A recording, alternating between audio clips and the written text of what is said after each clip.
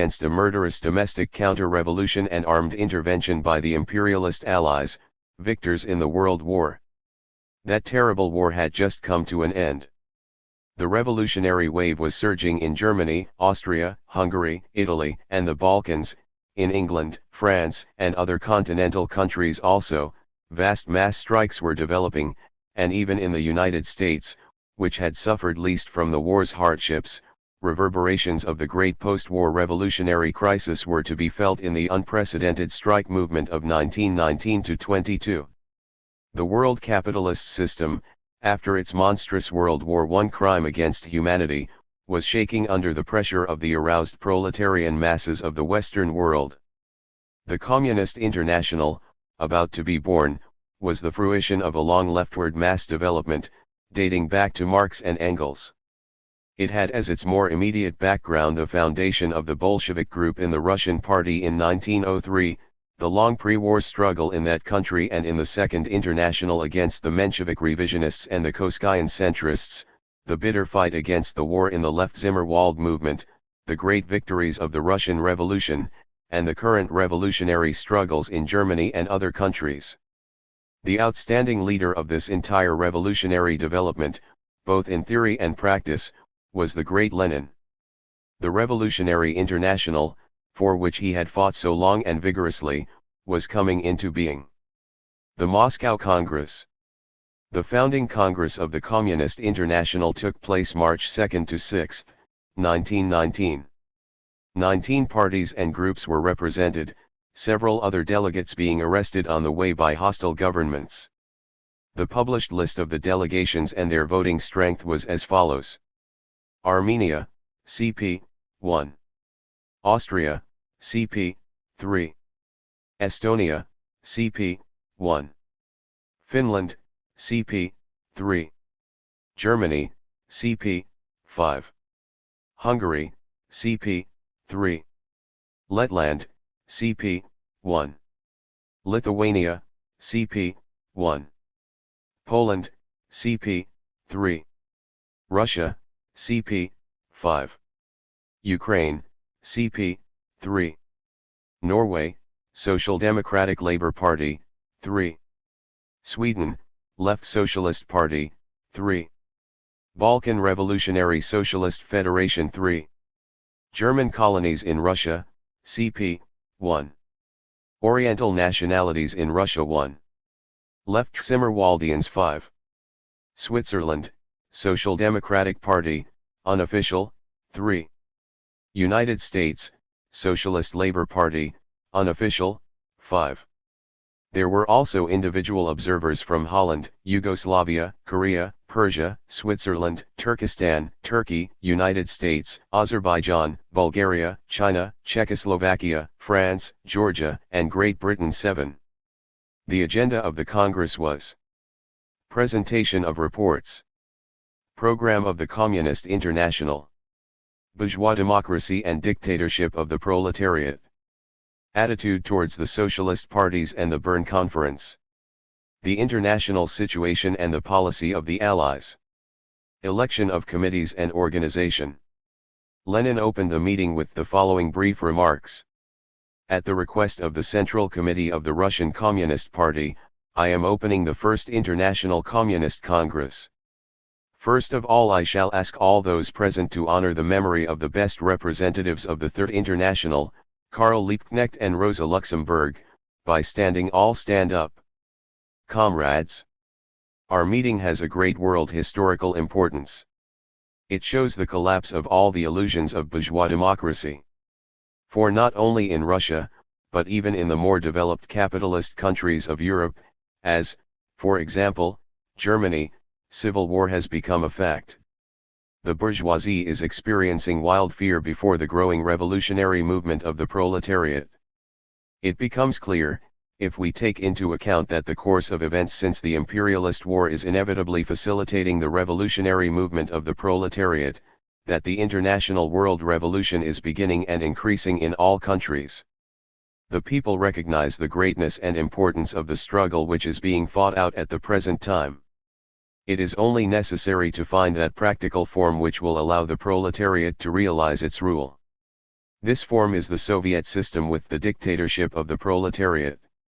The dictatorship of the proletariat, till now these words were Latin for the masses. Thanks to the spread of the Soviet system throughout the world, this Latin has now been translated into every modern language. The practical form of dictatorship has been found by the working masses. It has become comprehensible to wide masses of workers, thanks to the Soviet power in Russia, thanks to the Spartacists in Germany and to similar organizations in other countries, as, for example, the shop stewards committees in England. This all shows that the revolutionary form of the proletarian dictatorship has been found, that the proletariat is now in a position to make use of its rule in practice. Comrades, I think that after the events in Russia, after the January struggle in Germany, it is especially important to note that in other countries the latest form of the movement of the proletariat is coming to life and becoming dominant. Today, for example, I read in a certain anti-socialist newspaper a telegraphic communication to the effect that the British government has invited the Birmingham Soviet of Workers' deputies and expressed its readiness to recognize the Soviet as an economic organization. The Soviet system has not only been victorious in backward Russia but even in the most developed country in Europe, in Germany, and also in the oldest capitalist country in England. Let the bourgeoisie continue to rage, let it still murder thousands of workers, the victory will be ours, the victory of the world communist revolution is certain. 8. The program of the Congress. The New World Organization was definitely a continuation of the old First International, of treasured memory. In fact, it even officially carried over the name. Article 2 of the Comintern Statutes reads, "The new International Workingmen's Association assumes the title of Communist International." The Congress produced two major political documents. The first, which was to serve as the program of the Comintern until its sixth Congress in 1928, was written primarily by Lenin, and the second was Lenin's general theses on the question of the dictatorship of the proletariat. The programmatic resolution, based upon the fundamental premises of Marx and Engels, went generally along the lines of the writings of Lenin during the past 15 years of his anti-revisionism and his analysis of the imperialist war, his condemnation of the treachery of the right and centrist social democrats, and especially his great works, Imperialism, the Highest Stage of Capitalism and State and Revolution. 9. The new era has begun, says the manifesto. The era of the downfall of capitalism, its internal disintegration. The epoch of the proletarian communist revolution, increasing revolutionary ferment in other lands, uprisings in the colonies, utter incapacity of the ruling classes to control the fate of peoples any longer. That is the picture of world conditions today. The program foresaw the way ahead through the conquest of political power by the proletariat, the establishment of the dictatorship of the proletariat through Soviets, the expropriation of the bourgeoisie and the socialization of production, and the advance to a classless communist commonwealth. The revolutionary era compels the proletariat to make use of the means of battle which will concentrate its entire energies, namely, mass action, with its logical resultant, direct conflict with the governmental machinery in open combat. All other methods, such as revolutionary use of bourgeois parliamentarism, will be of only secondary significance. Proletarians of all countries. In this war against imperialist barbarity, against monarchy, against the privileged classes, the bourgeois state and bourgeois property, against all forms and varieties of social and national oppression, unite. Lenin's theses on the dictatorship of the proletariat are a thoroughgoing statement of theory and practice. Lenin crucifies those bourgeois elements and social democrats who assert that capitalist democracy is real democracy and counters to it the genuine democracy of the Soviets. He also smashes into those hypocritical bourgeois forces who, themselves come to political power through violent revolution and class dictatorship, profess to be horrified at the proletarian dictatorship. History, says Lenin, teaches us that not a single oppressed class has ever come to power, or ever could come to power, without living through a period of dictatorship, that is of the conquest of political power. But this Soviet dictatorship, different from all others, is being exercised for the benefit of the great masses of the people and not for the welfare of a small minority of exploiters. The chief national labor movements in the First International were those of England and France, and in the Second International that of Germany, but now the Russians were leading the Third International. Lenin, at the Congress, concerned himself with how and why it was that a backward country like Russia could lead the world labor movement, as was being emphasized by the Russian Revolution and by the leading role of the Russian Communist Party in the new international. This was because of the great impact of the Russian bourgeois revolution, growing over into a proletarian revolution. Engels, and also Kotsky, in his Marxist days, had long ago foreseen this possibility. The advance guard role of the Soviet Union was to continue over into our own times, when the USSR, now become a great industrialized socialist country, stands as the leader of the world democratic, peace-loving, socialist camp, along with its new great partner, People's China. The formation of the Third International.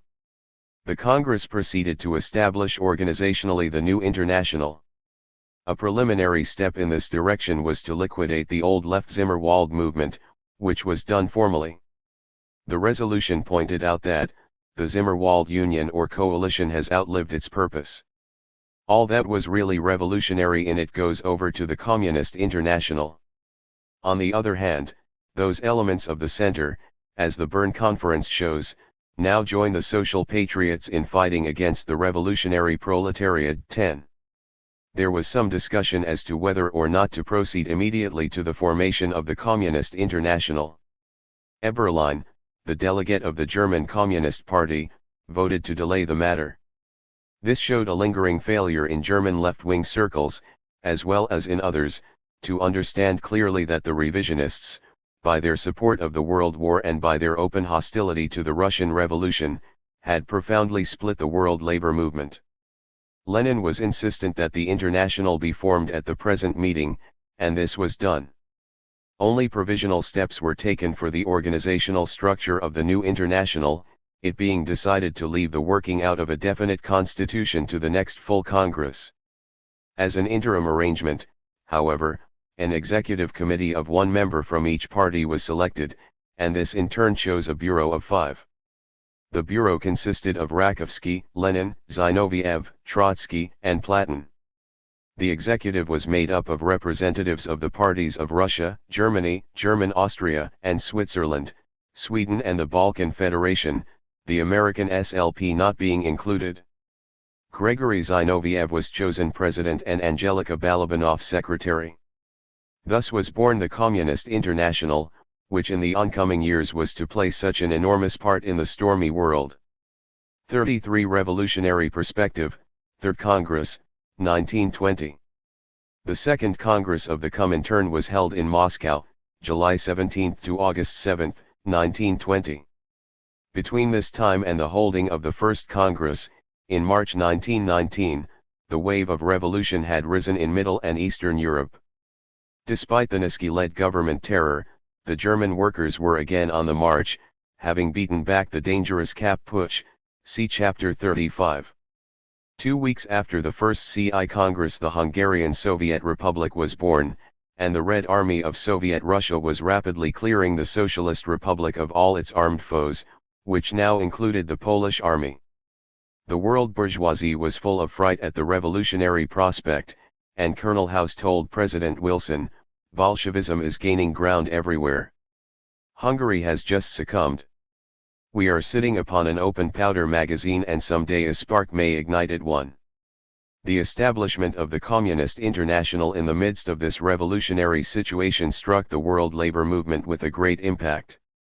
The rank and file of the Marxist movement everywhere was deeply stirred, and many parties began to gravitate towards the Revolutionary International. More and more, Lenin was looked to as the great leader of world labor.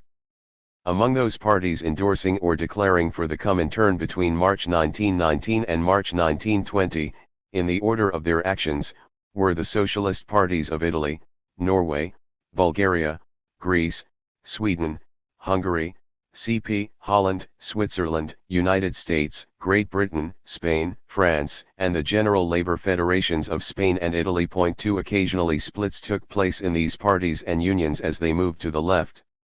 When the Second CI Congress assembled in the fall of 1920, there were represented 42 sections from 35 countries. 3. Indeed, there was a sort of stampede into the Comintern. Not only genuine revolutionary fighters, but many dubious opportunistic elements, riding the leftward movement of the masses, also declared for CI affiliation. Lenin said it had become the fashion among the centrist opportunists to join the Comintern. Formation of the Young Communist International. An important step in the gathering of the new revolutionary forces between the two congresses was the organization of the Young Communist International in November 1919. The Congress of 29 delegates took place in Berlin under illegal conditions, with 14 countries represented. The program worked out followed the general line of the Communist International, but with the central stress upon youth demands regarding living and working conditions, militarism, and education. Although the YCI was formally an independent body, it maintained close relationships with the CI, the two organizations exchanging representatives to their respective executives. 4 The leader of the Youth International was Willy Munzenberg, one of the many opportunists who wormed their way into the communist movement during this period. The Marxist youth movement, in the shape of sports clubs and fraternal societies, first began to spring up in various West European countries during the 1890s. The leaders of the Second International at first paid little attention, but finally in 1907, at the Stuttgart Congress, the youth managed to set up an international secretariat, see Chapter 24, which met regularly from then on. By 1914 it had 15 organizations and 170,000 members. Karl Liebknecht was one of the founders of this youth movement. When World War I began, most of the official youth leaders de Man, Dannenberg, Frank, etc. followed the line of the Second International leadership, by supporting the war. 5 Youth masses, however, very quickly began to react against this course and to pull their forces together to fight against the war. The Bern Youth Conference in April 1915, see Chapter 27, was one of the very earliest organized movements against the war. International Youth Day was held on October 3, 1915. The line of the conference anti-war resolution, however, was pacifist. The Russian youth, with the Lenin policy, urged the transformation of the imperialist war into a civil war, but this policy was rejected. After Bern, the International Secretariat published the International of Youth, for which Lenin wrote. Throughout the war and the great revolutionary struggles that followed it, the youth were to be found working actively on every front. In the German and Hungarian revolutions they were among the best fighters and they had many martyrs. But especially in Soviet Russia the youth, the Komsomols, played a most vital role.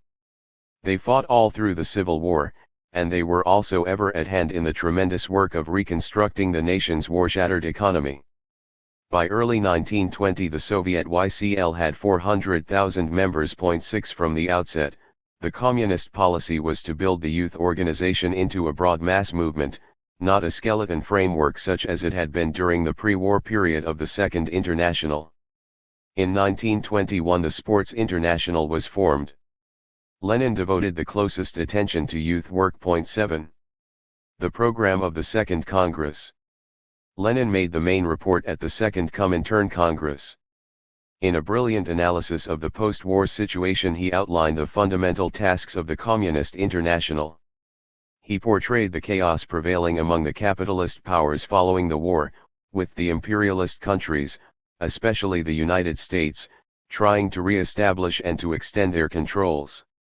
Estimating the situation as a whole, he said, the bourgeois system all over the world is experiencing a great revolutionary crisis. And the revolutionary parties must now prove by their practical deeds that they are sufficiently intelligent and organized, have sufficient contacts with the exploited masses, are sufficiently determined and skillful to utilize this crisis for a successful and victorious revolution. 8. Lenin was then addressing himself principally, of course, to the workers of Europe, but had Germany and a few other countries in Central Europe overthrown capitalism, this undoubtedly would have created a revolutionary situation on a world basis. In his report, Lenin singled out the greatest barrier standing in the way of a broad proletarian revolution in Europe, the opportunist social democracy. Practice, said he, has shown that the active people in the working class movement who adhere to the opportunist trend are better defenders of the bourgeoisie than the bourgeoisie itself. Without their leadership of the workers, the bourgeoisie could not have remained in power. This is not only proved by the history of the Kerensky regime in Russia, it is also proved by the Democratic Republic in Germany, headed by its social democratic government. It is proved by Albert Thomas's attitude towards his French bourgeois government. It is proved by the analogous experience in Great Britain and the United States. 9. Following the general line of Lenin's report, the Congress worked out a whole series of practical political and organizational measures, designed to equip the Comintern and its affiliated parties to cope with the broad revolutionary situation with which they were confronted. Among the questions handled were, a thoroughgoing analysis in all major aspects of the dictatorship of the proletariat, the question of when and how to build Soviets, important tactical problems regarding the question of parliamentarism and political action, the relation of the proletariat to the peasantry before, during, and after the revolutions, the attitude of communists toward the trade unions and factory committees, theses on the youth and women, the national and colonial questions, the treacherous role of the social democracy, conditions of membership for the Communist Party, and the revolutionary role of the party of Lenin. 10. Several of the documents of this Congress, which was held in the formative period of the Comintern, rank among the great writings produced by the world Marxist movement. Especially to be noted in this respect are, the theses on the national and colonial question, conditions of admission to the Communist International, and Lenin's left-wing communism, an infantile disorder. The Second Congress was one of the greatest of all those held by the Comintern. Left-wing communism. The famous booklet, Left-Wing Communism, to consider it first, was written by Lenin in April 1920, some 3 months before the Second Congress. It was composed to combat the errors of the ultra-leftists throughout the Comintern.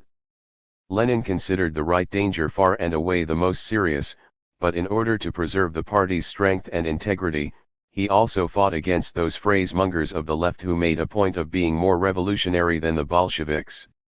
For in the long run both right and left opportunism led to paralyzing the struggle of the proletariat. Lenin's document played an important role at the Second Congress of the CJ, and also ever since throughout the entire International. It is one of the classics of Marxism-Leninism. The left sectarian is one who tries to take shortcuts to the revolution, who seeks to bypass the elementary problems of mobilizing and leading the proletariat. Lenin points out many leftist weaknesses, including a rejection of participation in parliaments and in political elections, a refusal to remain members of conservative trade unions, a rigid, inflexible attitude towards political problems and organizations generally, illegalism in principle and a failure to utilize all legal opportunities for party work, etc.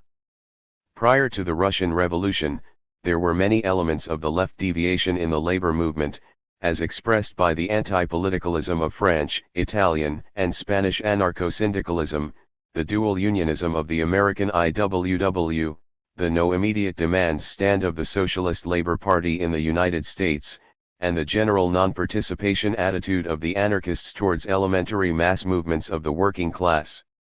During the period of the First International, this leftism was the dominant deviation, in the form of Bakuниnism. The development of the Russian Revolution and the growth of a revolutionary situation in Europe after the war greatly intensified such leftist moods. All the parties were more or less affected by them, including the Russian party. In the United States, for example, during the nearly 2 years of their underground existence the two communist parties had no immediate demands whatever in their programs. The British communist movement was likewise saturated with leftism, and there were serious splits in several other parties over leftist policies. The Bordiga Group in Italy, the Communist Labour Party in Germany, the lefts in Holland, etc., all of whom were represented at the Second Congress. Lenin, who was a great master of firmness of principle and flexibility of tactics, crashed into this whole structure of revolutionary phrasemongery. In his booklet he demonstrated the necessity for making use of the bourgeois parliaments as a forum to reach the masses. He showed, among many examples, how the no-compromise leftists Trotsky, Bukharin, and others had almost wrecked the new Soviet Republic by taking an inflexible, so-called revolutionary stand at Brest-Litovsk and refusing to sign the harsh treaty. In criticizing sharply the British communist sectarians, Lenin stated that their political policy in elections should be one of cooperation with the Labour Party. This was a definite outline of the broad United Front program, which was later to become the main tactical line of the Communist International. Lenin attacked vigorously the conception, whether held within or without the communist parties, that Bolshevism was solely Russian in character. He demonstrated its fundamental internationalism. The road to socialism is essentially the same in all countries, though it varies in important particulars. Lenin especially excoriated those leftists who refused to work inside the conservative mass trade unions and insisted on creating new and perfect dual unions, such as the IWW in the United States had been doing for 15 years past, to the infinite harm of the labor movement. Lenin said, "There can be no doubt that people like Gompers, Henderson, Jouerho, and Legion are very grateful to left revolutionaries who, like the German opposition on principle, heaven preserve us from such principles, or like some of the revolutionaries in the American industrial workers of the world, advocate leaving the reactionary trade unions and refusing to work in them." 11. The general effect of such dualist policies was to leave the mass trade unions undisturbed in the hands of their reactionary leaders. As Lenin foresaw, the crassest forms of this general leftist deviation, the policies of no compromise, no immediate demands, no electoral political action, no participation in conservative trade unions, etc., were soon liquidated, and chiefly on the basis of his great booklet. Down to this day, however, subtle forms of left sectarianism, generally a failure to participate vigorously in every phase of the great mass class struggle, remain a serious handicap of many, if not all, of the communist parties in the capitalist world, and they must constantly be fought. The 21 points. The 21 conditions of admission to the Communist International, 12, another great document of the Second Congress, were written to keep out of the Comintern those centrists who were flocking to it at this time. Among other such centrist groups were the Independent Labour Party of Great Britain, the Italian Socialist Party, the Left Social Democratic Party of Sweden, all of which had representatives present. Such elements were, as Lenin pointed out, the gravest danger to the revolutionary movement, as the workers had learned to their bitter cost in Germany and Hungary. The conditions of admission precipitated the long-needed clear differentiation between the left and the center.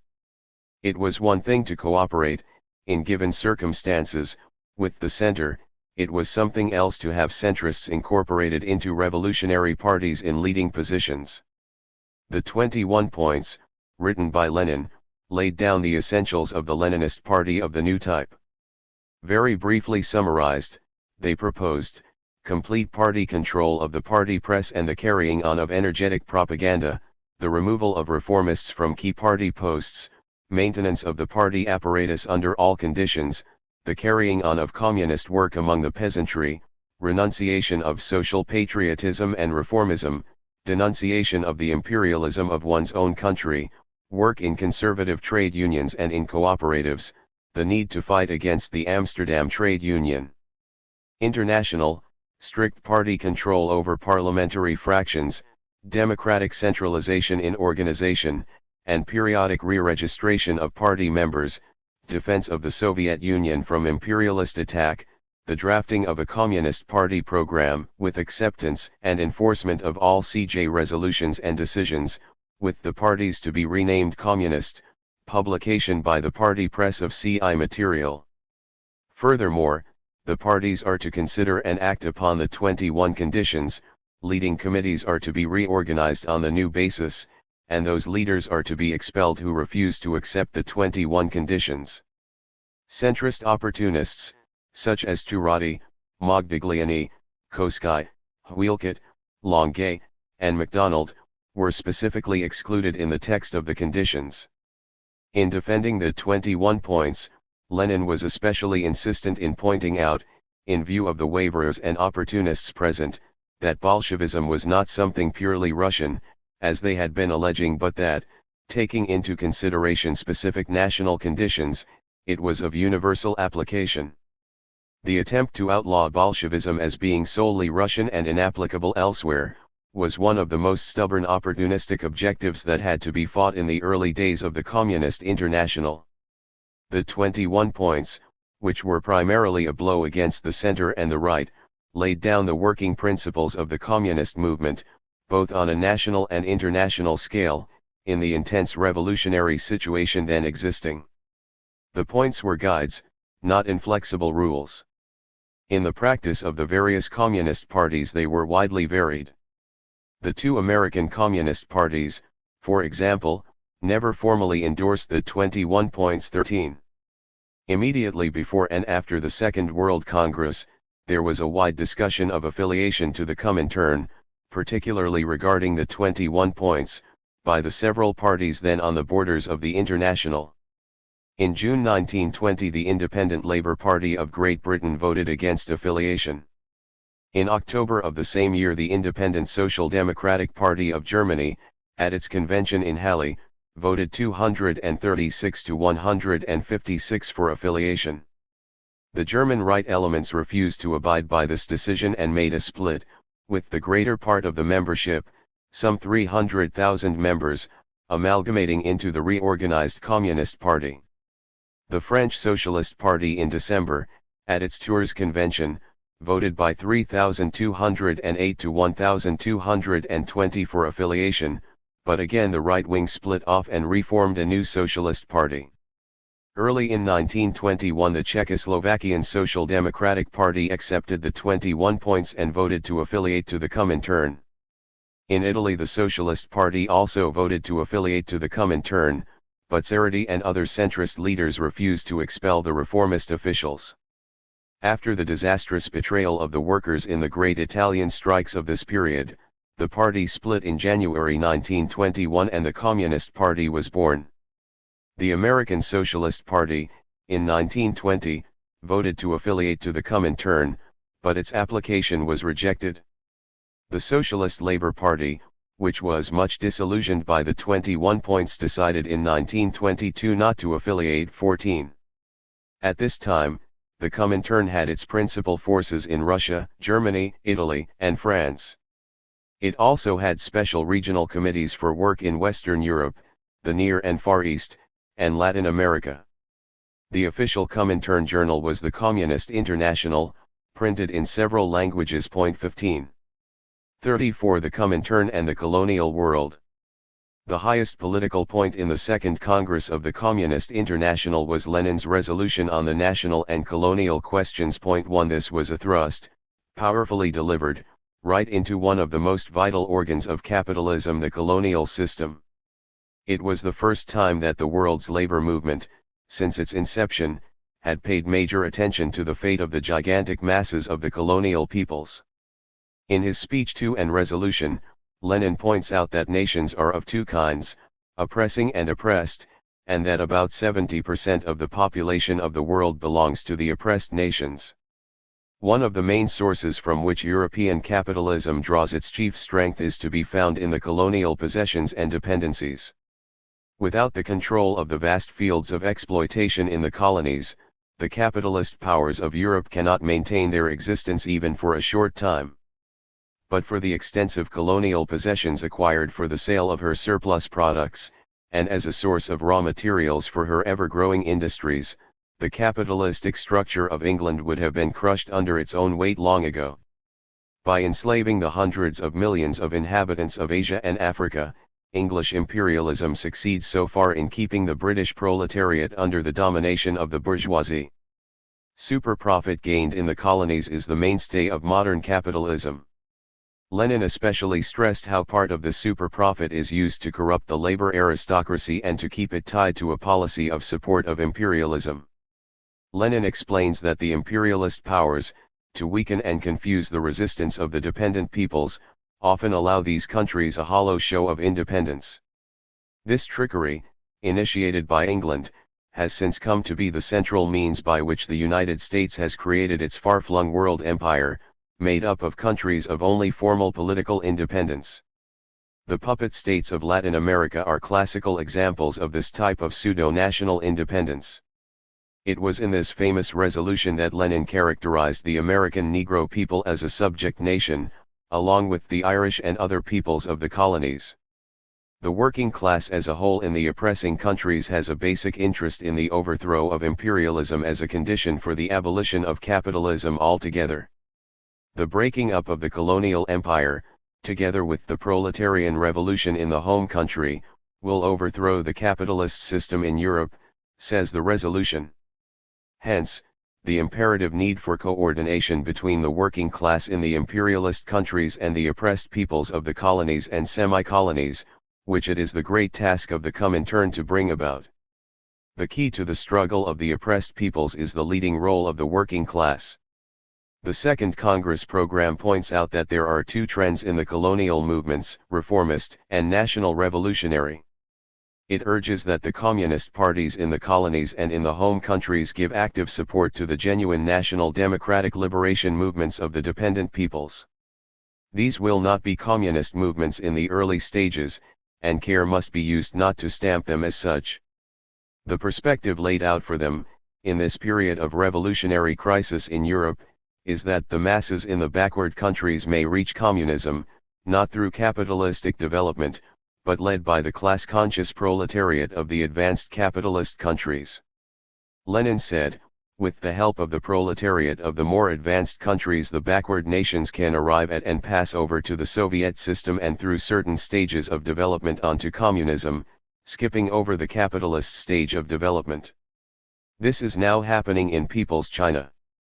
Stalin especially devoted himself to the national and colonial question. Karl Marx and the oppressed peoples. The First International, especially its two great leaders, Marx and Engels, perceived the political importance of the fight of the oppressed peoples for national independence. The active phases of this struggle at that time, in the competitive period of capitalism, mostly concerned the subjugated peoples on the European continent. This is why the First International leaders paid such close attention to events in Italy, Poland, and Ireland, the chief centers of national struggle during the period of the First International, 1864 to 1876. The struggle of the Italian people for liberation from Austrian oppression in 1859 stirred the whole labor movement, and characteristically it was directly in relation to the protest in 1863 against the suppression of the recent Polish insurrection that there came the immediate impulse for the organization of the International. Especially, the First International associated itself with the freedom demands of the oppressed Irish people. In this struggle Marx laid down the theoretical basis for present-day national liberation struggles, see Chapter 2. The big thing Marx did in this historic struggle was to point out how vital the exploitation of the Irish people was in strengthening British capitalism, and how urgent therefore was the interest of the British working class to support the fight of the Irish people for freedom. The direct participation of Marx and Engels in the heroic fight of the American Negro people for emancipation in the Civil War, dealt with in the early chapters of this book, was also a striking example of the leadership of the First International on national liberation struggles. Marx also concerned himself much with what was going on among the peoples of the Far East. He pointed out that one of the sources of strength of European capital after 1848 was its expansion into Asia. Marx saw the real meaning of the Taiping Rebellion, in the 1850–60 period, as a beginning of the Chinese Revolution. This great popular movement, which was directed not only against domestic feudal reaction, but also against the European capitalist invaders of China, was finally defeated by armies led by the notorious English bandit general, Chinese Gordon. 3 Regarding the significance of this elementary Chinese revolutionary movement, Marx made this remarkable prediction: the Chinese Revolution will throw the spark into the overloaded mine of the present industrial system and cause the explosion of the long-prepared general crisis which, spreading abroad, will be closely followed by political revolutions on the continent. It would be a curious spectacle that of China sending disorder into the Western world while the Western powers, by English, French, and American war steamers are conveying order to Shanghai, Nanking, and at the mouths of the Grand Canal. 4. Marx was also keenly alert to the revolutionary beginnings then taking place in India. He wrote very extensively about that country, making a brilliant analysis of the developing revolutionary movement. As Dude points out at length. 5 Among his many Indian writings, Marx wrote a long series of articles in the New York Tribune during the 1850s. He paid special attention to the Great Indian Mutiny of 1857. His capital has various references to the vast importance to world capitalism of its penetration of Asia and other colonial areas. Engels in 1882 also had the perspective of revolution in India, Persia, Egypt, and other colonial countries. Marx said that Britain had a double mission in India, one destructive, the other regenerating the annihilation of the old Asiatic society, and the laying of the material foundations of Western society in Asia. Among the revolutionary elements Marx listed political unity, the native army, the free press, the establishment of private property in land, the creation of an educated Indian class, and regular and rapid communication with Europe. Marx made it very clear, however, that the most the English would do for India would be to create such a material basis for their revolution. The Indians would have to free themselves. He explained, all the English bourgeoisie may be forced to do will neither emancipate nor materially mend the social condition of the mass of the people, depending not only on the development of the productive power, but of their appropriation by the people. But what they will not fail to do is to lay down the material premises for both. Has the bourgeoisie ever done more? Has it ever effected a progress without dragging individuals and people through blood and dirt, through misery and degradation? The Indians will not reap the fruits of the new elements of society scattered among them by the British bourgeoisie till in Great Britain itself the now ruling classes shall have been supplanted by the industrial proletariat, or till the Hindus themselves have grown strong enough to throw off the English yoke altogether. 6. Social democratic imperialism.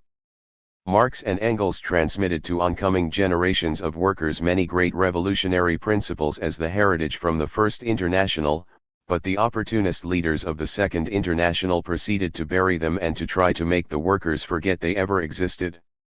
Among these Marxist principles were those relating to the development of revolutionary national liberation movements. The First International opened a gateway to this great field of struggle, the Second International closed it again. The 38 years between the dissolution of the First International and the outbreak of World War I, the period when the Second International was growing and flourishing, was also the time of the growth and expansion of world imperialism. The era of the First International was one of competitive capitalism, the era of the Second International was that of monopoly capitalism and imperialism. The heyday of the Second International was the time when capitalism was rapidly expanding into all corners of the earth, when the big monopolies became established in the major capitalist countries, when the leading powers finished dividing up the world as their colonial preserves, and when the great national liberation struggles of the vast subjugated peoples of the Far East began to get well underway. It was the era of imperialism. The dominant parties and leaders of the Second International never took up the struggle against imperialism, neither with regard to the oppressed peoples in Europe nor those in the great colonial and semi-colonial areas of Asia, Africa, and Latin America. This was not a matter of mere neglect, but of deep political significance. It arose from the basic fact that the dominant revisionists in the Second International were themselves imperialists, and they sought to tie their respective labor movements to the chariots of the capitalist imperialists. Occasionally, the individual parties, or even the congresses of the Second International, would adopt resolutions of sympathy, or even of support, for oppressed peoples, but in the main they bestirred themselves very little about such matters. The indisputable fact is that during the period of the Second International the leaders of the English, American, French, German, Belgian, and Dutch social democratic parties and trade unions, with few exceptions, supported the imperialist policies of their respective capitalist classes. This was because these leaders realized, or sensed, that the skilled labor aristocracy, upon whom they based their organizational and political leadership, definitely benefited financially from the super profits wrung from the colonial peoples, as Lenin pointed out upon many occasions. At the Second CI Congress, Lenin said, the Second International also discussed the colonial question. The Basel Manifesto also spoke of it quite plainly.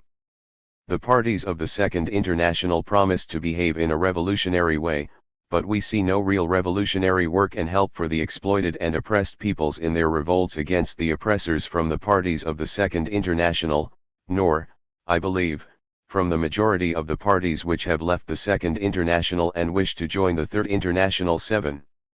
For several years prior to World War I, Lenin sought diligently to win the Second International for a policy of self-determination with the right of secession for the oppressed peoples of Europe and of the great colonial areas of the world. But prior to the Great War, the Second International leaders never supported such a policy of self-determination even for the Irish, Polish, Czechs, and other developed peoples, much less for the backward peoples of the colonies. Stalin says, when they spoke of the right of self-determination, the moving spirits of the Second International as a rule never even hinted at the right to political secession. The right of self-determination was at best interpreted to mean the right to autonomy in general. It was entirely unbecoming for decent socialists to speak seriously of the emancipation of the colonies, which were necessary for the preservation of civilization. 8. The Social Democrats especially did nothing to help their own colonial peoples. They built only scattering fragments of social democratic parties here and there among them, and they gave no leadership to their ever-widening struggles. Instead, by the devious methods characteristic of right social democrats, they justified imperialist oppression and exploitation. They even boldly developed theories of socialist colonialism. And they gave the last full measure of their devotion to imperialism by following their respective capitalist classes into that most cynical of imperialist adventures, the redivision of the world in the great bloodbath of World War I. Communist anti-imperialism. As the communists, under the leadership of Lenin, resurrected and redeveloped the general body of revolutionary principles of Marx and Engels, so, also, specifically, they reapplied, in the sense of the new imperialist era, the teachings of the great pioneer theoreticians on the national and colonial questions. Lenin, the greatest of all anti-imperialists, from the outset of his activities laid heavy stress upon the question of self-determination for oppressed peoples, and Stalin, his ablest pupil, followed the same course. The Russian Revolution of 1905, which bore the characteristics of an anti-imperialist struggle, greatly influenced the rapidly awakening peoples of the Middle and Far East. This direct influence was to be seen, among other events, in the national revolutions of Persia in 1906, Turkey in 1908, China in 1911, and in the stimulation of nationalism in India. The November Revolution of 1917 still more profoundly stirred the national aspirations of oppressed peoples all over the world. Especially when the new Soviet Republic proceeded to cancel the extraterritorial rights and political concessions forced by Tsarism from China and other colonial lands, did these oppressed peoples realize that they were dealing with a powerful friend. This new attitude was reflected in the close political relationship developed between Soviet Russia and various of these countries, notably Turkey, Afghanistan, India, and China. Especially Sun Yat-sen, the leader of the Chinese bourgeois revolution, was a close friend of Lenin and Soviet Russia. Of tremendous importance, too, in establishing the leadership of Soviet Russia among oppressed peoples was the enlightened manner in which that country dealt with the hitherto oppressed peoples within its own borders, of which there were some 50, making up about 40% of the entire population. Stalin, who played a key role in developing the national question, says, the policy of Tsarism, the policy of the landlords and the bourgeoisie, towards these peoples was to destroy every germ of statehood among them, to cripple their culture, restrict the use of their native tongue, hold them in a state of ignorance, and finally, as far as possible, to Russify them. 9.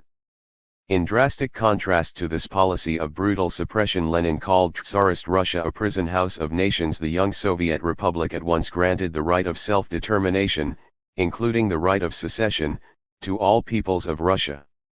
Some, as we have seen, Finland among them, exercised this right and became independent states, but the great mass remained within Soviet Russia, where they were accorded complete equality in every respect. At first the many Soviet states lived in a loose federation, but in 1922 they were combined more closely in the Union of Soviet Socialist Republics. Not only do all live in unity and harmony, but the Soviet government, since the beginning, has systematically and with great success furthered the culture, industry, and social progress of these hitherto backward peoples. The Soviet national policies enabled them to skip the capitalist stage of development. The general advance made by these peoples, especially the former nomads, is one of the outstanding political events of this century, and it has evoked the most favorable response throughout all of imperialist-ridden Asia. The mass anti-imperialist movement in China began in May 1919, the second phase of the Chinese Revolution, in an atmosphere of close cooperation between the Soviets and the Chinese revolutionary forces. The brewing Indian liberation struggle likewise took a spurt forward during 1919-21. The Turkish Revolution of 1919-22, led by Kemal Ataturk, was also carried through directly under the influence of the Russian Revolution, and it could not possibly have succeeded without the active leadership and support given it by Soviet forces. This is a fact that the reactionary Turkish government of today would like to have the world forget. The revolutionary upheavals in Afghanistan, Korea, Egypt, Iraq, and Mongolia during the years 1919-22 took place largely from the profound stimulus given by the Russian Revolution. These and similar movements in these areas were directed mainly against British imperialism, which then dominated nearly the whole Middle and Far East. The Colonial Resolution, written by Lenin and adopted by the Second Congress of the Comintern, was, therefore, quite in line with the whole history of Lenin's party and Soviet Russia on the question.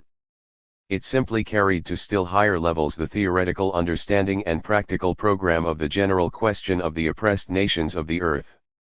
Especially it developed the enormous importance of the colonial peoples and the world's struggle against capitalism and the indispensability of a close working together between the revolutionary proletariat of the imperialist countries and the rebellious oppressed peoples of the vast colonial and semi-colonial areas of the earth.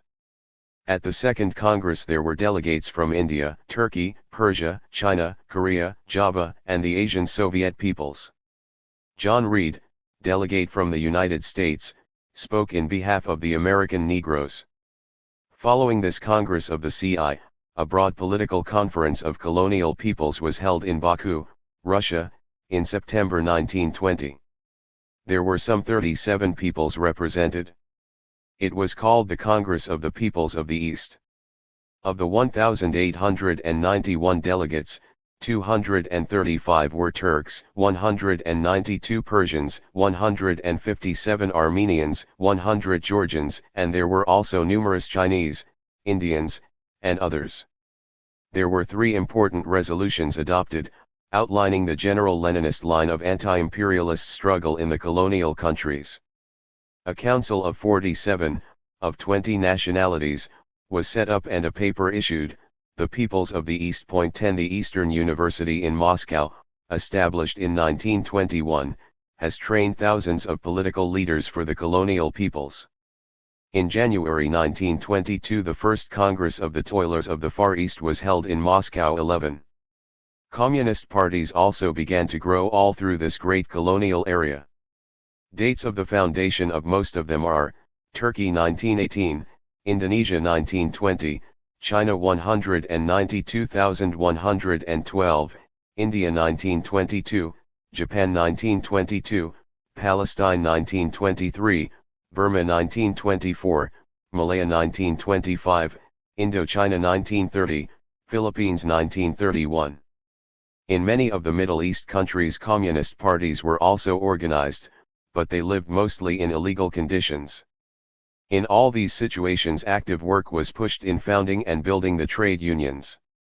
By the same token, At the other end of the earth, in Latin America, the Comintern also encouraged the building of communist parties among these semi-colonial peoples. 13 Such concentrated work as this in the colonial world was altogether unheard of in the days when the Second International was the political organization of the world's workers. It was a basic indication of the greater depth and breadth of the Comintern movement to abolish capitalism and to establish socialism throughout the world. It was positive proof that the Third International was really a world organization, working truly on the basis of Marx's great slogan, "Workingmen of all countries, unite." 35 Revolutionary Struggles, Third Congress, 1921. When the communist delegates from all over the world assembled in the great throne room of the former Tsar's palace in Moscow, on June 22, 1921, to hold the Third Congress of the Communist International, it was in a world situation of a developing capitalist offensive that was colliding with a militant working class. The employers, with the help of the treacherous social democracy, had halted the great revolutionary attacks of the workers in Germany and Hungary, although not in Russia, and they were now again beginning to take a reactionary initiative in many countries. France had been the scene of a series of great strikes of railroad workers, metal workers, and other groups in early 1919, which had resulted unfavorably for the workers. 1 In the United States, the workers were in the midst of huge defensive strike movements in many industries during 1919-22, the largest in the history of the American labor movement, a general struggle which, because of Gompersian leadership's treachery and cowardice, was to cost the unions a loss of over 1 million members. 2. Just on the eve of the Third Congress, the workers of Great Britain, because of similar misleadership on the part of Williams, Hodges, and Thomas, had suffered a serious failure of their famous Triple Alliance, from which they had expected much. 3 The Triple Alliance, made up of miners, railroaders, and general transport workers, grew out of the big strike movement of a decade before. All told, it comprised some 2 million workers. The debacle in 1921 grew out of a strike of the 1,150,000 coal miners. The latter, unable to secure a settlement, called for support from their allies in the Triple Alliance. Under the great mass pressure, a general strike date was set, April 12, by the unwilling leaders. This was postponed until the 15th, Black Friday, when it was called off altogether on vague promises of a settlement. Result, a very serious defeat for the British working class. The birth of Italian fascism. Like the workers all over Eastern and Central Europe, the Italian working class came out of the war in a revolutionary state of mind. They quickly built their General Confederation of Labor to an unprecedented membership of 2 million. In mid-1920 the metal workers came into collision with the employers over wages, and in September, to enforce their demands for a 35% increase and to defeat the employers' lockout, they occupied the metal factories all over Italy, a huge sit-in strike, and with red flags flying over the plants. To protect themselves, they made guns in the seized factories. The employers were in a panic and the Giolitti government almost in paralysis. Italy was on the brink of revolution, and a determined communist leadership could have carried it through successfully. But at the helm of the Socialist Party, which headed the whole movement, stood rightists and centrist waverers. Although the party had taken a good stand against the war and had endorsed the 21 points following the Second CJ Congress, it had refused to cleanse itself of opportunist leadership. As a result, it failed in the supreme crisis. The Cerati, Turati, and D'Aragona leaders led it to defeat. Much on the treacherous pattern of the Legion trade union leaders in Germany in the revolutionary days of January 1919, despite the demand of the left wing to seize political power, they kept the struggle on an economic level, peddled away the great revolutionary movement for a skimpy wage raise and for a few other trade union concessions, and turned the factories back to the capitalists. 4. The result was a disastrous collapse, and the workers were demoralized. In the meantime, under the leadership of the former socialist, Benito Mussolini, 1883–1945, the bosses had been building up gangs of thugs to terrorize the workers. The sellout of the strike gave these ruffians their chance to wreck the labor movement. With the active help of the employers and the connivance of the government, Mussolini, in October 1922, finally made his march on Rome, in a Pullman car, and took over control of the government. Despite heroic rearguard struggles, the Italian labor movement was soon crushed. Fascism was born, a major disaster for the world labor movement. 5. In Germany early in 1921, on the eve of the Third World Congress, an ill-fated revolutionary struggle also took place, the so-called March Action. This came in the aftermath of the Kapp Putsch of March 13, 1920, when General von Luttwitz, with Reichswehr troops, suddenly overthrew the Weimar government and installed in power one Dr. Kapp. The workers replied with the most effective general strike in the history of Germany. After 4 days Kapp had to give up. This was a splendid opportunity for the workers to take control of Germany, and for 3 weeks communist-led masses controlled Essen, Chemnitz, and a large part of the Ruhr Basin. 6 But once more the social democratic leaders refused to fight for socialism, dutifully bowing out again to the capitalists on the basis of a few paper concessions. The strike victory over Kapp left the workers in a militant mood. This resulted in an uprising in March 1921 of several 100,000 workers, led chiefly by the communists and left independents. It was drowned in blood by the right-wing socialist hangman.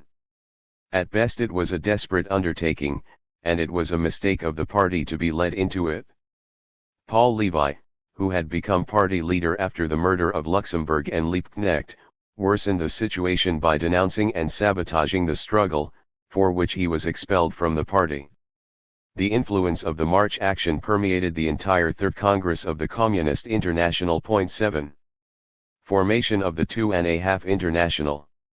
Another important event upon the eve of the Third Comintern Congress was the formation, in Vienna, February 1921, of the International Working Union of Socialist Parties, with Frederick Adler as General Secretary. This organization, standing politically between the Second and Third International, became popularly known, to its dismay, as the 2.5 International. Politically, it was a centrist organization. 8. The Vienna International, true to its Koskian principle of words not needs, was repelled on the right by the crudely reactionary work of the leaders of the Second International, and on the left by the revolutionary action of the Third International. So it undertook to steer a middle course between. Actually, as is always the case with centrists, the Vienna International served as a cover for the right opportunism of the Second International.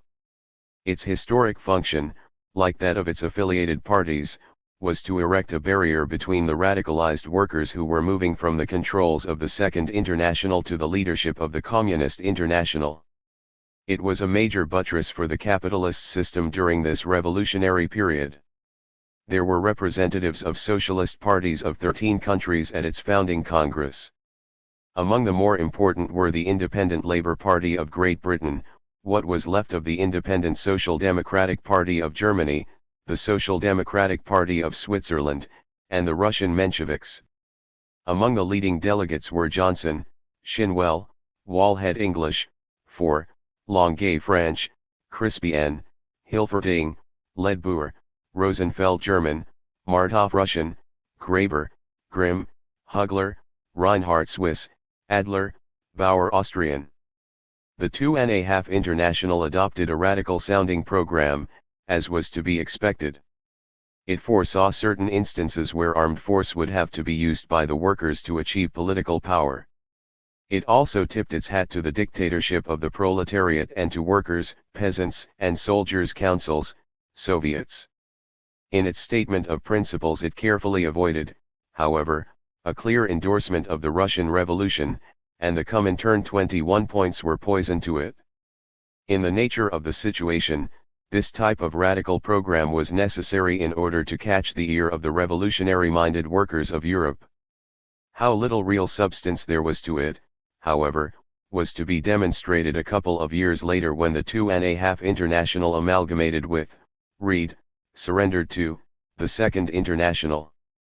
Program of the Third CI. World Congress. The Third Congress of the Comintern, while drawing a revolutionary perspective, recognized that there had been some slackening in the post-war revolutionary upsurge. There could be no other general conclusion drawn from the defeats experienced by the workers since 1919 in Germany, Austria, Hungary, Italy, France, Czechoslovakia, and England. In general, there had been a tremendous revolutionary upheaval, in which the Russian workers had won 1/6 of the world, but, say the theses, this powerful revolutionary wave did not succeed in sweeping away international capitalism, nor even the capitalist order of Europe itself. The first period of the post-war revolutionary movement is largely ended at the Congress. Lenin thus summed up the situation: the development of the revolution which we predicted makes progress. But the progress is not the straight line we expected. What is essential now is a fundamental preparation of the revolution and a profound study of its concrete development in the principal capitalist countries. 10. This did not mean, however, that the capitalists had succeeded in stabilizing their system. On the contrary, the war and the post-war revolutionary struggles had introduced even more chaos and internal contradictions into that system. One of the chief things that had happened in the war was a tremendous strengthening of the United States, and to a lesser extent Japan, at the expense of the older capitalist lands.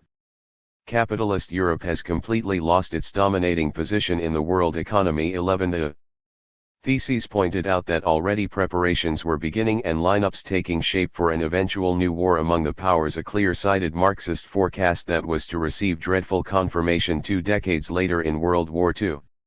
The Congress stated very clearly that with the aid of the Social Democrats the capitalists had not only succeeded, for the time being, in saving their system in most of Europe, but had developed a counter-offensive against the working class.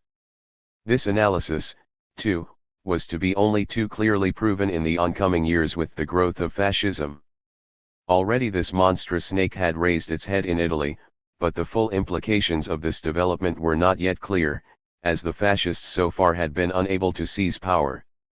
The broad conclusion of the Congress from its general analysis was to tighten the ranks all along the line and to prepare for severe fighting ahead. The main slogan was, "To the masses." With this in mind, much attention was given to many questions of organization and mass work, to party structure and practice, to work in the trade unions, in the cooperatives, and among the women and youth. Close examination and self-criticism was made of recent revolutionary struggles, especially the March action in Germany and the occupation of the factories in Italy. The Congress paid much attention to the necessity of developing mass struggles around immediate, partial economic and political demands. It warned against the error of considering such demands as in themselves reformist. The Congress also laid the basis for united front action with other workers' organizations in such struggles, a concept that was to have profound consequences in ensuing communist policy. The Soviet Republic, which represented the supreme achievement and fortress of the world's working class, could report splendid progress in stamping out, by the end of 1920, the main organized armed forces of the counter-revolution. On the eve of the Congress, however, it had to deal with a desperate, anarchist organized revolt at the Baltic naval fort of Kronstadt. The general line of the Soviet government in establishing the new economic policy was endorsed. At the conclusion of 7 years of imperialist and civil war, Soviet Russia was economically prostrate. Its industry and agriculture, weak and backward at best, were about wrecked from the ravages of war, economic blockade, and counter-revolutionary disorganization. And just as the country was about to enter into the period of reconstruction, it was hit by another great disaster, a terrible famine in the Volga area. These tragedies were, in the period following the Congress, to lead to a great workers' international campaign to provide relief to the stricken areas. Nor were the capitalist countries, headed by Mr. Herbert Hoover with his American Relief Administration, slow to use food as a means to try to overthrow the embattled Soviet Republic. Some organizational questions. The major communist parties at the Third Congress, with their approximate membership figures, were Russian 700,000, Czechoslovak 300,000, German 300,000, and French 100,000. Smaller parties existed in nearly all other important countries. The Congress aimed at the strengthening of all the parties in the sense of Lenin's party of the new type, see Chapter 20, in preparation for the next revolutionary offensive by the workers. The First International established a tradition of an organized international leadership, with a definite program and a measure of workable revolutionary discipline. The Second International broke this down, however, as it did so many other of the revolutionary features of Marxism, and substituted instead the post office system of international leadership, with each party developing pretty much its own line. The Third International re-established and emphasized the Marxist concept of a disciplined international movement, based on a common general political program and a definite leadership. The Comintern proceeded upon the basis of democratic centralism. Its leadership was democratically constituted, its executive committee, ECCI, which met frequently between congresses, being representatively made up.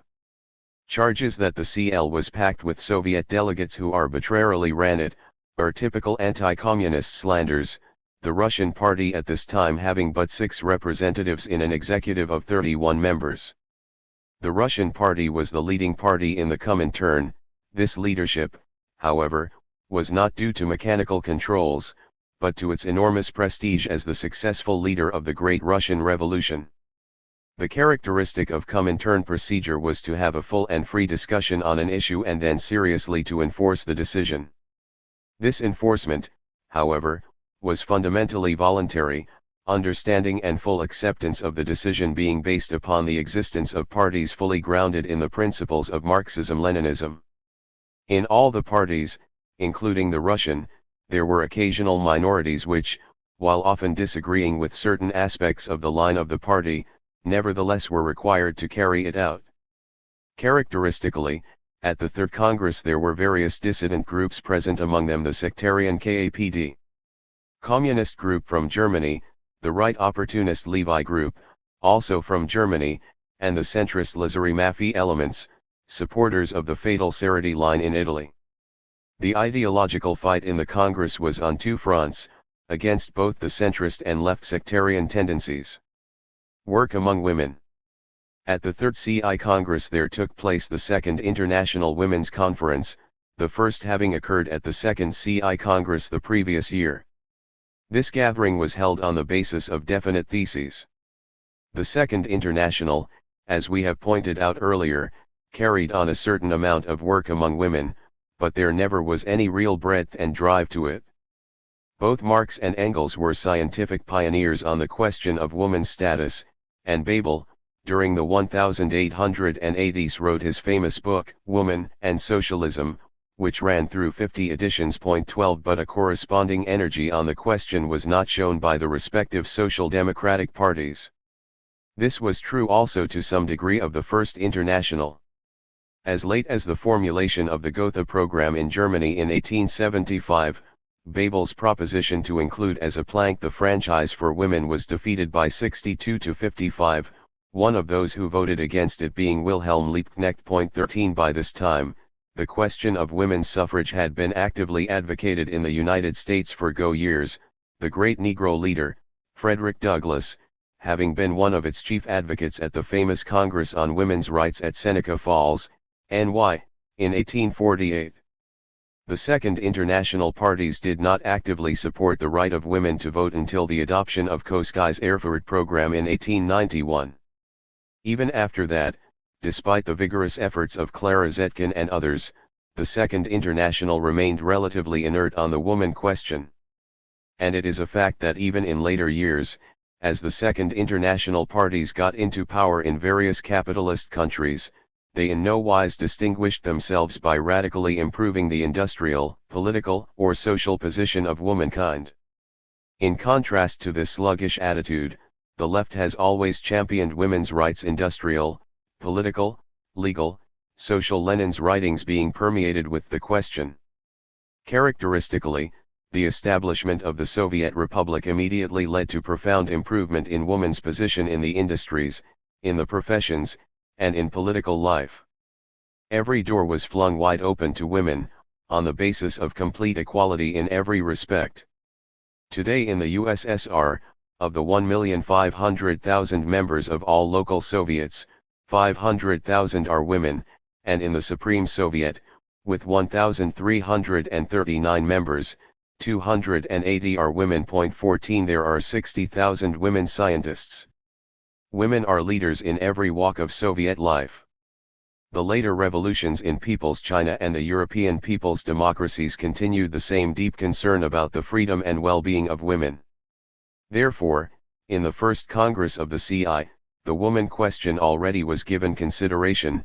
At the second Congress a women's conference was held, and at the third Congress of the Comintern, a thesis on the question was presented to the Women's Conference, under the direct attention of Lenin. This document put the winning of the women as decisive for the victory of the revolution.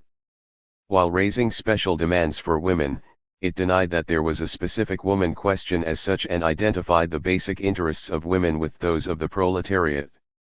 It developed a general program for work among women in Soviet countries, in capitalist lands, and in the great colonial areas. The program covered the entire scope of women's interests in every field.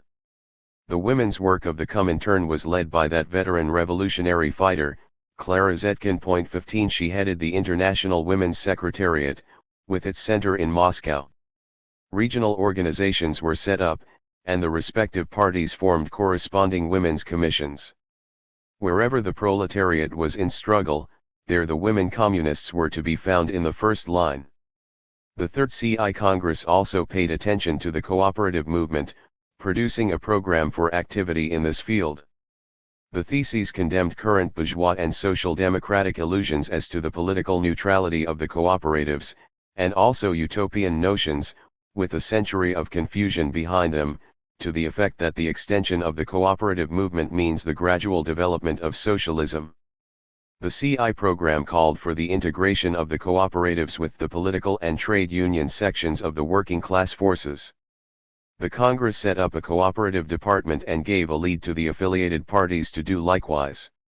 In substance, the Congress re-endorsed the position of Marx in the inaugural address of the First International that while the cooperatives were a valuable weapon of the working class struggle, they could not of themselves bring the workers to emancipation. Sarity broke with the Turati opportunists only in 1922, when the damage had been done, on the eve of Mussolini's march on Rome.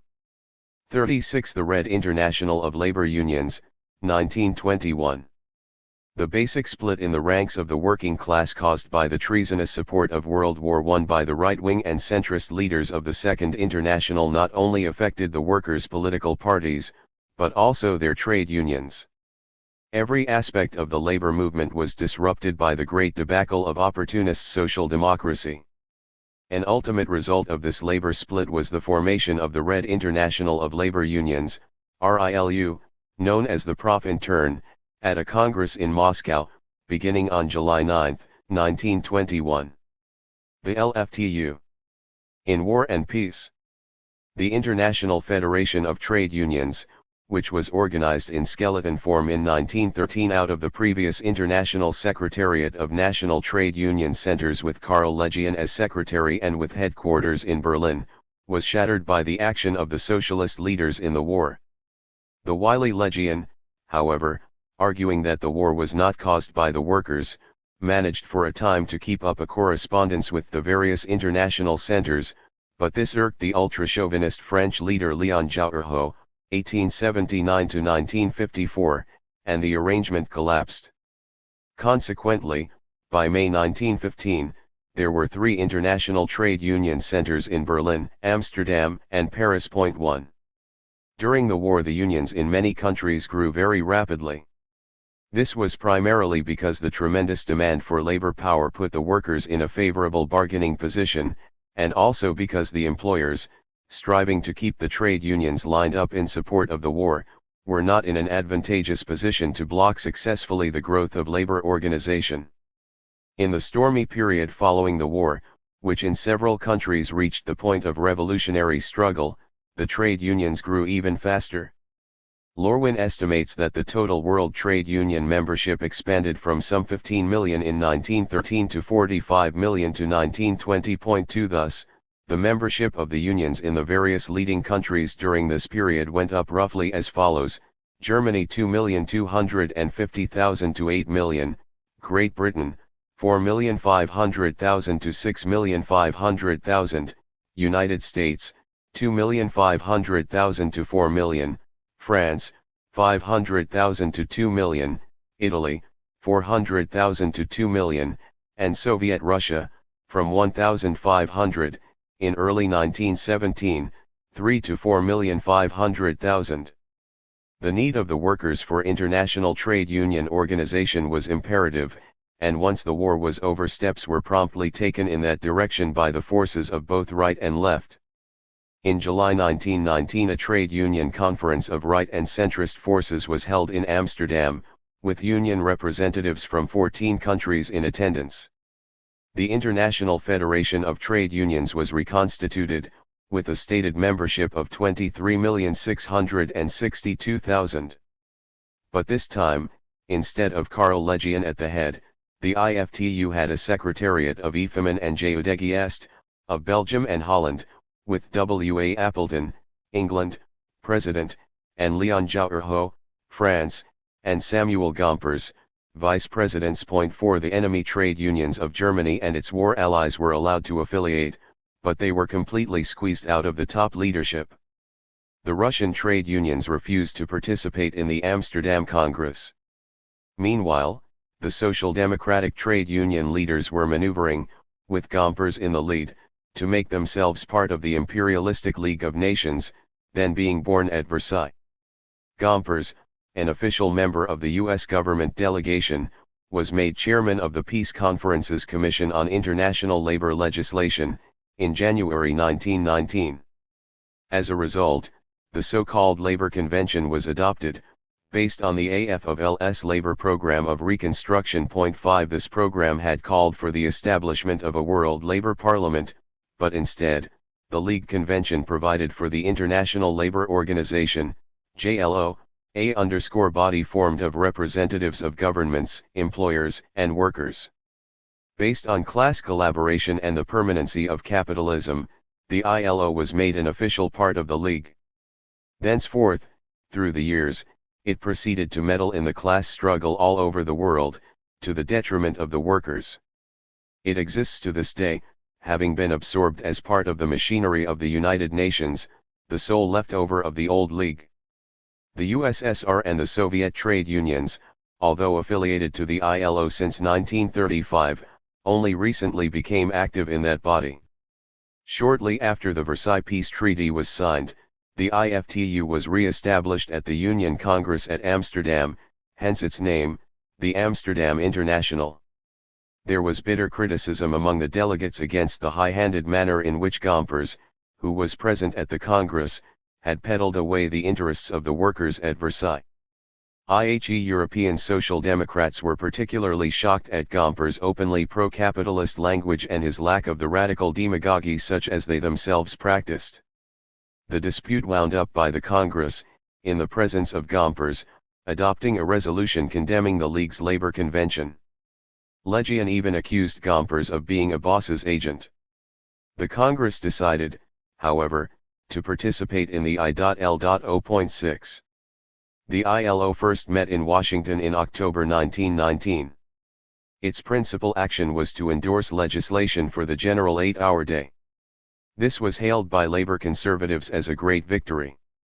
Actually, however, the 8-hour day had been largely won in the major countries during the war and immediately afterward. To endorse it, therefore, as a specific demand by the ILO, was a small price for the employers to pay as one of their concessions to damp down the then revolutionary spirit of large sections of the European proletariat. Foundation of the RILU. While the right wing of the labor movement was taking steps to re-establish the International Federation of Trade Unions, the left wing was no less active in regrouping its trade union forces. Lenin, with his penetrating mind, early understood that the great split caused by the war treason of the revisionists and their counter-revolutionary attitude, was bound also to involve the World Trade Union movement. Already at the Conference of Russian Trade Unions held in June 1917, the need was recognized to form a new trade union international, and a scheduled World Trade Union Congress in Petrograd for this purpose would have taken place had it not been for the imperialist war of intervention that was launched against Soviet Russia, disrupting all communications. Point 7. At first the Communist International, like the First and Second Internationals before it, accepted the affiliation of labor unions, but this practice was almost immediately discarded as impractical under the circumstances. On July 15, 1920, as a result of conferences with revolutionary trade unionists of various European countries, the International Council of Trade and Industrial Unions was organized in Moscow. Its stated purpose was to act as a militant international committee for the reorganization of the trade union movement. Upon the call of this committee there was assembled in Moscow on July 3, 1921, the Congress of 220 trade union delegates from all over the world, which established the Red International of Labor Unions. The RILU Congress took place during the concluding days of the Third Congress of the Comintern, and just as the civil war in Soviet Russia had been brought to a victorious conclusion. The report of the International Council of its work during the past 10 months listed the affiliations to the new labor body as follows: Russia, 6,500,000, Germany, 2,500,000, Italy, 3 million, France, 500,000, England, 500,000, America, 500,000, Spain, 800,000, Australia, 600,000, Poland, 250,000 or some 17 million in all. There were three types of affiliates: directly affiliated unions, sympathizing unions, and minority movements in unaffiliated unions. Among the well-known trade unionists present from the capitalist world were Mann, England; Heckert, Germany; Rosmer, France; Haywood and Foster, United States; and Zapotoki, Czechoslovakia. A. Losovsky, outstanding Russian communist veteran and trade unionist, also with an extensive experience in the French labor movement, was elected General Secretary. The above membership figures for the capitalist countries were only approximate, the RILU forces in these lands being almost exclusively left groupings within the old unions. In Czechoslovakia they amounted to perhaps one-half of the total trade union movement, and in France and Germany somewhat less. In England the national minority movement, the RILU section in that country, on various of its issues commanded the support of half or more of the entire trade union membership. And even in the United States and Canada, during the stormy period of 1921–23, the Trade Union Educational League was able to secure endorsement from about 50% of the labor movement for its three major issues of amalgamation of the craft unions into industrial unions, the Labor Party, and recognition of Soviet Russia. 8. The manifesto issued by the RILU founding Congress stated that 2/5 of the organized workers of the world have already joined the Red International of Labor Unions. 9. The program of the RILU. The program of the Red International of Labor Unions, or Profintern, as it was often called, as contained in its constitution, proposed to organize the world's workers for the overthrow of capitalism and the establishment of the dictatorship of the proletariat. It supported policies of class struggle and opposed class collaboration. It took a stand against the International Labor Office and the International Federation of Trade Unions. 10. In its fight to revolutionize the programs, methods, and leadership of the trade union movement, the RILU always kept to the fore the imperative necessity, at the same time, to guard and strengthen the workers' unity in their organizations and the class struggle. To this end, while accepting the affiliation of the unions and trade union centers, the Profintern was strictly opposed to splitting labor organizations. It stood resolutely by the Leninist principle of revolutionary workers remaining within conservatively led mass trade unions. The Congress declared, the policy of breaking off from the unions by the revolutionary elements plays into the hands of the counter-revolutionary bureaucracy and must be resolutely and categorically rejected. 11. The revisionist leaders of the Amsterdam International replied, however, to the RILU unity policy with one of expulsion. They did not hesitate to split the labor movement, having betrayed it in so many other ways. That is, to retain control of the labor organizations, they proceeded systematically to expel, singly or en masse, large numbers of militant workers who dared to oppose their general class collaborationist line of policy. In the ensuing years, this expulsion program took on a mass character and it spread to practically all countries. The expulsion policy forced major union splits in several countries, including the needle trades and other unions in the United States and Canada. One of the most serious of these trade union splits took place in France. As remarked earlier, the membership of the CGT during the war period had shot up to 2 million, but because of ruinous reformist policies in the Great Strikes of 1920, it soon tumbled again to about 600,000. As a result of this debacle, there was great discontent in the CGT. At the Congress in Orleans in October 1920, a motion was made to affiliate the organization to the RILU, then in preliminary process of formation. This motion was defeated by 1,485 to 685. But the communists and other lefts persisted in their propaganda, gradually winning one national union after another. The Jourho administration, as was usual with reformists in this period, replied to these successes of the left wing by expelling whole sections of their organizations. This led inevitably to a general split, which took place in December 1921, and to the formation, in June 1922, of the CGT. Unit Air. The CGTU was headed by Monmouthsiat, Simard, Rosmer, and Minute.12. The French labor movement was thus split almost evenly between the two national organizations. Shaping the RILU program. At the RILU Congress, in the development of the program and tactics of the new International Labor Center, there were only two serious disputes. One of these was over the question of left-wingers working within the old and conservative trade unions.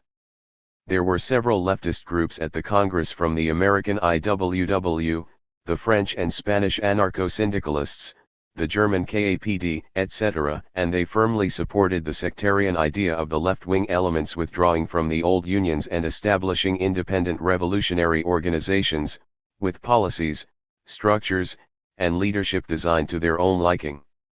This was one of the major expressions of left sectarianism that Lenin had waged war against in the Second Comintern Congress.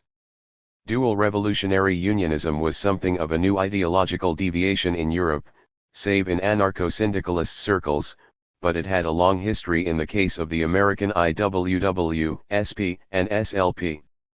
For 15 years these organizations had encouraged the policy of pulling militant elements out of the mass AF of L unions, to the great detriment of the latter. The leftists at the RILU Congress made a fight for their line, but the delegates overwhelmingly supported the Leninist trade union principle of left-wingers remaining inside the ranks of the organized trade unions and their fighting for their class struggle program. The second dispute at the RILU Congress, more basic in character, involved pretty much the same anarcho-syndicalist elements. It had to do with the question of trade union political action, concretely, with the organized relations that were being suggested between the RILU and the Comintern. The proposition was that the two bodies should exchange representatives in their respective executive committees. The anarcho-syndicalists, who were drastically opposed to political action in general, made a big fight against establishing any organized connections whatever between the RILU and the CJ. This stand was a modern reflection of the historic fight between the Marxists and the political ancestors of the present-day anarcho-syndicalists, the Bakuninists, in the congresses of the First International. Much bitterness was lent to the dispute because of the fact that the anarchists had led the bloody revolt at the Great Kronstadt naval base in the Baltic a couple of months earlier. The mutineers gained possession of a first-class fortress, the fleet, and a vast quantity of arms and ammunition. 13 Their slogan was, "Soviets without communists," and the whole capitalist world openly wished them success. But the government put down the dangerous counter-revolutionary revolt. The great fortress was quickly retaken, and for the only time in history steel battleships were captured by foot soldiers crossing the ice in the harbor. Even during the RILU Congress, anti-Soviet anarchists were conducting armed operations against the Soviet government under the bandit Makhno in the Ukraine.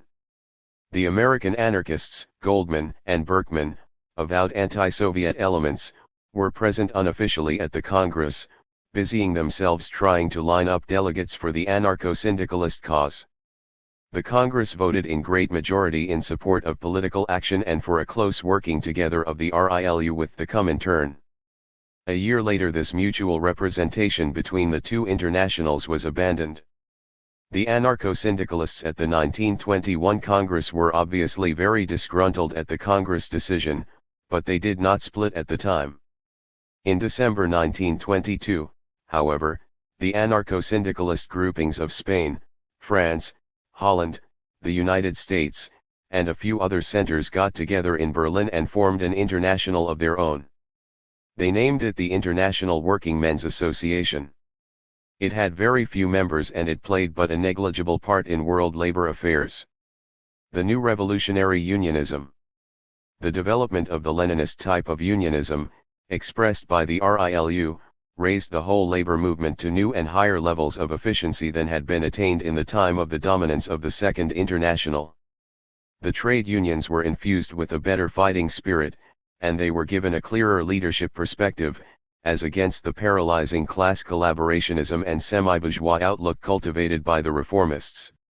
They were also infused with a stronger sense of class unity and political solidarity, in contrast to the narrow craft unionism and the neutralist ideas characteristic of reformist unionism.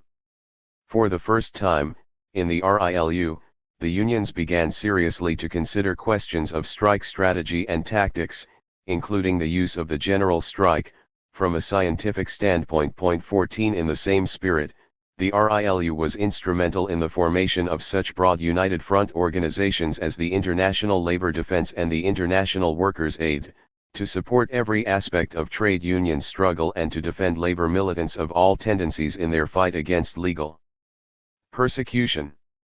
The RILU laid new foundations for trade unions in the workshops, with its new type shop committees and factory councils. These bodies, which drew in all the workers in a given plant, both the unorganized and the members of all unions, gave added strength and unity to the workers. The shop committees, according to the maturity of the situation, ranged in the exercise of varying degrees of control, up to the actual taking over of plants. This type of organization came to play an enormous role all over Europe, and it became the foundation of national trade unions. The Second Congress of the RILU declared, "The creation of factory committees is the most important policy and most important weapon of the revolutionary class struggle." 15. An important feature of communist unionism, too, was the building of communist groups or fractions in conservative-led unions. It was an effective method, but as it provoked needless opposition, it was eventually generally abandoned. Shop papers and groups were continued, and so, too, was the system of building broad united front opposition groups, which, however, was more in line with trade union tradition. The RILU was animated by a high spirit of internationalism. Whereas the IFTU congresses contented themselves with passing a few resolutions of a general character, the Profintern congresses took up in detail the problems confronted by its unions in the respective countries. This helped to break down tendencies towards provincialism and national narrowness. The RILU industrial unions were, for the first time, also real mass class organizations in their composition. Characteristically, the reformist unions had nearly everywhere concentrated principally upon organizing the more skilled workers. This was why, in most countries, they remained relatively small.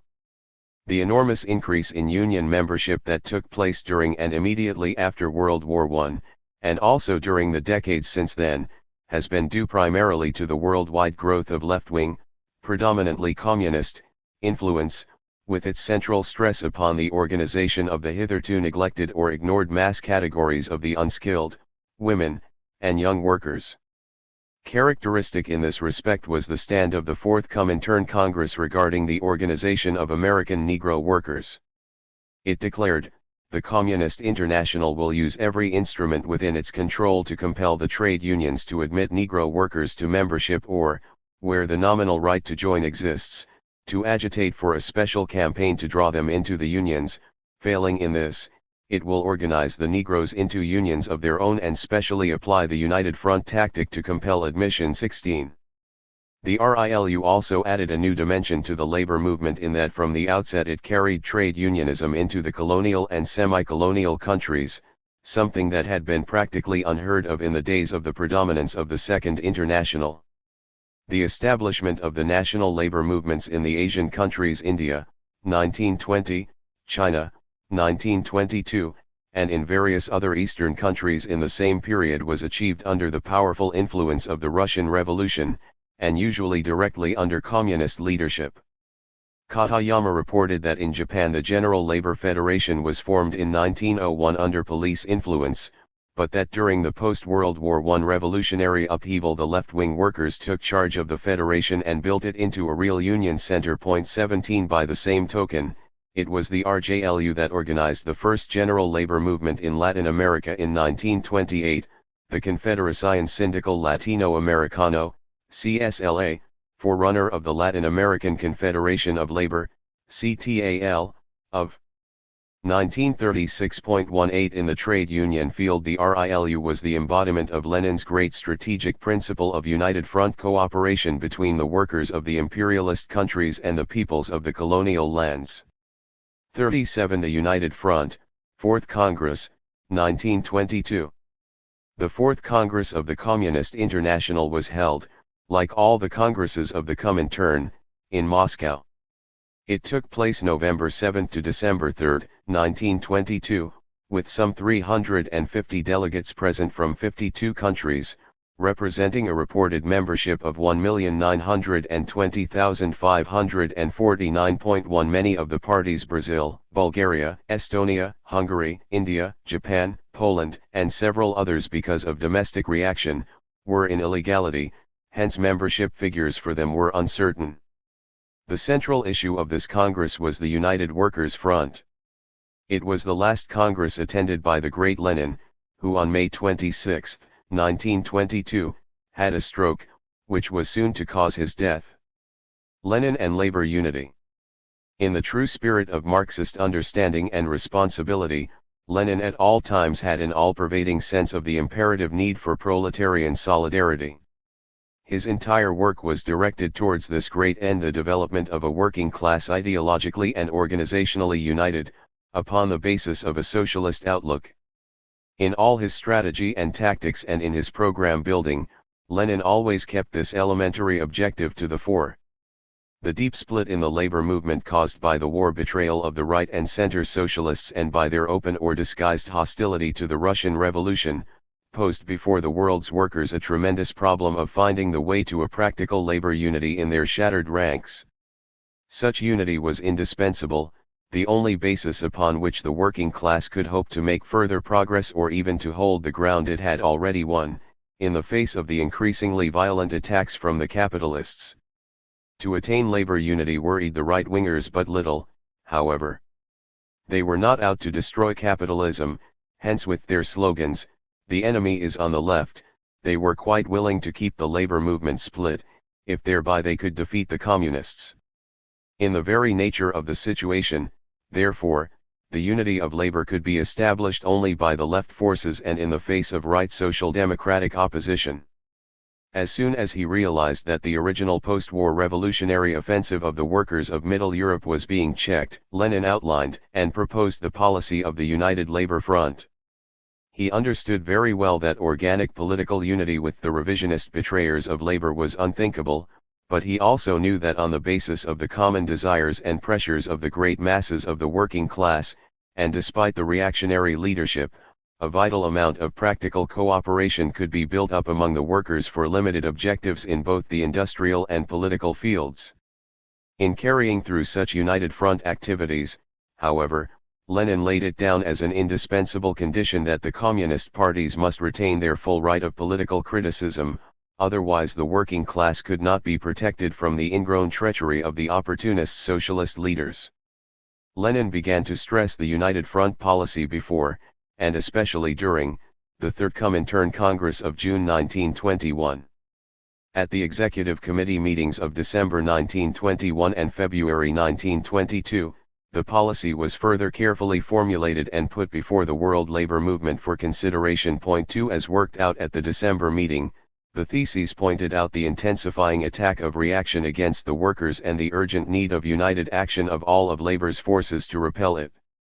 The document declared also that the workers as a whole are being moved by an unprecedented attraction for unity.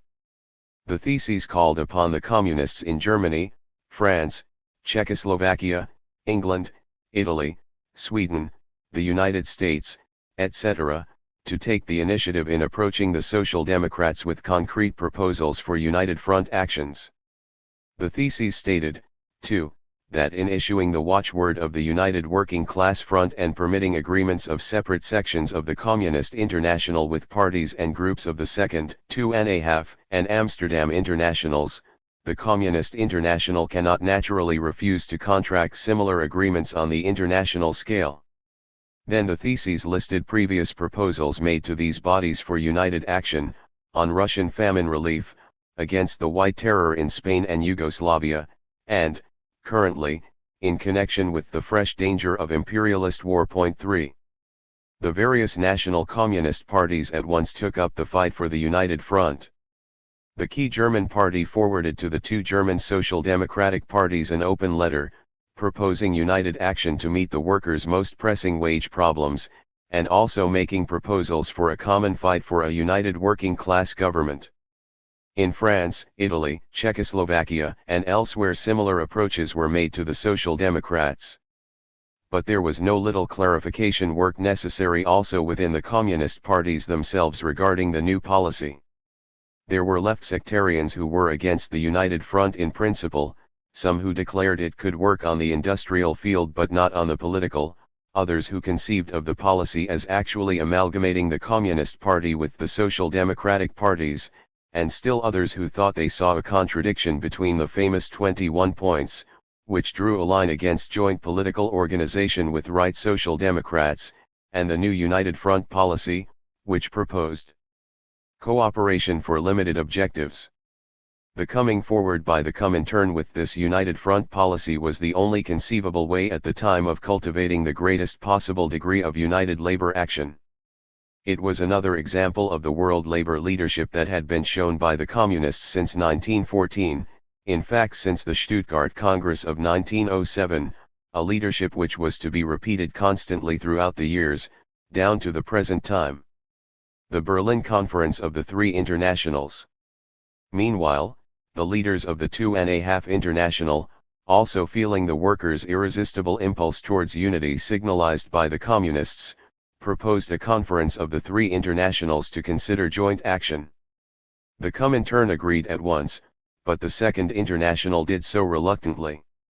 The conference sat in Berlin during April 2 to 5, 1922, with 47 delegates, representing the three political executives. The CI delegates were Radek, Zetkin, and Frossard, while the Second and 2.5 International delegations were headed respectively by Emil van der Velde and Frederick Adler. The sessions were opened by Adler. Clara Zetkin presented the Comintern proposals. These, of course, did not suggest an impossible organic political unity, but instead, how to strengthen labor's fight on current issues. The plans included united action against the capitalist offensive, the fight against reaction, preparation for the struggle against a new imperialist war, assistance to the Soviet Republic, whose economic development was at that time seriously threatened by a famine in the Volga area, the question of the Versailles Treaty, and the reconstruction of the devastated areas. Speaking for the Second International, van der Velde immediately took exception to the CI proposals for opposition to the Versailles Treaty and also brought to the fore a whole series of proposals affecting the inner life of Russia. 5 He demanded that the CI and the Soviet government renounce cell-building tactics, quit their criticism of the leaders of the Second International, appoint a commission to examine into the status of Soviet Georgia, put the current trial of the socialist revolutionaries in Moscow, for sabotage, assassination, and insurrection, virtually under control of the joint international socialist movement, and grant free political activities in Russia for the various socialist parties. Mr. van der Velde, in sum, only wanted to tear loose the rich Republic of Georgia from Soviet Russia and also to liquidate the dictatorship of the proletariat. The delegates of the 2.5 International, the two organizations were then in process of amalgamation, agreed with van der Velde.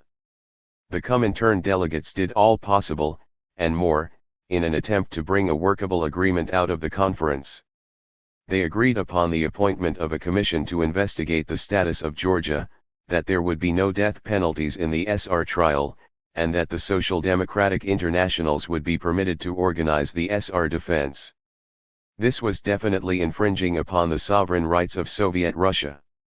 Afterward, Lenin, the initiator of the United Front tactic, in an article entitled, "We have paid too much," while accepting the agreement inasmuch as it had been signed, sharply criticized the Comintern delegation for its two great concessions. 6.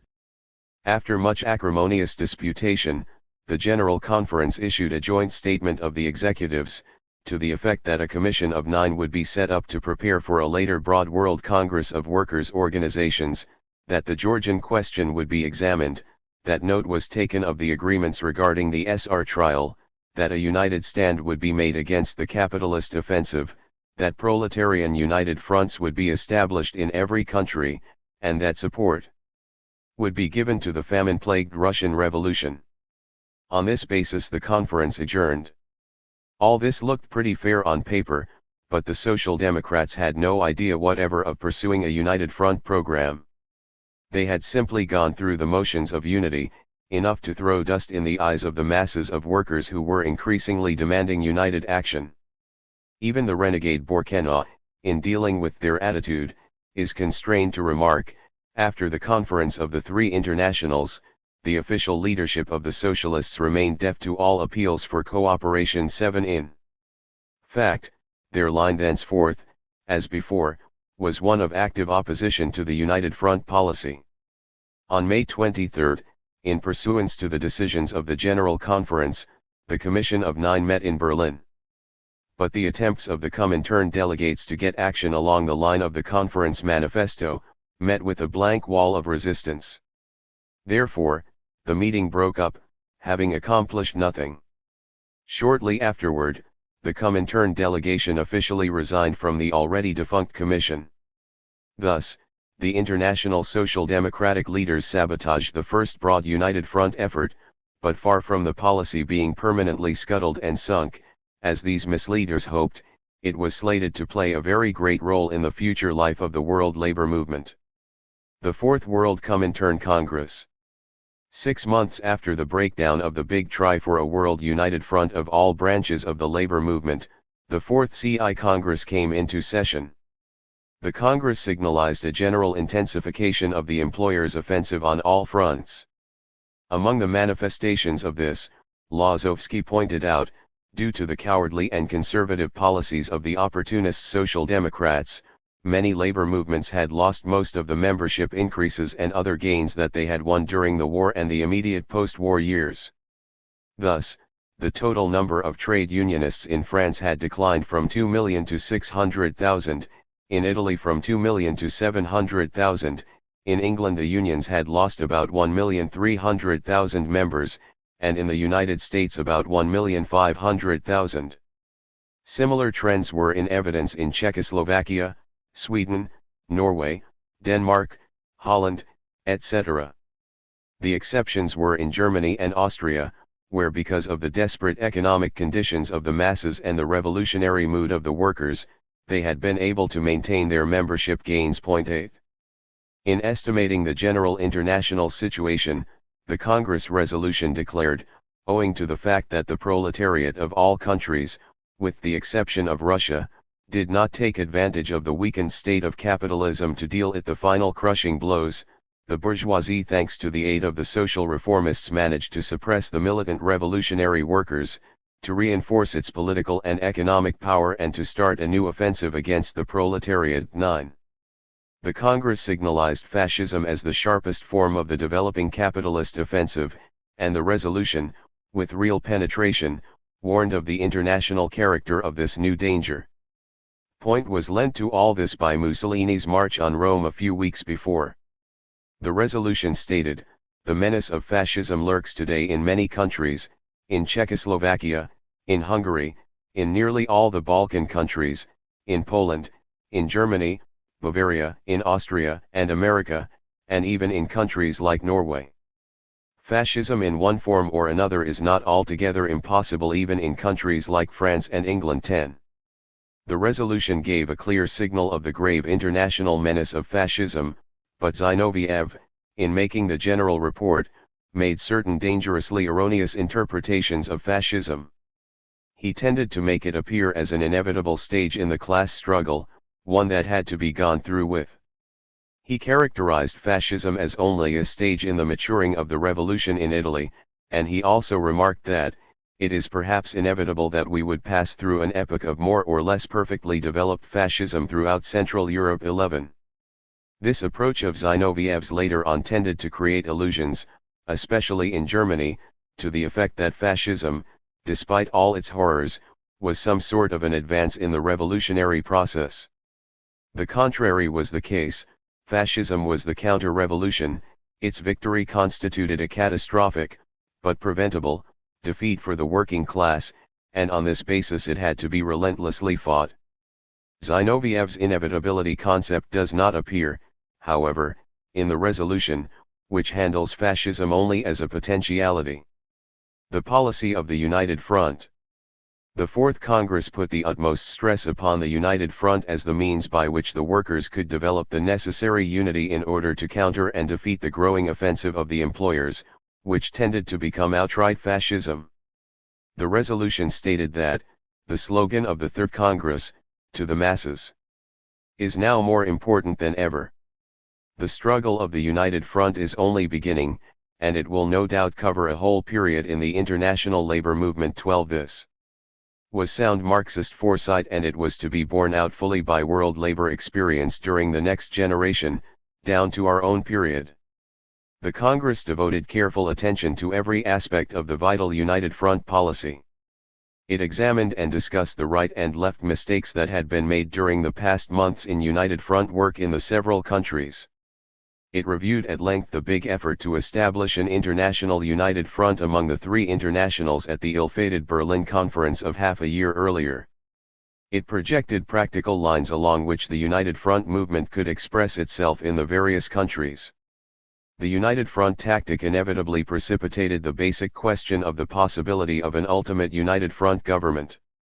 Both the German and the British Communist parties, as we have seen, had to be very concrete in this respect in their earliest United Front proposals to the Social Democrats of their respective countries. In this Congress discussion, under the brilliant theoretical leadership of Lenin, various forms of people's governments were discussed. The Fourth Congress resolution handled the question of eventual worker governments, as follows. The Communist International must anticipate the following possibilities. A liberal workers' government, such as existed in Australia, and likely to be formed in Great Britain in the near future. A social democratic workers' government, Germany. A workers' and peasants' government. Such possibilities exist in the Balkans, in Czechoslovakia, etc. A workers' government in which communists participate. A real proletarian workers' government, which the Communist Party alone can embody in a pure form. 13. The resolution goes on as follows to analyze the relationship of communists towards such governments. The first two types are not revolutionary workers' governments, but disguised coalitions between the bourgeoisie and anti-revolutionary groups. Such workers' governments are tolerated, at critical moments, by the weakened bourgeoisie, in order to dupe the workers as to the true class character of the state, or with the aid of corrupt leaders, to divert the revolutionary onslaught of the proletariat and to gain time. The communists cannot take part in such governments. On the contrary, they must ruthlessly expose their true character to the masses. The communists are willing to make common cause also with those workers who have not yet recognized the necessity for proletarian dictatorship, with social democrats, Christian socialists, non-party, and syndicalist workers. Thus, the communists are prepared, under certain circumstances, and with certain guarantees, to support a non-communist workers' government. At the same time, the communists say to the masses quite openly that it is impossible to establish a real workers' government without a revolutionary struggle against the bourgeoisie. The other two types of workers' government, workers' and peasants' government, and workers' government with participation of communists, are not proletarian dictatorships, nor are they historically inevitable transition forms of government towards proletarian dictatorship, but where they are formed may serve as starting points for the struggle for dictatorship. Only the workers' government, consisting of communists, can be the true embodiment of the dictatorship of the proletariat.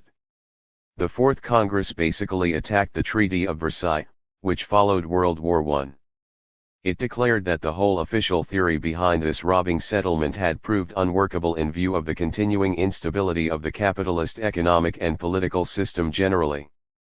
The peace treaties which center around the Versailles Peace Treaty, says the resolution, represent an attempt to consolidate the rule of these four victorious nations, the United States, Great Britain, France, and Japan, politically and economically, by reducing the rest of the world to the state of colonial territories for exploitation, socially, by securing the domination of the bourgeoisie over its own proletariat and against the revolutionary proletariat of Soviet Russia by a union of the bourgeoisie of all countries. 14.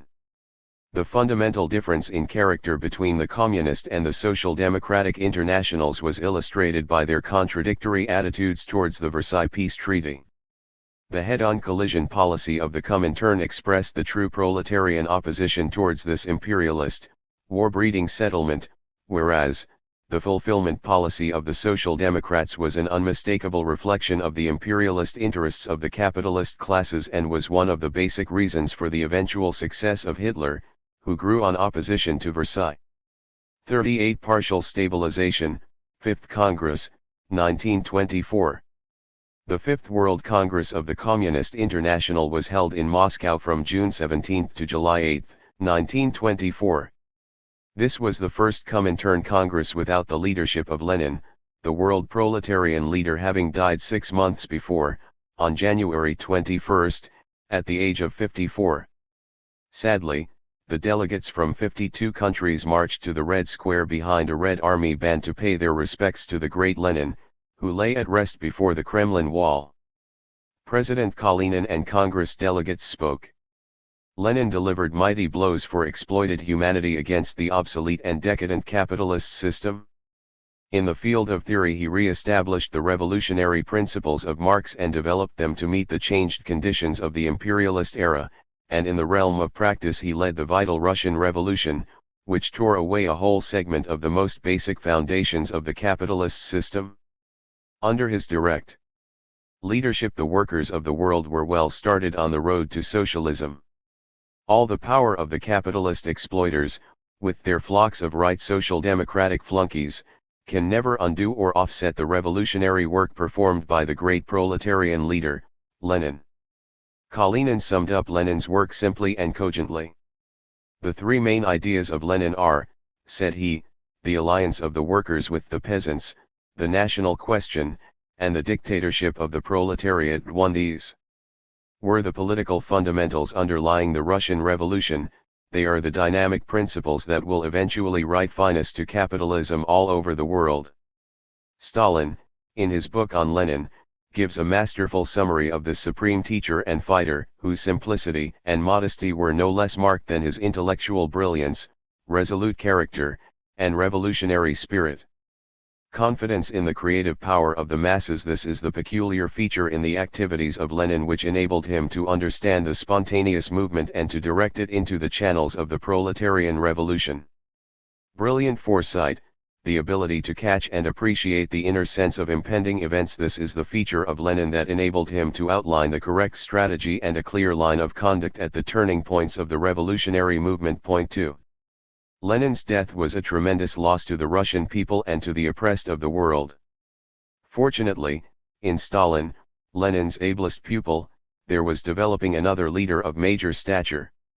And his great abilities were to be sorely tested in the enormous task of building socialism in Russia, in the face of a hostile world and despite the machinations of an insidious Trotskyite opposition, which, upon the illness of Lenin, began its long, reckless, and reactionary bid for power.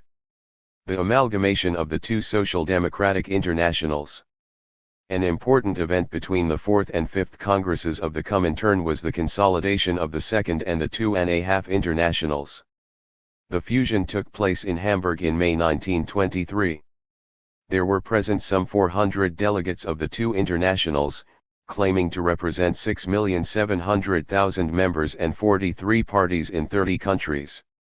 The reorganized body became known as the Labor and Socialist International, and set up headquarters in Zurich. Friedrich Adler was chosen as secretary.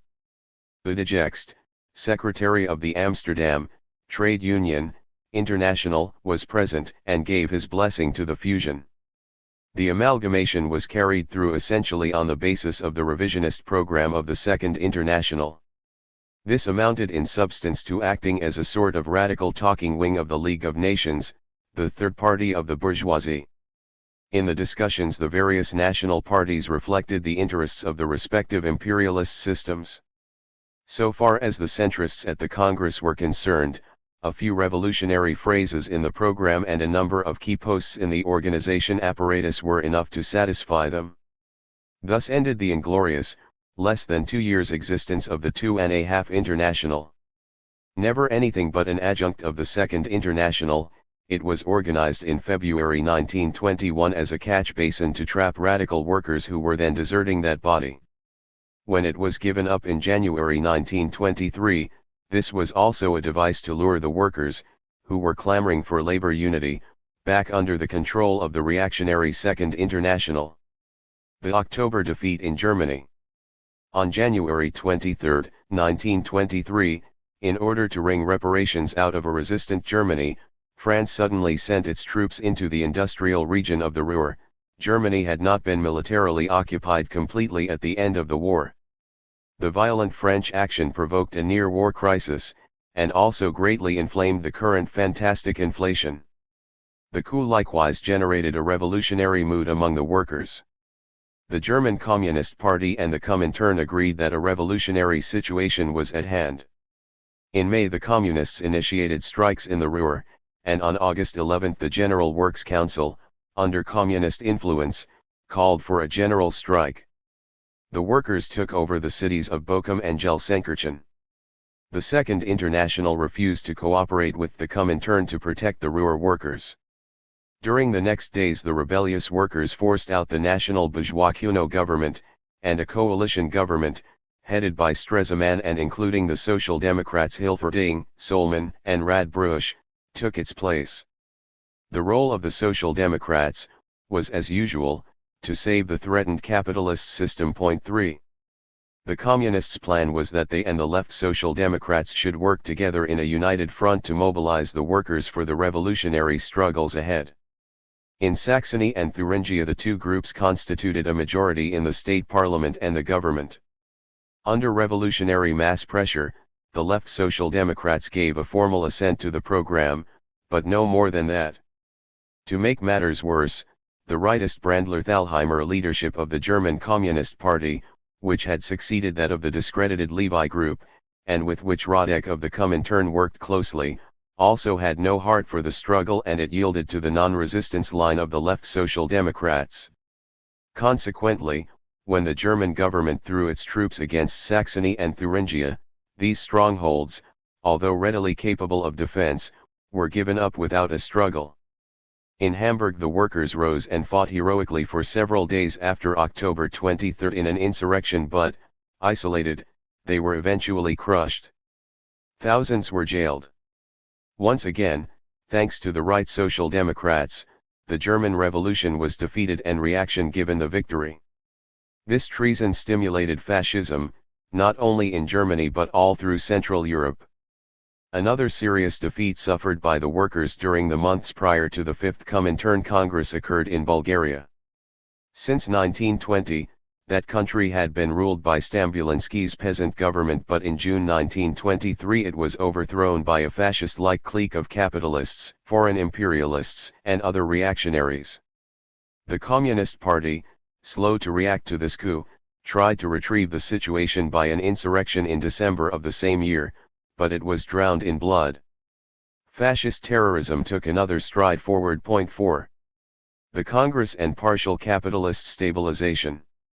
The Fifth CI Congress made a penetrating analysis of the economic and political situation then confronting the workers of the world.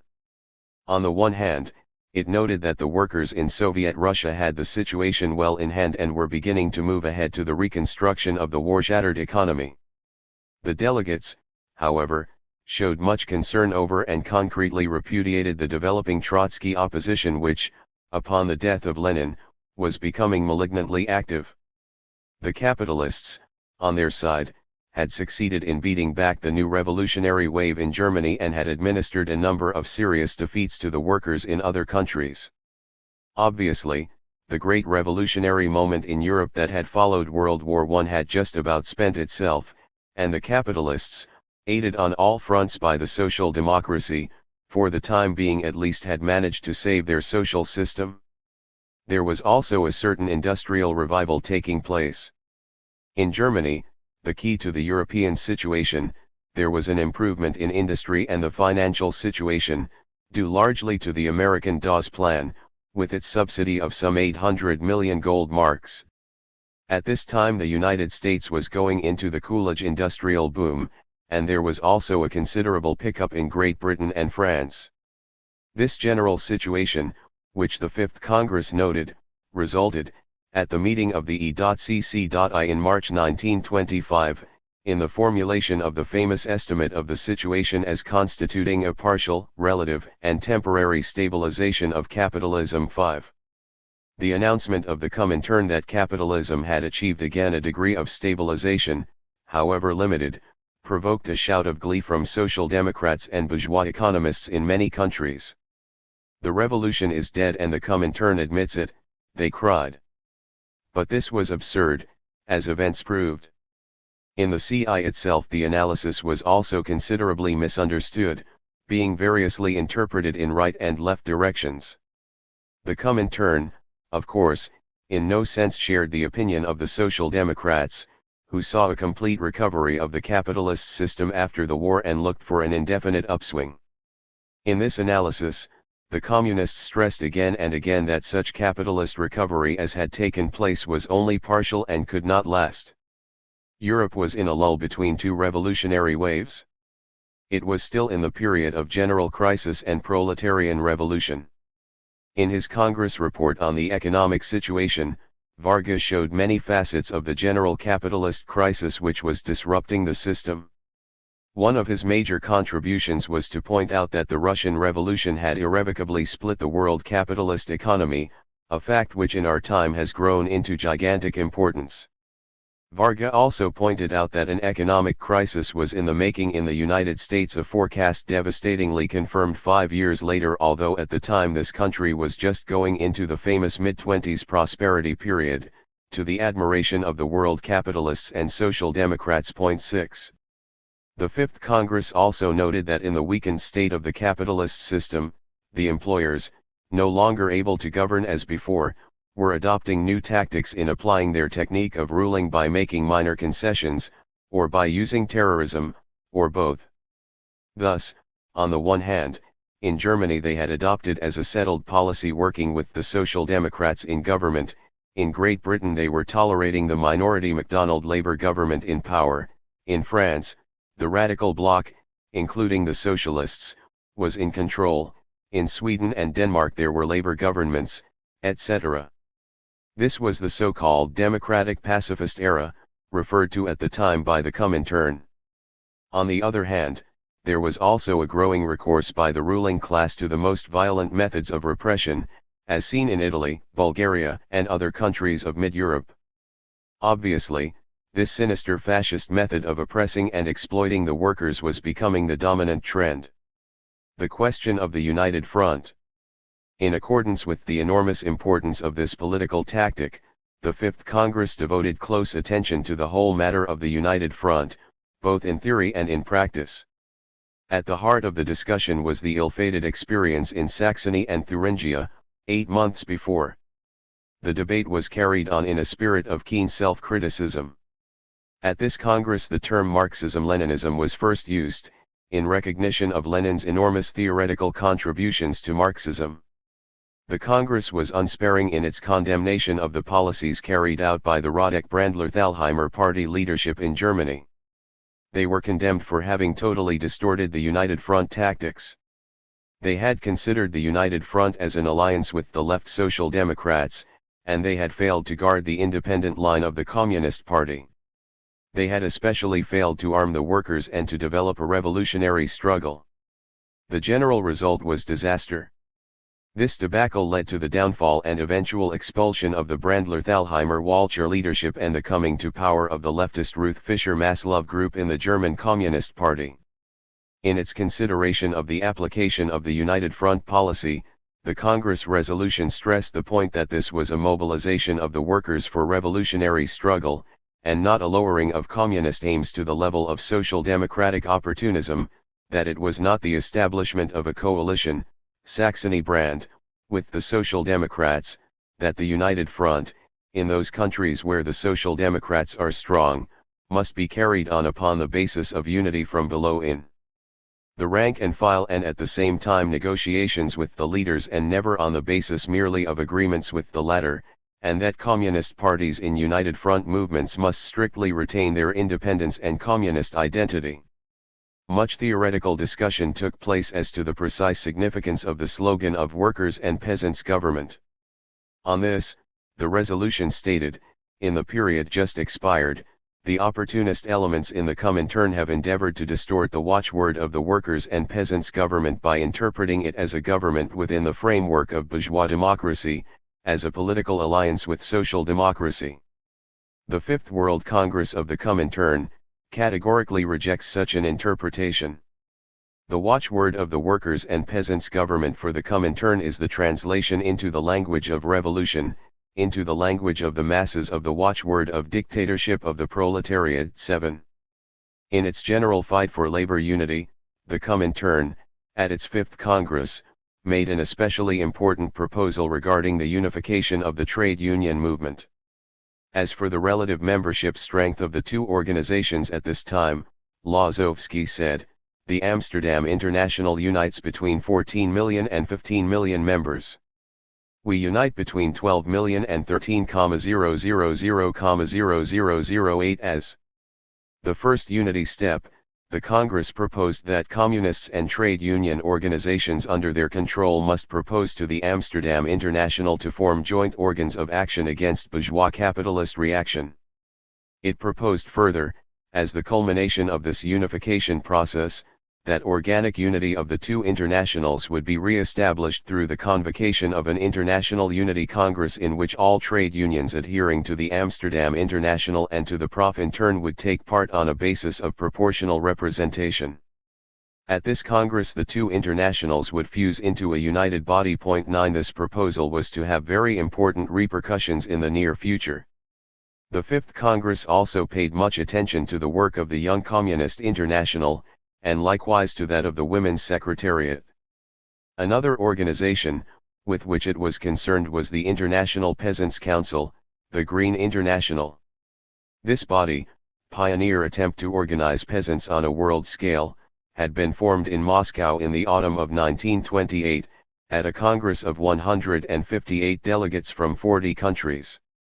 The new organization carried on much activity among peasants, and it served to attract the attention of the communist parties to the agrarian question, but it never became an important international political force. 10. The Bolshevization of the communist parties. At the Fifth Congress, and at other congresses and meetings of the CI Executive, special attention was directed to the Bolshevization of the affiliated parties. This implied the development of these parties on the principles of Lenin's party of the new type. Among other elementary measures, It involved the reorganization of the party units upon the basis of the shops, the carrying on of work in all forms in undemocratic countries, the cultivation of a spirit of self-criticism, the firm correction of all errors, right and left, the systematic raising of the ideological level of the party membership, the building of a strong party unity, and the cultivation of a clear-headed, flexible, and realistic Marxist-Leninist leadership. The construction of a strong communist party, able eventually to lead the people in abolishing the capitalist system and in the construction of socialism, is, at best, a tremendous task. The capitalists, who have been building their power and developing their techniques of rule for centuries, are both powerful and cunning. To create a great revolutionary organization of the masses in the face of their opposition is the most complex and difficult problem in all political history. Many are the movements which, weighed and found wanting by the workers, have fallen by the wayside in this great task.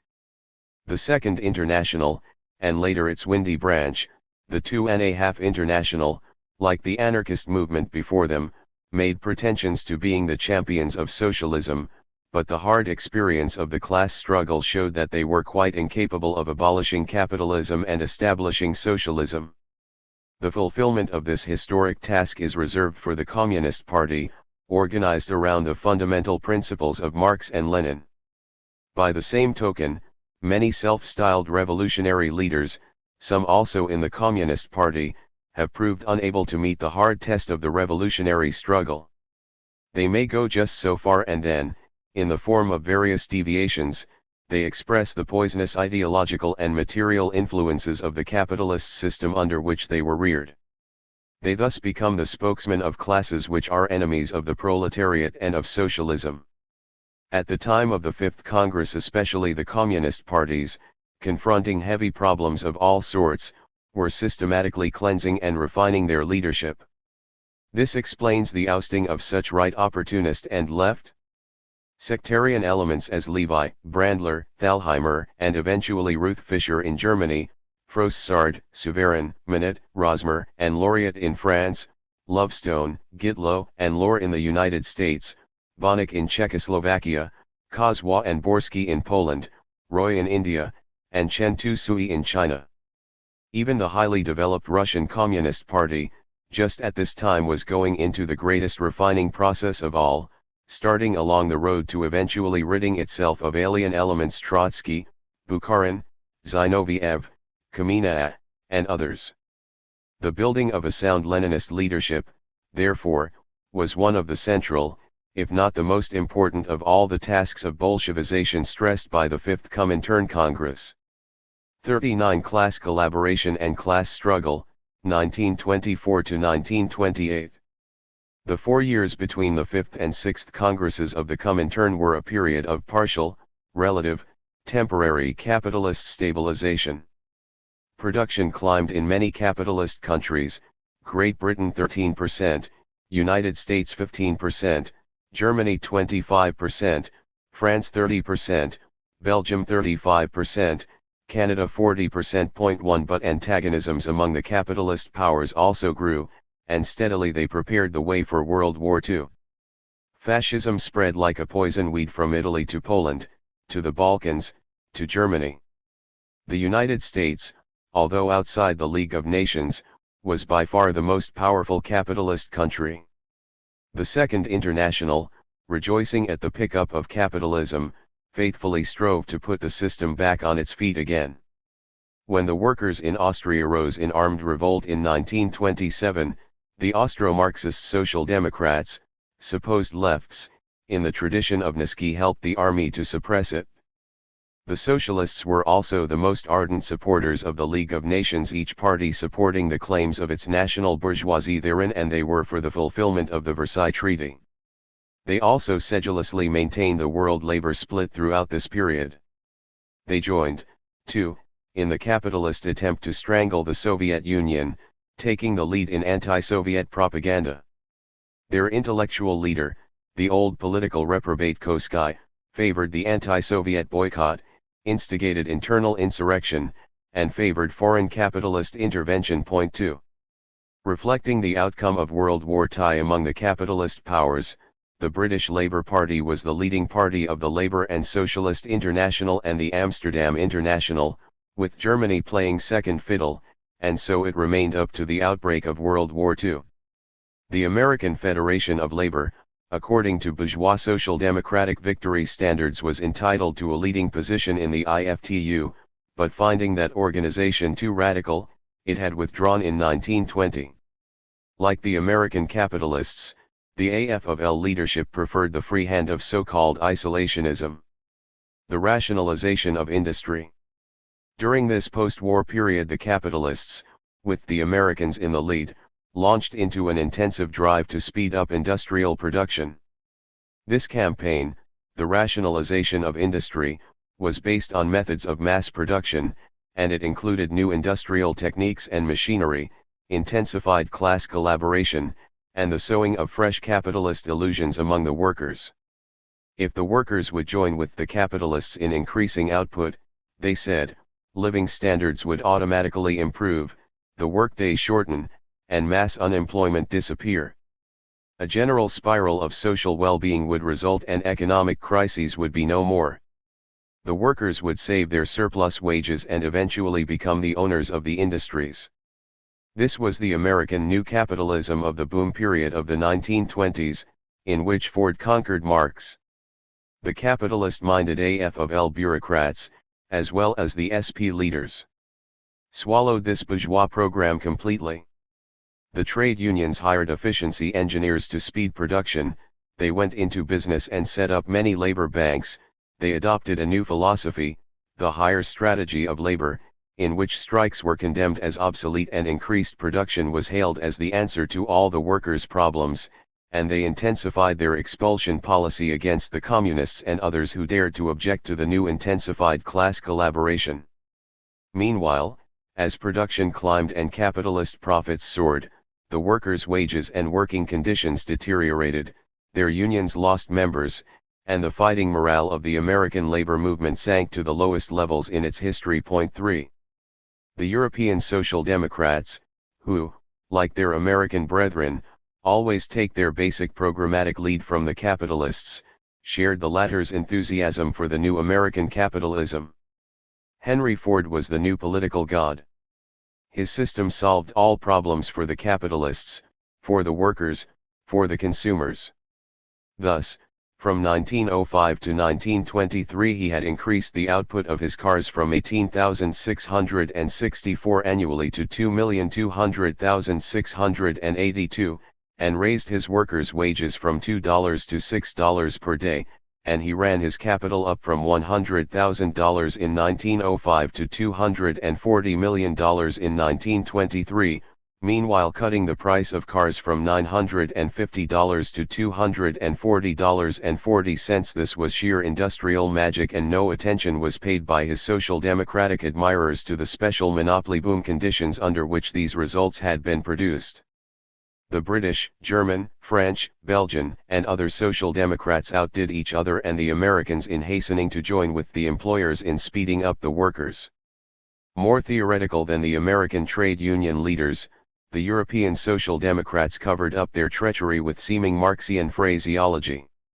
Straubel, the editor of the Berlin Vorwärts, saw the social question solved within the confines of capitalism.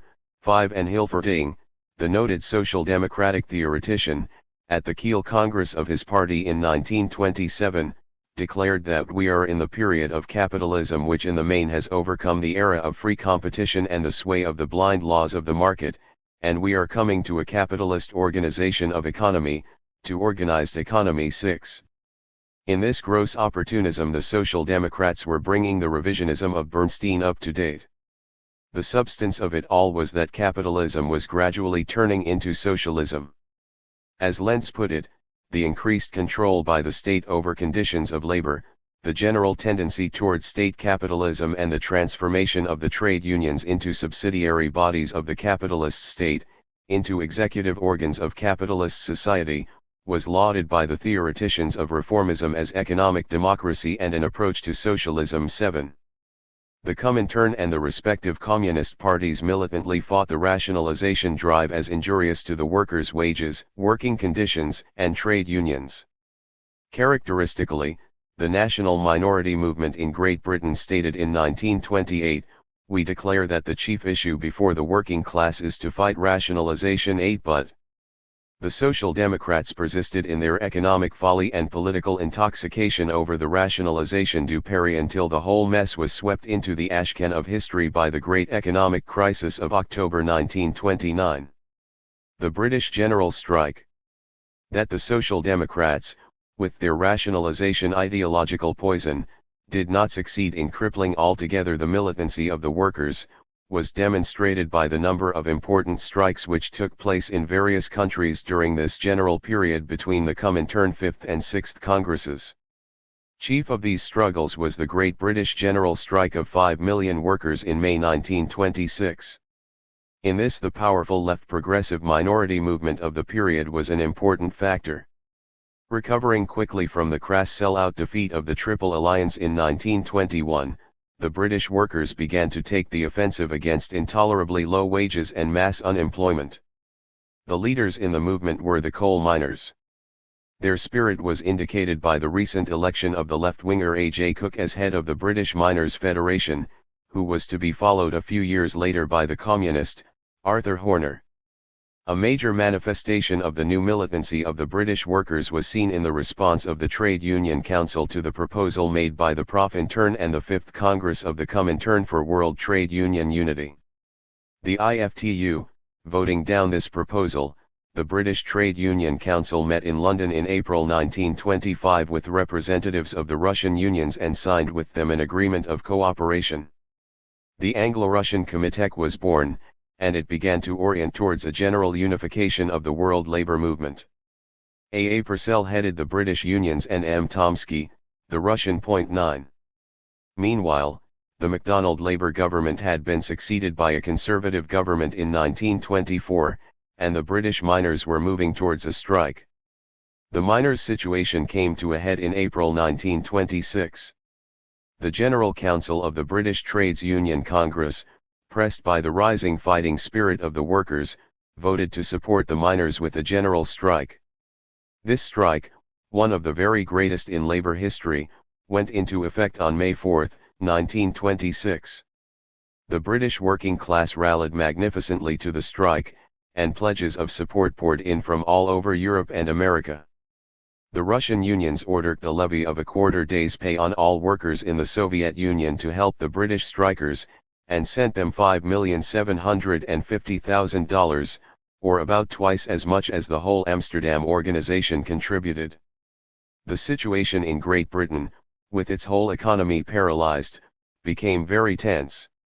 The Comintern declared, "The general strike has brought the British proletariat face to face with the problem of power." 10 Obviously, however, the British Social Democratic leaders had no taste for this vital struggle. They were much too faithful servants of capitalism for that. Pugh, TUC Chairman, Citron, General Secretary, J. F. Thomas, Railroad Workers, and E. Bevan, Transport Workers, headed the struggle only to be headed.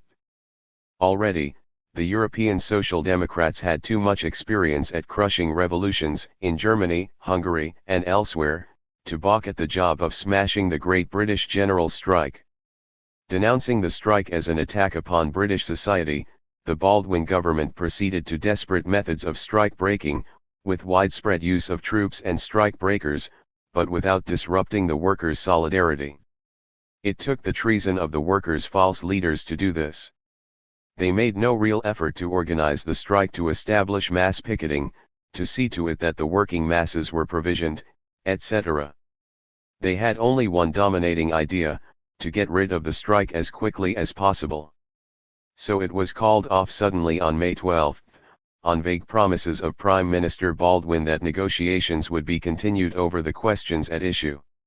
For 24 hours after the broadcasted announcement of the strike's ending, says Cook, the confusion in trade union ranks was indescribable. 11. This tragic sellout had disastrous consequences for the workers. It seriously weakened the whole British labour movement. The employers took advantage of their victory by ramming through Parliament the Trade Disputes Act in 1927, seriously restricting trade union rights and functions, and the leaders of the Trades Union Congress, who were responsible for the debacle, took umbrage when the Russian Unionists criticized them, and they liquidated the Anglo-Russian Committee. Revolutionary struggles in China. In the period between the two congresses, even greater struggles took place in China. As indicated in previous chapters, Marx and Lenin had held the perspective of vast revolutionary upheavals in China, India, and other Eastern colonial and semi-colonial countries. Lenin was the great theoretician of the unity of interest between the colonial revolutions and those of the workers in the imperialist countries. And the Fifth Congress considered that the route of march of the world revolution might, for the immediate future, even be shifted from Europe to Asia. These Marxist perspectives were sustained by the great Chinese struggles of 1924–27, the early stages in the vast Chinese Revolution. The Kuomintang, KMT, the nationalist organization founded by Sun Yat-sen, 1867–1925, just prior to the 1911 revolution, invited the communists in 1924 to join it as individuals, which they did. The KMT also applied for membership in the Comintern, but it was not accepted, not being a communist organization. Sun was a warm political friend of Lenin and Soviet Russia.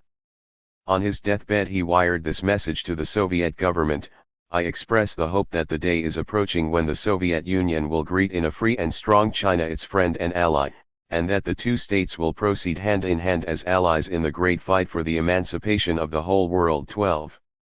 The reinvigorated Kuomintang scored great successes.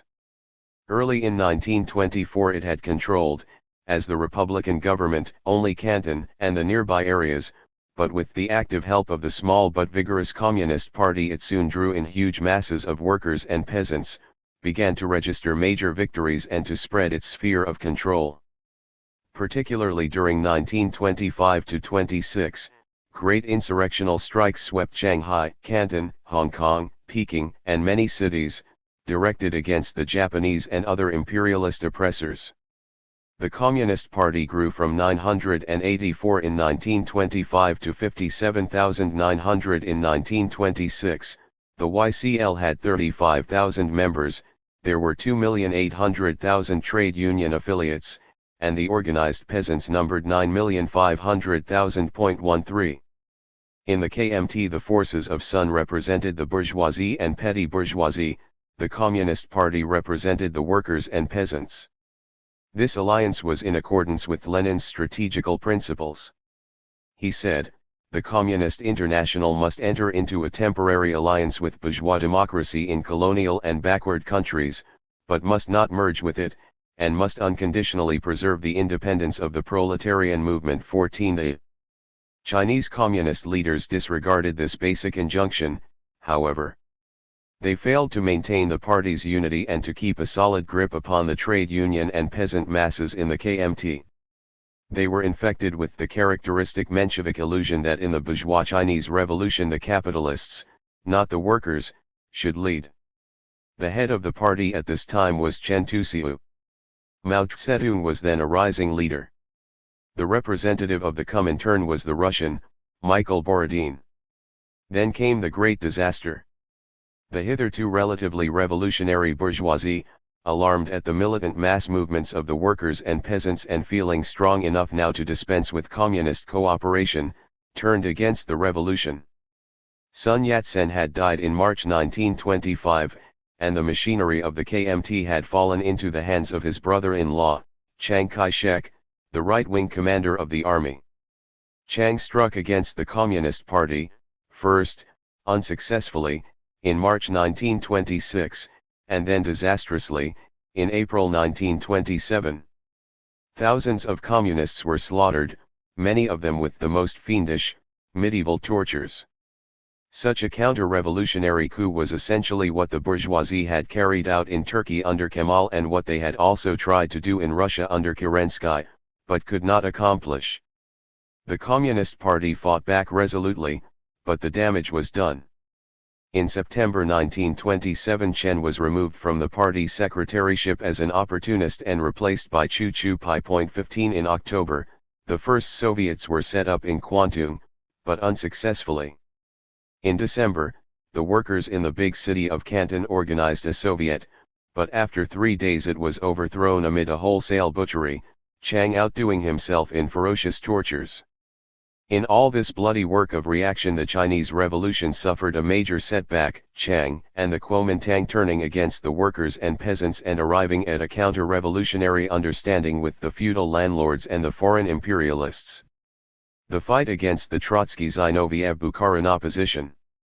Even more vital than the British general strike, the Austrian uprising, or the revolutionary battles in China during the period between the 5th and 6th Comintern Congresses, was the struggle that was developing in Russia against the dangerous opposition movement led by Leon Trotsky. 16 In this fight not only was the fate of the revolution in Russia at stake, but also that of the world communist movement. A victory for the Trotsky forces would have been a decisive success for world reaction. Trotsky, whose whole history stamped him as an unstable petty bourgeois radical and who did not join up with the Bolsheviks until 1917, was a confirmed factionalist and opportunist. Even after he joined the party, he continued his opposition to Lenin on many points. When Lenin was in his final illness, during the autumn of 1923, Trotsky made a bid to capture the leadership of the Communist Party. He gathered together the several small opposition groups then in the party and issued an oppositional program, the Declaration of the 46. The substance of this was to accuse the party leadership of gross bureaucracy, to instigate the youth against the party, to pronounce the NEP a complete retreat, to demand freedom to build factional groupings, to condemn the party for the defeat of the German and Hungarian revolutions, to blame the many economic difficulties upon party mismanagement, and to pronounce the Russian Revolution itself in a state of Thermidorian degeneration. It devolved upon Stalin to lead the party fight against this disruptive opposition, and he was to prove brilliantly capable of the task. Joseph Stalin, Jogashvili, 1879–1953, was born in Georgia of poor parents. He studied for a while at a theological seminary, but he soon quit this to work as a revolutionist. He was long a close co-worker of Lenin, and became a noted theoretician on the national question. Arrested many times, he was in Siberian exile from 1913 until 1917, when he was released by the revolution. In April 1922 he was elected General Secretary of the Communist Party. Stalin, a profound Marxist and a relentless fighter, ideologically shattered the Trotsky case, and at the 13th conference of the party in January 1924, the opposition was condemned overwhelmingly as a petty bourgeois deviation from Marxism. During this fight Stalin produced his great book, The Foundations of Leninism, which played a big part in the controversy. The defeated Trotsky, tongue-in-cheek, pledged himself to abide by the party decision, a pledge which, however, he immediately began to violate. Shortly afterward, the party, faced with the subsidence of the revolutionary wave in Europe, was confronted with the basic problem of defining its perspective. Stalin, in early 1925, met this tremendous theoretical task magnificently. He declared, and the Central Committee backed him up, that Soviet Russia possessed all the requisites for the building of socialism. Lenin had previously indicated the possibility, if need be, of building socialism in one country, Russia. Stalin's formulation was a bold departure from commonly held Marxist opinion, which was that in order to make the construction of socialism possible it would be necessary for the workers simultaneously to gain political power in several countries. Stalin's basic statement immediately drew fire from the adventurer Trotsky, who came forth with what he called the theory of permanent revolution. Trotsky categorically denied the possibility of constructing socialism in Russia alone. He proposed, instead, an intensification of revolutionary struggle at home and abroad, the substance of which would have meant civil war at home against the peasantry, all categories, 17 and war abroad against the bourgeois governments. The fate of the Russian Revolution was at stake in this historic discussion. Stalin succeeded in making the party understand that Trotsky's line would have meant the overthrow of the Soviet government and the end of the revolution. As a result, at the 14th Party Conference, April 1925, Trotsky's policy was defeated and Stalin's overwhelmingly endorsed. Again Trotsky agreed to abide by the party decision, but did not. Meanwhile, Zinoviev and Kamenev, who also had a long record of political instability in the party, developed what was called the New Opposition. Their program was similar basically to that of Trotsky. They also were soundly beaten in the party discussion at the 14th Party Congress in December 1925. Like Trotsky and his followers, Zinoviev and Kamenev hypocritically promised to carry out the party line, but did not do so in practice. During the summer of 1926 the inevitable happened when the Trotsky and Zinoviev groups formed a bloc and reopened the fight against the Central Committee. Again the program was Trotskyite, and again the opposition's refrain was, "You cannot build socialism in one country." Stalin's proposal to do this was denounced as national chauvinism and a complete abandonment of the world revolution.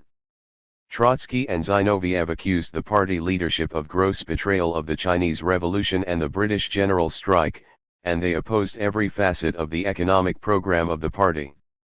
The Trotsky-Zinoviev group organized fractions all over the country, set up an illegal printing press, and were obviously resolved upon establishing a new party.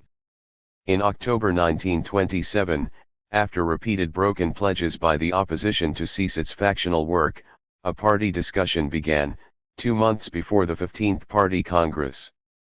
This resulted in an overwhelming defeat for the Trotsky-Zinoviev bloc, by a vote of 724,000 to 4,000. Disregarding this, however, the factionalists held a street demonstration against the party on November 7. These disruptive activities resulted in the expulsion from the party, on November 14, of Trotsky, Zinoviev, Kamenev, Radek, Pyatakov, Smilga, Safarov, and about 100 others, most of whom, however, upon promises of discipline, were later reinstated. Meanwhile, the right-wing Bukharin-Rykhovtomsky group, disapproving of the party's strong drive against the kulaks, rich farmers, and its aggressive industrialization, also began an active opposition, along a rightist variation of the general opposition dogma that socialism could not be built in one country alone. Bukharin, the leader of this group, was also a long-time opportunist in the party. The group advocated a slacking off of the campaign for the collectivization of agriculture and industrialization, the liquidation of the foreign trade monopoly, and the weakening of other basic measures necessary for the building of socialism. When the 6th Congress of the Comintern assembled, this dangerous right-wing opposition was just getting well underway. Naturally, the serious factional struggles in the Soviet Union, the stronghold of world socialism, had powerful repercussions in all the affiliated parties of the Comintern throughout the world. Wherever there were leftist or right-wing groups in the several parties, these reflected the line of the corresponding political groupings in Russia. Almost invariably, however, the parties as such supported the Bolshevik policy of the Stalin-led Central Committee. The 6th Comintern Congress itself categorically condemned the Russian opposition groups, and specifically rejected an appeal by Trotsky to the Congress against his expulsion by the Russian Communist Party. This long series of internal struggles in the Russian Communist Party reflected, so far as the party and the masses were concerned, the extreme complexities and difficulties of building socialism in Russia under the given conditions. The opposition leaders, however, definitely expressed the interests and desperate moods of the expiring bourgeois classes, capitalists, landlords, and petty bourgeoisie. As Stalin pointed out, the more impossible the position of these classes became, the more recklessly they fought. 18 Inevitably, the opposition, with its violently anti-party line, represented the hopes and aspirations of these defeated and dying, but still fighting, enemy classes. As the party was to learn concretely later, there were also involved in this historic fight sinister foreign fascist imperialist elements, which transformed this factional struggle into one directly for the overthrow of the Soviet regime. 40 CI. Program, 6th Congress, 1928. At the 6th Congress of the Communist International, held in Moscow during July 15 to September 1, 1928, the Comintern adopted its first rounded-out program. The major documents passed at its previous 5 congresses were but segments of a general program. In fact, the 6th Congress program was the first such document constructed since the inaugural address, written by Marx and adopted by the First International in 1864. Never in all its history was the Second International, with its component parties constantly at loggerheads over conflicting bourgeois national interests, able to agree upon a general program for the world labor movement. The Comintern program. The Comintern program, based upon the fundamental writings of Marx, Engels, Lenin, and Stalin, expressed a century of world labor experience. In pointing the road to socialism, it outlined the dynamic laws of capitalist development, and traced the history of capitalism from its early competitive stage to the era of monopoly and finance capital, to imperialism. It analyzed the growth of the multinational state, the monstrous expansion of militarism, and the role of the state as the weapon of the exploiting capitalists against the working class. The development of capitalism, and particularly in the imperialist epoch of its development, reproduces the fundamental contradictions on an increasingly magnified scale. Competition among small capitalists ceases, only to make way for competition among big capitalists. When competition among big capitalists subsides, it flares up between gigantic combinations of capitalist magnates and their governments. Local and national crises become transformed into crises affecting a number of countries and, subsequently, into world crises. Local wars give way to wars between coalitions of states and to world wars.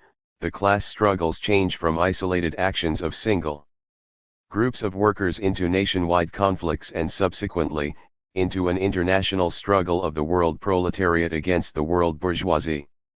Finally, 2 main revolutionary forces are organizing against the organized might of finance capital on the one hand, the workers in the capitalist states, on the other hand, the victims of the oppression of foreign capital, the masses of people in the colonies, marching under the leadership of the International Revolutionary Proletarian Movement 1. The revolutionary process tends to be temporarily slowed down by the ability of the imperialists to corrupt materially and ideologically the upper, skilled strata of the working class. The counter-revolutionary social democracy, which bases itself upon this labor aristocracy, is thus a hindering force. The principal function of social democracy at the present time is to disrupt the fighting unity of the proletariat in its struggle against imperialism. In splitting and disrupting the united front of the proletarian struggle against capital, social democracy serves as the mainstay of imperialism in the working class. International social democracy of all shades, the Second International and its trade union branch, the Amsterdam Federation of Trade Unions, have thus become the last reserve of bourgeois society and its most reliable pillar of support too. Imperialism has greatly developed the productive forces of world capitalism. It has completed the preparation of all the material prerequisites for the socialist organization of society. By its wars it has demonstrated that the productive forces of the world economy, which have outgrown the restrictive boundaries of imperialist states, demand the organization of economy on a world, or international scale. Imperialism tries to remove this contradiction by hacking a road with fire and sword towards a single world state capitalist trust, which is to organize the whole world economy. This sanguinary utopia is being extolled by the social democratic ideologists as a peaceful method of newly organized capitalism. In reality, this utopia encounters insurmountable objective obstacles of such magnitude that capitalism must inevitably fall beneath the weight of its own contradictions. The law of uneven development of capitalism, which becomes intensified in the era of imperialism, renders firm and durable international combinations of imperialist powers impossible. On the other hand, imperialist wars, which are developing into world wars, and by which the law of the centralization of capitalism strives to reach its world limit, a single world trust, are accompanied by so much destruction and place such burdens upon the shoulders of the working class and the millions of colonial proletarians and peasants, that capitalism must inevitably perish beneath the blows of the proletarian revolution long before this goal is reached. 3. The accumulated stresses and struggles add up to a general crisis of the world capitalist system, and this constantly grows in intensity. This general crisis began to mature with World War I and the Russian Revolution. It has since been expressed by a tremendous series of great economic breakdowns, enormous strikes, and revolutionary upheavals all over the capitalist and colonial world. The reactionary bourgeoisie, in an attempt to stem this rising revolutionary tide, makes use of new and desperate weapons, chief among which is fascism. The bourgeoisie resorts either to the method of fascism or to the method of coalition with social democracy according to the changes in the political situation, while social democracy itself often plays a fascist role in periods when the situation is critical for capitalism. For, under the weight of its growing contradictions, capitalism faces inevitable revolution and downfall. The system of world imperialism, and with it the partial stabilization of capitalism, is being corroded from various causes. First, the antagonisms between the imperialist states; second, the rising struggle of vast masses in the colonial countries; third, the action of the revolutionary proletariat in the imperialist home countries; and lastly the hegemony exercised over the whole world revolutionary movement by the proletarian dictatorship in the USSR. The international revolution is developing. Against this revolution, imperialism is gathering its forces. Expeditions against the colonies, a new world war, or a campaign against the USSR, are matters which now figure prominently in the politics of imperialism. This must lead to the release of all the forces of international revolution and to the inevitable doom of capitalism. 5. The ultimate aim of the Communist International is to replace world capitalist economy by a world system of communism. Communist society will abolish the class divisions of society. After abolishing private ownership in the means of production and converting them into social property, the world system of communism will replace the elemental forces of the world market, of competition, and the blind processes of social production, by consciously organized and planned production for the purpose of satisfying rapidly growing social needs. Culture will become the acquirement of all, and the class ideologies of the past will give place to scientific materialist philosophy. 6. The program explains in great detail the forging of the foundations of this new type of social order in the Soviet Union. Between capitalism and communism lies a period of transition. This is the period of the dictatorship of the proletariat, of growing socialism, under which the remnants of the old society are being cleared away and the foundations of communism are being laid. The conquest of political power by the workers can be achieved only by the overthrow of the capitalist state, and by substituting in its place new organs of proletarian power, to serve primarily as instruments for the suppression of the exploiters. The most suitable form of the proletarian state is the Soviet state, a new type of state, which differs in principle from the bourgeois state, not only in its class content, but also in its internal structure. The Soviet state is the dictatorship of the proletariat, the rule of a single class, the proletariat. Unlike bourgeois democracy, proletarian democracy openly admits its class character and aims avowedly at the suppression of the exploiters in the interests of the majority of the population. Bourgeois democracy, with its formal equality of all citizens before the law, is in reality based on a glaring material and economic inequality of classes. The Soviet state, while depriving the exploiters and the enemies of the people of political rights, completely abolishes for the first time all inequality of citizenship, which, under systems of exploitation, is based on distinctions of sex, religion, and nationality. 7. In the class struggle, the program based its strategy and tactics, among other considerations, upon the readiness of the masses. In periods of a rising revolutionary tide, the party puts forward transitional slogans for Soviets: workers' control of industry, disarming of the bourgeoisie, arming of the workers, etc. And when the revolutionary tide is not rising, the communist parties must advance partial slogans and demands that correspond to the everyday needs of the toilers, and combine them with the fundamental tasks of the Communist International. Together with the program, the Congress also adopted the Constitution and rules of the Communist International. The CI acted as the guide and mentor of the world revolutionary movement.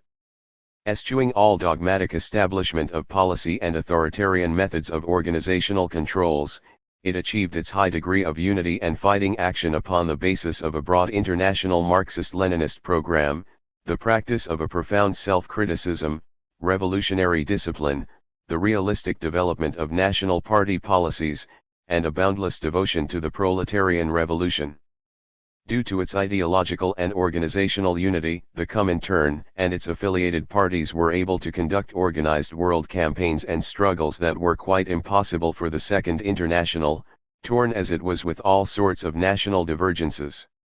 The CI resolutions came to life in broad international struggles against unemployment, for Sacco Vanzetti and Tom Mooney, annual celebrations of Women and Youth International Days, May 1st, against fascism, against war, in support of the USSR, the Chinese Revolution, etc. The Comintern was thus definitely a strong world political force. The Comintern's political perspective. The Sixth Congress, in shaping its immediate perspectives, divided the post-war years into three general periods. The political resolution says, the first period was the period of extremely acute crisis of the capitalist system, and of direct revolutionary action on the part of the proletariat. This period reached its apex of development in 1921 and culminated on the one hand in the victory of the USSR over the forces of foreign intervention and internal counter-revolution and in the consolidation of the Communist International.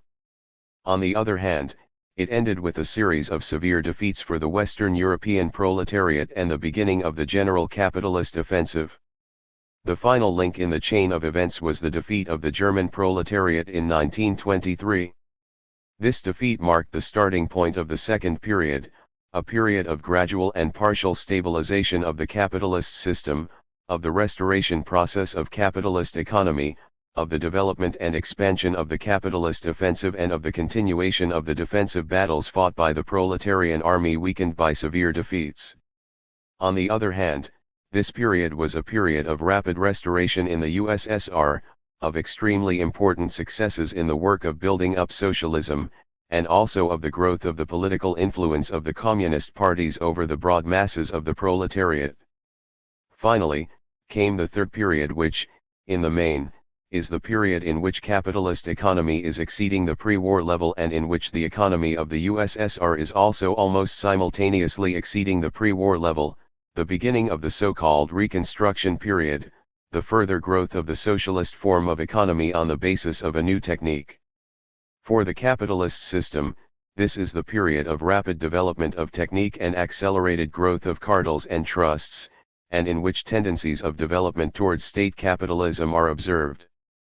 At the same time, it is a period of intense development of the contradictions of world capitalism, operating in forms determined by the whole of the preceding process of the crisis of capitalism, contraction of markets, the USSR, colonial movements, growth of the inherent contradictions of imperialism.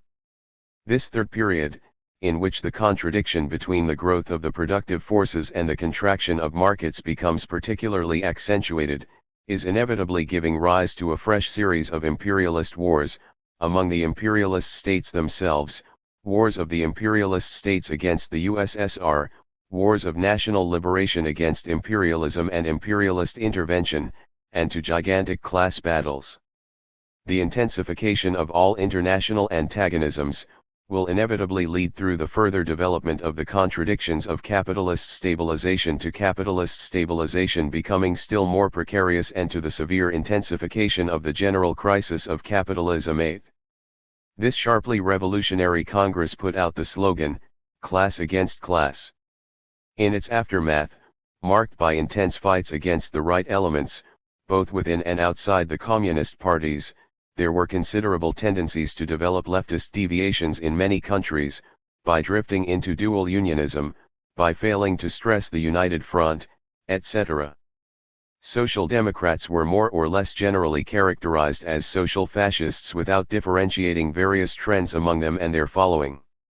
Bukharin made the main report to the Congress, but he was sharply corrected by the Russian delegation on questions of the extent of capitalist stabilization, the fight against social democracy, etc. The brilliant Marxist analysis of the Sixth Congress was basically the work of Stalin. It foresaw a developing perspective of economic crises, great class struggles, revolutions, and imperialist wars, and it evoked loud guffaws from social democrats all over the world. This was a period of so-called capitalist boom, especially in the United States, where the most fantastic prosperity illusions were rampant. Hence the Comintern analysis, particularly its conception of the Third Period, was ridiculed as a glaring example of leftist wishful thinking. But the next few years gave this analysis a devastating confirmation, with the development of the great economic crisis of 1929, the victory of Hitler fascism in 1933, and the outbreak of World War II in 1939. Imperialist War and Colonial Revolution. In line with its program, the Sixth Congress adopted a strong resolution on the danger of the approaching imperialist war. The imperialist powers, only 10 years after they had concluded the monstrous First World War, were obviously preparing for another mass slaughter. They were getting ready for a new violent redistribution of the world. This time their major objective was to destroy the Russian Revolution, and with it the Chinese Revolution, and to dismember these countries. To facilitate war preparations, the imperialists were cultivating fascist reaction in various parts of Europe and were fomenting a rabid anti-Soviet hatred everywhere. Military expenditures were rapidly mounting. The Social Democrats were doing their reactionary bourgeois part by carrying on a ceaseless red-baiting attack against the Soviet Union. The League of Nations, instead of being a peace organization, was only a maneuvering ground for the warlike imperialists.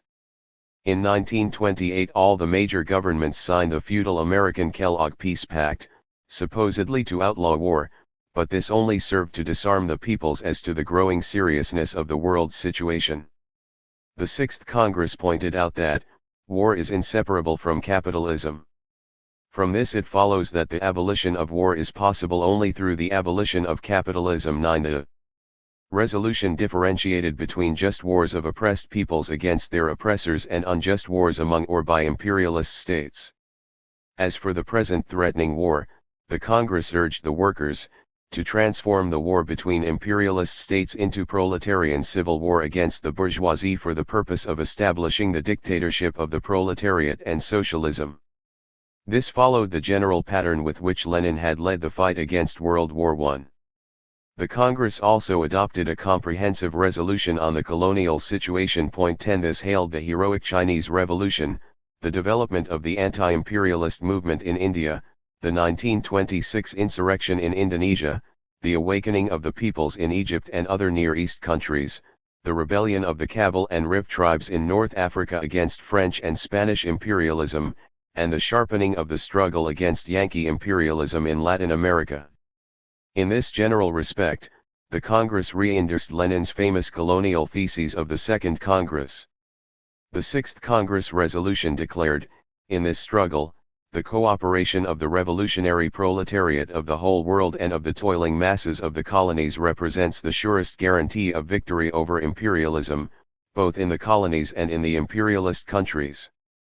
The revolution in the colonies was characterized a bourgeois democratic revolution, of which, along with the national emancipation struggle, the agrarian revolution is the axis. The resolution analyzed in detail the role of all the classes in the colonial liberation struggle. It showed the shifting position of the national bourgeoisie under the contradictory pressures of foreign imperialism and of the revolutionary proletariat and peasantry. Solid organization of the working class and a close alliance with the peasantry were indispensable for the success of the revolution. The key task in the colonial and semi-colonial countries was the building of strong communist parties, capable of understanding the complex struggle and of giving it general political leadership, without the hegemony of the proletariat, an organic part of which is the leading role of the Communist Party. The bourgeois democratic revolution could not be carried through to an end, not to speak of the socialist revolution. In a brilliant report, Ercole, Togliatti, signalized the danger of reformism in the colonial world. At its current Congress in Brussels, the Labour and Socialist International had, at long last, begun to pay some attention to the colonial revolt.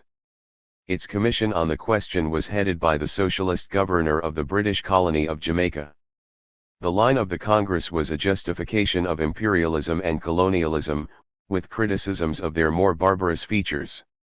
The policy to be pursued was to damp down revolutionary struggles and to divert the attention of the masses to innocuous activities. As to the Labour Party Great Britain, says Ercole, in all the material presented by this party to the Congress of the Second International, it is maintained that the right of self-determination is not applicable to any of the British colonies. And in the same way all the other socialist parties of countries possessing colonies express themselves hopefully, at some vague and distant date, imperialism, like capitalism itself, would be abolished. Some organizational matters. The Sixth Congress was made up of 515 delegates, of whom 143 had advisory votes, as against 475, with 133 advisory delegates at the Fifth Congress. Represented were 66 parties and organizations, embracing 4,024,159 members. Of these 1,798,859 belonged to 52 communist parties, and 2,225,300 to the Young Communist International.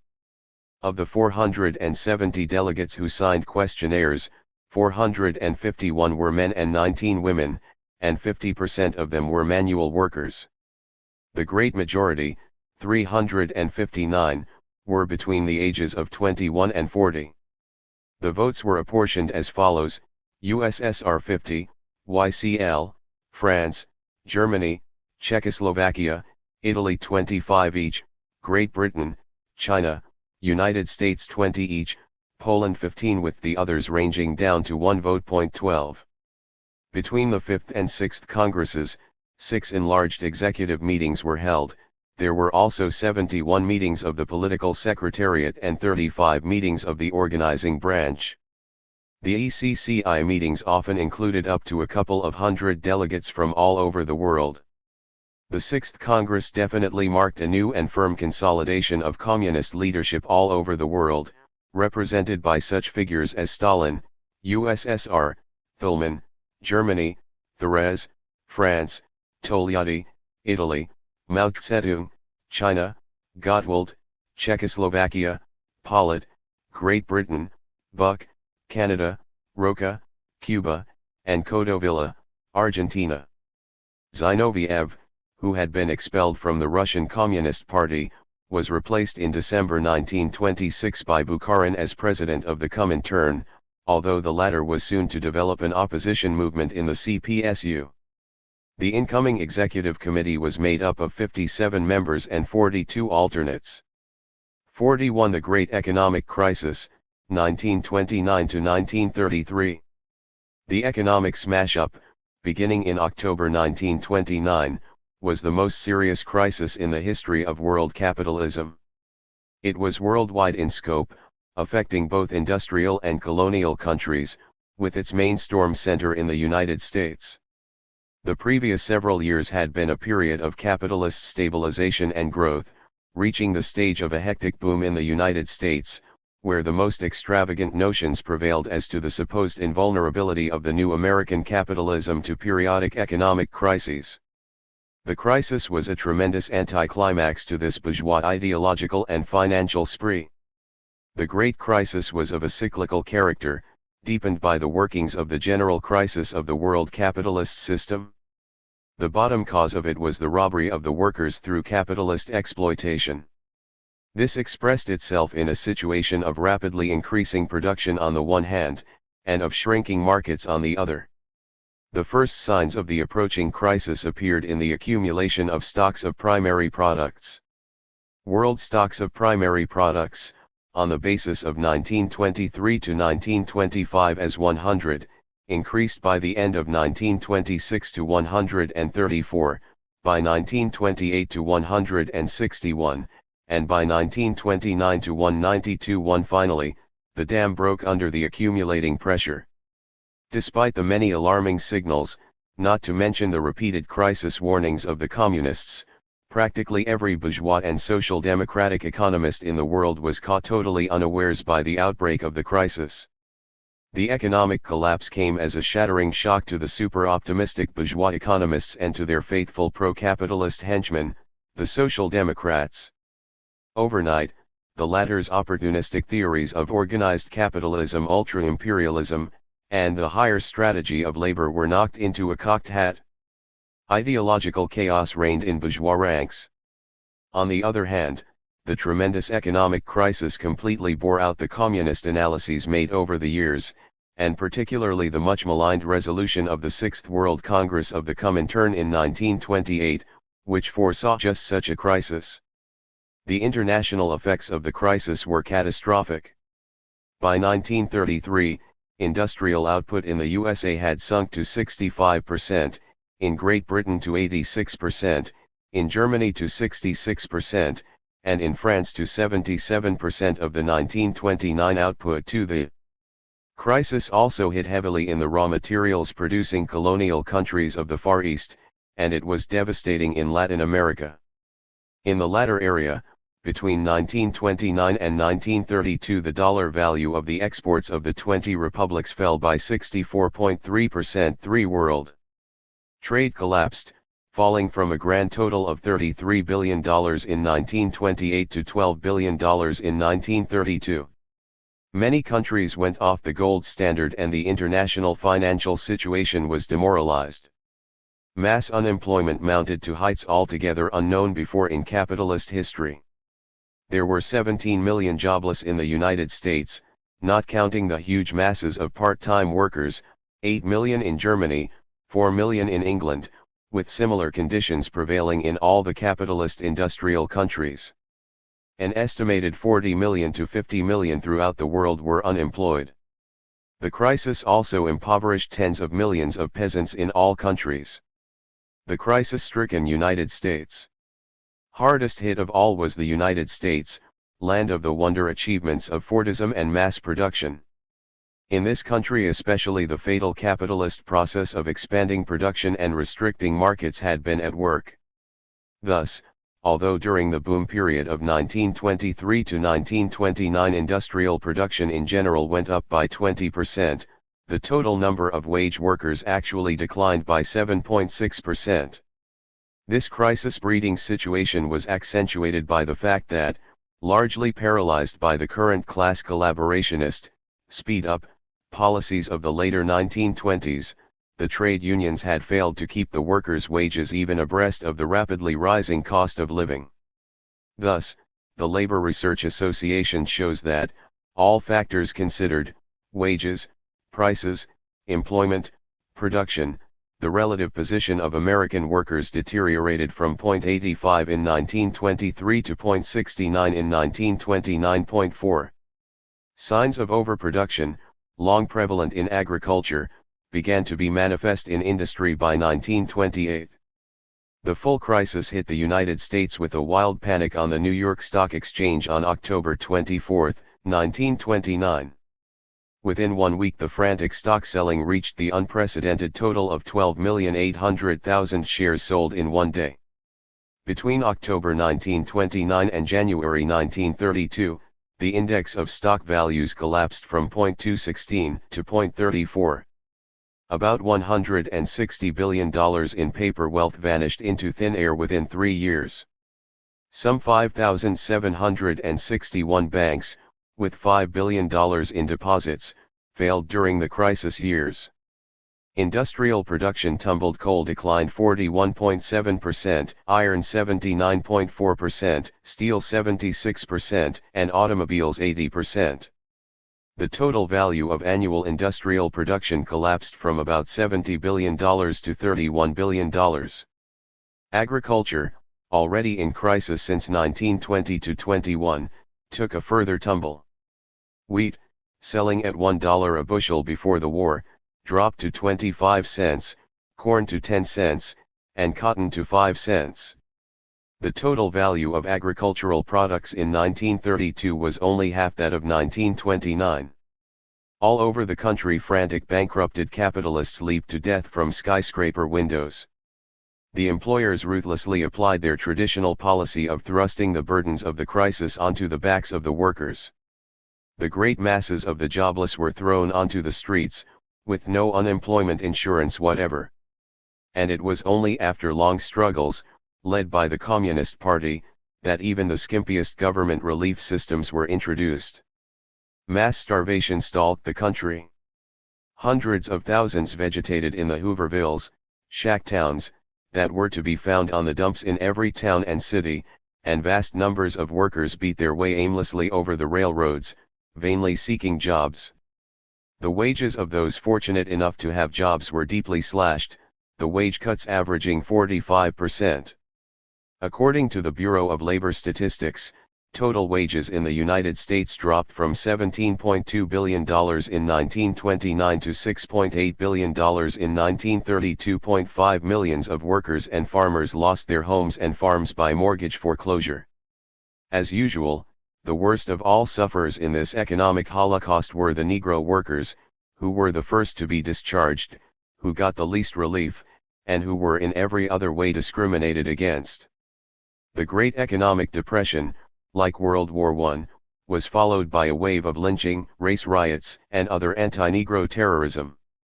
Such was the tragic picture in capitalist America, the boasted utopia of the bourgeois world. This was the country supposedly crisis-proof, whose president, the ill-famed Hoover, had boasted in 1929 that the United States was on the verge of finally abolishing all poverty. Conditions were no better in Germany, England, Japan, France, and the other capitalist industrial and colonial countries of the world. The international capitalist system was giving still another terrible demonstration of the historic fact that it was unable to employ, feed, and clothe the great masses of the peoples of the world. The terrific economic breakdown was one more basic manifestation of the deepening of the general crisis of the world capitalist system as a whole. The first Soviet five-year plan. While world capitalism was thus helplessly wallowing and floundering about, bringing misery and pauperization to countless millions, the new socialist system in the Soviet Union went roaring ahead, building its industry and agriculture at an unprecedented rate. During 1929–33, the USSR realized its first five-year plan. When this comprehensive plan was announced, the bourgeois and social democratic economists everywhere roared with laughter. They said the Bolsheviks were entertaining the world with another gigantic propaganda stunt. But the Russian workers responded to these insults by finishing their great plan in 4 years. The first five-year plan called for a new capital investment of 64.6 billion rubles, of which 19.5 billion were for industry, 10 billion for transport, and 23.2 billion for agriculture. The consequent drive for industrialization and the improvement of agriculture amazed the incredulous capitalist world, the USSR far outstripping all records of progress ever made anywhere under capitalism. This achievement was all the more dramatic inasmuch as while it was being made every capitalist country in the world was economically prostrate. It was all an historic lesson to the world that the new socialist system was crisis-proof and that it had permanently abolished mass unemployment. Great plants sprang up all over the Soviet Union. Varga says, in the years 1930 to 1932, when the industrial production of the capitalist world went back 38%, that of the Soviet Union rose by not less than 81%. 6 in a vast surge, too. The bulk of the farms were fused into collectives. In 1934, there were already 281,000 tractors and 32,000 harvester combines at work in the Soviet countryside. 7. In this tremendous expansion of industry, the Soviet youth, the Komsomols, played a very great part. They were pioneers and shock workers in the building of great plants all over the country. Their tireless exploits at the time are still hailed in the Soviet Union. Stalin thus summed up the results of the historic first five-year plan. A. The USSR had been converted from an agrarian country into an industrial country, for the proportion of industrial output to the total production of the country had risen to 70%. B. The socialist economic system had eliminated the capitalist elements in the sphere of industry and had become the sole economic system in industry. c. The socialist economic system had eliminated the kulaks as a class in the sphere of agriculture, and had become the predominant force in agriculture. d.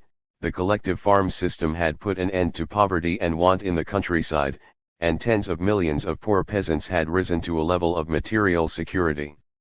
e. The socialist system in industry had abolished unemployment, and while retaining the 8-hour day in a number of branches, had introduced the 7-hour day in the vast majority of enterprises and the 6-hour day in unhealthy occupations. f. The victory of socialism in all branches of the national economy had abolished the exploitation of man by man. These great achievements, carried out in the midst of the profound economic crisis of capitalism, constituted a tremendous demonstration of the inherent superiority of socialism over capitalism. Varga, who analyzes in detail the specific superiorities of the socialist economy, thus sums them up: socialist planned economy dispenses with the huge unnecessary costs of anarchistic capitalism, leads to all the able-bodied being brought into the process of production, and makes possible a rapid planned accumulation together with a simultaneous extension of consumption. Socialist planned economy thus leads to a rapid improvement of the material and cultural situation of the working people in the Soviet Union, while capitalist anarchy leads to the growing material, cultural and moral decline of the masses of working people. 9. During the great economic crisis of 1929–33, the contrast was so glaring between broken-down capitalism and flourishing socialism, that in the ensuing years there were a whole number of capitalist attempts to copy the Soviet Union, especially with regard to planned economy. Consequently, capitalist 5-year, 3-year, and other term plans sprang up in many countries. Carr says, it would be tedious to record the numerous imitations all over the world, some substantial, some superficial, of the Soviet 5-year plans. In the same respect, he says, the impact of the Soviet Union on the Western world has been a decisive historical event. 10. But such bourgeois plans were hollow and ineffectual, the indispensable necessity for planned economy being the abolition of the capitalist system. The greatest handicap that socialism in the Soviet Union has had to face, from its inception down to the present day, is the fact that world capitalism, with its inherent tendency towards war, has compelled the USSR, in self-defense, to squander the energies of its people in building up a strong military organization, which is foreign to the nature of socialism. This trend operated also to burden the fulfillment of the first 5-year plan. But a hardly less harmful obstacle came from the representatives of the remnants of the former ruling classes, landlords and capitalists. The political expression of these elements, as well as of world capitalism, was the Trotsky-Zinoviev-Bukharin opposition. Proof of this was to be found in the fact that these oppositional figures were the darlings and heroes of every Soviet hater, both within and outside Russia. As we have seen in Chapter 39, the Bukharin-Rykov-Tomsky group, just as the party was fighting against the Trotsky-Zinoviev opposition, came forward with its right opportunist program of slowing down the tempo of industrialization and collectivization. In view of the imperative need for the USSR to industrialize itself with all possible speed, a need which was made clear in World War II, the program of the rights would have been no less fatal than that of the lefts. Under Stalin's brilliant leadership, the party realized this basic fact, and in November 1929 the Central Committee ruled that the propagation of the views of the right opportunists was incompatible with membership in the party. 11 This brought forth tongue-in-cheek pledges of loyalty from the opposition leaders. As we shall see, this meant only a temporary lull in the activities of the rights, who surreptitiously were maintaining a block with the remnants of the Trotsky-Zinoviev opposition. Class struggle, fascism, war preparations. The economic crisis years 1929–33 were a time of acute class struggle, growing fascism, and threatening war preparations. Underlying all this sharpening up of social tensions and capitalist contradictions was the deepening general crisis of the world capitalist system, but they were all intensified as a result of the tremendous cyclical economic crisis which was then crippling the capitalist system everywhere. The Second International and the IFTU, however, made little response to the great crisis. Lorwin remarks that the leaders of the IFTU were slow in grasping the gravity of the economic depression which followed the financial panic of October 1929. This was because the crisis came as such a shock to their whole complacent bourgeois ideology. And when they did wake up and bestir themselves, they did little for the unemployed, rejecting the Communists' United Front proposals and striving to keep the workers from communist leadership. In the United States, for example, as late as November 1931, the AFL leaders, striving to disrupt the big communist-led unemployment movement, declared that the establishment of government unemployment insurance was against the American way of life and would destroy the trade union movement. The Comintern responded quickly to the new situation created by the economic crisis, and it intensified its work everywhere. The 12th meeting of the Executive Committee of the Comintern in September 1932, declared that because of the increased strength of the USSR, the sharpening of the economic crisis, the growing revolutionary upsurge, the further deepening of the antagonisms between the imperialists, and the intensified preparations for a counter-revolutionary war against the USSR, the end of relative capitalist stabilization has come. 13. It had lasted only a few years. The meeting also declared that revolutionary crises were developing in Germany and Poland. The first task of the Comintern and the Communist parties, and the RILU and left unions in all countries, was the protection of the living conditions of the working class everywhere under heavy attack from mass unemployment and wage cuts, whereas the Second International and the IFTU were interested primarily in saving capitalism. The RILU, which in 1929 numbered some 17 million members in 50 countries, 14 gave special attention to the mobilization of the unemployed for struggle. As early as January 1930, the RILU issued a call for a day of international protest and struggle against unemployment. This took place on March 6, 1930, and was a huge success in many countries. The communist parties and left trade unions in Great Britain, the United States, Poland, Austria, Czechoslovakia, and various other countries led important struggles of the unemployed. In the United States, the March 6 demonstration turned out no less than 1,250,000 unemployed. In many countries, unemployed councils were established and innumerable hunger marches and other unemployed struggles were carried through. The American Veterans Bonus March of the period attracted world attention. Throughout the crisis years there were many strikes in various countries: Germany, Poland, Great Britain, the United States, and if there were not more, the major reason was that the Social Democrats, who controlled by far the larger part of the labor movement in the capitalist countries, had a rigid anti-strike policy. Their general line, like that of the employers, was that the workers should accept the wage cuts necessary to put the capitalist system on its feet again. Thus, in the United States, when the over 1 million railroad workers voluntarily accepted a wage cut, Matthew Wall, vice president of the AFL, hailed it as a major act of labor statesmanship. Had the reformists been able to control the unemployed, they, too, would not have struggled. A lesser reason for the relatively few strikes during this period was the fact that, following the 6th Congress of the Comintern, there were strong leftist tendencies in the parties in many countries to overstress independent unionism and to understress the United Front, thereby weakening their mass contacts. The struggles of the period of the economic crisis also involved the armed forces of various capitalist countries.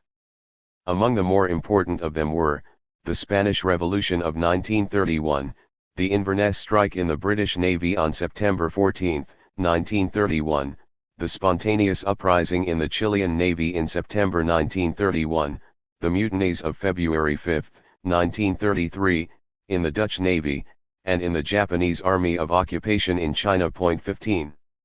During the general period of the Great Economic Crisis, the Comintern and its affiliated movements devoted major attention to combating the threatening dangers of fascism and war. The parties, trade unions, women, and youth movements were all very active in this struggle. In July 1929 in Frankfurt, the YCI held its first anti-imperialist World Conference 16, and in Berlin, in March of the same year, a general World Anti-Fascist Congress was held. Strong anti-fascist, Anti-war drives were also made in Latin America. The fascist danger was constantly on the increase, and the multiplying war preparations finally climaxed in the invasion of North China by Japanese forces. On September 18, 1931, they occupied Mukden, and within a few months they had taken possession of most of Manchuria. The League of Nations never stirred a finger to stop them. This was the actual beginning of World War II. 42 Hitler's fascism and Roosevelt's New Deal. The bourgeoisie, as Lenin pointed out in 1907, uses two general methods of rulership: terrorism and minor concessions to the workers. It is the time-honored alternative of the club or the carrot, with often both combined. Germany and the United States provided striking examples, in Hitler's fascism and Roosevelt's New Deal, of the use of these two varying systems. Were different attempts of the bourgeoisie of the respective countries to cut their way out of the terrific economic and political problems developed by the great economic crisis of 1929–33, on the background of the deepening general crisis of the world capitalist system? Two elementary factors determined these different lines of capitalist policy in Germany and the United States. The first was the degree of capital resources at the disposal of the respective capitalist classes. In the United States, the capitalists still possessed the means to make certain material concessions to the workers, which they did, whereas, relatively lacking such resources, the German capitalists had recourse to fascist violence. The second determining factor in capitalist policy had to do with the degree of revolutionary spirit shown by the workers. In Germany, the capitalists faced an increasingly revolutionary working class, millions of whom were looking more and more to the Communist Party for leadership, hence the capitalist resort to ultraviolence in order to try to smash the growing revolutionary movement. Whereas, on the other hand, in the United States, although the workers were militant, in a fighting mood and responsive to Communist Party slogans on unemployment, there was no such urgent revolutionary threat as in Germany. In the United States, nevertheless, there was also a broad streak of fascist sentiment among the big capitalists. Events showed that considerable numbers of them nourished the illusion, then common among capitalists all over the world, that the historical moment had arrived when by fascist violence the trade unions could be finally smashed, parliamentary democracy obliterated, and the menace of socialism, particularly the USSR, wiped forever from the face of the earth. These ultra-reactionary elements believed that a capitalist utopia was at hand. Despite the New Deal reforms, therefore, there was also a fascist menace in the United States. The advance of German fascism won. The victory of Hitler fascism in 1933 can be understood only in the sense of the reformist social democracy clearing the way for it by breaking up the working class opposition. The Social Democrats' slogans were that the main enemy was on the left and that at all costs Germany was to be saved from Bolshevism. As the most faithful guardians of the capitalist system, they followed a course of close collaboration with the bourgeoisie which, as the latter turned more and more to the right, led them and with them Germany, to the catastrophe of fascism. The seeds of Nazism were sown in the Social Democratic betrayal in the war and the German Revolution in 1918. These events made it clear that, cost what it might, the Social Democrats would fight to the end against the overthrow of capitalism by the workers. The reactionaries tried a big counter-revolutionary stroke with the Kapp Putsch of 1920, but this was premature. Their road to victory was to be far tougher and more complicated. After the revolution it took them a full 15 years, even with the indispensable help of social democracy, to arrive at fascism. Adolf Hitler, 1889–1945, joined the Nazi Party in 1919, but by 1928, despite much heavy financial backing from the capitalists, all the votes his party could muster in the election of that year were 800,000, as against 9,100,000 for the Social Democrats and 3,200,000 for the Communists. But the ravages of the great economic crisis quickly changed this picture. With 8 million workers unemployed, with wages being slashed on all sides, with the Weimar government, in which the Social Democrats were a powerful factor, doing nothing to remedy the situation, and with the extravagant demagoguery of Hitler and his group, by April 1932, the Nazi vote had increased to 13,418,547, against a combined socialist-communist vote of some 13 million. Almost up to the end, the socialists and communists had had a large potential majority over the forces of Hitler, and in view of the rising spirit of the working class, a united front between the two parties could have rallied the great bulk of the working class in a victorious fighting force.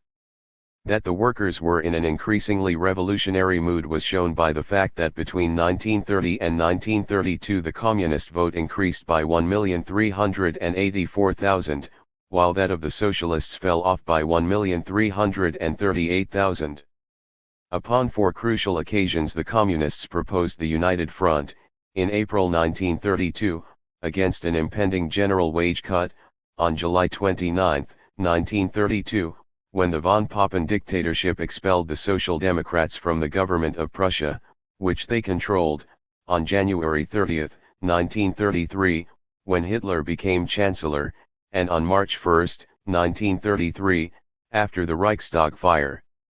These were key moments in the advance of Hitler, and a united blow from the working class at any of these times would have been disastrous to the Nazi cause.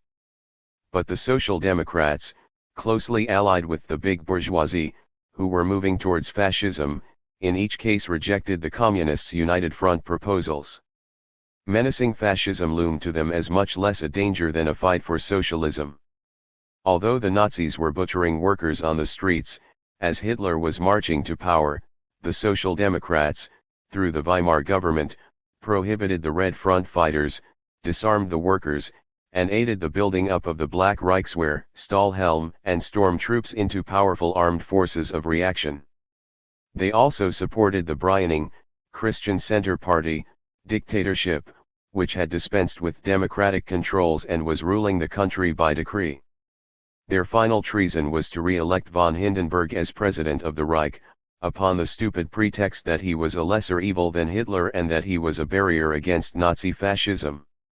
The decisive election in April 1932, resulted in Hindenburg being elected over Hitler by a vote of 18,657,497 to 11,339,446, with the communist candidate Thälmann polling 4,983,341 votes. 2. Hitler seizes power. Hindenburg, of course, was no lesser evil than Hitler, but just a convenient means of getting Hitler into power. The communists explained this fully and warned the workers that, a vote for Hindenburg is a vote for Hitler, that a choice between Hindenburg and Hitler was merely a choice between two roads to fascism. But the Social Democrats nevertheless went through to the end with their tragic alliance with the bourgeoisie. On this question Manuelski remarked, the Social Democrats say, since the communists prefer bourgeois democracy to fascism, they, too, are becoming adherents of the lesser evil policy.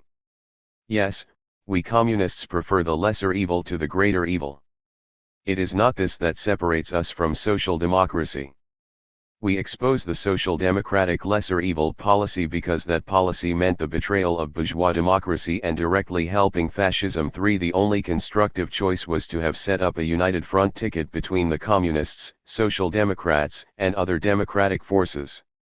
On January 30, 1933, Hindenburg yielded to the Nazis completely, and made Hitler chancellor. The Nazis at once redoubled their terror campaign. The Communist Party was completely outlawed, and hundreds of communists killed or arrested. The most prominent prisoner was Ernst Thälmann, General Secretary of the Communist Party. Thälmann was born in Hamburg in 1886 and worked as a docker.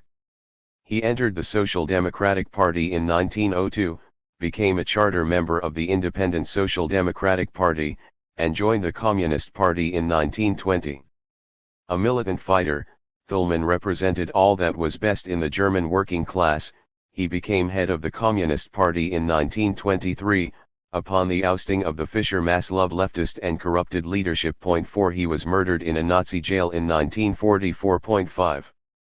After Hitler came to power, the Social Democrats fully expected to be accepted by him as partners, as had been the case in all other German capitalist governments since 1918.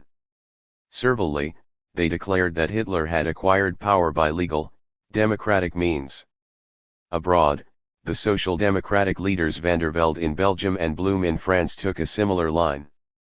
The Berlin Vorwärts, official party organ, on February 2, even boasted that, except for the Social Democrats, a man from the people such as Hitler never could have become Chancellor. 6 Wells, the leader of the party, resigned from the executive of the Second International in protest against foreign condemnation of Nazi brutalities. The Social Democratic Party agreed to work with Hitler, and the Lippert-Grossman trade union leadership, hailing the Hitler victory as a triumphant continuation of the 1918 revolution, called upon the workers to participate in Hitler's May Day celebration. 7. But this social democratic bootlicking was all in vain. The days of bourgeois reformism were over in Germany. The arrogant capitalists were now embarked upon a path of terrorism towards the workers, and they needed a new crew of politicians and labor leaders to carry out their policies. On May 2, therefore, Hitler violently seized control of the trade unions, and later merged them into the Boss-dominated Labor Front. On June 22 the Social Democratic Party was declared dissolved, and the big cooperative movement soon followed suit. Many Social Democrats were arrested, others fled the country, while numbers of socialist bureaucrats made personal peace with Hitler and became cogs in his repressive machine. Hitler acted with far greater swiftness than Mussolini had been able to do.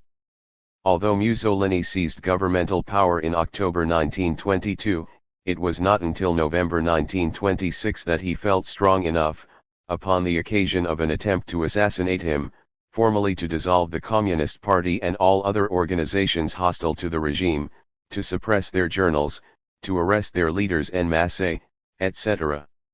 Hitler was able to move faster because of the utter political cowardice and surrender of the German right Social Democrats. The Italian working class, not completely dominated by reformists, was able, under Communist Party stimulus, to make a much better fight. The great German social democracy, which the workers had been building for 70 years, gave up without a struggle. It had followed its alliance with the bourgeoisie and its policy of the lesser evil to their inevitable goal, fascism. Trotsky later contended that the Communist Party should have made an attempt alone at revolution, but this could have led only to a futile putsch and a useless butchery of the unarmed workers at the hands of the heavily armed state forces, then supported by the socialists. Moreover, at the time of the advent of Hitler, the Social Democrats controlled a big majority of the working class. Workers' councils elections in the industries clearly showed that the bulk of the workers were still following right-wing leadership. In 1930, says Dude, at enterprises employing 5,900,000 workers, the reformist trade unions had 135,689 factory committee members, or 89.9% of all factory committee members ate the tragic fact was that the communist call for a general strike against Hitler when he came to power got an ineffective response from the workers. Heckert points out that when the Bolsheviks gained power in October 1917 they had on their side an overwhelming majority of the workers and peasants, whereas, in Germany, the Communist Party did not have even a majority of the proletariat supporting it. The Comintern, basing itself upon Lenin's dictum that, it is impossible to win with the vanguard alone, declared that in Germany conditions for a victorious rising had not yet managed to mature at that moment. Its resolution said, having heard the report of Comrade Heckert on the situation in Germany, the Presidium of the ECCJ declares that the political line and the organizational policy pursued by the CC of the Communist Party, led by Comrade Thälmann, before and at the time of the Hitler coup, was quite correct. 9. German fascism. Bourgeois and social democratic theoreticians asserted at the time that the Nazi movement was basically anti-capitalist, a revolt of the middle classes. The communists, from the outset, challenged this nonsense, pointing out that while Nazism attracted to itself masses of déclassed middle-class elements and backward workers, The real force behind it was monopoly capital, the Krupps, Thyssens, von Siemens, Bosches, Voglers, and other great industrial leaders and bankers. The 12th meeting of the ECCI, held in December 1933, thus stated the Comintern analysis of Nazism: fascism is the open, terrorist dictatorship of the most reactionary, most chauvinist, most imperialist elements of finance capital. 10. This definition has since come to be pretty generally accepted, in substance at least. The German fascist imperialist bourgeoisie, in their proposed new order, planned definitely to put world capitalism upon a more stable basis, with themselves in full command. To this end, they worked out their super-aggressive domestic and foreign policies, with all necessary demagogic and ideological justification. German fascism learned much from its predecessor, Italian fascism, but it was no mere continuation of that movement. It was, instead, the major representative of the widely prevalent attempt of big capital generally at that time to cut its way out of the worldwide crisis of capitalism on the basis of ruthless terrorism at home and no less ruthless imperialism abroad. In their domestic policies, the Nazi capitalists had one all-decisive objective: to secure unchallenged economic and political supremacy for monopoly finance capital. To this end, by demagogy and terrorism, they systematically wiped out competing lesser capitalist elements, and they drove to demobilize their most feared enemy, the working class. They broke up every working class organization, deprived the workers of all liberties, slashed their wages, and speeded them up in the industries. They tried to stamp out their conceptions of the class struggle and of class organization. In view of the Marxist traditions of the German working class, the Nazis cunningly undertook to give their movement a pseudo-revolutionary coloration. They spouted much anti-capitalist demagogy, named their organization the National Socialist German Workers' Party, carried the red flag, Nazi brand, and celebrated May Day. They also gave the workers' trade unions made up, however, of capitalists, peasants, and tradesmen, as well as of workers. As never before, the monopolists were in complete control of the domestic economic and political regime in Germany, with corresponding beneficial results to their profits. In their foreign policies, the German fascist capitalists were no less aggressive. They gave maximum interpretation to the traditional German imperialist slogans of Drang nach Außen and Lebensraum, and their anti-Versailles attacks served as a cover for the most ruthless aggression against neighboring peoples. They would spread their new order throughout the world.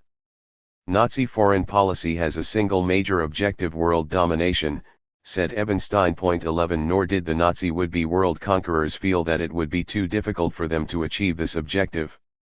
They had nothing but contempt for the Western capitalist powers as obsolete, and to overthrow the Soviet Union, they were sure, would be the job of but a few weeks' armed assault. To facilitate this program of trickery and violence in building their fascist new order, the Nazi ideologists worked out a whole system of demagoguery. Their theory of the Germans as the master Aryan race was a screen for aggressive imperialist expansion. According to them, biologically the Germans were predestined to stand at the head of all humanity. Their leader and elite principles facilitated the forced acceptance of the capitalists and the Nazi politicians as the natural leaders, also on biological grounds, of the German people. Their murderous anti-Semitism, anti-Marxism, and anti-liberalism provided convenient scapegoats upon which to blame all the evils that the German people were suffering because of the capitalist system. Their Keynesian economics and glorification of militarism served to justify munitions production, thug controls, and the building of a vast war machine, and their contempt for science and reason helped to clear the intellectual field for the predominance of the barbarous Goebbels propaganda and agitation. The Roosevelt New Deal. While the imperialist bourgeoisie were attacking the working class in Germany with fire and sword, the bourgeoisie in the United States, although very reluctantly, were following a policy of making concessions. This they did, however, under the surging mass pressure of a working class impoverished, aroused, and enraged over the savage way it had been mistreated by the Hoover government during the great economic crisis. In the sweeping election of the Democrat Franklin D. Roosevelt, 1882 to 1945, As president in November 1932, the masses expressed their resentment against the Republican reactionaries. And in the ensuing years they followed this up with many other powerful mass actions. They extended the big strike movement beginning in the early 30s, of which the 1934 general strike in San Francisco was a dramatic feature. They rapidly built the trade unions, which eventually resulted in the organization of the workers in the great open shop industries. They pushed through the ensuing development of powerful mass movements among the unemployed, Negroes, farmers, veterans, the youth, and the aged, and, finally, they caused the unprecedented election of Roosevelt 4 times to the presidency. The capitalists tried to stifle this developing movement of the toiling masses, but they could not do so. For this purpose they lacked a powerful social democracy, able to dominate and repress the working class, such as the bourgeoisie had in England, Germany, Austria, and elsewhere. The AFL bureaucrats, who despite their anti-Marxist slogans, which are simply an adaptation to American working class political backwardness, are a variety of social democrats, tried hard to check the movement, but they were too weak, and they failed. Indeed, the mass movement split their own ranks in 1935, birth of the CIO, and rolled on past them. Roosevelt first took office on March 4, 1933, just 35 days after Hitler became Chancellor of Germany. Facing a disrupted economic system, a confused and frightened capitalist class, and a rebellious working class, Roosevelt launched at once into a vigorous campaign of reform. His many bills, constituting the New Deal, were rushed through Congress so fast that, as was truly said, the legislators did not have time to read them. During the first 100 days of his administration more reform measures were passed than during the previous 70 years since the Civil War. The New Deal program, as finally formulated, aimed, a. to reconstruct the shattered financial banking system, b. to rescue tottering business with big loans and subsidies, c. to stimulate private capital investment, d. to raise depressed prices by setting inflationary tendencies into operation, e. to overcome the agricultural overproduction through acreage reduction and crop destruction, f. to protect farm and homeowners against mortgage foreclosure, g. to create employment and stimulate mass buying power through establishing public works, h. to provide a minimum of relief for the starving unemployed. 12. The working class and other exploited elements profited considerably from this reform legislation, such as the eventual unemployment and old age insurance, protection against farm and home mortgage foreclosures, guarantee of bank deposits, etc., but mostly they gained from the recognition of the right to organize, first expressed in Section 7(a) of the National Industrial Recovery Act and later in the Wagner Act. Roosevelt did little specifically for the doubly oppressed and persecuted Negro people, save to establish in 1941, as a war measure, the Fair Employment Practices Committee. Lynching and the Jim Crow system raged virtually unchecked throughout his entire regime, with his Democratic Party mainly responsible. In his economics, Roosevelt followed the general Keynesian principles then taking hold. It was in this period that John Maynard Keynes, noted British economist, with whom Roosevelt was in direct touch, came forward with his writings to the effect that mass unemployment under capitalism could be averted or even cured by stimulated government investment in industry, pump priming.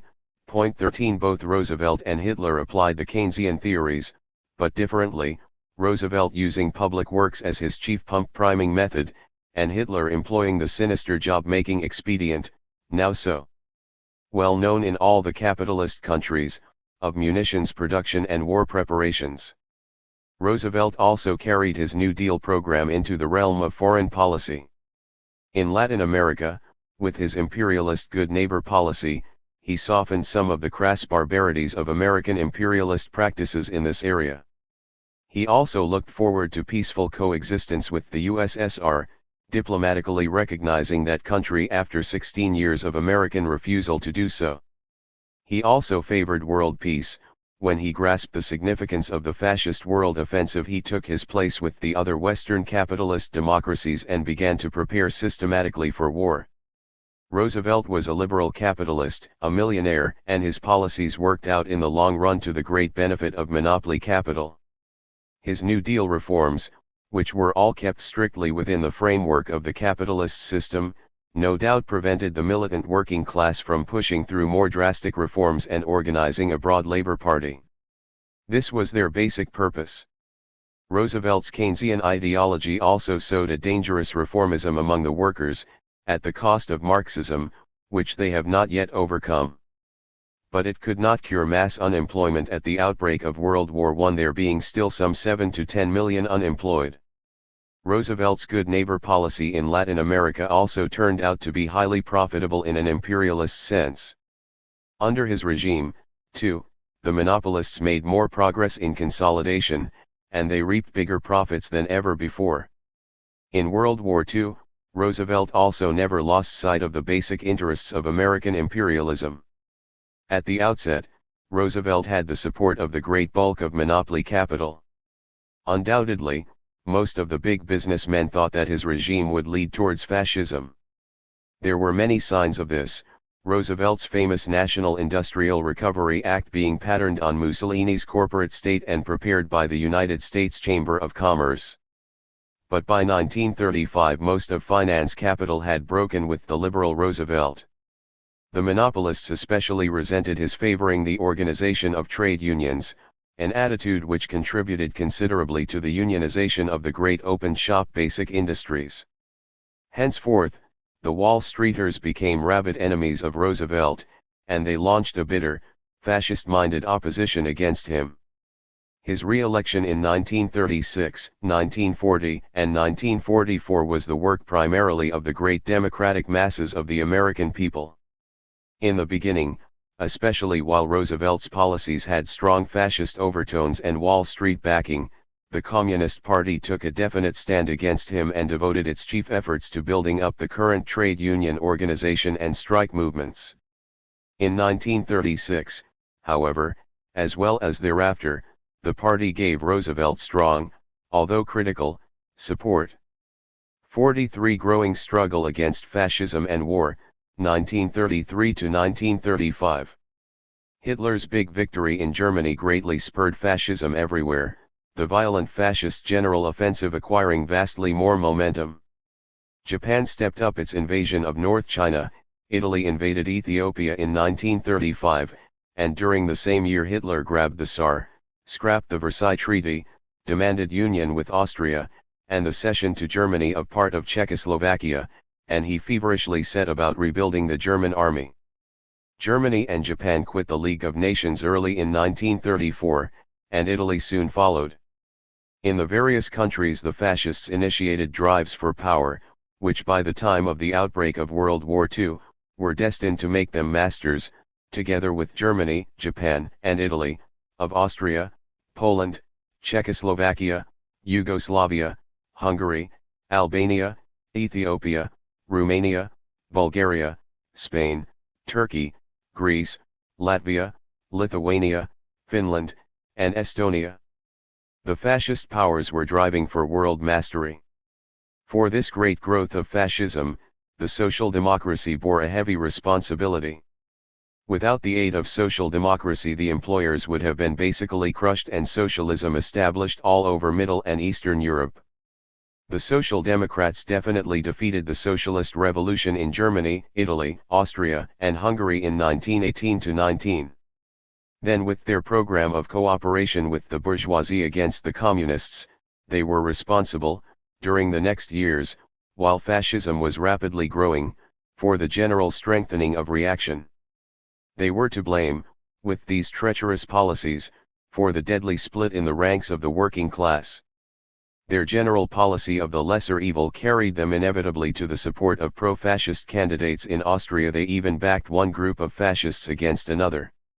All over Middle and Eastern Europe the Social Democrats openly collaborated with fascist parties and governments, notably in Germany, Italy, and Austria, when they freely accepted the terrorist fascist governments as legal and legitimate and proposed to work with them.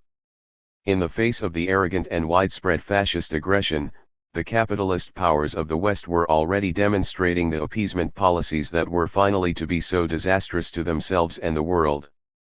This was because these democratic governments, being themselves permeated with a fascist spirit, hoped to direct against the Soviet Union the military storm which Hitler and his allies were so obviously preparing.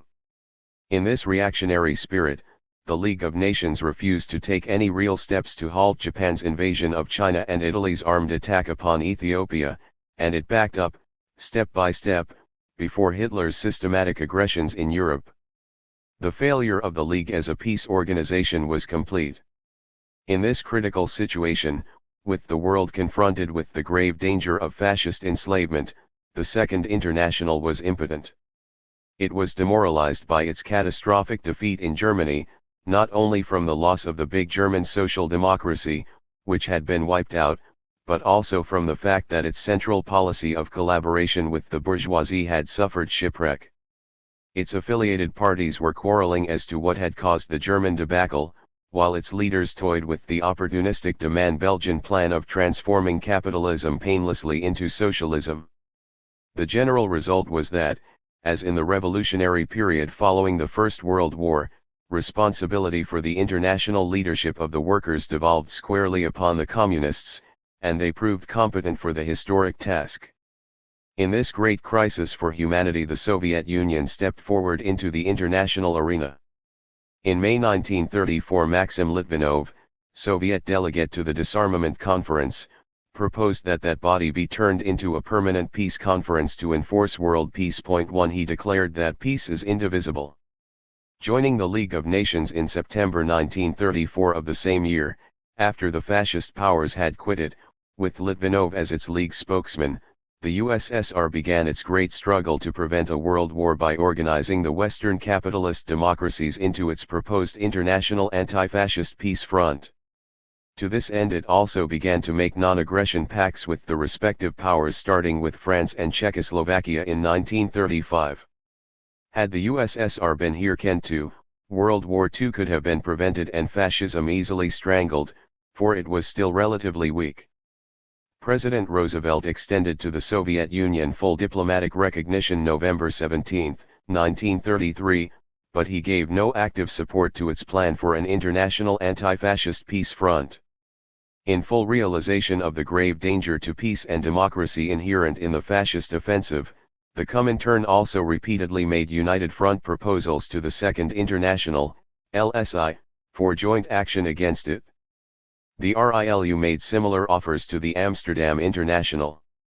Thus, in October 1934 the CI proposed to the LSI a general united front in defense of the embattled workers in Spain too, and in September 1935 it called for a united front to fight against Mussolini's invasion of Ethiopia. 3 The YCI followed a similar united front policy.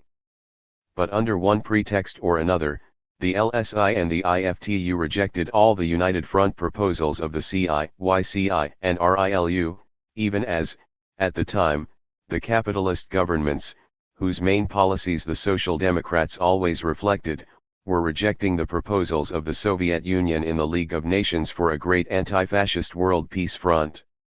Meanwhile, in many countries, the workers, in the spirit of the communist fighting policies, were developing resolute struggles against the aggressive fascists, who were seeking to conquer their countries and to wipe out the labor movement. The revolutionary Chinese struggle. Simultaneously with the Hitler success in Germany, the Japanese militarists sped up their intervention in China. In March 1933 they captured Jahal in North China, and in March 1934 they set up their puppet Emperor Henry Puyi in Manchuria. They then claimed hegemony over all of China, and they repudiated the Washington Naval Treaty of 1922. In June 1935 China surrendered Peking and Tientsin to Japan. Characteristically, the Japanese Socialist Party had long since given its blessing to this brazen imperialist raid upon China. In 1931 Akamatsu, its renegade secretary, said, "Intervention in Manchuria is not imperialist, because even in a socialist Japan it would be necessary to wage war for raw materials required by our industry." For in November 1938, a Socialist Party manifesto, celebrating the success of the Japanese imperialist invaders in China, declared, "We humbly offer 3 bonsai for the emperor and thank our officers and men for their hardship and toil." 5 On the other hand, the Japanese communists, although facing an iron repression, heroically fought against the war.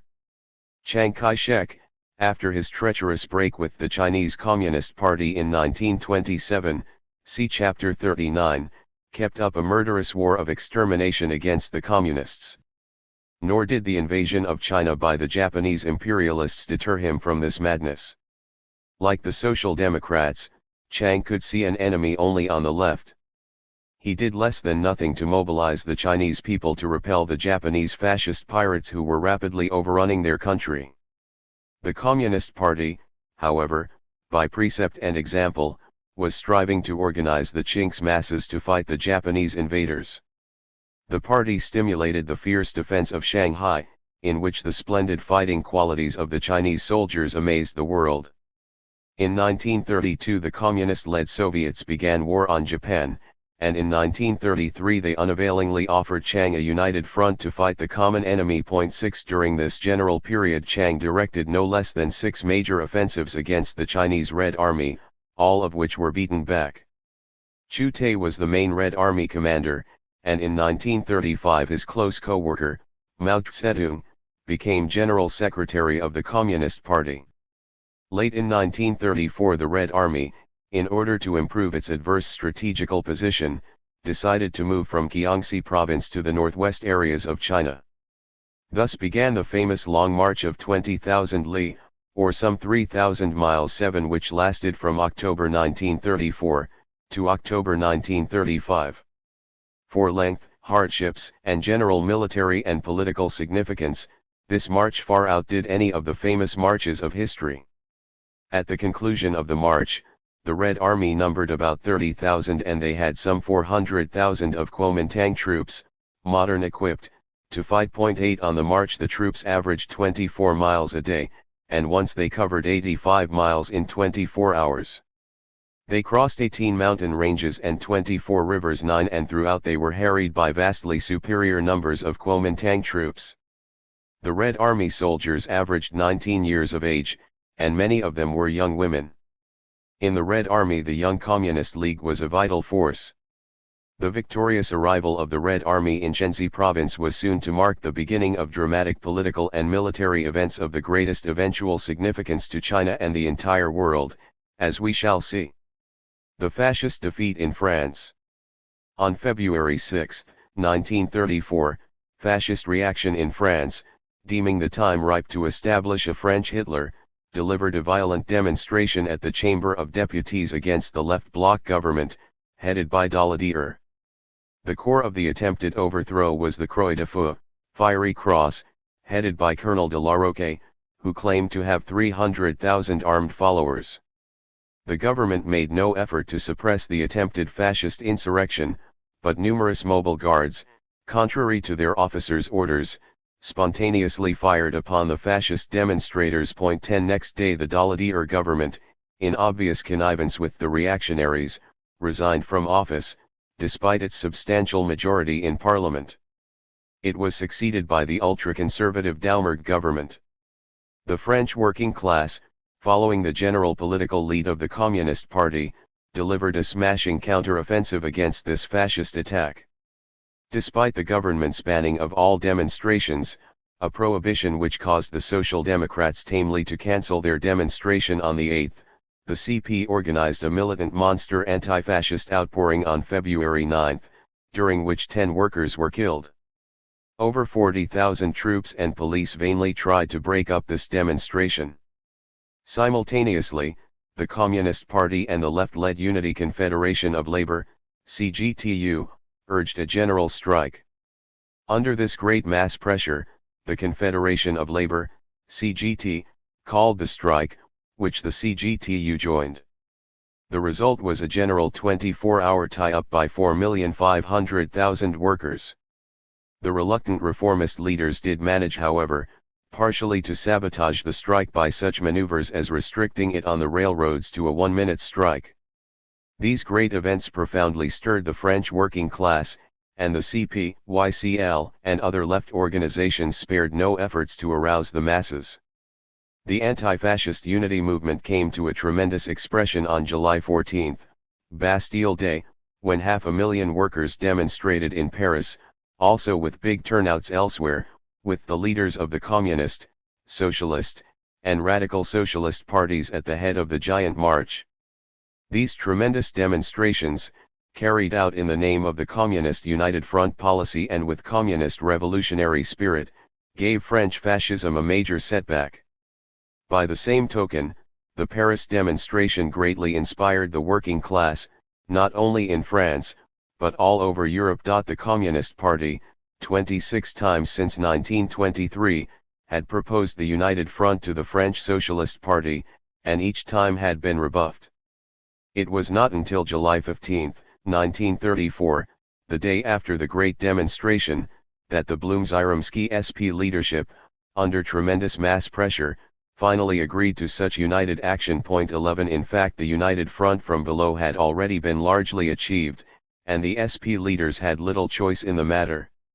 The Communist Party, in October 1934, initiating the famous slogan of the People's Front, proposed a general pact of all French working class and sympathizing organizations, to repel and defeat the fascists. At this very time, the Second International leaders were refusing the proposal of the Comintern for a united front in support of the embattled workers in Spain. Reluctantly, the French SP agreed to joint action. In formulating the program of the People's Front, the socialists, with pseudo-radicalism, wanted to base it upon an extensive socialization of industry, but the communists made it clear that the People's Front program, if it was to attract the broad masses, would have to consist of only the most elementary demands of the people in their efforts to halt fascism and war. It was this realistic Leninist approach, developed especially by the outstanding French communist leader, Maurice Thorez, that gave the People's Front in France its tremendous mass appeal. Characteristically, all through this historic struggle, the Trotskyists, with their pretenses of super-revolution, condemned and fought the People's Front as an abandonment of Marxist principles. The Communist Party not only initiated the People's Front cooperation of the broad toiling masses, it also moved for the unification of the organized forces of the working class itself. The CP raised the question of establishing one party of the working class, but no headway could be made on this point. 12 proposals to unify the trade unions, however, which the CP and the CGTU had been insisting upon for years, had better success. As usual, the Jourho Social Democratic leaders were resistant, but the CGTU began to fuse its own unions at the bottom, with those of the CGT, so that when the CGT Unity Congress was finally assembled at Toulouse in March 1936, the unification process was already well underway. At this Congress, the trade union split, which had begun in December 1921, was healed. 13. By these dramatic developments, it was made clear that unlike the German Social Democrats, the French labor movement, following general communist policy, was not going to submit tamely to fascist enslavement. Because of correct leadership, the Communist Party tripled its membership within 1 year, the Young Communist League increased by 5-fold, and the Parti Daily, Humanite, gained 50,000 new readers. The Amsterdam Committee Against Fascism and War, headed by Romain Rolland of France, which played a big part in the struggle, also greatly increased its membership and prestige. Armed struggle in Austria. The most important of the many struggles of the European workers against the fascist offensive in the years immediately following Hitler's victory in Germany took place in Austria in February 1934. In that country, lying between fascist Italy on one side and fascist Germany on the other, and largely dominated in its politics by the Vatican, the fascist movement, divided into Italian and Nazi groups, was strong and arrogant. Hence, on March 7, 1933, Premier Dollfuss, a fascist and head of the Christian Democratic Party, suddenly dissolved the parliament and declared that he would rule henceforth by decree. The Social Democratic Party, powerfully organized, with 600,000 members in a population of 6 million, refused to fight. It had previously declared that it would take up armed struggle only if a fascist constitution were proclaimed without consulting parliament, if the Vienna municipal administration were superseded, if the party were suppressed, or if the trade unions were suppressed. 14. This was the famous defensive violence theory of the Austro-Marxists, Bauer, Deutsches, Renner, and company. But they never applied it, even when Dollfuss violated all its conditions. These men, former centrist leaders of the 2.5 International, while following the basic social democratic line of the Second International of collaboration with the bourgeoisie, were noted for the heavy veneer of revolutionary phrases with which they applied this treacherous policy. Following the 1933 social democratic surrender, things steadily deteriorated economically and politically in Austria. Encouraged by the social democratic weakness and timidity, Dollfuss proceeded from one political attack to another. And all the while Bauer and his colleagues made the most desperate efforts to cooperate with the developing fascist regime. Finally, they got to such a point of concessions where they were willing to go along on the basis of the party barely being allowed to exist. As Bauer later admitted, "We left nothing undone. For a socialist party we had offered extraordinary concessions. We said that, we would give our consent to a law that would authorize the government to govern for 2 years without parliament, by the use of emergency decrees. 15. This was Germany all over again, with the social democracy, despite its Marxist phrase-making, following its policies of the lesser evil and of alliance with the bourgeoisie right into fascism. Dollfuss, like Hitler, no longer had any direct use for the social democracy, even upon the degrading terms offered him. By February 12, 1934, he had suspended the parliament and outlawed the Social Democratic Party, the Workers' Defense Corps, and the trade unions. 16. Even under this violent assault, Bauer and co. called upon the workers not to resist. They still hoped for an agreement with the fascist dictator, Dollfuss. The workers, however, who had taken seriously their leader's radical phrases, launched into a general strike and an armed insurrection, neither of which was called officially by the party. The Social Democratic Union leaders refused to declare a general strike, and they even kept the powerful railroad union at work hauling government troops back and forth during the struggle.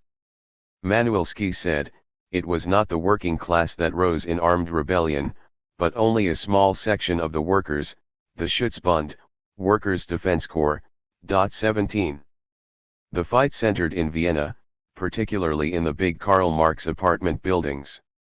After an heroic 4 days battle, in which the government used their heaviest artillery, the workers were beaten, with ferocious reprisals. During the uprising, the Communist Party had a militant and courageous policy, but it was not strong enough to win the decisive leadership of the working class. Thus fascism came to Austria. Even Bauer himself admitted later that fascism could have been defeated had the party fought at the outset, in March 1933. "At that time," said he, "we might have won. But we shrank dismayed from the battle." 18. Austria was another disastrous defeat for the workers, due to the treachery of social democracy. Armed uprising in Spain. In the early 30s, with desperate economic conditions prevailing and an arrogant fascist movement growing, Spain was in a developing revolutionary situation. In 1933 there were twice as many strikes as in 1931. The Communist Party, attuned to the situation, proposed a united front to the Socialist Party for the 1933 elections. This was cynically rejected, with the result that the SP lost 1/3 of its seats in Parliament, from 115 to 70, while the C.P gained 300,000 votes. In October 1934 the situation burst into a general strike, centering among the Asturian coal miners. It quickly became an armed uprising, mainly in the Asturias, Catalonia, Madrid, and the Basque provinces. The CP again proposed a united front to the SP and the anarcho-syndicalists, but again was refused by the top leaders. The result was confusion in the leadership of the uprising, to the great detriment of the whole movement. The Asturian coal miners, among whom communist and left socialist influence was strong, seized political control in their area. They set up a Soviet in Oviedo, and by sheer heroism managed to retain power for 15 days, in the face of assaults from vastly stronger government troops. The revolt was stamped out in a general butchery. Some 30,000 workers were arrested, many were executed, and numerous others given ferocious jail sentences. In the workers' brave struggle the Young Communist League, as usual, specially distinguished itself. It was a serious defeat for the Spanish working class, but, as the sequel showed, one from which the workers were to make a swift and militant recovery. 19. Dimitrov at Leipzig. A great event during these crucial years of anti-fascist struggle was the trial of George Dimitrov at Leipzig, September 24 to December 16, 1933. The Nazis, to stir up anti-Red hysteria and to win the national elections, burned the Reichstag on February 27. On March 9 they arrested Dimitrov, Popov, and Tena, Bulgarians, Torgeler, German, and van der Lubbe, Dutch, and charged them with the crime. Hitler planned to make the trial a great triumph for Nazism, but Dimitrov completely wrecked his plans. 20. George Dimitrov, 1882–1949, was born in Bulgaria of a revolutionary workers' family. A printer and a rebel from earliest boyhood, Dimitrov, with a record of imprisonment for labor activities, played important parts in the Bulgarian Socialist Party and trade unions, and he became a devoted worker in the Comintern and Profintern. Dimitrov's trial in Leipzig attracted worldwide attention, especially when the defendant began his bold defiance of the Nazi Hitler court and his courageous defense of communism. Manacled in court and subjected to fascist intimidation in jail, Dimitrov displayed a fearless revolutionary spirit. This was all the more outstanding in view of the cowardly attitude of Torgeler, erstwhile German communist leader, who dissociated himself from Dimitrov's Bolshevik conduct.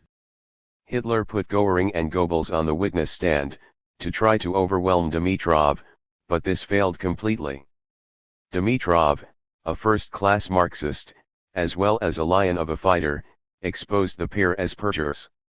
He won the support of world democratic opinion, and smashed the Nazi case completely.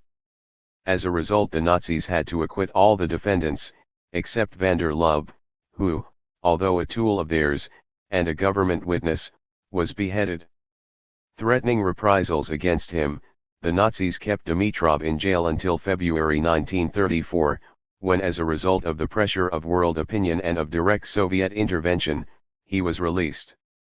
He went to the USSR, and a few months before the 7th Congress, in 1935, was elected General Secretary of the Communist International. Bukharin, who had become General Secretary after the defeat of Zinoviev in December 1926, resigned in 1929, as a result of his opposition to the line of the Comintern and the Russian Communist Party. Molotov then formally became the head of the CI, but between 1929 and 1935 its actual leadership was carried on by a secretariat of 3DZ Manuelsky, Otto Kusenin, and Opiatnitsky. Dimitrov remained General Secretary from 1935 until the Comintern was dissolved in 1943. 44 The People's Front, 7th Congress, 1935. The 7th World Congress of the Communist International took place in Moscow during July 25 to August 20, 1935. There were 510 delegates, 371 with votes, from 65 communist parties. The Congress met in a situation of a rapidly developing fascist war offensive on both the world and national scales. The entire work of the Congress was concentrated upon the building of national and international programs with which to check and defeat this tremendous fascist threat to the freedom and well-being of humanity. These general programs took the shape of a development of the policies of the International Peace Front and the National United Front Against Fascism and War, the outlines of which the ECCI had already established in its practical work. The main Congress report was developed by Dimitrov. Stalin took a prominent part in the preparation and work of the Congress. 1. What fascism is. In view of the widespread confusion as to just what fascism signified, particularly with regard to the false liberal social democratic interpretation that it was a revolt of the middle class, Dimitrov paid considerable attention to the question of definition. He reiterated the famous analysis of the 13th ECCI meeting, Chapter 42, that fascism is the open terrorist dictatorship of the most reactionary, most chauvinistic, and most imperialist elements of finance capital. This placed the responsibility for this murderous movement where it belonged, and where the workers could understand it, in the offices of the monopolist bankers and capitalists of the world. Fascism is not superclass government, nor a government of the petty bourgeoisie or the lumpen proletariat over finance capital. Fascism is the power of finance capital itself. It is the organization of terrorist vengeance against the working class and the revolutionary sections of the peasantry and intelligentsia. In foreign policy, fascism is jingoism in its crudest form, fomenting bestial hatred of other nations too. Fascism is not an evidence of the growing strength of capitalism, but of its developing weakness. It is an expression of the decay of the capitalist system. The fascist dictatorship of the bourgeoisie is a ferocious power, but an unstable one. 3. Fascism is not inevitable.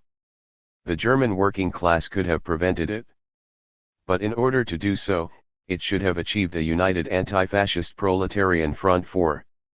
The accession to power of fascism is not an ordinary succession of one bourgeois government by another, but a substitution of one state form of class domination of the bourgeois democracy by another form, open terrorist dictatorship. 5. The policy of the Social Democrats leads to the victory of fascism, and they bear basic historical responsibility for the establishment of fascism in Germany and other countries. Fascism takes on various forms in the different countries, in accordance with national peculiarities. The most savage type is that in Germany. Fascism wins mass support by a pretended defense of the people's immediate interests. Fascism aims at the most unbridled exploitation of the masses. Fascism delivers up the people to be devoured by the most corrupt and venal elements. Fascism acts in the interests of the extreme imperialists, but it presents itself to the masses in the guise of champion of an ill-treated nation, and appeals to outraged national sentiments. 6. The International Peace Front. The Congress gave active support to the international aspect of the United Front struggle against fascism and war, that is, to the efforts of the Soviet Union to build a great world peace front against the arrogant fascist war alliance. The resolution on the progress of socialism in the USSR. Reporter Manuelski, thus stated the peace role of the land of socialism. With the victory of socialism, the USSR has become a great political, economic, and cultural force which influences world policy. It has become the center of attraction and the rallying point for all peoples, countries, and even governments which are interested in the preservation of international peace. It has become the stronghold of the toilers of all countries against the menace of war. It has become a mighty weapon for consolidating the toilers of the whole world against world reaction. 7. The line of the Congress envisaged an active anti-war struggle of all countries, particularly with regard to the building up of a great alliance of the peace-loving states to hold in check and defeat the rapidly growing international war drive. This international policy, had it been accepted by the Western democracies, would have averted World War I, and brought about the speedy downfall of Hitler and Mussolini. The Congress worked upon the assumption that the world's peoples had the power to prevent the war if they would act together. Lenin had correctly said that while imperialism lasts, war is inevitable, but this did not mean that this, or any other particular war, was inevitable and that nothing could be done but take a passive, fatalistic attitude towards it. On the contrary, the communist forces of the world fought with all their power to prevent the war that was brewing. The resolution on the war danger, reporter Togliatti, stated that the Comintern, in its fight against the war, was basing itself upon the famous Lenin-Luxemburg paragraph in the resolution of the Stuttgart 1907 Congress of the Second International, as follows: if, nevertheless, war breaks out, it is their duty to work for its speedy termination and to strive with all their might to utilize the economic and political crisis produced by the war to rouse the political consciousness of the masses. of the people and thereby hasten the downfall of capitalist class rule. 8. The Congress, while pointing out that the main contradiction in the camp of the imperialists is the Anglo-American antagonism, placed the major responsibility upon the German fascists for the current war danger. They were the chief instigators of war, and were striving for the hegemony of German imperialism in Europe. They were organizing a war of revenge against France, dismemberment of Czechoslovakia, annexation of Austria, destruction of the independence of the Baltic states, which they are striving to convert into a base for attack on the Soviet Union, and the wresting of the Soviet Ukraine from the USSR. They are aiming at a world war for a new repartition of the world. 9. The People's Anti-Fascist United Front. The Congress devoted most of its attention to the development of People's Front movements in the respective capitalist countries, as the foundation of the whole struggle of these peoples against fascism and war. Dimitrov showed that on the basis of a resolute fight for the immediate needs of the broad masses, particularly against the threat of fascism, a broad movement, including sections of the peasantry and the city middle classes, could be built under the leadership of the working class. This movement, however, could not be constructed around an immediate fight for the dictatorship of the proletariat, because these masses were ideologically not yet ready for such a struggle. The core of the People's Front must be the united front of the working class, that is, to establish unity of action of the workers in every factory, in every district, in every region, in every country all over the world. Unity of action of the proletariat on a national and international scale is the mighty weapon which renders the working class capable not only of successful defense but also of successful counterattack against fascism, against the class enemy. 10. This policy required the setting up of collaboration agreements with workers and organizations of various types: parties, trade unions, cooperatives, youth, women, communists, socialists, anarcho-syndicalists, Catholics, etc. Even workers in fascist organizations had to be contacted. Upon the basis of working class political unity, the anti-fascist People's Front is to be organized.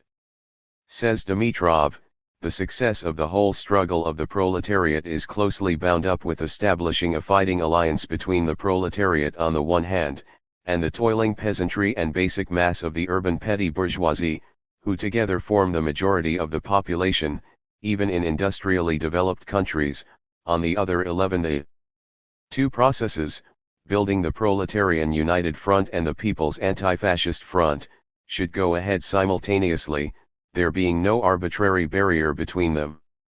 The perspective of mobilizing such enormous masses of people, the majority in every country, inevitably raised the question of the possibility of creating People's Front governments. The Congress met this issue.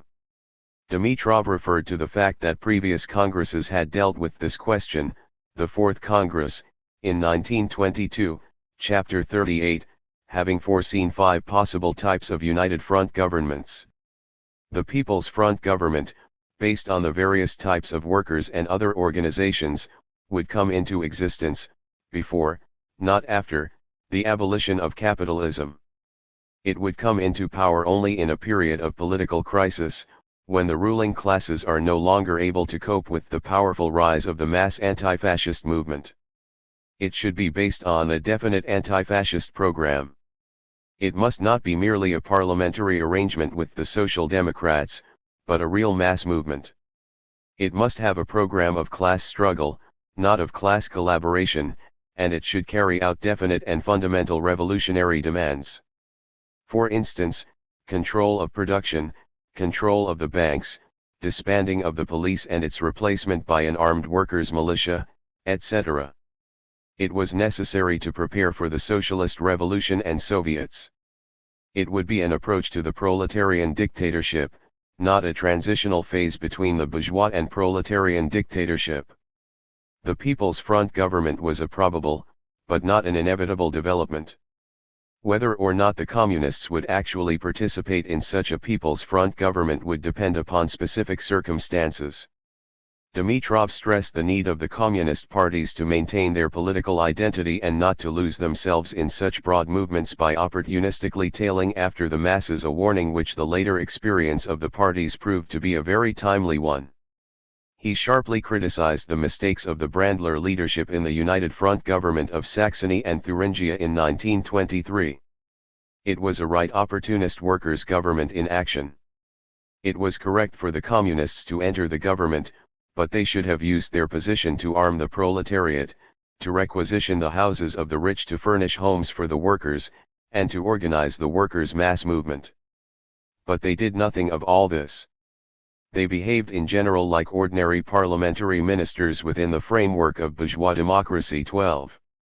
The unification of labor's forces. The organic unity of the working class was essential for carrying out the People's Front program with the maximum success. Hence, the Seventh Congress laid out policies for the eventual consolidation of the organizations of the working class, trade unions, parties, and youth. For the achievement of these goals, stress was laid upon cooperation with new left currents developing in the socialist parties.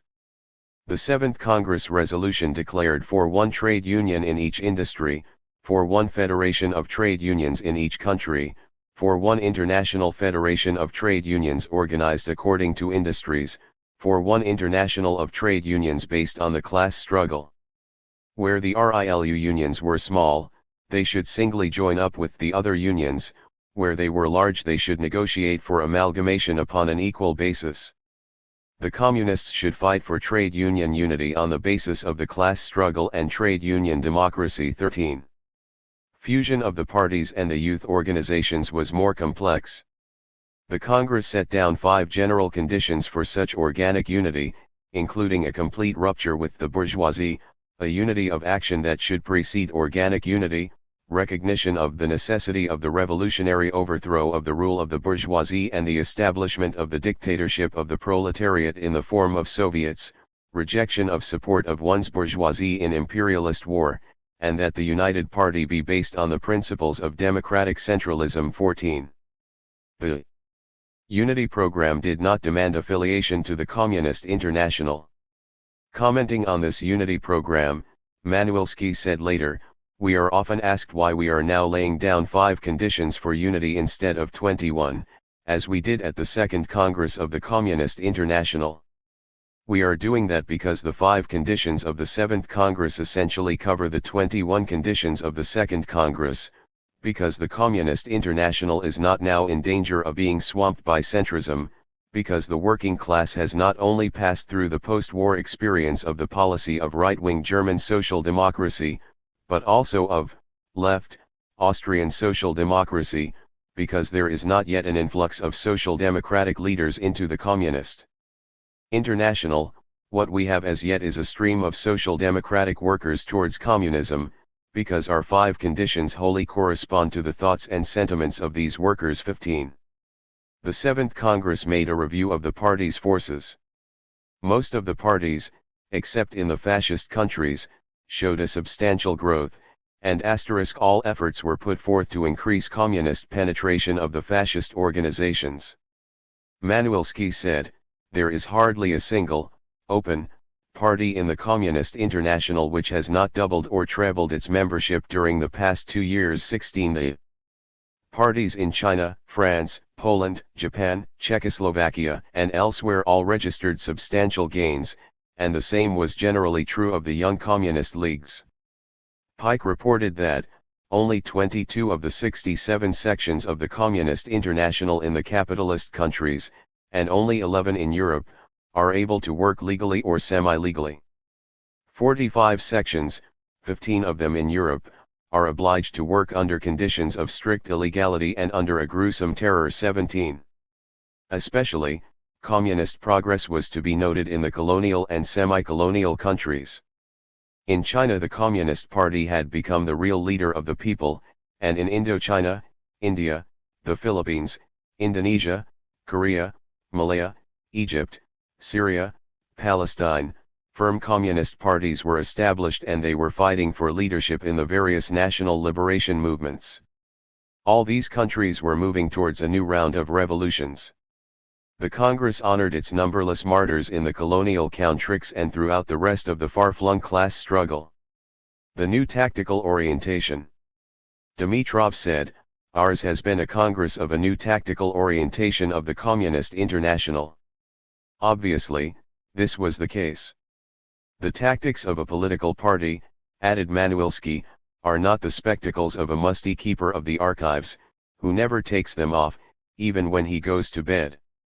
Tactics, which are the sum total of the methods and means of struggle of a political party, are precisely intended to be changed if changed circumstances require it. 18. The development of the fascist offensive had drastically altered the world's situation, therefore, the Comintern, with true Leninist flexibility, had changed its tactics accordingly, and in some respects, also its strategy. This tactical reorientation, however, did not imply the repudiation of the former tactical line of the Comintern, but the logical development of it, particularly of its established policy of the United Front. The new political line of the Comintern had vast implications. On the international field it projected nothing short of the organization of a great peace alliance between the USSR and many capitalist states. As it turned out, in World War II, the USSR actually became the political leader of this anti-fascist alliance in the vital military struggle. All this, of course, was quite new in communist practical policy. The People's Front, in its application in the individual countries, also meant for the communists a broad new policy of developing an unprecedented alliance of the working class, the peasantry, and large sections of the urban middle classes. The clear implication in such a wide combination, comprising the majority of a given people, was that the communists, henceforth, must speak not only in the name of the working class, but of the entire nation. The People's Front policy also bore many other important implications. It meant that the communists would work for the creation of democratic governments within the framework of capitalism, governments very probably to be regularly elected under bourgeois democracy and with communist participation in them. Experience was to show that the People's Front policy, clearly worked out at the Seventh Congress, was, a decade later, to result in the development of new forms of the dictatorship of the proletariat, people's democracies. Also, with capitalism greatly weakened, and world socialism and the organizations of the working class vastly strengthened, there was now the possibility, in given cases, of a relatively peaceful establishment of socialism. This possibility was based on the ability of the powerful democratic forces of the people to beat back every effort of the bourgeoisie at counter-revolution. The Comintern policy also projected new unity relationships towards the Social Democrats, anarcho-syndicalists, Catholics, and other non-communist segments of the working class and the labor movement. The application of the People's Front policy made imperative the need for labor unity, industrial and political, and it also created far more favorable conditions for the achievement of such unity. The Comintern rose fully to these new needs, responsibilities, and opportunities. To equip the communist parties to apply the People's Front policy, the Seventh Congress carried on a two-front fight against political and ideological deviations.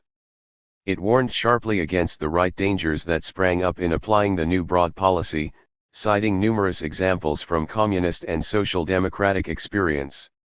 It also fired sharply into the many leftist moods, errors, and shortcomings that had crept into the work of most of the communist parties, especially since the Sixth Congress of the Comintern. 19 Obviously, a very sharp break had to be made with sectarianism in all its forms if the Comintern and its affiliated parties were to lead or to play a vital role in the great mass movements contemplated by the People's Front and International Peace Front policy. The Seventh Congress was the last Congress ever held by the Communist International, and it was also one of the C.I.'s greatest. At this historic gathering the Comintern forces gave real leadership to the harassed peoples of the world, who faced the imminent danger of fascist butchery or enslavement. The People's Front policy developed at the Seventh Comintern Congress was, during the next decade, to have the most profound consequences upon the political fate of the peoples of the world. 45 The People's Front in Action, 1935 to 1939. During the 4 years between the Seventh Congress and the outbreak of World War II, the workers in many countries waged bitter struggles against the rising tide of fascism and the threat of war. These fights were mostly fought along the principles and inspiration of the People's Front and under the general leadership of the Comintern. The Second International, LSI and YSI, remained deaf to appeals of the Comintern and the YCI for a united front against the encroaching fascist war menace. Most of the People's Front movements of the period, therefore, were primarily on the basis of the united front from below. Manuelski thus pictures the situation: the Executive Committee of the Communist International has proposed uniting for action 10 times in the past 5 years.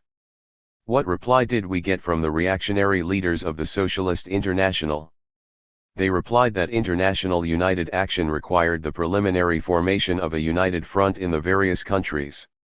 When the sections of the Comintern approached the various social democratic parties, the leaders of these parties replied that it was first necessary to reach agreement on an international scale.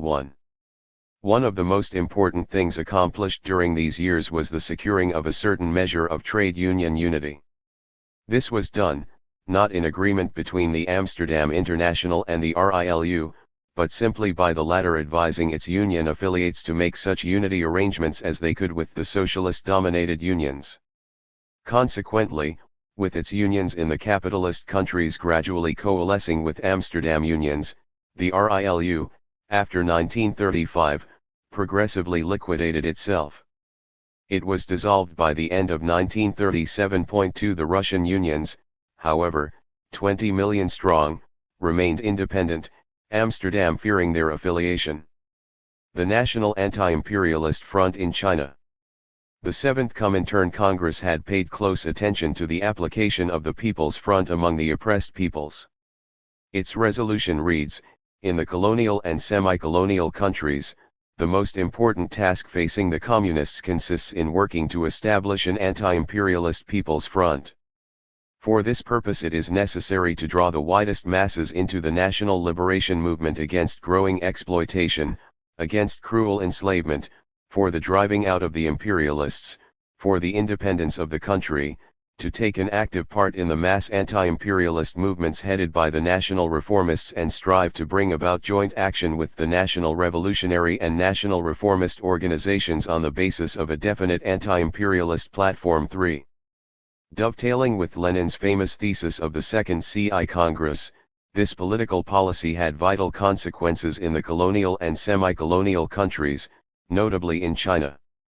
Shortly after the victorious end of the Long March in Shenzi, see Chapter 43, in May 1936, the Communist Party of China, now headed by Mao Zedong and representing the will of the workers, peasants, and city middle classes, proposed to Chiang Kai-shek the formation of a broad national front to resist the Japanese invaders. But Chiang, the representative of the warlords, big bankers, and pro-imperialist bourgeoisie, contemptuously rejected this, preferring to fight, not the Japanese, but the communists. On December 12, 1936, however, this autocrat came a cropper. At Xi'an, where he was visiting the headquarters of Chiang Shui-Liang, Chiang Kai-shek was seized by patriots. While he was in jail, Chu Tai, the Red Army chief, saw him and wangled out of him a tentative agreement for a national front, whereupon he was released. Chiang then backed and filled, trying to avoid forming such a front, but national pressure was too great. On September 28, 1937, he finally had to sign. The CP of China made major concessions in order to secure this agreement. The party liquidated the Soviets in the broad areas which it controlled, changed the name of the Red Army and subordinated it to the military council of the Kuomintang government, and temporarily suspended the confiscation of big landed estates. The United Action Movement was to be based on the carrying out of Sun Yat-sen's famous 3 principles of nationalism, democracy, and the people's livelihood. Civil war between the two forces was to be abandoned. Chiang, for his part, agreed to extend democratic rights to the people, to convene a conference of national salvation of all anti-Japanese groups, and to wage an aggressive war against Japan. 5. This historic agreement marked the end of the Civil War of 1927–37 and the beginning of the War of Resistance of 1937–45 against Japan. This war, as we shall see, Chiang systematically sabotaged, especially in its later phases. All through the war he saw the Communists as the chief enemy. The building of the National Anti-Imperialist Front aroused burning enthusiasm among the Chinese masses. It marked the Communist Party as the true leader of the nation and showed Mao Tse-tung as the major communist leader. It was a stupendous demonstration of the soundness of the People's Front policy of the 7th Congress of the Comintern. It prevented China from being completely overrun by the Japanese, and it set into motion a whole chain of forces and events that led straight to the ultimate victory of the Great Chinese Revolution. In neighboring Japan, despite many proposals by the Communists, the Social Democrats rejected an anti-war People's Front. The French People's Front government. The decisions of the 7th Comintern Congress also greatly stimulated the general struggle in France, the home of the People's Front. The workers were in a high state of militancy from their victory over fascism in February 1934 and from their growing successes against the employers. At the March 1936 Congress of the CGT in Toulouse, formal unity was established between that organization and the CGTU. This further raised the fighting spirit of the workers. In the national elections of April 26, 1936, the People's Front groupings participated as a bloc. The result was a striking victory for them. The coalition, based upon the Communist, Socialist, and Radical parties, won 380 seats, a majority in the National Assembly. The number of Communist seats went up from 10 to 73, and the Socialists from 101 to 148. The Communist Party doubled its 1932 vote, while the Radicals lost 450,000 votes. The result was that Léon Blum, socialist, became Premier of France. The Communist Party did not actually become part of this People's Front government, of a sort, but gave it active support, with necessary criticism. Meanwhile, the workers had launched into a wide series of sit-down strikes, a tactic used by the Italian workers in 1920. The bosses had to yield, and the general consequence was the establishment of union recognition, the 40-hour week, wage increases, holidays with pay, etc. Jerez relates that, when the delegates of the CGT called upon Blum in 1936 in his office in the Hotel Matignon, he said to them, "Good, I shall support these proposed laws in October."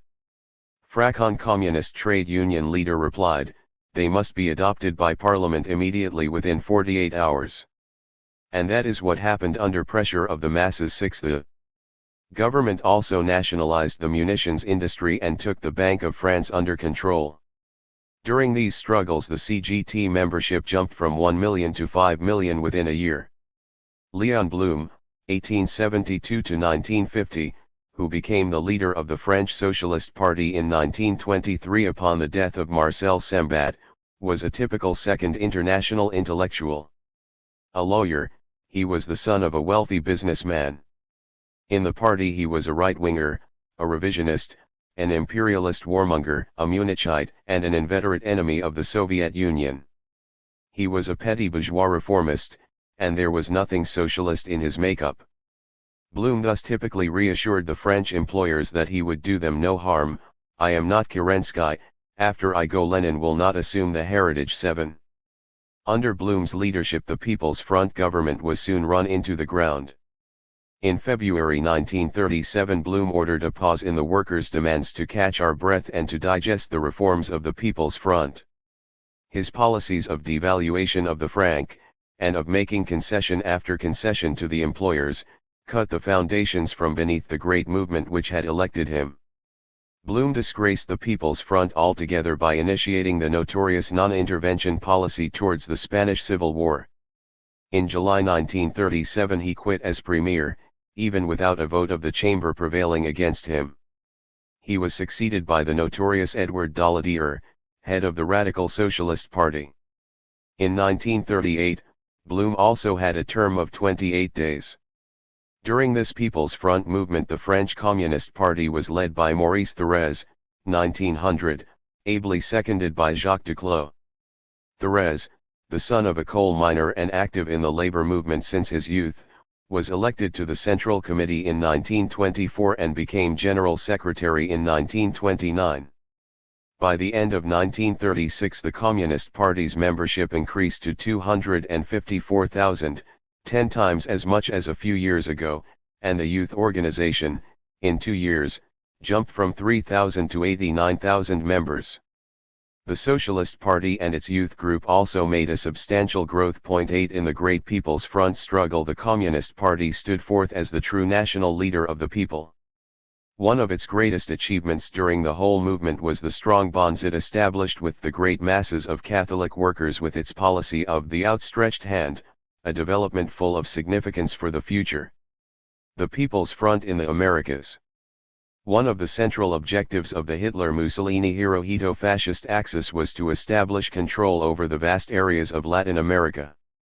The peoples there, half-starved and barbarously oppressed, could have been ready victims for the fascist demagogues and their local allies.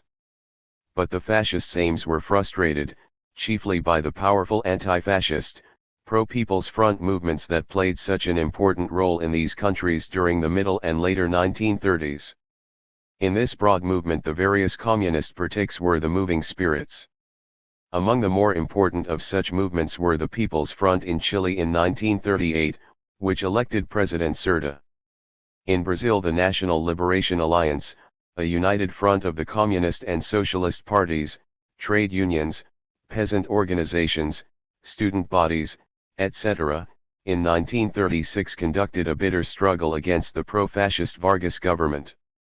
In Argentina, in 1936, there was also a strong People's Front movement, and from 1933 on the Communist Party of Cuba led a broad, People's Front movement. The Mexican Revolution, during 1933–40, took a big spurt ahead under People's Front stimulus, and similar movements displayed themselves in Venezuela, Colombia, Nicaragua, Uruguay, Costa Rica, and the Dominican Republic. The general effect was to block everywhere, except in Argentina, the attempts of the fascist Axis forces to seize these countries. The leaders were such communists as Prestes, Codovilla, Roca, Gomez, Vieira, etc. 9 The movement superseded the plans of the Social Democrat Haya de la Torre, who, especially in Peru and Bolivia, was attempting, with his Alianza Popular Revolucionaria Americana, APRA, to build an American Marxism, in which not the proletariat, but the petty bourgeoisie should play the leading role. 10 He is now a supporter of American imperialism. The greatest achievement of the whole broad Latin American United Front movement of those years was the building of the Latin American Confederation of Labor, CTAL, headed by Vicente Lombardo Toledano. The CTAL was organized in Mexico City in September 1938. It drew into its ranks nearly all the labor unions throughout Latin America and gave a tremendous impetus to union building. John L. Lewis was present at its founding Congress. During the war the CTAL reached a membership of some 4 million and was far and away the biggest and best labor federation ever created in Latin America. North of the Rio Grande, in the United States, the broad popular movement of these years, of which Roosevelt was the leading figure, also had in it pronounced elements of the People's Front, see Chapter 42. It contained in its ranks the great bulk of the working class, the Negro people, the poorer farmers, and the city middle classes. A striking feature was the powerful youth movement. The American Youth Congress, among whose leaders was Gil Green, in the late 30s had about 5 million affiliates. 11 The entire broad mass people's movement was animated by a strong anti-fascist, anti-war spirit. The movement, however, was headed by the liberal bourgeoisie, of whom Roosevelt was the chief spokesman. The conservative trade union leadership never discovered enough initiative even to insist upon a coalition status with Roosevelt, much less to gather the great mass forces, then politically on foot, into a labor-farmer party. The Seventh Comintern Congress stated that such a party would be an American form of the People's Front. The broad mass New Deal movement, however, blocked fascism in the United States. In the United States and Canada, the communist-led trade unions amalgamated themselves, willy-nilly, chiefly with the AFL unions. The Trade Union Unity League of the United States, with some 100,000 members, merged with the AFL unions in 1935. In the Great Organization campaigns of the CIO, beginning shortly afterward, the Communists took a very active part and were admittedly a major factor in the unionization of the basic, trustified industries. 12 The biographer of John L. Lewis says, "The fact is that the Communist Party made a major contribution in the organization of the unorganized for the C.I.013. People's Front and Civil War in Spain." Recovering quickly from the bitter defeat of 1934, see Chapter 43, the Spanish working class in 1935, under communist stimulus, organized a strong People's Front movement. Making it up were the Socialist and Communist parties, the General Workers' Union, the Syndicalist Organization of Pestana, the Anarchist National Confederation of Labor, the Petty Bourgeois Republican Party of Manuel Azana, the Catalonian Party of Esquer, the Republican League of Barrio, the Basque Nationalists, and millions of party-less peasants. 14 The People's Front thus covered the great mass of the Spanish people.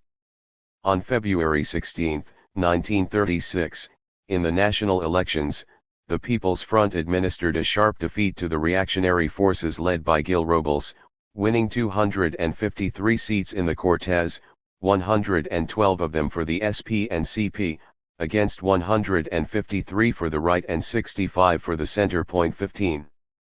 Although the People's Front had a majority in the parliament, the fascist opposition was powerful, controlling the army officers, the banks, the industries, and large sections of the government apparatus, and had the all-out support of the Catholic Church.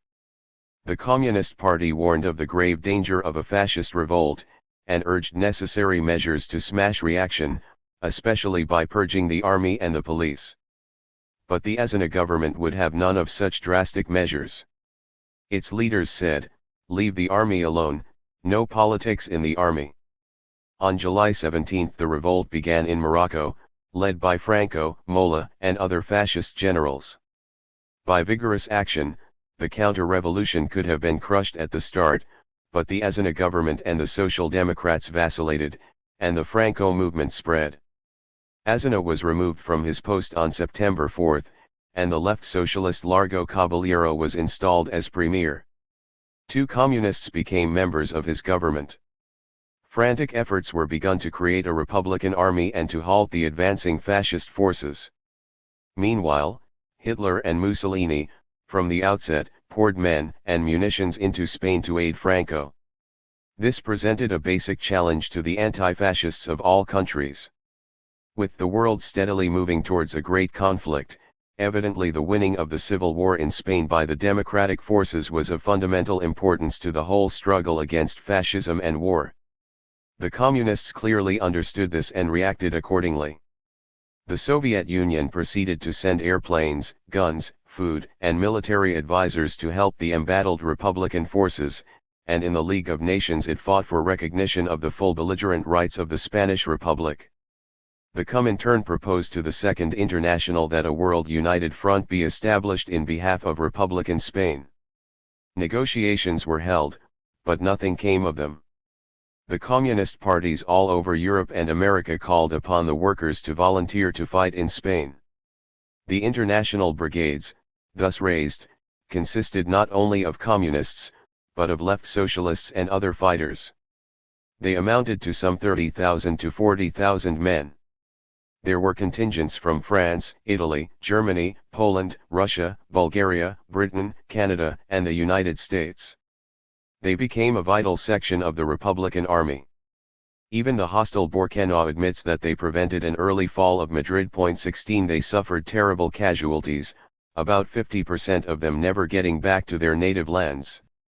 The Second International, as usual, failed to take a fighting working-class stand for Spain. Although it made declarations favoring the Spanish Republic and demanding that it be accorded all diplomatic rights, nevertheless its leaders and parties proceeded to sabotage these statements. Blum, the head of the French People's Front government, adopted a policy of neutrality, of non-intervention, which denied the Spanish Republic the right to buy arms in France. This became the policy of all the bourgeois democratic governments. Consequently, while the Franco counter-revolutionists had a big foreign source of munitions supply, the Republic was embargoed by its supposed friends. This was a fatal blow. Social Democrats in the various West European governments went right along with this treacherous appeasement policy. Under these hard circumstances, lacking guns, tanks, and planes, heavily outnumbered by the enemy forces, crippled by hunger and sickness, and subject to serious internal disruption from the Trotskyists and anarchists, the Spanish Republican Army made an heroic but losing fight. The battles of Madrid, Guadalajara, Jarama, Teruel, the Ebro, and many others, wrote the names of the brave Republican fighters forever in proletarian revolutionary history. But the odds were too great, and after almost 3 years of a struggle that inspired the proletarian, anti-fascist world, Madrid fell on March 28, 19,309, and the bitterly fought war was over.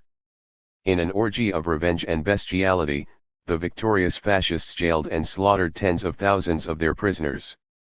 The capitalist governments, including Roosevelt's, hastened to recognize the Franco regime. The Spanish People's Front had serious internal weaknesses, and these contributed to the defeat. There were such paralyzing right elements as Aznar and Prieto to contend with, but worse yet were the left socialists like Caballero, the anarchists and anarcho-syndicalists, and especially the Trotskyists, whose leader was Andrés Nin of the Workers' Party of Marxist Unity, POUM. These elements pretended to transform the struggle into a proletarian revolution, as they confusedly described it, whereas, as the communists contended, if the People's Front was to avoid a complete breakup and demoralization in the face of the enemy, it had to continue to base itself upon the elementary task of beating the fascists. All through the war the ultra-left elements were a constant source of indiscipline, confusion, and treachery. In March 1937 they tried to create a revolt in Barcelona. Their ranks were permeated with Franco spies and provocateurs. Caballero was ousted in May 1937, as an incompetent and disruptor, and he was replaced by Juan Negrin, socialist. During the war there was much real cooperation established between the communists and the socialists, as against the indiscipline and confusion of the anarchists and Trotskyists. In Catalonia the two parties consolidated, and the communists proposed, without success, however, that one united party be formed throughout Spain. The two national youth organizations were, in fact, amalgamated into the United Socialist Youth, but this body was later expelled from the Socialist International Youth Organization, unity with the Communists being against the policy of the Second International.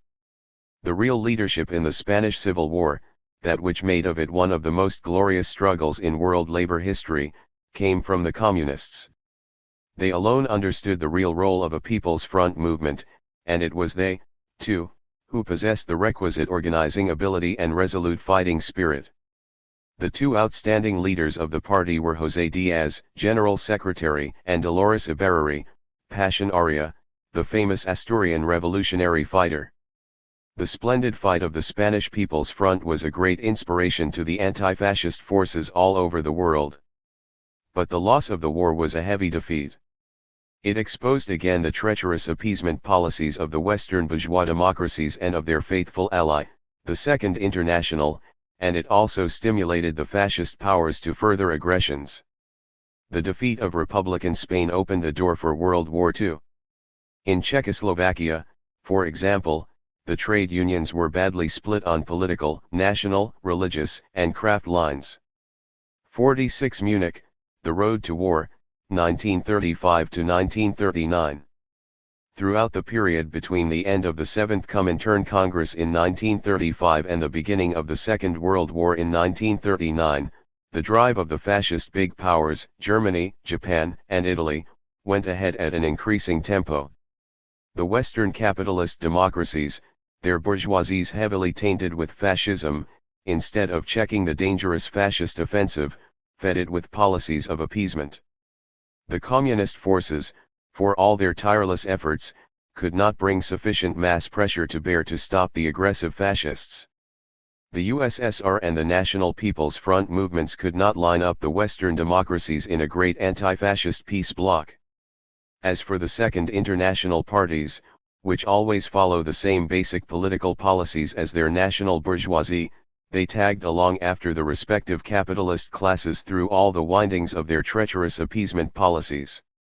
During the whole period, the capitalist economic system was stagnant. It did not make the customary recovery after the profound cyclical crisis of 1929–33, but lingered along in what Stalin called a depression of a special kind. In the United States, Great Britain, France, and other Western capitalist countries, huge masses of workers remained unemployed. The number of jobless in the United States in these years, despite Roosevelt's Keynesian pump priming, averaging up to 10 million. Only in the fascist countries, because of their feverish war preparations, did the industries come back again into full production. The appeasement crime. Realizing the weakness of the capitalist opposition to their plans, the fascist powers pushed their aggressions with the utmost brazenness. In March 1936 Hitler sent his troops into the Rhineland. 2 months later the Italians captured Addis Ababa, and the conquest of Ethiopia was completed. On October 24, 1936, Germany and Italy announced a treaty specifically directed against communism, and a month later Japan also signed it. The notorious and Comintern Pact was thus born. Japan continued its violent eruption into China, and Germany and Italy waged war against Republican Spain. All during this period Hitler, flouting the Versailles Treaty, hurriedly built his army. In March 1938 he seized Austria by force, and shortly afterward demanded that Czechoslovakia cede Sudetenland to Germany. The Vatican gave its thinly disguised blessing to these fascist depredations. The non-fascist powers had the physical strength to put a quick halt to these arrogant aggressions, had they been so disposed. They possessed 3 times as much population, produced 50 to 100% more steel, twice as much electricity, 14 times as many automobiles, 55 times as much liquid fuel, 9 times as much raw materials for textiles, 4 times as much food, and had 49 times as great gold reserves. 1 But the bourgeois democratic governments, themselves soaked with fascism, refused to act, instead, making one concession after another to the insatiable fascist imperialists. The Comintern thus described their course of appeasement. Italian fascism was allowed to attack Ethiopia with impunity. It not only enslaved Ethiopia, but also hurled itself against Spain. German fascism was permitted to militarize the Rhineland without hindrance. It made use of this to fall upon Spain. Then it engulfed Austria and crushed Czechoslovakia. The Japanese freebooters were enabled to seize Manchuria and the northern provinces of China. With growing insolence, the Japanese militarists embarked upon a war to enslave the whole of China. Step by step, the countries of great Western democracy retreated before the fascist plunderers. Step by step, the fascist plunderers strengthened their positions, increased their aggressions, resorted to new acts of violence, and at the same time, used all this to draw the noose tighter around the necks of their own people. To some capitalist politicians, such as Churchill, Eden, and Cooper in England, condemned this folly, and Roosevelt spoke of a quarantine against the aggressors, but the United States nonetheless continued to ship great quantities of scrap iron to Japan. In the bankrupt League of Nations, the Soviet Union tried to organize the anti-fascist forces to stop the fascist assaults. It generally urged that Article 16, the collective action clause of the League Covenant, be applied. During the Ethiopian War, it fought for the enforcement of the League's tongue-in-cheek sanctions against Italy. It demanded the abandonment of the disastrous non-intervention policy towards Republican Spain. It urged a collective repulse of the Japanese invaders in China. It proposed joint action to halt Hitler's invasion of Austria, and it took a firm stand against Hitler's demands upon Czechoslovakia. But all this insistence upon militant struggle fell upon deaf ears. The capitalist democratic governments, with their appeasement policies, were heading irresistibly towards the great debacle of Munich. The growth of Soviet power. Meanwhile, during the past decade, the Soviet Union had been registering a tremendous growth in its economic and military strength and in its internal consolidation, facts which were soon to have decisive results in the eventual defeat of the world fascist menace. As we have seen in Chapter 41, the first five-year plan, of 1929 to 33, had been a tremendous success, vastly increasing the industrial and agricultural output of the USSR. The second five-year plan, of 1933 to 38, fulfilled in 4 years and 3 months, was also a brilliant victory. It raised Soviet industrial production by 120.6% over 1932, and strengthened the economic system in every respect. 3 Since 1913, Russian output had gone up from 100 to 908 in 1938, whereas that of the United States, in the same period, had advanced only from 100 to 120.4. The third five-year plan 5, calling for a further industrial production increase of 88% by 1942, was about 3/4 completed by June 1941, when the USSR became involved in World War II. The USSR had become the most powerful industrial country in Europe. This enormous increase in the industrial strength of the Soviet Union was to be decisive in the winning of that great world war. The spectacular advance of socialism in the USSR was further dramatized by the adoption in November 1936 of the famous Stalin Constitution. Under this constitution, among other basic rights, all the citizens of the USSR are guaranteed the right to work, the right to rest and leisure, the right to education, the right to maintenance in old age and in case of sickness or disability, and women are accorded equal rights with men in all spheres of life. It is far and away the most democratic constitution in the world. Vitally important, too, in the increase of Soviet economic military political strength during this pre-war period, was the complete defeat of the counter-revolutionary Trotsky-Zinoviev-Bukharin opposition. As we have seen in Chapter 39, during 1923-29 the three groups had been defeated singly and en bloc by the party majority led by Stalin. And defeated with them was their basic contention that socialism could not be built in one country. The succeeding years completely confirmed this defeat by the tremendous socialist successes in the USSR. But the defeated opposition leaders refused to accept the party decision. Surreptitiously, they carried on factional work. In their desperation and degeneration they engaged in sabotage, wrecking of industry, and assassination, finally even becoming agents of Nazi Germany and Japan. Trotsky, who had been expelled from the Soviet Union in 1929, organized abroad the Fourth International in 1933, which was composed of skeleton groups in many countries. Among its other counter-revolutionary activities, it openly advocated the violent overthrow of the Russian Communist Party leadership and of the Soviet government. In Spain, China, and elsewhere, Trotskyists were proved to be police spies. 6. The Russian opposition conspiracies and treasons came to a head in the assassination on December 1, 1934, in Leningrad of S.M. Kirov, a prominent party leader. This brutal murder led to extensive investigations, which exposed the wide extent and desperation of the Trotsky-Zinoviev-Bukharin-Tkaikevsky intrigues. The proven objectives of these elements in their reckless bid for power were, to assist foreign military intervention, to prepare the way for the defeat of the Red Army, to bring about the dismemberment of the USSR, to hand over the Soviet maritime region to the Japanese, Soviet Belorussia to the Poles, and the Soviet Ukraine to the Germans, to destroy the gains of the workers and collective farmers, and to restore capitalist slavery in the U.S.S.R. These shocking revelations, which were proved to the hilt, led to several large trials in 1936-37, and to the execution of Zinoviev, Kamina, Bukharin, Tkaikevsky, Rykov, Krestinsky, Smirnov, Pyatakov, and a number of others. 8.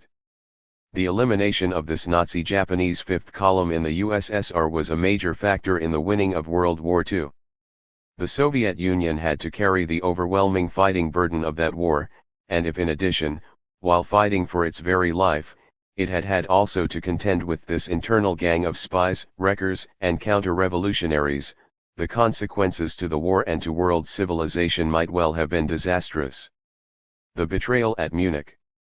With the war crisis coming to a boil over Czechoslovakia, President Roosevelt proposed on September 25, 1938, that Hitler and the Czechs get together and settle their dispute. Taking advantage of Roosevelt's initiative, Hitler called a conference of Germany, Italy, France, and Great Britain at Munich, with himself, Mussolini, Daladier, and Chamberlain in attendance, the Russians being carefully left out. On September Go, this conference came forth with an agreement, the substance of which was the dismemberment of Czechoslovakia to the benefit of Germany. The capitalist leaders of the world, including Roosevelt, hailed this criminal sellout as a great victory for peace. Chamberlain and Daladier returned home in triumph, loaded with bourgeois praises for having established peace in our time.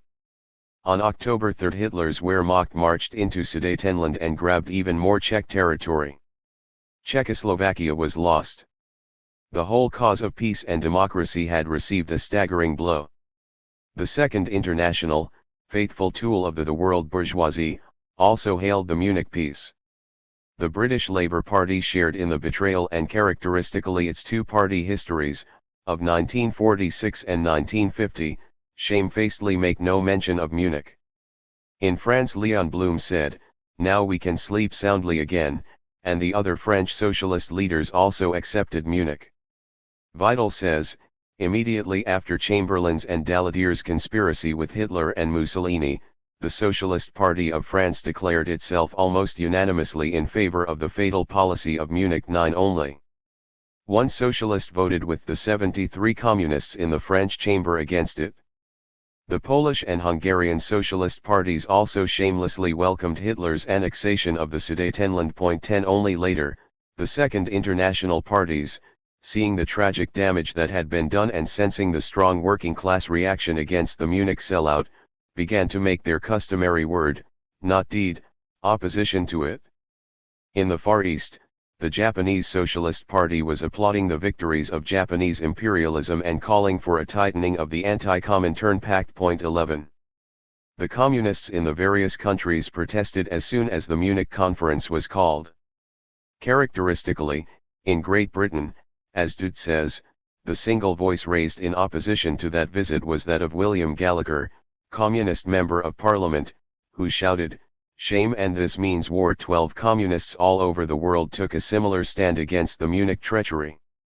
The Communist International, promptly expressing this general stand, said, "Czechoslovakia, the last bastion of democracy in Central Europe, has fallen a victim to an unprecedented conspiracy directed by Hitler and Chamberlain against the freedom and the peace of the nations.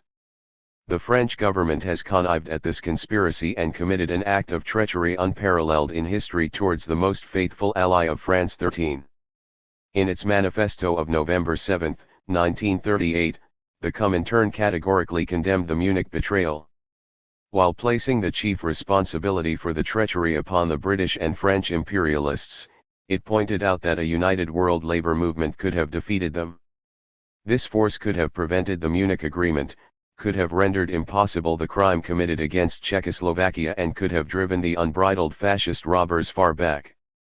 The Comintern proposed in vain to the Second International the calling of a great world conference of all workers' organizations, to organize an international united front to halt the march of fascism. The manifesto listed 10 previous occasions since 1933 when the Comintern unavailingly proposed international united front actions with the Second International against advancing fascism. The manifesto also contained a forecast of Hitler's war timetable, stating that he would invade the USSR in the autumn of 1941. It actually took place in June of that year. 14. The basic purpose of the British and French bourgeoisie in engineering the Munich betrayal was to direct Hitler's bayonets away from themselves and against the Soviet Union. Undoubtedly, they felt that in the Munich Agreement they had finally achieved their long-desired all-capitalist united front against the USSR, a determination which remains to this day the great imperialist objective.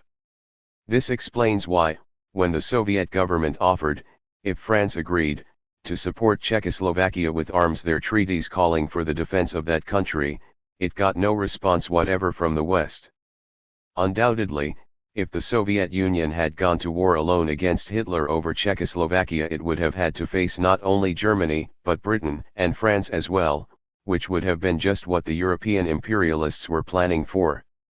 Since the Russian Revolution of November 1917, down to the present time, the bourgeoisie of the world have dreamed and plotted for an all-out attack against the USSR.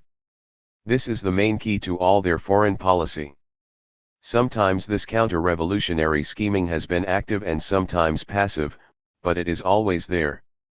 In the period just before World War II, the bourgeois hope for a great capitalist war against the Soviet Union was especially alive. As for the Soviet government, it has always followed a resolute peace policy. This was well stated in 1934 by Stalin, and it remains today the line of the USSR. Said Stalin, "Our foreign policy is clear. It is a policy of preserving peace and strengthening commercial relations with all countries. The USSR does not think of threatening anybody, let alone attacking anybody. Those who want peace and seek business relations with us will always have our support. But those who try to attack our country will receive a crushing repulse to teach them not to poke their pig snouts into our Soviet garden." 15. The drive to war. The Munich betrayal, of course, did not satisfy Hitler, but only whetted his insatiable appetite for more conquests. On March 2, 1939, he marched into Prague, and he was already knee-deep in demands upon Poland. In August, Daladier sought to arrange another Munich at the expense of Poland, but the arrogant Hitler believed that the time had come for a showdown with the wobbly capitalist West, and he moved directly towards taking Poland by force. He rejected Daladier's proposal. Again, as in the case of Czechoslovakia, the Soviet government offered, jointly with the West, to defend Poland by arms. But Great Britain and France, who were looking in a different direction for allies, would have none of this, and their fascist puppet, the Polish government, flatly refused the passage of Soviet troops across its territory. Meanwhile, the Soviet government was bending all efforts to create the General Anti-Fascist Peace Front, which had been its policy for 5 years past. Negotiations, presumably to this effect, went on in Moscow. But Great Britain and France, which were hoping for a Hitler attack upon the USSR, wanted no alliance with that country, which would obligate them to resist such an assault. So they sent minor officials to dabble with the Moscow Conference, and they used every subterfuge to prevent any constructive alliance being formed. After several direct but futile warnings to Britain and France that it was not going to let them thus play with its most basic national interests, that it was not going to pull the chestnuts out of the fire for them, the Soviet government entered into negotiations with Germany, and on August 21, 1939, announced the Soviet-German 10-year non-aggression pact. This pact was in line with similar treaties that the USSR had drawn up with other neighboring states, France, Czechoslovakia, Mongolia, China, etc. Great Britain and France, which wanted to keep the USSR under their thumb while they peddled away its fate to Hitler in a new Munich, cried out that the Soviet-German pact was a betrayal. Foreign Minister Molotov of the USSR, however, recited to them their repeated treacheries against the Soviet Union. He said, as the negotiations had shown that the conclusion of a pact of mutual assistance could not be expected, we could not but explore other possibilities of ensuring peace and eliminating the danger of war between Germany and the USSR. 16 Churchill publicly admitted that the Soviet Union needed the 2 years of the pact to prepare for the Nazi invasion which it knew would come. The oft-repeated charge that the Soviet-German pact helped Hitler was not true. On this matter, Yak Hontov says, its immediate effect was to crack the fascist bloc. Hitler offended his ally, Japan. He alienated his secret collaborators, Chamberlain and Daladier. He lost his financial support among certain bankers. 17. The Soviet-German non-aggression pact has been fully justified by history. It not only broke up the attempt of the British and French imperialists to develop an all-out capitalist war against the USSR, but it gave that country a breathing space of some 22 months, in which to prepare for the inevitable Nazi attack. During this period the Soviet Union made tremendous industrial and armament progress, and this added strength was a very important, if not a decisive, factor in winning World War II. Hitler, who had long been developing his war line, marched against Poland, as he had done against Czechoslovakia and Austria. Great Britain and France, therefore, declared war on Germany on September 3, 1939. For all their maneuvering, the British and French imperialists had succeeded only in getting the wrong kind of a war. Instead of the Soviet-German war that they had devoutly hoped and planned for, they found themselves in a war with Germany. The world had been deceived and betrayed by the German, French, British, American imperialists into another terrible mass slaughter. 47 World War II, the course of the war. World War II was a product of the general crisis of the world capitalist system, a devastating explosion of that system's inner contradictions, precipitated by the uneven development of the respective capitalist powers. Concretely, it was a violent imperialist redistribution of the earth. Germany, Japan, and Italy were mainly responsible for the war, with a large share of the guilt attaching also to Great Britain, France, and the United States, because of their appeasement policies and anti-Soviet line. In the war there were various clashing elements: the attempts of all the imperialist powers to destroy the Soviet Union, the efforts of the two groups of great capitalist states to secure imperialist world domination, and the resistance of the world democratic masses to fascist enslavement. The imperialist stage of the war. After the official declaration of war on September 3, 1939, there set in a period of 6 months without hostilities, the so-called phony war. Great Britain and France turned not a finger to help attack Poland, nor did they move in any way against Germany. This was because the last thing their reactionary leaders wanted to do was to fight Nazi Germany. Their aim was to transform the wrong war into a right war, a German-Soviet war. Meanwhile, on September 5, the United States declared its neutrality. The policy of its ruling class, essentially as in World War I, was to stand aside from the conflict, to get rich selling munitions to the Western belligerents, and then, when all the fighting states were weakened by the war, to assert its own decisive power. Hitler was deaf to the blandishments of the Western democracies. He and his Japanese pals were out for world conquest, and they did not want to share the expected loot with British, French, and American imperialism. Hitler's schedule, as previously exposed by the Russians, called first for the destruction of the flabby Western powers, then the mobilization of their industries and manpower, and finally, the grand assault upon the Soviet Union, with Japan, in the meantime, taking over the eastern colonial systems of Britain, Holland, and France. Besides, Hitler was not taking any chances on a two-front war by assaulting the USSR with an armed Britain and France at his back. So the initial attack, when Hitler was well ready, was to go against the West. The fascists' perspective was entirely unacceptable to British and French imperialism, which could not accept a position of utter inferiority to German imperialism in a fascist world.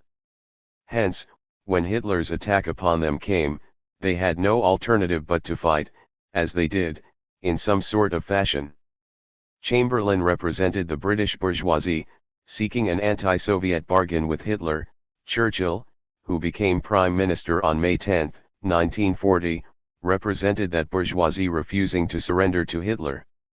These developments, the obvious attempts of British and French imperialism, with the United States in the background, to turn Hitler's guns against the Soviet Union, caused a necessary shift in communist policy everywhere. The expectation had been that if it came to war, the USSR would be on the side of the Western democracies, which would have given the war a democratic content. This had been the sense of communist policy for several years past. But the treachery of the Western Munichits had made this course utterly impossible, as we have seen. Therefore, a policy of non-support had to be adopted. The major expression of this was the German-Soviet Pact of Mutual Non-Aggression. In October 1939 the Communist International issued a manifesto containing this new policy. It declared, "This war is the continuation of the many years of imperialist strife in the camp of capitalism." It pointed out that England, France, and the United States held sway over the major economic resources of the world and that the fascist powers were trying to wrest them away. Such is the real meaning of this war, which is an unjust, reactionary, imperialist war. In this war the blame falls on all the capitalist governments, and primarily the ruling classes of the belligerent states. The working class cannot support such a war. The CI put out as slogans, "No support for the policy of the ruling classes aimed at continuing and spreading the imperialist slaughter.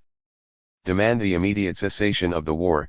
1 At the same time, Dimitrov wrote, "It is for the working class to put an end to this war in its own way, in its own interests, and in the interests of the entire world of labor, thus creating the conditions for the abolition of the fundamental causes of imperialist wars."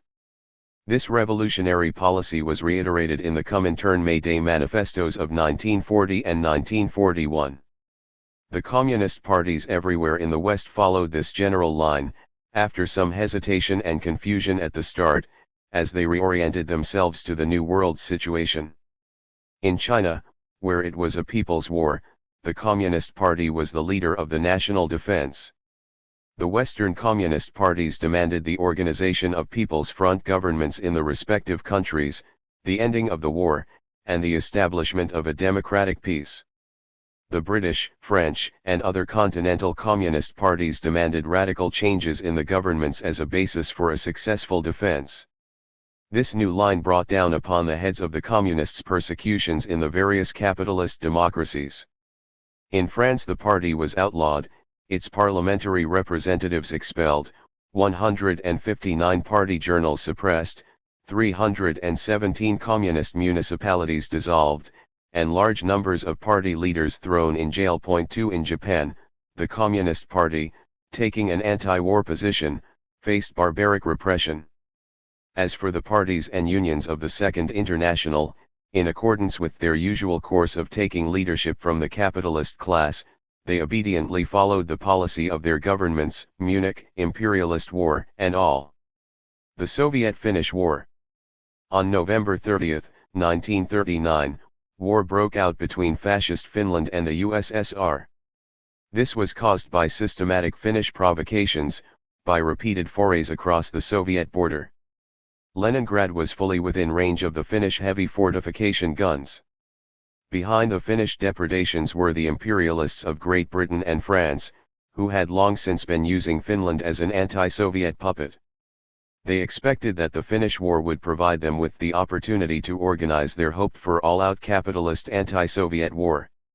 It was their chance, they speculated, to turn the wrong war against Germany into the right war against the USSR.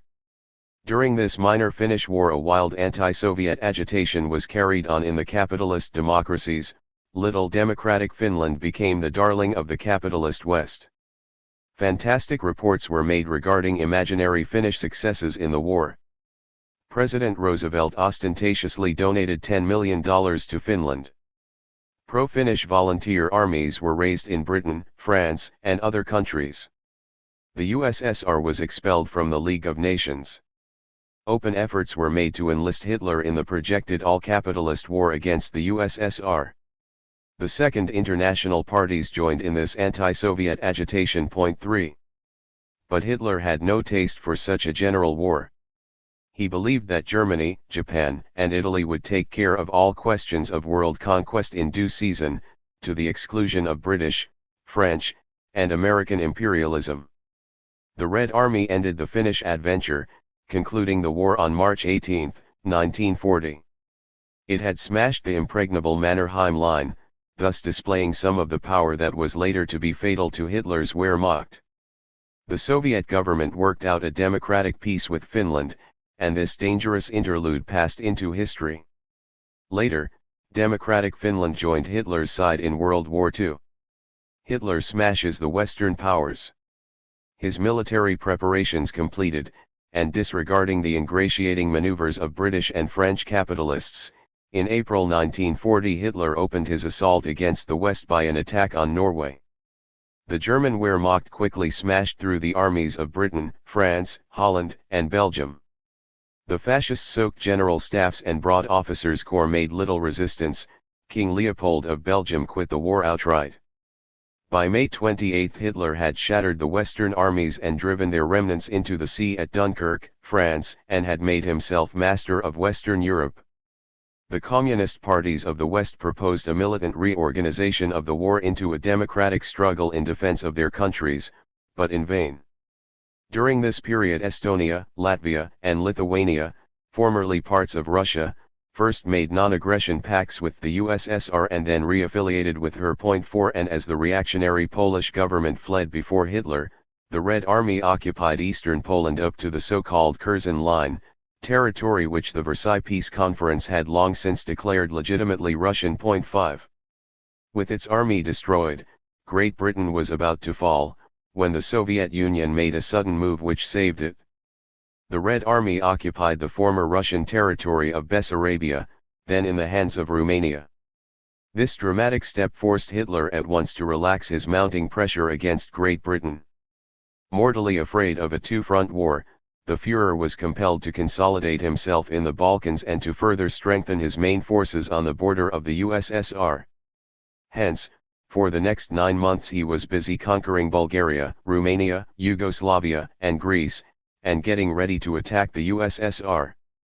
Figuring, no doubt, that after the chore of whipping the Soviet Union was accomplished, he could easily finish mopping up weakened Great Britain, he made the fatal mistake, on June 22, 1941, of sending his troops, 170 divisions, across the Soviet borders. 6 Meanwhile, in the United States the dominant sections of the bourgeoisie, fearing the downfall of Great Britain and the rise of a far more powerful German imperialism, tended more and more towards active support of the embattled Western capitalist powers.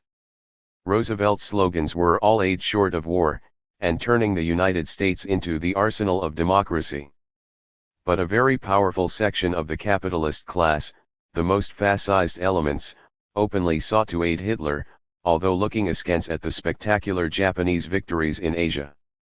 As for the American people, peace-loving and democratic, while willing to aid England, in the vast majority they wanted to keep out of the war. The changed character of the war. The entry of the Soviet Union changed fundamentally the character of the war. This is what made it progressive, democratic, and anti-fascist. Prior to this time, the war was in the hands of imperialists, including also Western democracies, and was being directed to further their class interests. Under such circumstances, the war was not, and could not be, an anti-fascist war. The entry of the USSR changed all this. It not only conferred upon the war a definite anti-fascist character, but it also gave the Western democracies their first opportunity to win. Up until that time, with Britain, France, Belgium, Holland, and Norway virtually completely knocked out of the war, their chances of victory were practically nil. The USSR, which was the real political leader of the war, gave the war both its democratic content and its possibility for victory. From the outset there had been a deep people's element in the war, the struggle of the masses against fascist subjugation. This element finally became dominant, putting the stamp of a just, people's war upon World War II, but not until the great democratic weight of the Soviet Union was thrown into the war scales. Doubtless it was this process that Stalin had in mind when he said, unlike the First World War, the Second World War against the Axis states from the very outset assumed the character of an anti-fascist war, a war of liberation, one aim of which was also the restoration of democratic liberties. The entry of the Soviet Union into the war against the Axis states could only enhance, and indeed did enhance, the anti-fascist and liberation character of the Second World War. The Second International, of course, did not recognize the all-importance of the entry of the USSR, and as for the Trotskyists, they declared the war to be imperialist throughout. No sooner had the Hitler attack upon the USSR begun than Churchill, followed by Roosevelt after Pearl Harbor, accepted the plan of a war alliance with the Soviet Union, making all due reservations against communism as such. Thus came into existence, in war form, the general anti-fascist alliance that the Soviet government had been advocating ever since the middle 30s. The peace front at that time could have averted the war and checked fascism in its early stages, but it was, however, cynically rejected. Only when British, French, and American imperialism had their backs against the wall, virtually whipped in the war, did they call upon the communists to pull them out of their deadly predicament. But the united front was better late than never. The all-out national and international front against fascism, the line of the Comintern Seventh Congress, thus became the general strategy which won the war, another example of communist world political leadership. Because of the greater sharpness of the fascist issue presented by the war, the anti-Axis front at that time, both internationally and nationally, was broader in scope than the pre-war anti-fascist front. Thus, on the international scale, it was expressed by the General Anti-Fascist Alliance finally crystallized in the United Nations, and on the national scale by the united action of all those classes ready and willing to fight against fascism, including sections of the bourgeoisie. The national front in the respective countries ranged from a loose cooperation of these anti-fascist groups to their joint participation in national governments. Unfaithful capitalist allies.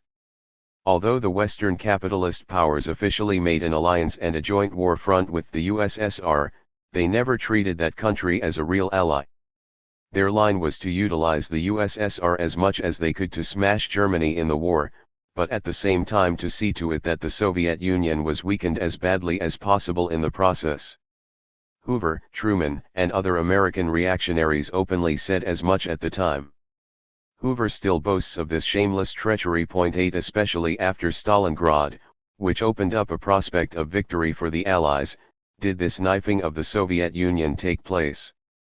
From then on the imperialists especially had in mind a post-war world run by the Anglo-Americans, in which socialist Russia would play only a subordinate role.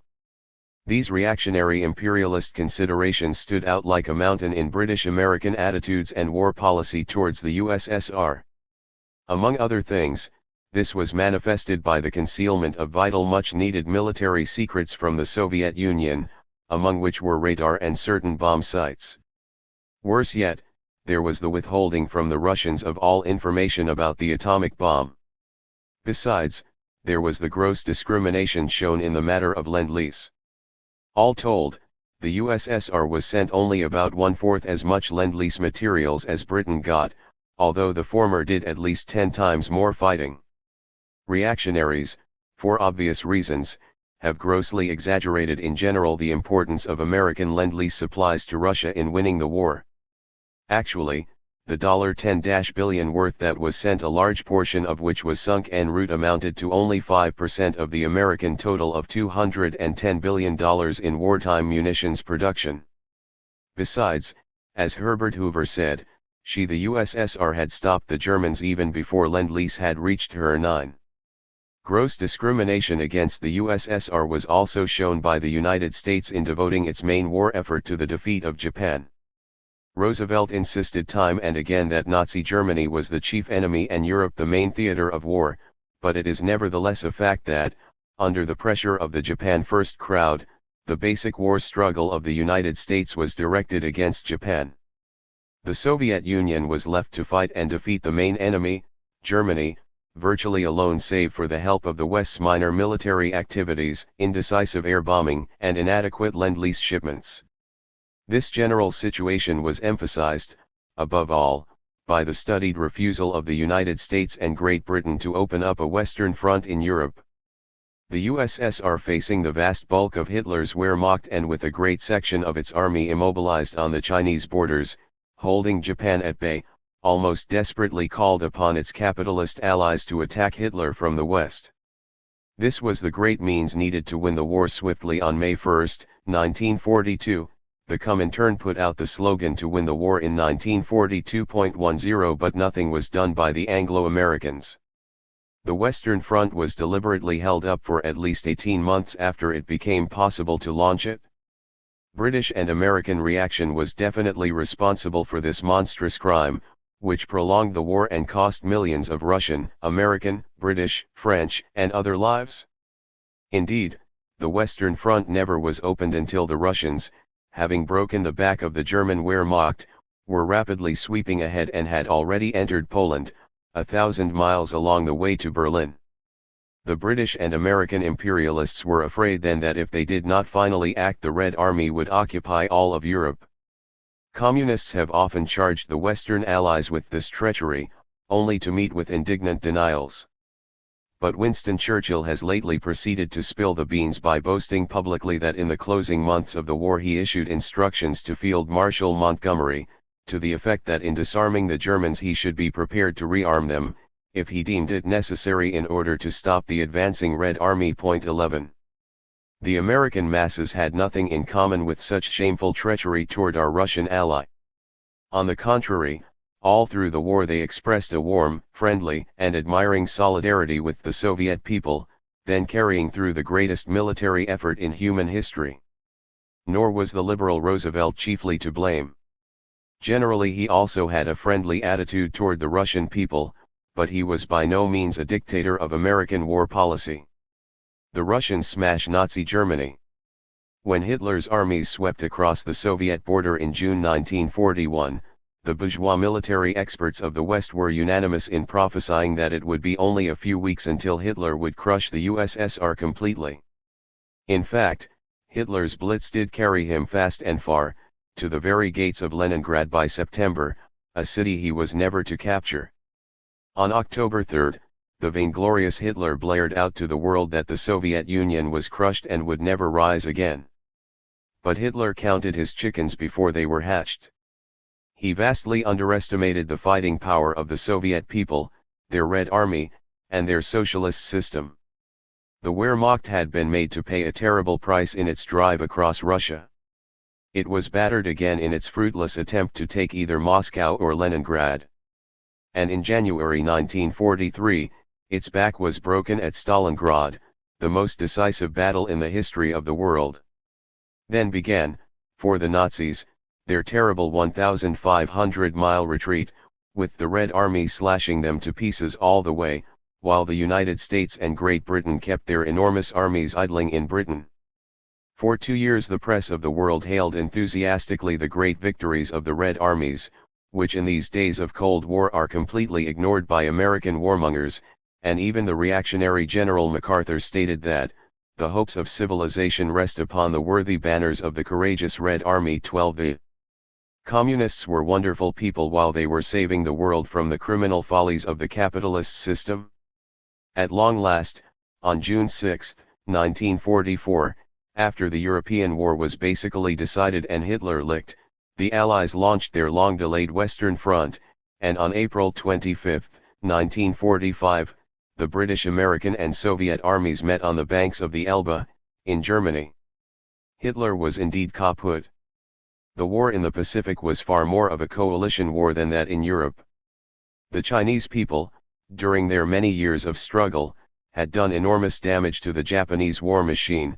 The great drive of the American Navy, Army, and Air Force was, of course, a disaster to the Japanese armed forces, and the immobilization of Japan's Kwantung Army all through the war on the Siberian border, and the final destruction of that army by the Red Army, was also a major factor in winning the war. On August 14, 1945, Japan unconditionally surrendered. The Great World War, with its 25 million dead and 32 million wounded, was finally at an end. During the last days of the Japanese phase of the war a sinister event took place, of the gravest historical importance. Upon the express orders of President Truman, atomic bombs were dropped upon Hiroshima, August 6, and Nagasaki, August 9.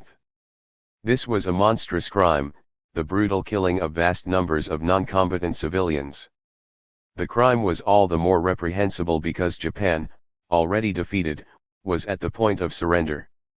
Even more terrible than all this, however, was the notification, by the dropping of the bombs, that Wall Street was going to try to set up its domination of the post-war world on the basis of this terrible weapon.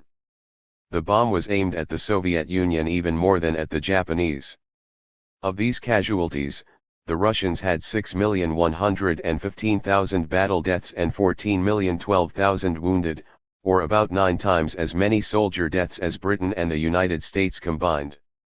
48 World War II, the guerrilla forces. Among the most basic factors in winning the Second World War were the guerrillas, or semi-irregular armed forces.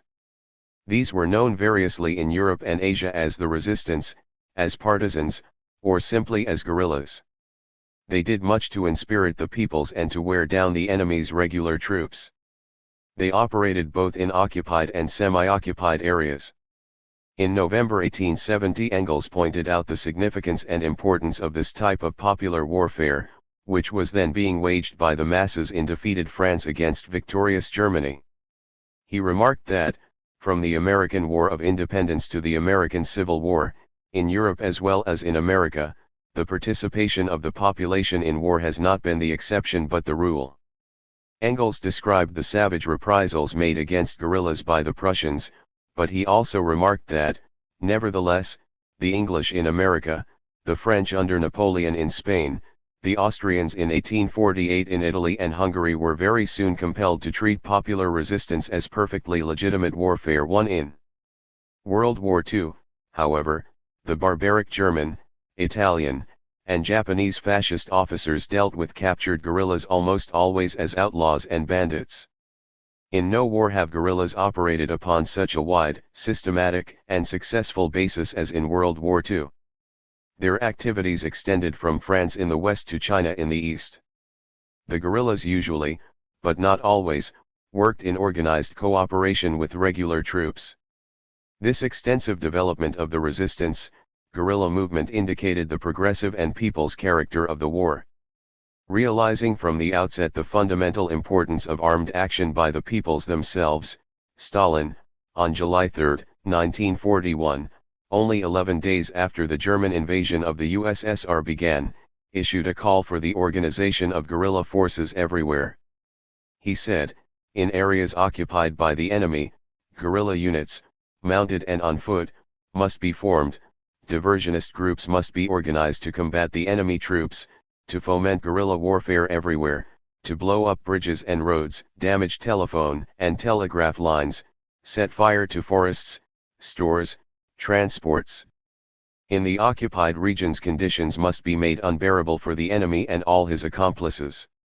They must be hounded and annihilated at every step, and all their measures frustrated too. Eventually, the Western bourgeois military forces also took to cultivating guerrilla forces. Throughout the entire area of the Great War, the militant guerrilla policy, requiring real courage and fortitude, was applied by the masses of the peoples. In this dangerous work, it is a matter of historical record that the communists were nearly everywhere the fighting leaders. It was a situation that called forth in fullest measure their natural bravery, strong organization and discipline, tireless devotion to the cause, and burning hatred of the capitalist enemy. In organizing the guerrilla forces, whether in the cities or in the country, the wide experience that communists had with underground political life, in the face of vicious police persecution, stood them in very good stead. Generally, the resistance was organized upon a national front basis, all those willing to fight fascism being eligible. This was one more application of the basic anti-fascist People's Front tactic worked out by the 7th Congress of the Comintern. Many Social Democrats and bourgeois elements participated, but characteristically, the general line of their leaders was to dampen down the militancy of the resistance forces, on the grounds that the German savage reprisals would scare off popular support, which was an illusion. The Communists, on the other hand, were for a bold fighting policy, without which the whole resistance movement was almost valueless as a war force, a policy which the workers and peasant masses supported. The Comintern and the Communist parties gave a strong lead to the guerrilla movement. Characteristically, the C.L. May Day Manifesto of 1942 declared, "The workers in the Hitler-occupied countries will affirm their determination to fulfill their proletarian and national duty." Every ounce of energy and every bit of skill will be concentrated by them to disrupt war production and the transport of military supplies for the malignant foe. By diverse means, including fires and explosions, they will destroy machinery and equipment working for the invaders. 3 Communist parties and communist youth leagues everywhere carried out this policy vigorously. As for the Second International parties, they mostly disappeared in the occupied countries. Price says, on the political side, the LSI ceased to function after the collapse of France. 4. The resistance, or guerrilla movement, besides playing a tremendous role in the military defeat of the fascist Axis powers, also had much to do with the national revolutions at the end of the war and with shaping the political situation in the post-war period. This we shall deal with later. The Russian partisans. The Russian people have a long and rich tradition of guerrilla action by the masses to resist tyrants. During past centuries there were many peasant uprisings against brutal tsars, and these always took on the character of guerrilla movements. Napoleon, in his terrible march to and from Moscow in 1812, also got a bitter and fatal taste of Russian guerrillas. And during the Revolutionary Civil War of 1918-21, guerrilla fighting took place on a wide scale. Hence, in fighting Hitler's invasion in 1941, the Soviet people had many guerrilla precedents to guide them. Stalin's call for guerrilla action and a scorched earth policy, cited above, gave a big impetus all over Europe to such fighting. It especially stimulated the growth of powerful partisan movements in the Baltic states and in the Balkans, as well as in the USSR. The broad partisan movement in the Soviet Union did not spring up merely spontaneously. Kurnikov says, it was organized long in advance. Everything was prepared: men, women, and youngsters, their weapons, training, and morale. 5. The guerrilla forces were integrated with the Red Army. Partisan fighting was also a definite part of Stalin's great political military strategy which won the war and saved the world from fascism. It was included in the basic war in-depth concept, which is described by Kurnikov. We can say that the grand strategic scheme of the war in-depth is as follows: the Red Army fights the war in the front zone, the guerrilla army spreads it all over the German rear, the people in arms keep it from spreading over the Soviet rear. 6. The collective farm system was well adapted to the development of guerrilla warfare, each farm becoming a center of patriotic resistance. The spirit of united action, inherent in the whole Soviet social order, was another strong contributing force to the mighty guerrilla organization. Capitalism could not possibly develop such a solid and rugged defense. The guerrilla bodies, often including regular Red Army detachments which had been cut off from the main forces, actually controlled whole stretches of territory behind the German front. Thus, in 1942 there was such an area of 3,000 square kilometers, close to Leningrad, occupied, controlled, and administered by guerrillas, who sent supplies through the German lines to the beleaguered city. 7 Similar guerrilla-controlled islands existed in many other parts of the country overrun by the Germans. Guerrillas systematically destroyed railroads, roads, bridges, telegraph and telephone lines, etc. It took whole detachments of German troops to do repair work, small bodies being wiped out if they undertook such tasks. Sloan thus pictures how guerrillas on the farms applied the scorched earth policy. The milkmaids from the collective farm drove their cows through the fields of growing corn, trampling it down and destroying it. Women cut the corn with scythes, and tractors were used to crush it into the ground. A whole beet field was plowed under. Pigs were slaughtered and were hauled over to a nearby Red Army regiment. The pigsties, stables, and a cowshed were demolished. The best horses were driven off into the woods for the use of the guerrilla fighters. Agricultural machinery was smashed, the pond was emptied, and the local sugar refinery was wrecked. 8. The partisans did an immense amount of damage to the fascist enemy. Min states that, in the course of 10 months, the guerrillas in the Leningrad area killed nearly 21,000 German privates and officers and destroyed 117 heavy and light tanks, 25 armored cars, 91 airplanes, over 100 fuel tanks, and over 2,000 motor trucks.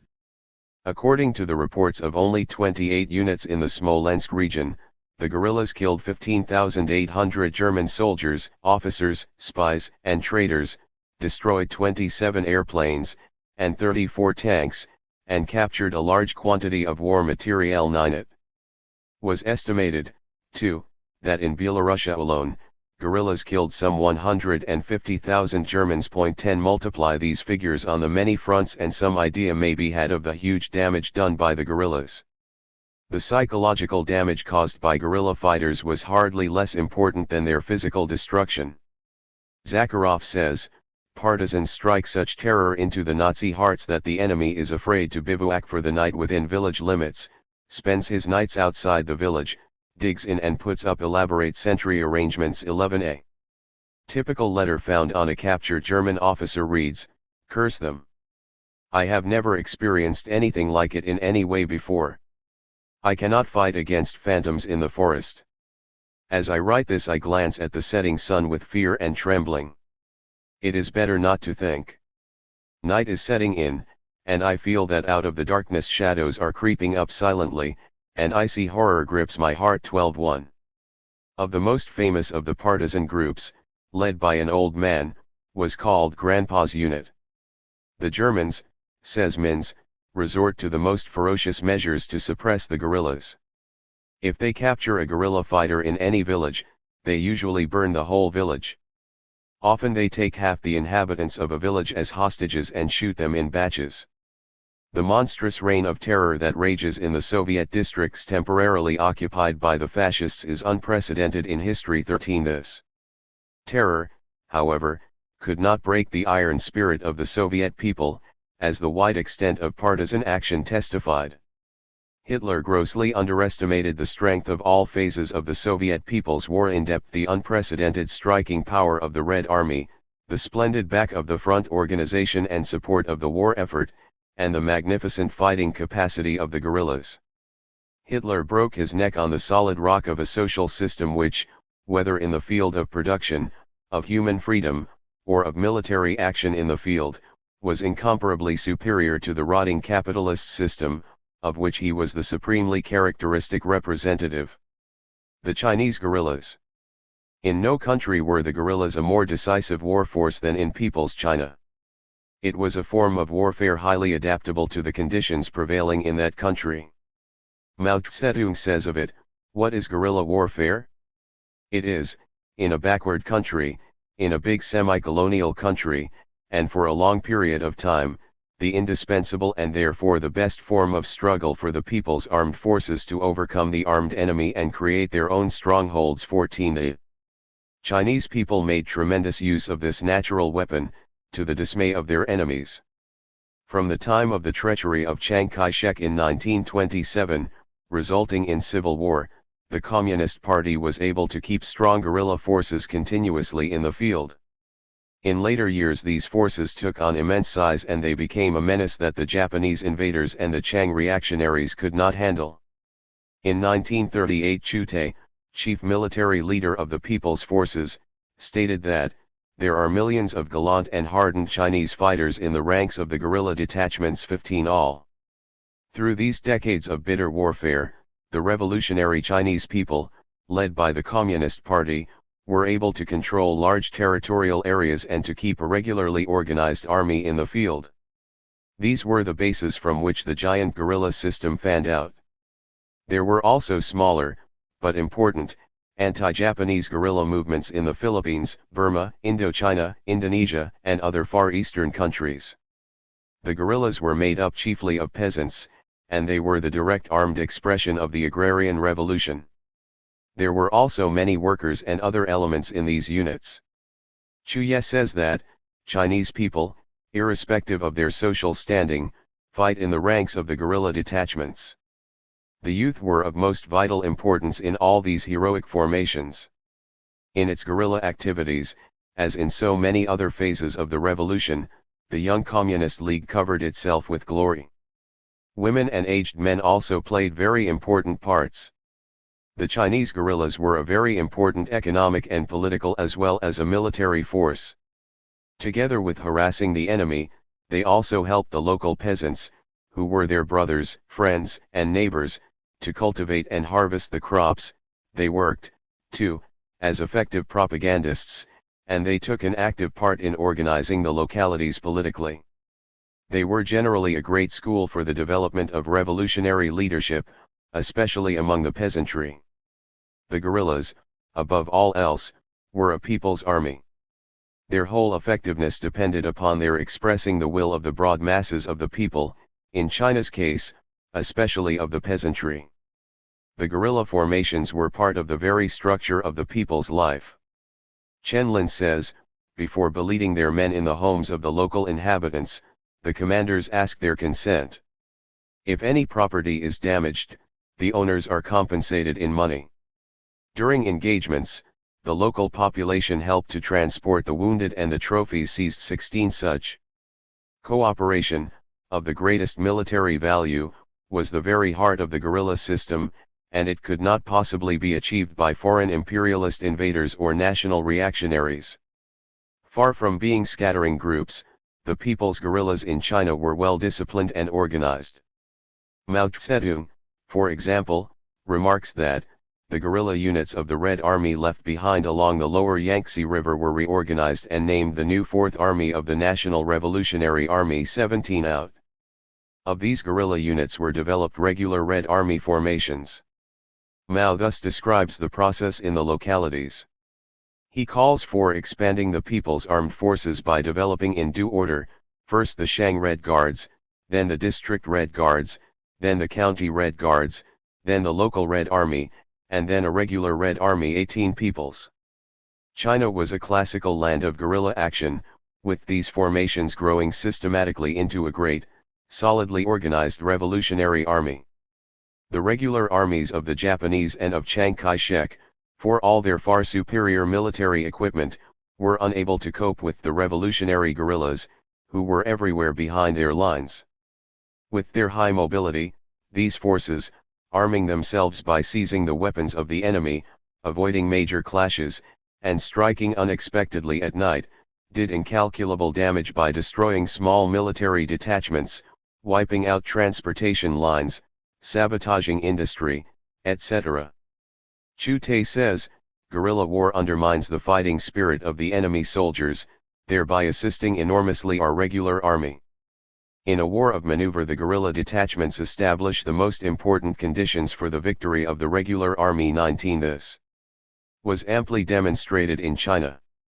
During the Great Japanese Incursion, mainly from 1931 to 1945, these invaders were quite unable to control the broad areas which they overran with their armies. They managed to hang on to the railroads and the major population centers, but the vast country regions were more or less dominated by guerrillas. The Japanese this was a tremendous handicap. It represented a steady heavy loss of manpower and, even more disastrous, it prevented the invading armies from living off the country. Chiang, in the long civil war from 1927 to 1935, had much the same experience. By the time of the last civil war, however, from 1945 to 1950, the people's armies, huge, well organized, and well armed with Jiang's American supplies, were able to capture even the greatest cities, which they did. Both Chiang and the Japanese fought the guerrillas by extreme terrorist measures, indiscriminately torturing and executing peasants, and burning their villages. But this frightfulness failed of its purpose, the revolutionary spirit of the people triumphing over all such savage butchery. The enormous spread of the guerrilla movement and its decisive importance in the people's ultimate complete victory over the Japanese invaders and the Chiang Kai-shek reactionaries, expressed the bravery of countless peasant heroes. The partisans in Eastern and Middle Europe. In Eastern Europe, where the fighting influence of the Red Army was particularly strong and the leading role of the communist parties most developed, the partisan movements were especially vigorous, extensive, and effective. This included Greece, Yugoslavia, Poland, Czechoslovakia, Bulgaria, Romania, Hungary, and the Baltic states. Generally, these movements got underway very early in the war, and they also became vital forces in the series of revolutions which accompanied the eventual liberation of this whole area by the Red Army. They were all actively supported by the warring Soviet government, and to a lesser extent by the Western capitalist governments. The resistance movements were formed on a broad national front basis, with the communists in every instance giving the lead in establishing the organizations and in heading the actual fighting in the field. The Greek resistance movement was typical in its makeup, including the agrarian, socialist, and communist parties, the Union of Popular Democracy, the Liberal Youth, the General Unionist Confederation of Labor, various women's organizations, the Pan-Hellenic Organization of Youth, plus a few bishops, and even former monarchists. The Yugoslav organization was likewise made up of the Communist, Slovene, Christian Socialist, Social Democratic, Peasant, and Croat peasant parties, the labor unions, Sokols, gymnastic youth groups, and the left wings of the Serbian Democratic Party and the Serbian Agrarian Party. 20 Wherever there were Trotskyite elements, these played a disruptive role. Generally, the programs of the resistance movements were of the broadest, united front, anti-fascist character. The Yugoslav program was typical, proposing the liberation of the country from the occupation forces and the winning of independence and truly democratic rights and liberties of all the peoples of Yugoslavia. All important measures in social life and state organizations to be decided after the war by representatives truly and freely elected by the people. The People's Liberation Movement accords full recognition of the national rights to Croatia, Slovenia, Serbia, as well as the Macedonians and others. 21. The guerrilla movements in Eastern Europe did vast damage to the Axis powers and their quisling agents. In Bulgaria, for example, a police report for the month of June 1944 shows 89 cases of sabotage and 415 armed attacks by partisan forces. 22 In Poland, Hungary, and Romania, the guerrillas overran large sections of the country and occupied the attention of many German and Italian divisions. In Yugoslavia, the partisan movement, controlling most of the country, tied down some 20 German divisions, and the Greek national movement, which defeated Mussolini's army and balked the Wehrmacht, had occupied 3/5 of the country when the British army entered Greece at the close of the war. In Czechoslovakia there was much underground activity during the war, despite the Nazi terror. This was true also of Austria, where a broad freedom front existed. Even in Germany itself, there was far more underground anti-Hitler activity carried on than is generally understood. Alan Dulles, a U.S. government official in Europe, reported in 1944, there exists in Germany a Communist Central Committee which directs and coordinates communist activities in Germany. This committee has contacts with the Free Germany Committee in Moscow and receives support from the Russian government. Its power is greatly enhanced by the presence of millions of Russian prisoners of war and laborers. The drift to the extreme left has assumed stupendous proportions and steadily gains momentum. 23 In all these countries, however, right social democratic influence was a strong deterrent to militant guerrilla activity. The resistance movements in Western Europe. All the countries of Western Europe occupied by fascist forces had more or less well-developed resistance movements: Norway, Denmark, Belgium, Holland, Spain, Italy, and France. There was a broad political character to them, and they included communists, socialists, liberals, Catholics, and other groups, especially the youth. Many opportunist socialist and bourgeois elements, with an eye to future political developments, attached themselves to the resistance movements, and their influence tended to kill the movement's militancy. It was generally characteristic that in the actual fighting contingents and in the real guerrilla work the communists were the leading force. This explains why the anti-communist, Bourquenot, had to say that in France the communists finally achieved effective control of most of the military forces of the resistance. 24 The Allied governments recognized the legitimacy of partisan warfare and they officially encouraged it, giving it a certain amount of arms and funds. The governments in exile, located in London, made energetic efforts to control the resistance movements in their respective countries. In Italy, for over 20 years, the Communist Party had heroically fought the fascist regime. During this bitter fight, Antonio Gramsci, the party's leader, and many others perished. Of the 140,000 political prisoners sentenced by Mussolini courts, 85% were communists. 25 The anti-fascist fight was based upon close cooperation between the Socialist and Communist parties since their pact of 1934. The struggle was greatly stepped up with the entry of the USSR into World War XI. A broad national, anti-fascist front was established in December 1942, 26 and the National Committee of Liberation was formed in September 1943. It comprised the Communist, Socialist, Christian Democratic, Activist, Liberal, and Labor Democratic parties, and it directed the expanding underground movement. The Vatican played both sides, while vigorously supporting the Mussolini regime. It also, under pressure of the Catholic masses, affiliated its Christian Democratic Party to the National Front. 27 In March 1943 the workers in Milan, Turin, and other northern cities, declared a general strike, which brought out 3 million workers, and on April 24 to 25 the movement culminated in a general insurrection all over northern Italy. 28 In July of the same year Mussolini was forced to resign, and on April 28, 1945, at Lake Como, the workers publicly hanged him and his mistress. In the military defeat of fascist Italy, the resistance movement was of decisive importance. In France, with the Communist Party also strong and well led, the resistance movement was correspondingly powerful and aggressive. From the outset of the war the underground movement led strikes.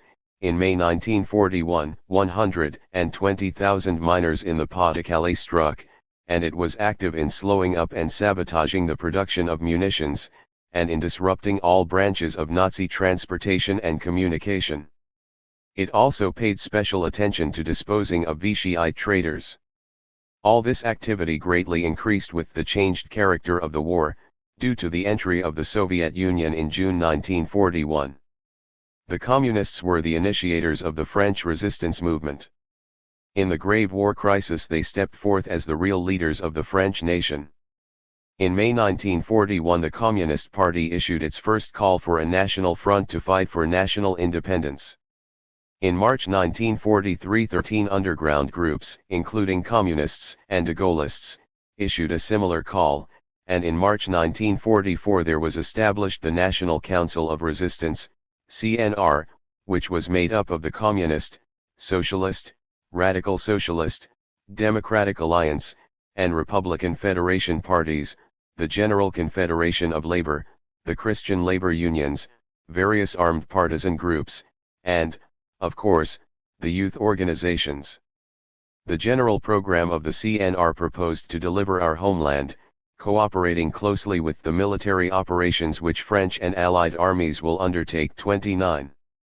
The Communists called for a policy of militant action, for only this could really injure the Nazis. The De Gaullist and Social Democratic leaders, however, who were more interested in controlling politically the resistance movement than in risking their lives fighting the fascists, played down all militancy, arguing that it provoked too severe reprisals. Theirs was a wait-and-see policy, to just organize in expectation that the day would arrive sometime in the vague future. The Nazi reprisals were, indeed, terrible, the Communist Party alone losing 75,000 in killed during the occupation. But it was the indomitable spirit of the resistance movement to carry on in spite of all such terrorism. 30. The first open guerrilla warfare in France developed in Savoy, followed soon afterward in the Central Plateau and in the Pyrenees. These were the famous Maquis, who were organized by the Franksterers partisans, FTP, led by the Communists. By the beginning of 1944, there were an estimated 30,000 Maquis in the field. 31 This movement became of vital importance in the entire resistance forces. General Eisenhower declared that the French resistance movement was worth 15 divisions of troops to him, but others said it equaled twice that many. In September 1944 there were 500,000 armed fighters in the resistance. 32 The whole movement, which included large numbers of women, was oriented towards an anti-fascist overthrow, which is why Watson could say that in the final clash with the Nazis, Paris was liberated mainly by its own resistance forces. 33. 49. The role of the Third International, 1919 to 1943. On May 22, 1943, the ECCI made public to the world a resolution proposing to dissolve the Communist International as the guiding center of the international labor movement, releasing the sections of the Communist International from obligations ensuing from the Constitution and decisions of the Congresses of the Communist International.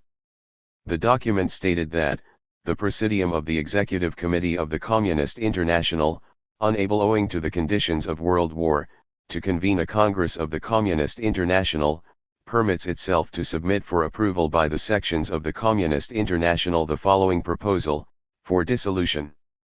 It was signed by the members of the E.C.I. Gottwald, Dimitrov, Zdanov, Kolarov, Kolenik, Kusinin, Manuilsky, Marty, Pike, Therese, Florine, and Ercole, and endorsed by the following representatives of communist parties: Bianco, Italy; Dolores Ibarruri, Spain; Lehtinen, Finland; Pocker, Romania; Rákosi, Hungary.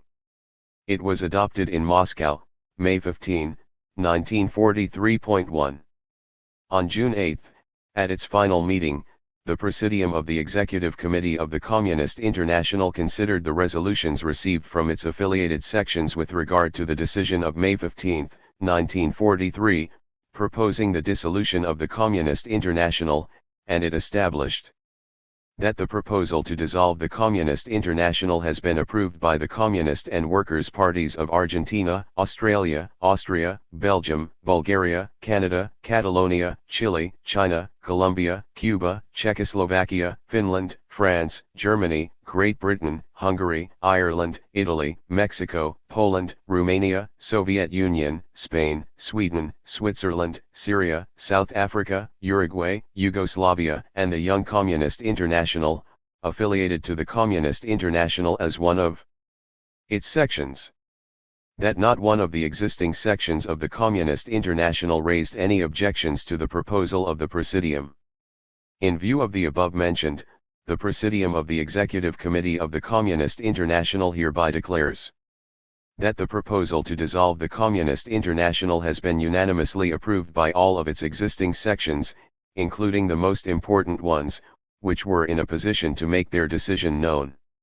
That it considers the Executive Committee of the Communist International, the Presidium and Secretariat of the Executive Committee, as well as the International Control Commission, dissolved as of June 10, 1943. It instructs the committee composed of Dimitrov, Chairman, M. Ercole, Dmitry Manuilsky, and Wilhelm Pike to wind up the affairs, dissolve the organs, and dispose of the staff and the property of the Communist International. On behalf of the Presidium of the Executive Committee of the Communist International, the decision was signed by G. Dimitrov, as of June 10, 1943.2. It is to be noted that the dissolution decision also covered the Young Communist International, its representatives signing the document for that body as a section of the Comintern. 3. The last issue of the CI official journal, The Communist International, appeared on July 5, 1943. Communists all over the world realized the necessity of dissolving the Comintern, hence there was no opposition to it. They considered that the suspension of the highly prized right of international organization was a real sacrifice that they had to make for the winning of the Great War, and to facilitate the preservation of peace in the post-war world. Nevertheless, there was much sadness at the dissolution of their well-beloved international organization, the bearer of all their best hopes and aspirations. Why the Comintern was dissolved. The dissolution of the Communist International, in the midst of the World War, provoked widespread discussion throughout the world. Generally, the opinion of bourgeois journalists and statesmen in the Allied countries was that the decision would facilitate international cooperation to win the war. Many labor leaders believed, too, that it would contribute to strengthening labor unity. A sour note was struck by the Nazis, who, with their great stress upon the Anti-Comintern Pact, denounced the whole business as the work of Roosevelt, a deceit and a maneuver. For the Trotskyists, who had long since condemned the Communist International, nevertheless yelled that its dissolution was a betrayal of world socialism. Many bourgeois elements demanded that the dissolution of the Comintern be followed by similar action with respect to the national parties, which the decision in no sense proposed.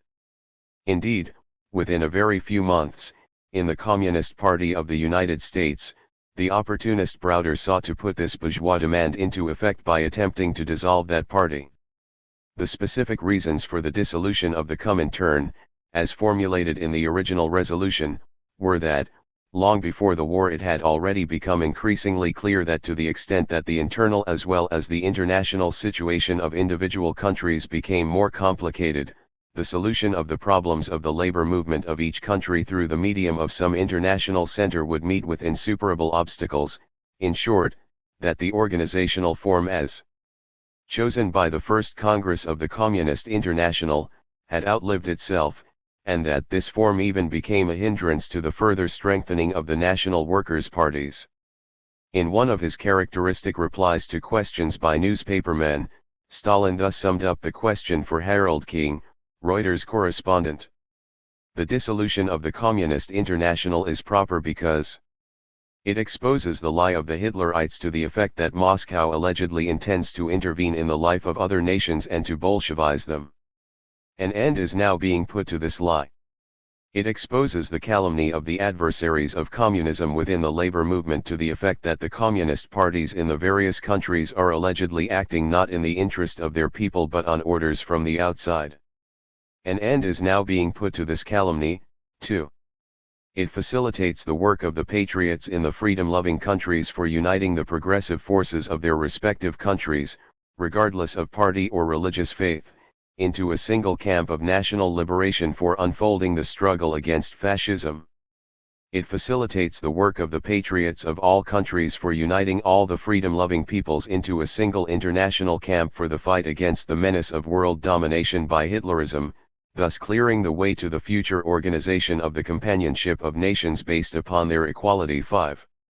It is significant that the historic decision was taken right at the most crucial moment of the fight to establish the Second Front.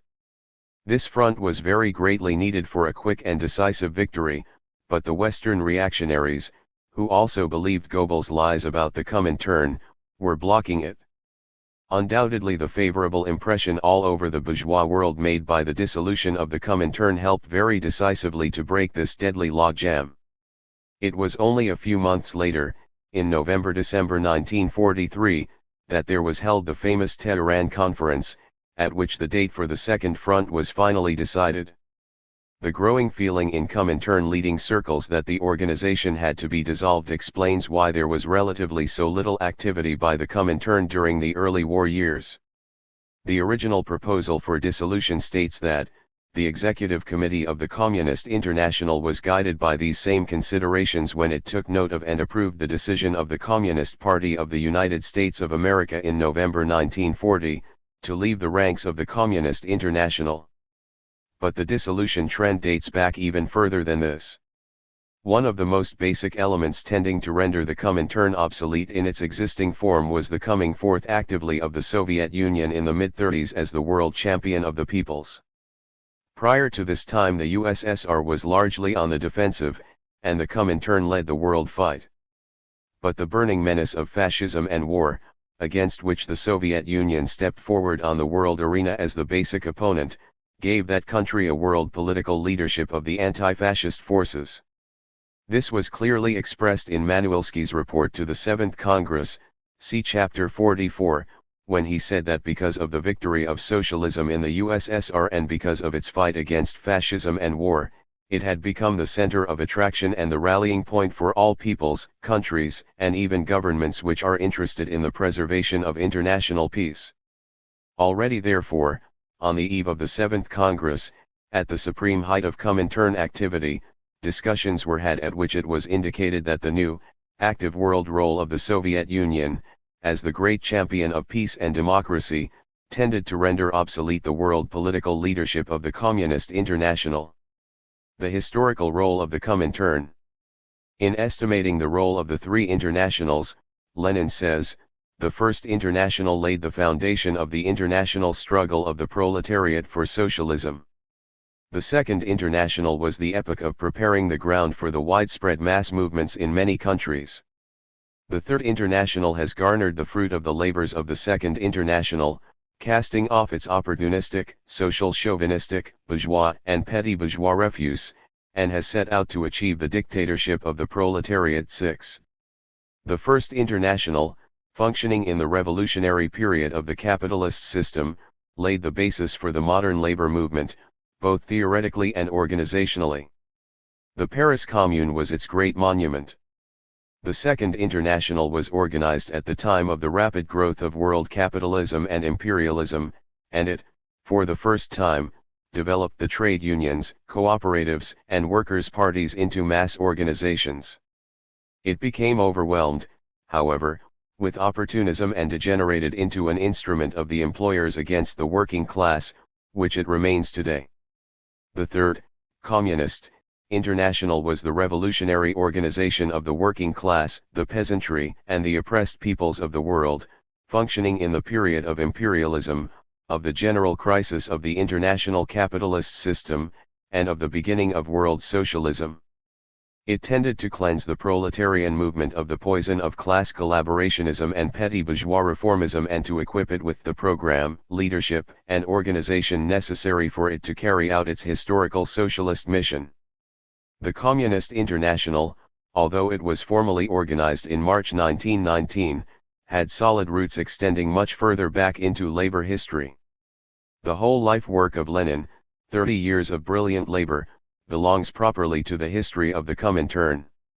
He was to the Communist International what Marx was to the First International, its founder and cultivator.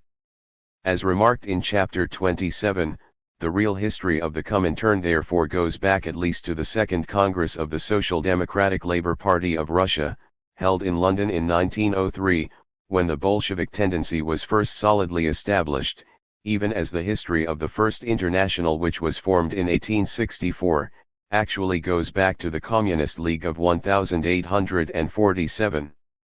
Three great achievements stand out in the historic work of the Communist International. The first of these was that it re-equipped the working class with a body of revolutionary theory. Properly belonging to the general period of the Third International, as defined above, was Lenin's rehabilitation of Marx's revolutionary theories, discarded by the Second International, and the tremendous polemic Lenin waged against the right opportunists. There was Lenin's vast enrichment of Marxism with his profound analysis of imperialism, his presentation of the theory of the dictatorship of the proletariat, his fundamental analysis of the national liberation movement, his development of the alliance of the proletariat and the peasantry, his unfoldment of revolutionary strategy and tactics generally in the period of the decay of capitalism, his masterful development of the principles of the party of a new type, and his theoretical practical leadership of the Great Russian Revolution. There was also the basic theoretical work of Stalin, especially on the national and colonial question and the building of socialism in one country, based upon Lenin's theory. One of the really great achievements of the Comintern, in a general sense, was the development of a strong body of Marxist theoreticians among the oppressed peoples, the most brilliant example being Mao Zedong, theoretical practical leader of the vast Chinese Revolution and one of the world's best Marxist-Leninists. The second elementary achievement of the Comintern was the strengthening of communist parties in all the major countries of the world, called into existence by the intolerable conditions of capitalism. These organizations, together with the many millions of developing Marxists in the youth leagues, trade unions, and other proletarian organizations, are the great international revolutionary force. The CI nurtured them, trained them, and taught them. 7 They are the little leaven that leaveneth the whole lump. They are an altogether higher type of fighting party for socialism than was ever produced by the Second International, even in its best days. They are a growing, expanding power in all parts of the world. Clear-seeing, resolute, tireless, invincible, the communist parties are indeed the grave diggers of capitalism and the builders of the new socialist world. The third basic accomplishment of the Comintern was the long series of revolutionary struggles conducted under its banner. These properly include both the Russian Revolution of 1905 and the world-decisive Russian Revolution of 1917, for these great struggles had nothing to do with the collaborationist spirit of the Second International. They include, 2. The German, Austrian, and Hungarian revolutions, the Spanish Civil War, the Broad People's Front movements, the establishment of the people's democracies after World War II, the many liberation struggles in the colonies, and the immense Chinese Revolution, not to mention thousands of strikes and political battles. Let him who wants to measure the achievements of the Comintern, in its true Leninist scope, consider that over one-third of the world is now on a socialist orientation. The birth of the Third International cannot be dated simply from March 1919, nor did the proletarian internationalism upon which it was based die in June 1943. Although organizationally the Comintern was dissolved at that time, its fighting spirit lives on, and so do the vast body of Marxists and communist parties which it nurtured.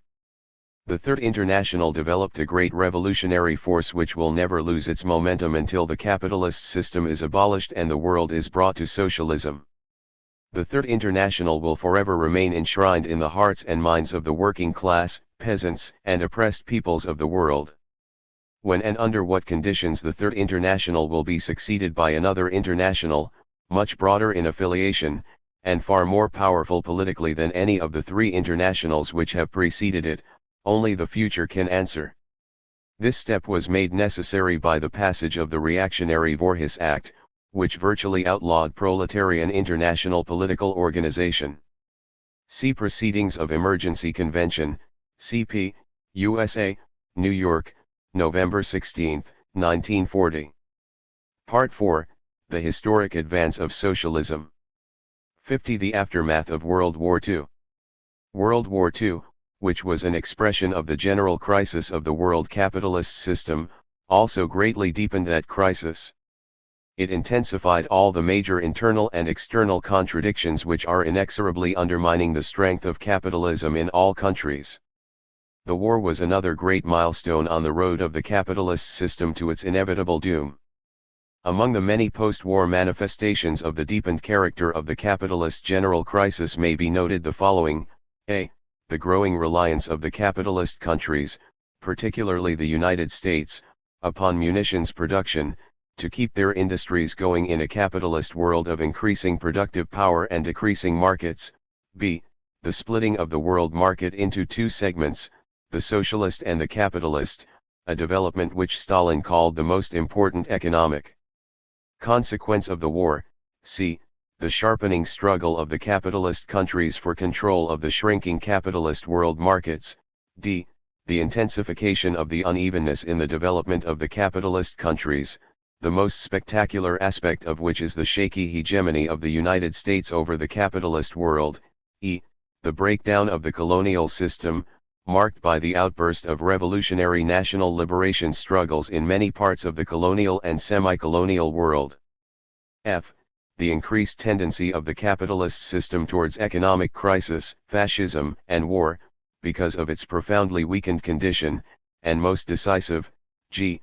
The enormous post-war growth of the world democratic and socialist forces, which basically weaken capitalist domination and the capitalist system as such. After World War I, the badly shaken capitalist system still possessed enough vitality so that it could, during the period of 1924 to 29, achieve a partial and temporary stabilization, but it has been unable to do even this after World War II. The basic crisis elements in the world capitalist situation continue to increase, with further catastrophes for that system looming in the not distant future. So far has the capitalist system degenerated and so greatly has its rival system of socialism developed, that the basic world issue of this period, behind the intense and immediate mass struggle to prevent another world war, has become that of socialism versus capitalism. History is categorically solving this question in favor of socialism. The growth of democratic and socialist forces. World War II, even more than the First World War, was followed by a tremendous growth of the democratic and socialist forces throughout the world. It was a just and progressive people's war, and although it was not fought under proletarian revolutionary slogans, it gave birth to powerful revolutionary movements.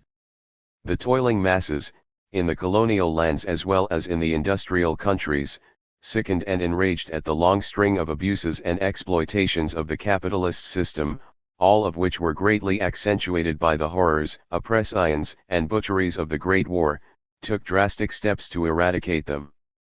This was particularly the case in the colonies and in those countries which had been dominated by the fascists. The great post-war strengthening of the world democratic and socialist forces falls under four general heads: a. The enormous increase in the political prestige of the USSR, because it had basically won the war against Hitler Germany and had an extremely rapid rise in its general power, due to its unparalleled post-war economic recovery and development. b. The establishment of revolutionary people's democracies in Czechoslovakia, Poland, Yugoslavia, Romania, Hungary, Bulgaria, and Albania.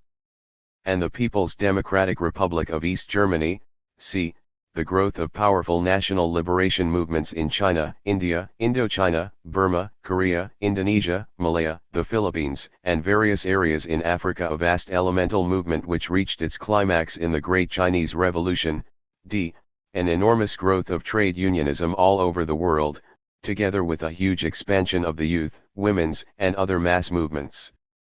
These great mass struggles and movements, constituting as a whole an enormous revolt against capitalism, and basically inspired and led according to Marxist-Leninist principles, were fundamentally indigenous and spontaneous. One and all they were based upon the specific grievances and program of the respective toiling masses and peoples in general. It is stupid, the bourgeois allegation that the many revolutions of the period have been the results of Soviet plots and infiltration. But then, the capitalists are congenitally unable to conceive that conditions under capitalism both cause and justify revolution, and that socialism is a superior form of society to capitalism. Stalin swept away the Russian plot drivel in his interview 14 years ago with Roy Howard, when he said, "The export of revolution is nonsense. Every country will make its own revolution if it wants to, and if it does not want to, then there will be no revolution won." The drive of American imperialism for world domination. A second great force operating in the post-war situation on the basis of the greatly weakened world capitalist system, in this case profoundly counter-revolutionary, is the drive of American imperialism for maximum profits and world domination. American monopoly capitalism, which has for over half a century been the major capitalist power and which enormously increased its wealth and productive capacity during World War I, is now out to reduce the rest of the world, socialist as well as capitalist, to its domination. All its policies, domestic and foreign, are constructed and geared to the achievement of this supreme imperialist goal. American monopoly capitalism has long been striving in the general direction of world rulership. This was already clear in the aftermath of World War I. But the trend became especially manifest politically and otherwise during and after World War II. When the great Soviet victory at Stalingrad made it obvious to all that the Allies were going to win the war, Wall Street's drive for world dominion began developing with increasing speed and vigor. At first this imperialist push was accompanied by an elaborate ideological cover-up, to obscure from the world the ultra-reactionary perspective of one country becoming the master of all the rest. The power-hungry Wall Street imperialists at that time spoke modestly only of this country's moral leadership of the world. But appetite grows with eating, and now every protagonist of American capitalism, from Eisenhower on down, is dinning into the ears of the peoples everywhere just how and why the United States is the natural economic, political, and military leader of the world. With characteristic hypocrisy, the imperialists tell the masses that this leading position has been thrust upon us by history and that we have accepted it unwillingly and with much heart-searching as to our fitness to perform such a great and unsought role. The big cynical-minded monopolists who own and control the wealth of the United States and who write this country's basic policies, whether a Truman or an Eisenhower is in the presidency, know that they have not even a ghost of a chance to realize their program of world conquest short of a great world war. But they are quite ready to take the supreme gamble even of a devastating atomic holocaust. There can be no other interpretation of the violently aggressive policy of United States militarism and war preparations that they have followed ever since the end of World War I. Characteristically, this cold-blooded war program is veiled by the most elaborate pretenses of its being the defense of world peace and democracy. The United States, under cover of all this blather, is being pushed on to fight for world domination by a number of powerful reactionary forces.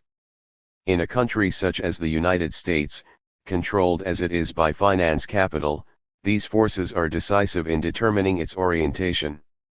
First, the United States, as the most powerful of all the capitalist countries, is by this fact also the most intensely imperialist. Turning out about 65% of all the industrial production of the capitalist world, the need of the capitalist United States for more markets, raw materials, strategic military positions, and peoples to exploit, is imperative. Consequently, it undertakes to achieve these goals in the elementary capitalist way, by imperialist aggression, by ruthlessly crashing through all opposition, and by subjugating all other peoples. Inevitably also, as the most powerful capitalist empire ever created, the United States sets for itself the most ambitious imperialist goal ever directly aimed at by any capitalist state, the complete domination of the world. Even Hitler never had as an immediate objective such a grandiose perspective as that of Wall Street. In his imperialist drives he had to contemplate a world in which at least Japan and the United States would be powerful factors, but American imperialism counts on ruling the world alone. Second, a key factor in the drive of American imperialism for world conquest is that the big Wall Street capitalists are undoubtedly alarmed at the realization that the world capitalist system is in danger of falling to pieces and that its basic enemy, world socialism, is growing by leaps and bounds.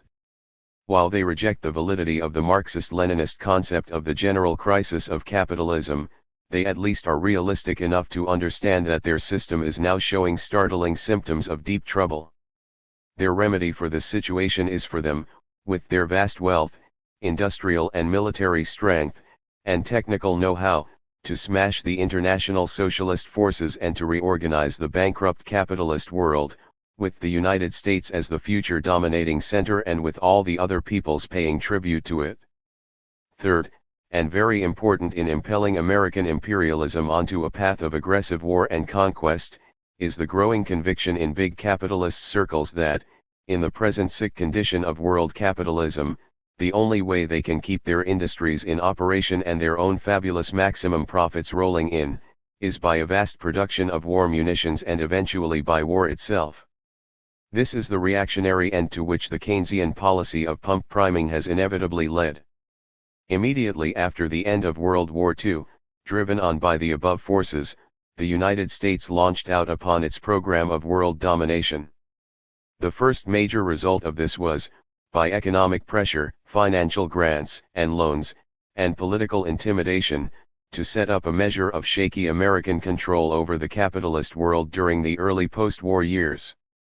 To do this was then not very difficult, in view of the fact that the United States emerged from the war enriched, virtually unscathed, and actually strengthened, whereas the erstwhile great capitalist empires Great Britain, Germany, Japan, France, Italy, etc. were in various states of economic war exhaustion, prostration, and devastation, ranging to complete paralysis.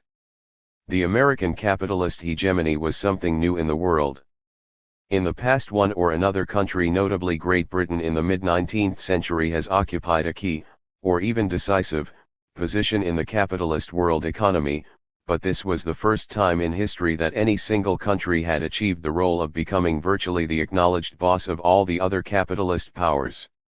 American capitalist hegemony was definitely a product of the general crisis of capitalism. It could not possibly have come into existence, even in its wobbly and incomplete form, except that the other capitalist powers were in a deep state of crisis. As we shall see later, however, the American capitalist hegemony has been disastrously weakened by the workings of its own contradictions. The basis of the Cold War.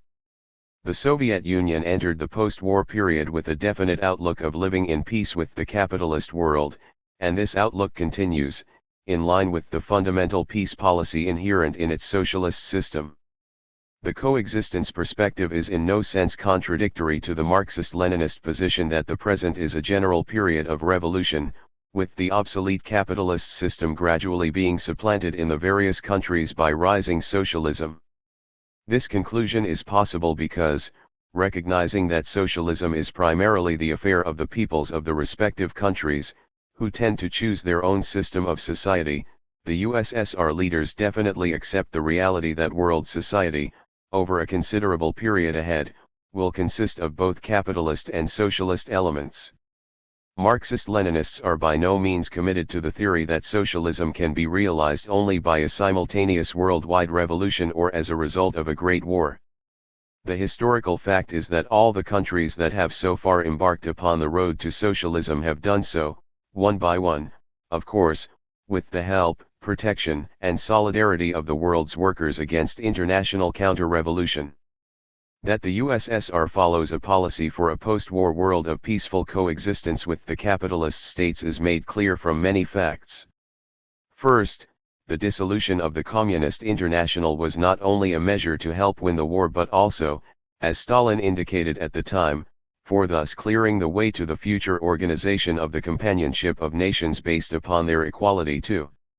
At the historic Tehran Conference of Roosevelt, Churchill, and Stalin in December 1943, Stalin, proceeding on the same principle, signed a joint agreement, which declared, "We express our determination that our nations shall work together in the war and in the peace that will follow." 3. Also, when the United Nations was formed in San Francisco, in April 1945, the USSR took an active part and became a member, although it was vastly outnumbered in votes by the capitalist countries. In accordance with this peace perspective, the USSR, contrary to all the lies spread in this country, immediately upon the end of the war made drastic reductions in its armed forces. On this matter Stalin has said, demobilization was carried out in 3 steps, the first and second steps, in the course of the year 1945, the third step, from May to September 1946.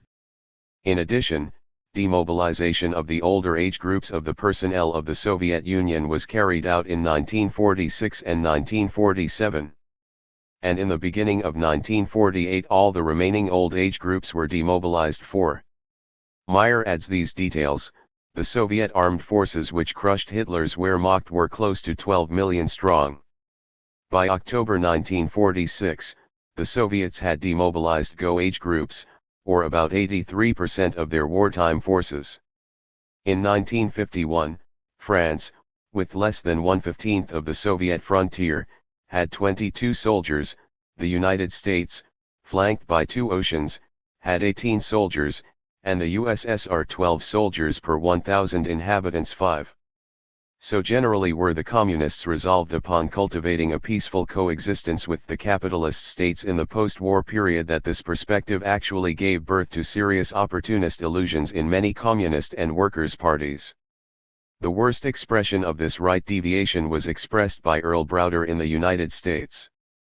Browder developed a crassly opportunist interpretation of the Tehran Agreement, in which he not only asserted that the capitalist powers would drop their opposition to the USSR and live in friendly cooperation with that country, but that also within the capitalist countries, thenceforth, specifically in the United States, class peace and class collaboration would reign, with the capitalists voluntarily doubling the workers' wages, and making other basic concessions. 6. Sticking to this absurd conception of a capitalist utopia, led to Browder's expulsion from the Communist Party. 7.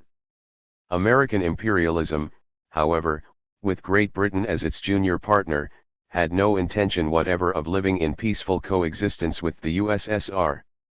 As we have seen, already during the war the Wall Street monopolists, with their sights definitely set upon ruling the post-war world, had not hesitated to betray the Soviet Union in the face of the common enemy, in the hope that that country, which they knew would refuse to submit to their domination, would, if weakened in the war, be unable to offer them successful resistance in the post-war period. It is a fact, of course, that immediately the war was ended, substantial demobilization of American ground forces took place. This, however, had nothing to do with any alleged plans of Wall Street to cultivate friendly relations with the USSR. It was based on two other quite different elements. First, the demobilization movement was precipitated by a huge, irresistible mass demand that the war being over, the armed forces must be reduced, an expression of the basic anti-militarism of the American people. Secondly, the movement rested also upon the fact that the American militarists, founding their hopes for world conquest upon their possession of a supposed atom bomb monopoly, pinned their faith on the Air Force and believed that large land armies were obsolete, hence their failure to make more active resistance to the mass demobilization movement. Historically, it is an indisputable fact that with the cessation of World War II, the United States militarists began to plot and plan for a great anti-democratic, anti-socialist war. This course was facilitated by the death of Roosevelt, April 12, 1945, and the accession to the presidency of the bitter Soviet hater, Truman. He at once devoted himself energetically to the cultivation of the Cold War, in preparation for a shooting war. The responsibility for the Cold War rests primarily upon Wall Street finance capital, which has used the United States government as its facile tool. Succeeding chapters will trace the development of this Wall Street precipitated Cold War, in the light of the three great dynamic forces of the post-war period: the growing decay of world capitalism, the rapid growth of world socialism, and the drive of American imperialism for world mastery. The Second International and the Cold War. The Labor and Socialist International held its last pre-war General Congress in 1933. During the war, with its parties all over Europe liquidated, it was in virtual hibernation. In their own way, the individual socialist parties generally supported the war of the Allies, but there were also such manifestations as that of the German exile, Stampfer, who in New York brazenly advocated an alliance with Hitler, so that all guns could be turned against the Soviet Union. 8. The LSI held its reorganizing Congress in Frankfurt, Germany, in July 1951. Its coming together caused no fear whatever to the world bourgeoisie. Meanwhile, the right-wing socialists everywhere, after the end of the war, began actively to support the drive of American imperialism against the USSR. With nothing of socialism left in their programs except a few radical phrases to fool the workers, they lined up solidly with the world capitalist attempt to save the capitalist system and to halt the growth of world socialism. In turn, they had followed the lead of Wilson, Roosevelt, and Keynes, so it was not illogical for them to become the ardent supporters of Truman and eventually Eisenhower. As they had betrayed the Russian, German, Austrian, and Hungarian revolutions after World War I, so they proceeded to betray everywhere the great socialist upheaval after World War II. Characteristically, as phrase-making social democrats, they gave their support to bankrupt capitalism in their own special way. They invented what they called the Third Force, which was supposed to stand between the contending USA and USSR in the Cold War. This was only a thin pretext, however, the Third Force being in reality, an active supporter of American imperialism. In Europe there were many capitalists who, in a spirit of capitalist nationalism, showed a reluctance to put on the collar of Wall Street, but not the Social Democrats. American capitalism had no more ardent supporters than they. An important development in the Second International, however, was the growth of a strong left wing, especially in the Middle and Eastern European countries. His was typified by such men as Vierlinger in Czechoslovakia and Nani in Italy. They were not wavering centrists, but elements genuinely on the way to the left. They have played a very important role in the post-war revolutionary developments in their respective countries. The Bevan movement in Great Britain, while animated by strong peace sentiments and containing many anti-capitalist elements, is primarily of the centrist type. The Second International, when it came back into existence in Frankfurt in 1951, put its stamp of approval upon the pro-American, anti-Soviet policy that had already been worked out by the Western socialist parties. Some 33 countries were represented at the Congress, 13 by socialists in exile. Dominant in the new organization was the British Labour Party. Morgan Phillips, one of its leaders, stated the political line of the again resurrected Second International when he called United States imperialist policy enlightened, progressive, and unselfish, and declared that the purpose of the new organization was to unite the non-Stalinist, i.e., capitalist, world against communism. The outstanding theoretical leaders of the Socialist International were such rank opportunists as Phillips, Leon Blum, France, and Kurt Schumacher, West Germany, the mere mention of whom indicates to what low political level the Second International had fallen. Later betrayed by Tito. 51 Birth of the People's Democracies, 1945 to 1947. Europe emerged from World War II with the great masses of the workers and peasants in a revolutionary frame of mind. This was inevitable after the terrible slaughter and devastation of the capitalist-generated war. It was another dramatic demonstration of the effects of the obsolescence of the capitalist system, and the masses reacted accordingly. But in developing their revolutionary, anti-capitalist movements after this Great War, the workers of Europe faced a very different situation than they did after the First World War. The revolutionary outburst in connection with the imperialist World War I was directed against the despotic governments which the workers held responsible for the war and which were still in office in Russia, Germany, Austria, Hungary, and Turkey.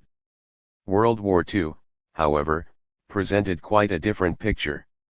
The great national front of the peoples overthrew by military action the fascist governments, war-guilty and profoundly hated by the peoples.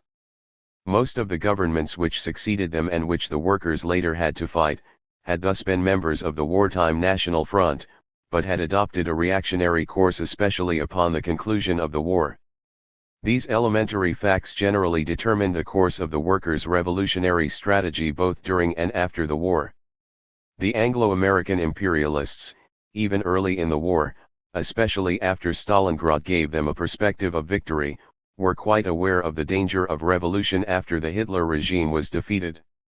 Hence they moved systematically to prevent it.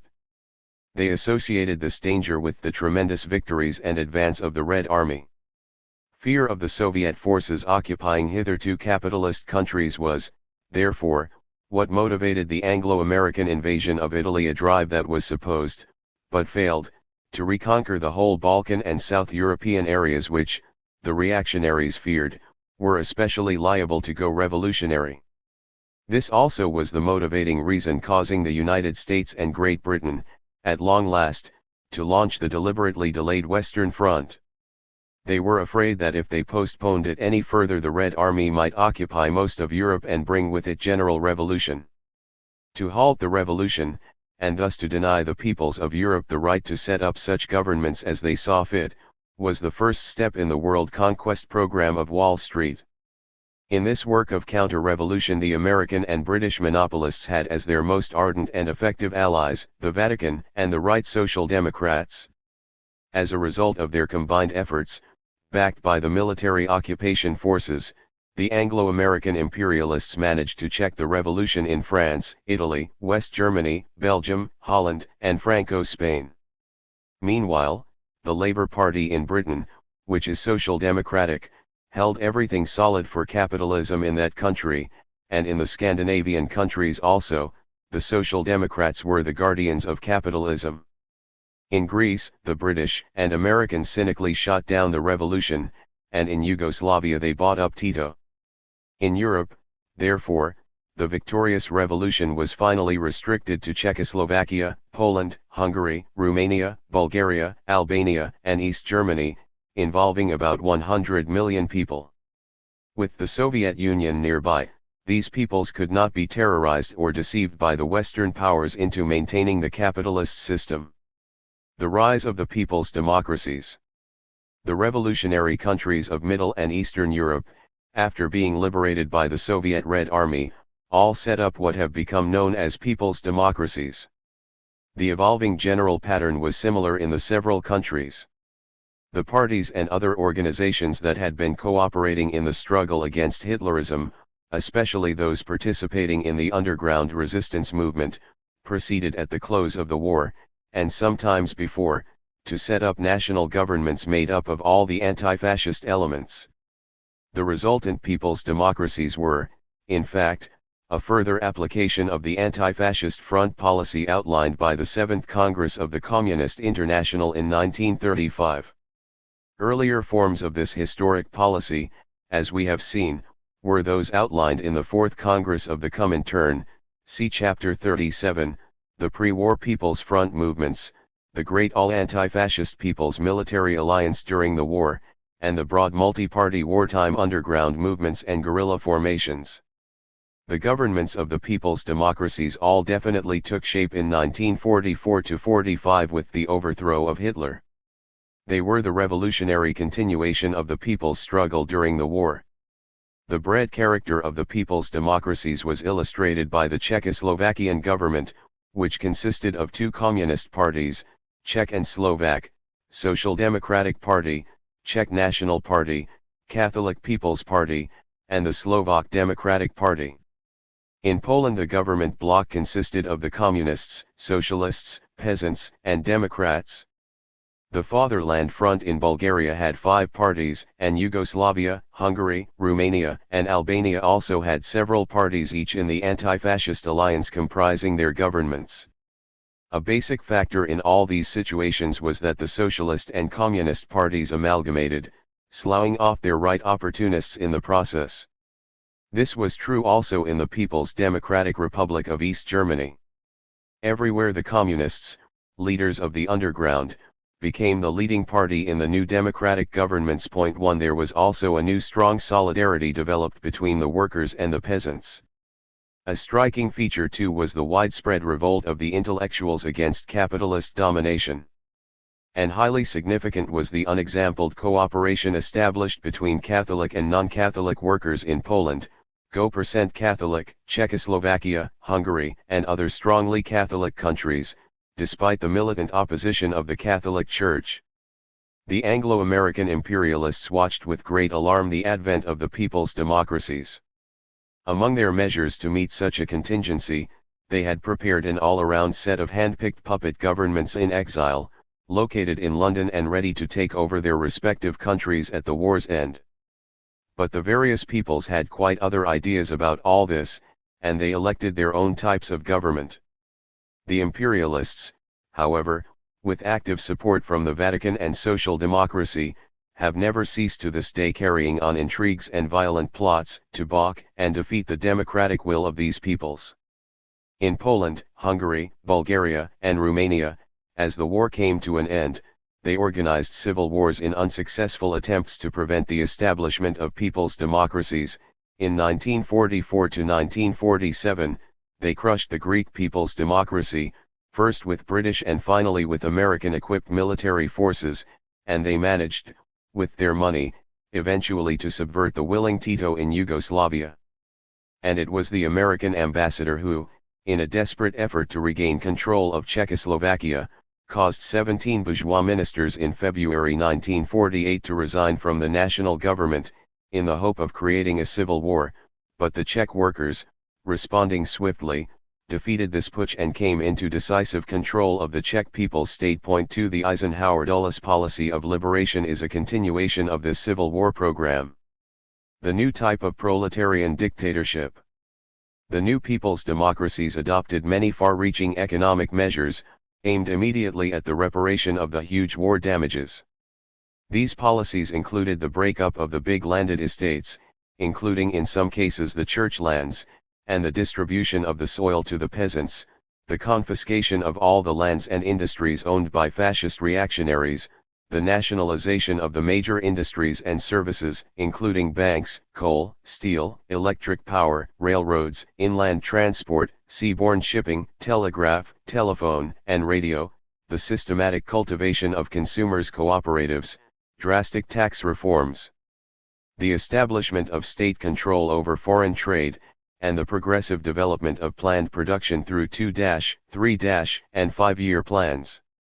The People's Democratic Republic of Germany also followed this general line.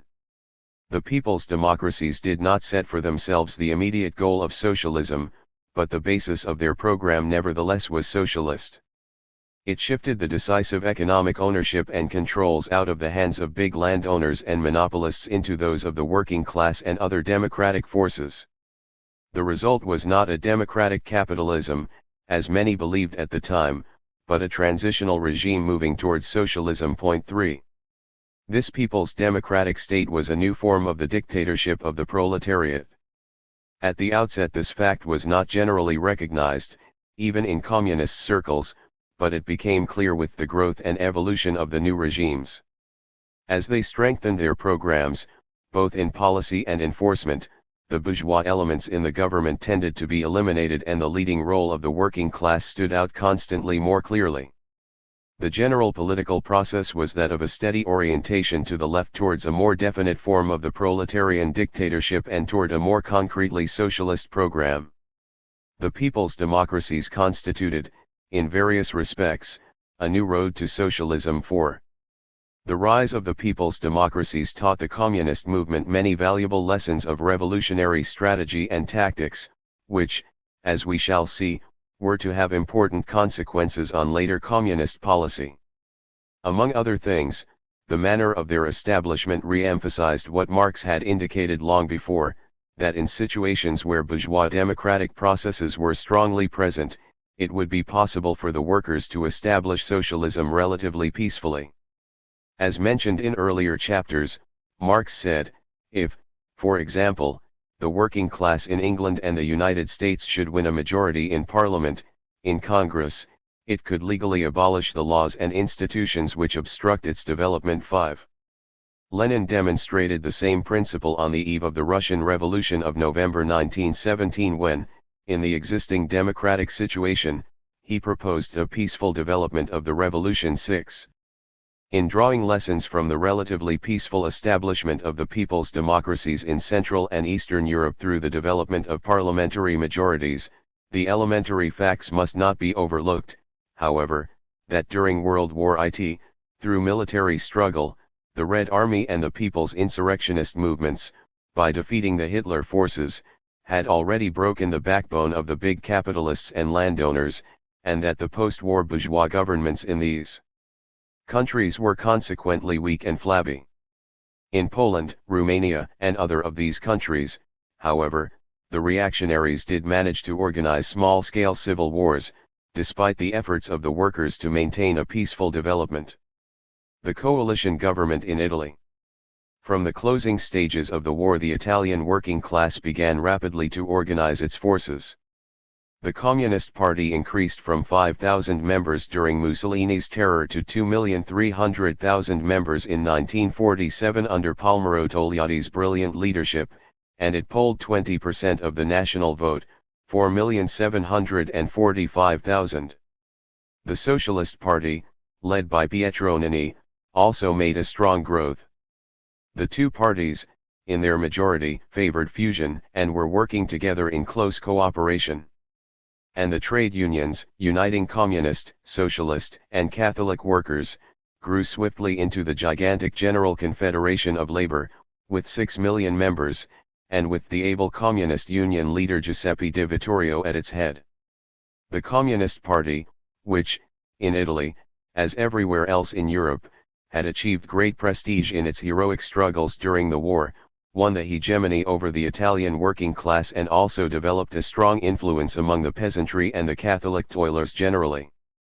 Upon emerging from the war, the communists in Italy, as elsewhere, moved for a coalition government composed of all the anti-fascist forces. Such a government gradually took shape, after a fashion. In the election of May 1946 the Communists won 104 seats, the Socialists 115 seats, and the Christian Democratic Party, Catholic, 207 seats. In the resultant De Gasperi government, the Communists held 4 cabinet posts, with Togliatti as Minister of State. The Socialists had a similar group in the cabinet. The government turned its attention to the overwhelming problems of reconstruction, with the Communists taking the lead in the reparation of the huge war damages. In May of 1946 the communist-led referendum knocked out the monarchy and established Italy as a republic. But powerful forces were at work to prevent Italy from becoming a people's democracy, as many countries in Eastern Europe were doing. The big Italian employers, of course, were violently opposed to the democratic course of events. The Vatican, as elsewhere in Europe, was exerting all its strength and prestige to keep capitalism from collapsing. The right-wing Social Democrats, actively supported by American and British labor opportunists, were naturally opposed to a course that would eventually abolish Italian capitalism. And dominating the whole scene were the armed forces of Great Britain and the United States, violently anti-socialist. These combined forces of reaction managed to check the growth of a people's democracy in Italy. In 1947, agents of the British Labour Party and the American Federation of Labour, together with the Surrogate Italian right wing, managed to split the Italian Socialist Party, swinging 50 seats in parliament definitely to De Gasperi. During the same year, the United States, which had been pouring UNRRA funds and materials into Italy, made the De Gasperi government a large loan, with the usual strings to it, and also in 1947 that government, the expression of the capitalist Vatican forces, obediently presented a reactionary agrarian program which forced the communist and left socialist ministers to resign. Italy had turned its back upon people's democracy and embarked into the Cold War, a feeble satellite of militant American imperialism. The fight for democracy in France. In France, as the war approached its conclusion, the situation was somewhat as in Poland, Czechoslovakia, etc., in that the Anglo-American imperialists had a conservative government in exile ready to take over once the hostilities ceased. Located in London, this was headed by the former fascist, General Charles de Gaulle, who had distinguished himself from the gang of French militarists by advocating a defense of the country.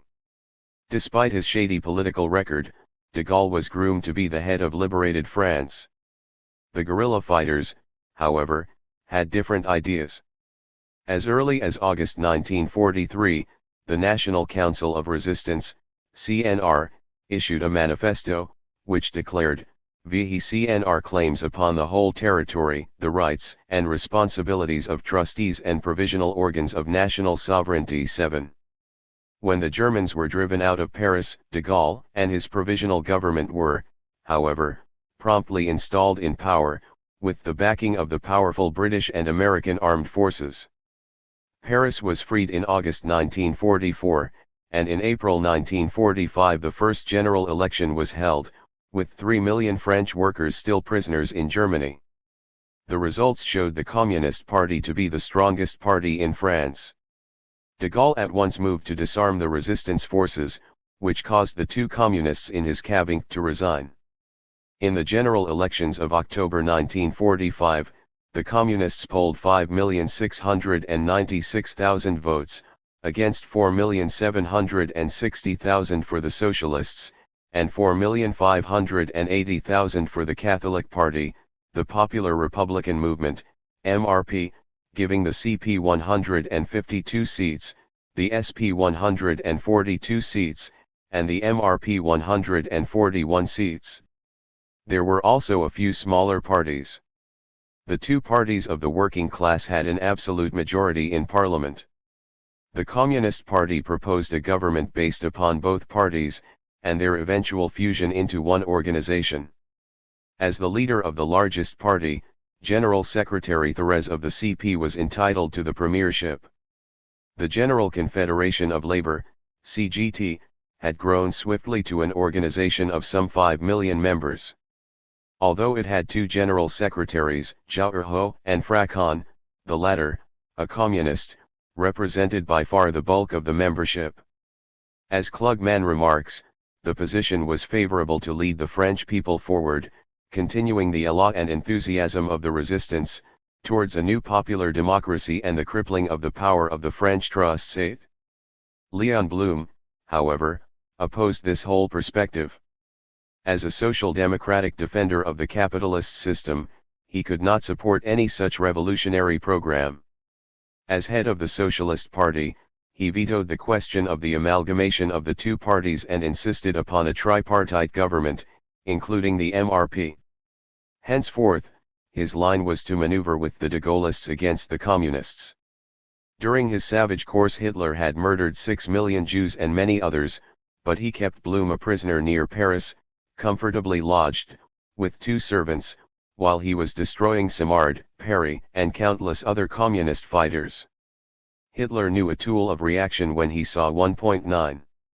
In 1944 the National Council of Resistance adopted unanimously a broad plan of nationalization, including the great monopolized means of production, the fruits of our common labor, of the source of power, of the riches of mineral wealth, of insurance companies and banks. 10. Although paying lip service to this program, de Gaulle had not the slightest intention of carrying it out. In his coalition government there were 5 communists, including Maurice Thorez, as vice president of the council. Due to internal friction in his cabinet, however, the would-be dictator, de Gaulle, was forced to resign in January 1946. Of the 4 French governments during the next year, 3 were headed by socialists Félix Gouin, Léon Blum, and Paul Ramadier, a fact which did precisely nothing to advance the course of socialism in France. In the November 1946 elections, the Communist Party, with about 1 million members, increased its seats to 173, while those of the Socialist Party were reduced to 95 as a result of the latter's reactionary policies. As in Italy, the French workers had turned to the Communists for leadership, and the rapidly growing General Confederation of Labour was overwhelmingly left in its sentiments and leadership. In January 1947 Blum, like de Gasperi in Italy, got a big loan from the United States, $250 million, and also orders to oust the Communists from the government. Therefore, in May 1947 the strike-breaking socialist premier, Ramadier, with the aid of the de Gaullists, expelled the Communists from his cabinet. By this action, which was followed by a similar course in Italy, Norway, Belgium, and Denmark, France was reduced to the status of an American satellite, as Italy had been. Blum's line was to save capitalism, not to eliminate it. The French SP left wing, unlike that in Poland, Czechoslovakia, Italy, etc., was not strong enough to shape the party line. Bourkenau, the anti-communist fanatic, is thus able lyingly to boast that it is by a hair's breadth that France escaped the fate of bureaucracy and popular democracy. 11. Blum, the champion of the tricky third force, expressed thus his acceptance of his country's tutelage to Wall Street monopoly capital. For my part, I believe in the true disinterestedness of the United States. 12. The British Labour government.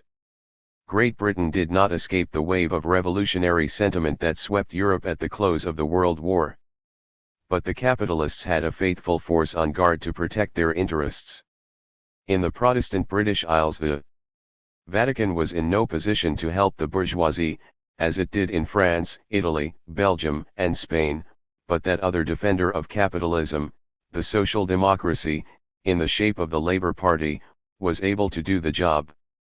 In the British general elections of July 1945 the Labour Party won a sweeping victory, securing 395 seats out of a total of 640 in the House of Commons.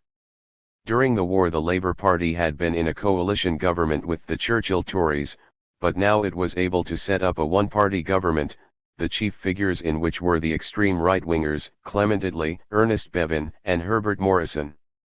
The Communist Party, led by Harry Pollitt, polled only a very small vote, but it exerted a strong influence in the trade unions. Many prominent trade union leaders were either members or supporters of the party, which had a broad rank and file following. Thus, at a daily worker conference in London in June 1947 there were present 829 delegates representing 2,600,000 trade unionists. 13. In the election campaign the Labour Party put forward an 8-point program, calling for a partial nationalisation of industry, improvements in housing, education, social insurance, etc. The official spokesman called this socialism, but lest the workers expect too much, they added significantly that socialism cannot come overnight, as the product of a weekend revolution. 14. In supporting the Labour Party, the workers undoubtedly believed they were voting for socialism. Sharing largely the revolutionary moods of workers elsewhere in Europe, they wanted to put an end to the system which, in the 17 years prior to the outbreak of the war, had kept an average of 14 out of each 100 workers unemployed. 15. The Labour Party was in power from July 1945 to October 1951.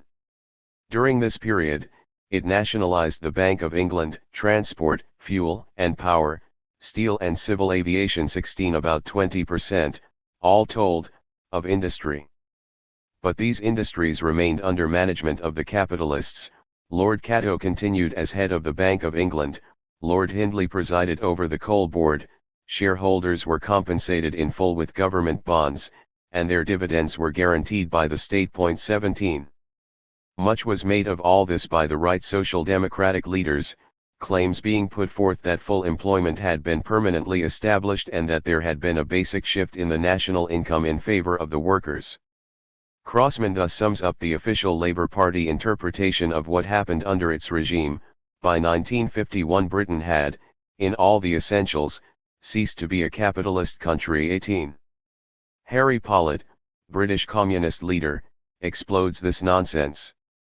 He points out that after the British Labour governments half the wealth of England and Wales is still owned by 1% of the population. 19 And the Marxist economist Eaton refutes in detail the extravagant claims of the British Social Democrats.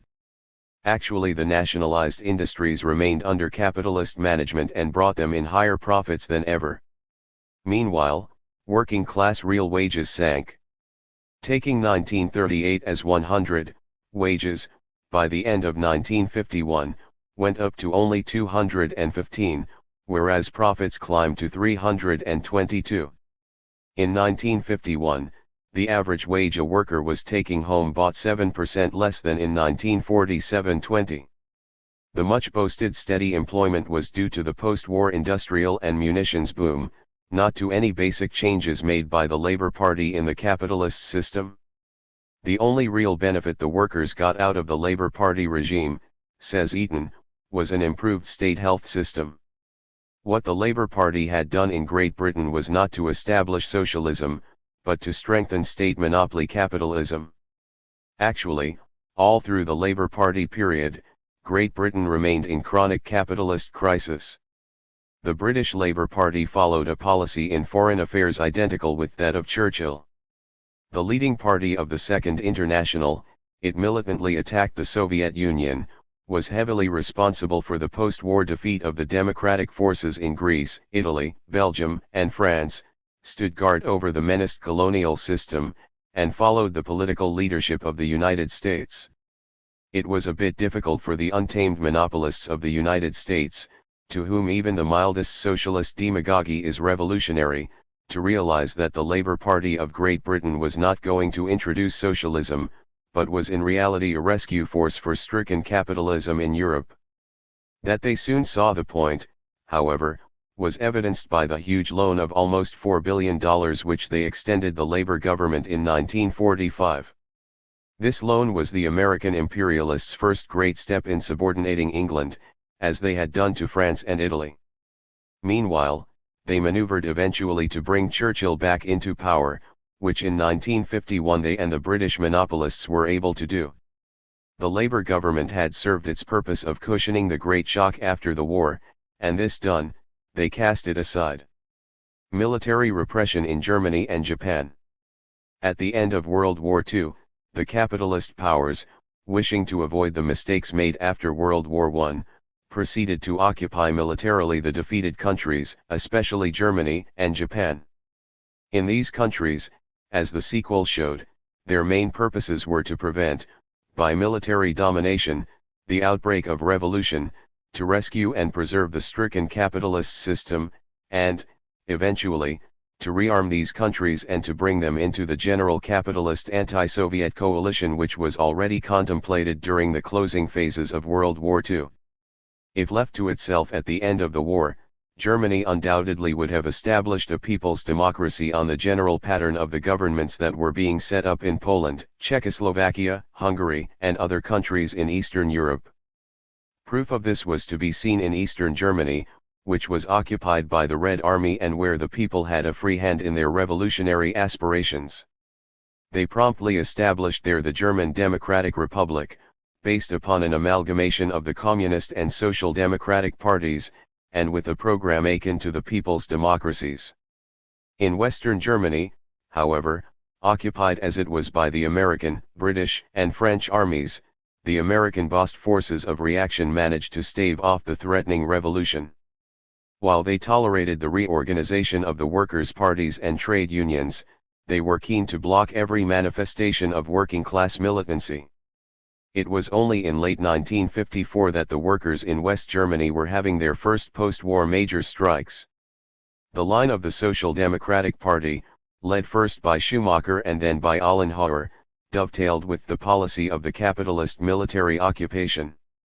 The Socialists refused all collaboration with the Communists, supported the program of the Truman Doctrine, Marshall Plan, NATO, and the violent American anti-Soviet campaign.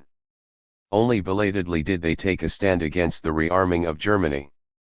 As a consequence of this line, the capitalist program for the rearming and renazification of West Germany, under the general aegis of American imperialism, has proceeded apace. In Japan, the line of the military occupation, which was solely American, has been basically the same as in West Germany. Semi-feudal Japan, whose bourgeois revolution of 1868 was only partial, was ripe for the establishment of a people's democracy at the end of World War II. Realizing this, the American authorities, headed by the petty despot General MacArthur, undertook, successfully, to subvert the revolution by the introduction of a whole series of bourgeois reforms. They gave Japan a democratic constitution, reduced the monarchy to a constitutional basis, carried through a limited land reform, and dissolved the monster Zaibatsu industrial, financial, and landowning monopolies. 21. All types of workers' organizations, parties, unions, peasant bodies, cooperatives, cultural societies, etc. for the first time in Japanese history grew rapidly in the post-war period. The Communist Party, led by Takeda, Nosako, and others, for many years underground, had heroically fought against the Japanese war makers ever since the invasion of China in 1931. It proposed to work towards the establishment of a people's democracy in Japan. But the Socialist Party, like the Social Democrats in Western Europe, would have none of this. They proposed only a mild democratization of Japan under the overrule of beneficent Wall Street. Between May 1947 and February 1948, their leader, Tetsu Katayama, was Premier of Japan in a bourgeois coalition government. 22 The general effect of the social democratic policy was to stifle the revolutionary energy of the working class and peasantry, and thus to enable the capitalists and landlords to grab again their industries, lands, and political controls. When MacArthur felt that the situation was again somewhat in hand for the ruling classes, he opened up his guns against the left. After arbitrarily calling off a couple of general strikes of government employees, in June 1950 he outlawed the Communist Party, which had polled 2,984,627 votes, or 9.6% of the total cast in the national elections of a couple of days earlier. This marked the beginning of a wide purge of left and progressive forces on the McCarthy pattern. Meanwhile, under continued American domination, Japan is being readied for its place in the projected American war front. 52 Expansion of trade unions and other mass organizations, 1945 to 1947. Besides producing the people's democracies of Middle and Eastern Europe and strong democratic political movements in Western Europe, the great post-World War II revolutionary wave brought about an enormous growth of other working class and people's organizations, of which the trade unions are the most elementary. Prior to the war, the unions in Hitler-occupied Europe had been almost completely wiped out. But at the conclusion of the war they went into a swift resurgence that carried them to far higher levels of organization than ever before in the history of the labor movement. By the same token, the post-war upheavals also brought about a tremendous expansion of trade unionism in the colonial and semi-colonial areas, particularly in Asia, Africa, and Latin America.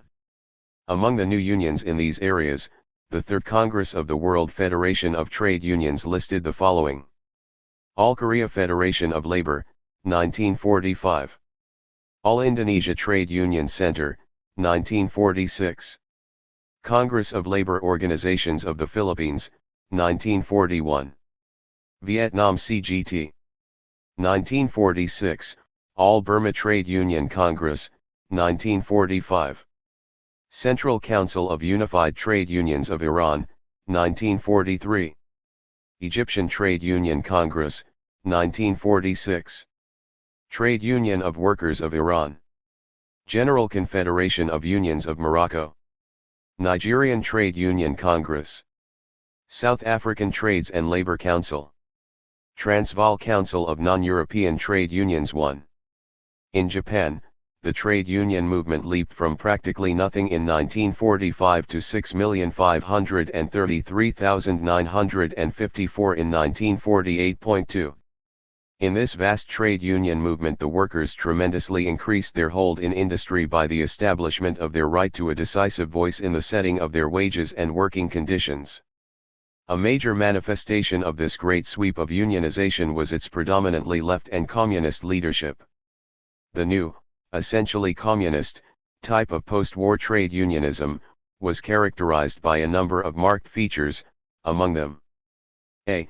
It encompassed vast masses of workers, women, unskilled, Negroes, etc., hitherto virtually untouched by unionism. B. It spread into many countries where trade unionism previously had been weak or even unknown. C. It broke with traditional craft union conceptions and put the central stress upon industrial unionism. D. It was highly political in character and cooperative with all other organized bodies of the working class. E. It was animated by a powerful sense of class unity, breaking down all political barriers in the working class and including in its ranks communists, socialists, anarcho-syndicalists, Catholics, and others. Formation of the World Federation of Trade Unions. The World Federation of Trade Unions, the crystallization of the new, broad trade union movement, was born in 1945. Although the pre-war World Organization, the International Federation of Trade Unions, headed by the Right Social Democrats, Citrin and Skevenels, as Lorwin says, at this time claimed 19 million members in 23 countries, it was little more than a name and a memory. 3. Already, early in the war, the need for a new organization was felt.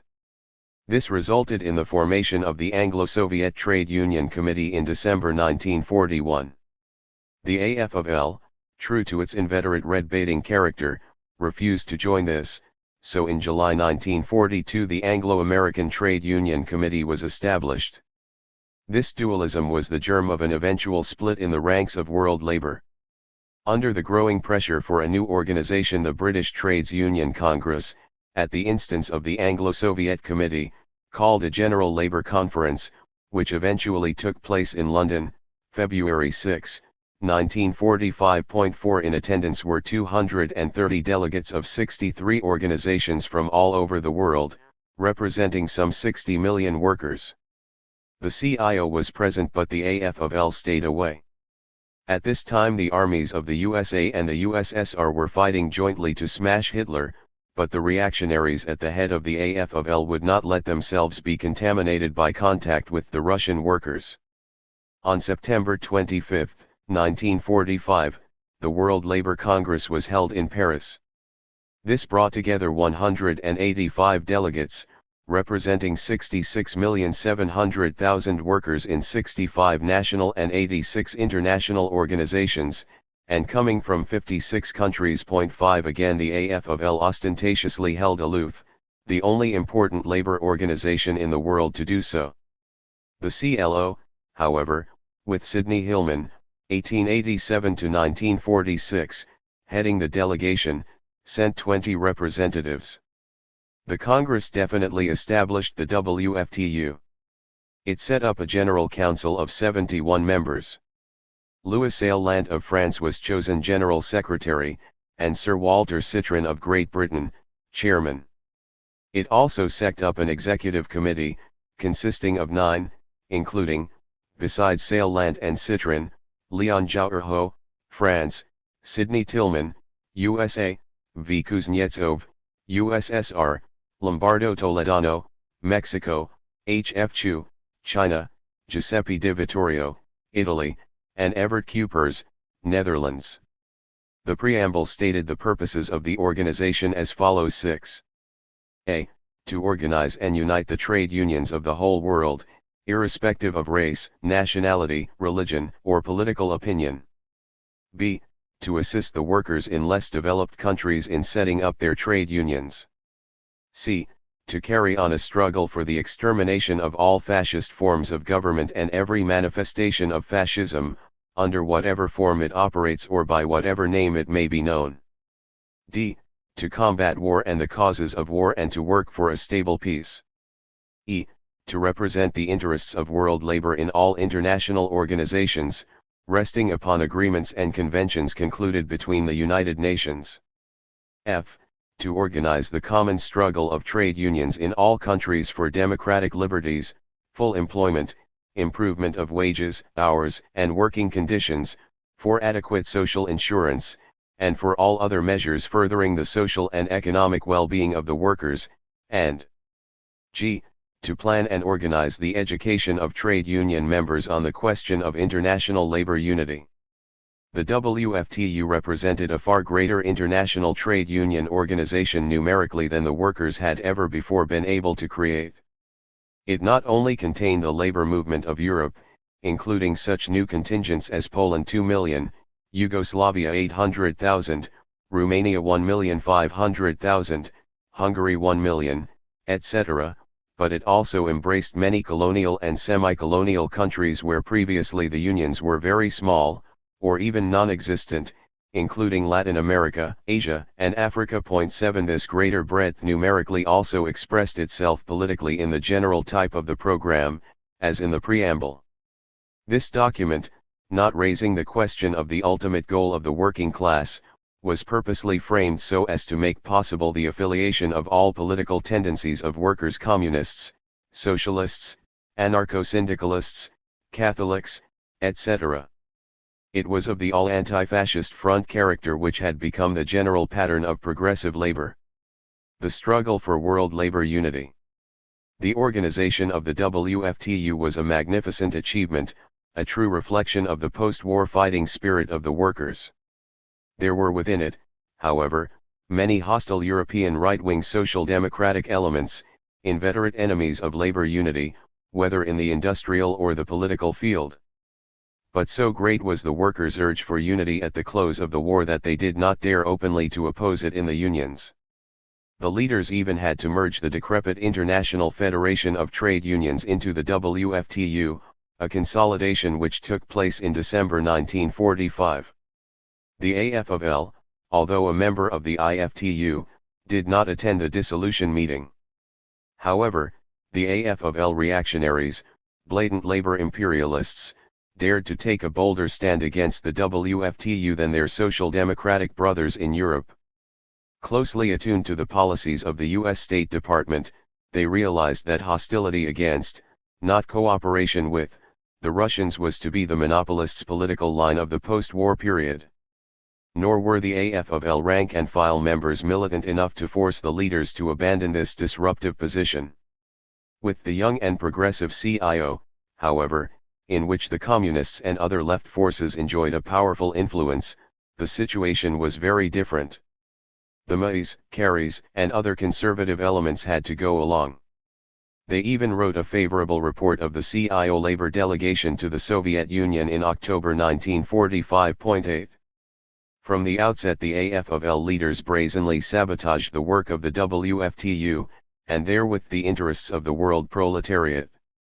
In January 1946, when the WFTU demanded of the United Nations at the first meeting of the General Assembly, that it, as the spokesman of 65 million workers, be granted a seat in an advisory capacity in the General Assembly, and that it be a working member of the Economic and Social Council, the AFL, with the full backing of the American UN delegation, submitted similar demands for itself. The result was that not only the WFTU was given consultative rights in the Economic and Social Council, but also the AFL and a whole group of other organizations, a decision which weakened the entire proposition. The AFL leadership was preparing new splitting activities, which we shall deal with further along. The World Youth Organization. During the period of the general crisis and decline of capitalism, the epoch of imperialist wars and proletarian revolutions, the youth are playing an increasingly vital role in all phases of the labor movement. This is because the ever-sharpening class struggle demands from the workers and their allies those qualities of imagination, daring, courage, strength, endurance, and resolution, which, above all, are the characteristics of the youth of both sexes. In the broad, sharp struggle against fascism, the fighting working youth is imperative, to meet boldly the hoodlum gangs of the fascists. The youth are needed, too, both in the undergrounds and on the open battlefields, to win the civil and imperialist wars provoked by the imperialists. And when it comes to the building of socialism by the victorious working class, the energy, initiative, and working capacity of the youth are indispensable. These basic lessons have been taught by the struggles of the youth against fascism in France, Germany, and Italy, by their valiant participation in the long and hard-fought civil wars in China, and by their activity in the building of socialism in the USSR and the people's democracies. Never were the youth such a key factor in the fighting, creative forces of the labor movement as during these crucial years. Lenin understood fundamentally this revolutionary role of the youth, and as the Young Communist International grew and functioned, it expressed the new tasks thrown upon the youth of the world by the breaking down of world capitalism and the rise of world socialism. The YCI cultivated international and national youth organization, a breadth of program, a united front spirit, and an intense political militancy that were all quite unknown in the weak, anemic, skeleton youth organizations of the Second International. During the 24 years of life of the YCI, from 1919 to 1943, these young men and women fighters proved their indispensability in the People's Front political struggle against fascism, in fighting through the democratic wars of the period, and in the building of socialism. Not unnaturally, therefore, the youth were fully represented in the widespread revolutionary outburst of the workers and their allies following World War II. One of the most pronounced aspects of the whole situation was the growth of enormous youth organizations in many countries, the wide expansion of all sorts of organized youth activities, and the development of an international youth movement that dwarfed even the big organizations set up in former years by the Young Communist International. The post-war youth movement began to take international form in Europe through the establishment in London, in 1942, of the World Youth Council by the representatives of young people of 29 nations. Its successor, the World Federation of Democratic Youth, was organized, also in London, in November 1945, by 437 youth delegates and 148 observers, representing 30 million members in youth organizations in 63 countries. 11 Guy de Boysen was elected president. By 1947 membership of the WFDY had gone up to 48 million, and by 1953 to 85 million in 88 countries. 12. The WFDY is a broad united front movement, comprising communists, socialists, Catholics, workers, peasants, students, young people of every nation and category. Such an immense youth organization is largely without precedent in political history. During the pre-war fight against Hitlerism, 2 broad youth congresses were organized, through communist initiative.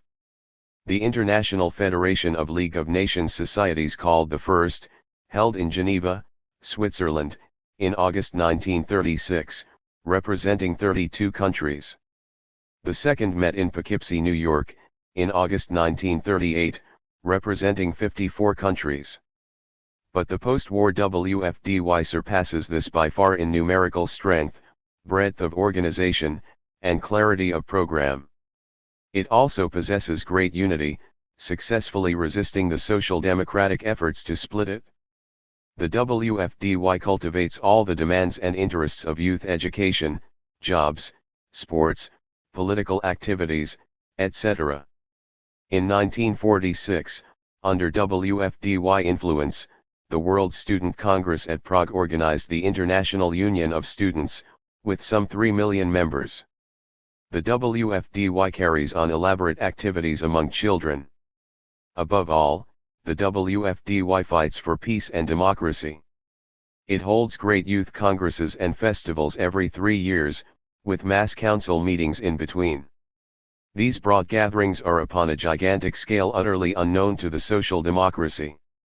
Its third Congress in Bucharest, July 1953, had 1,515 delegates from 106 countries. The WFDY established its headquarters in Paris, and it has played a very important part in the fight for peace during the crucial years of the Cold War. The Women's International Democratic Federation. Like the youth, women also face new political responsibilities and opportunities in the present period. They confront the dread danger of fascist subjugation and, on the other hand, the socialism of the Soviet Union shows the splendid perspectives that await womankind when capitalism is abolished. As workers, women play an immense and growing role in industry and the labor movement. As home builders, they are acquiring a new dignity. As citizens, they are a powerful constructive force, and as fighters for peace, they stand in the very front line. The tremendous Women's International Democratic Federation, headed by Madame Cotton, is the world expression of woman's new economic, intellectual, and political role. This splendid organization is the culmination of the work of generations of dauntless women fighters for freedom: Mary Wollstonecraft, Théroigne Mary Court, Lucretia Mott, Harriet Tubman, Louise Michel, Clara Zetkin, Nadezhda Krupskaya, Alexandra Kollontai, Mother Jones, Ellery Bleur, Dolores Ibarruri, Anita Whitney, Elizabeth Gurley Flynn, and countless others. 13. The WIDF had as forerunners, as we have seen, the preliminary work of the Second International, but especially that of the Third International.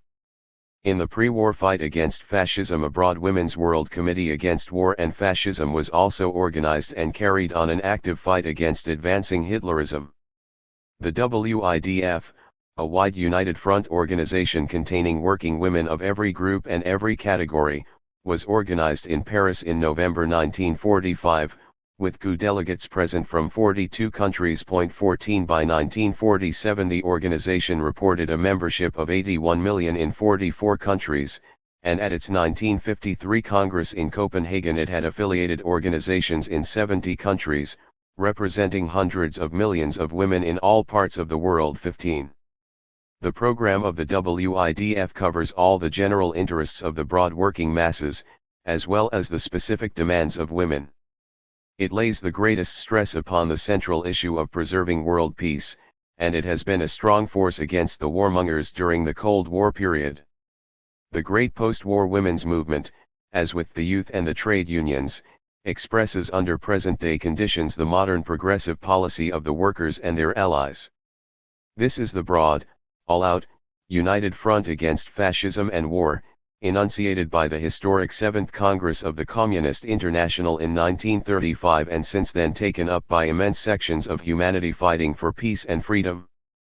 The Second International, with its reactionary policy of tailing along after war-like American imperialism, has from the outset looked with hostility upon these enormous mass movements and has spared no efforts to disrupt and to split them. The European mass communist parties.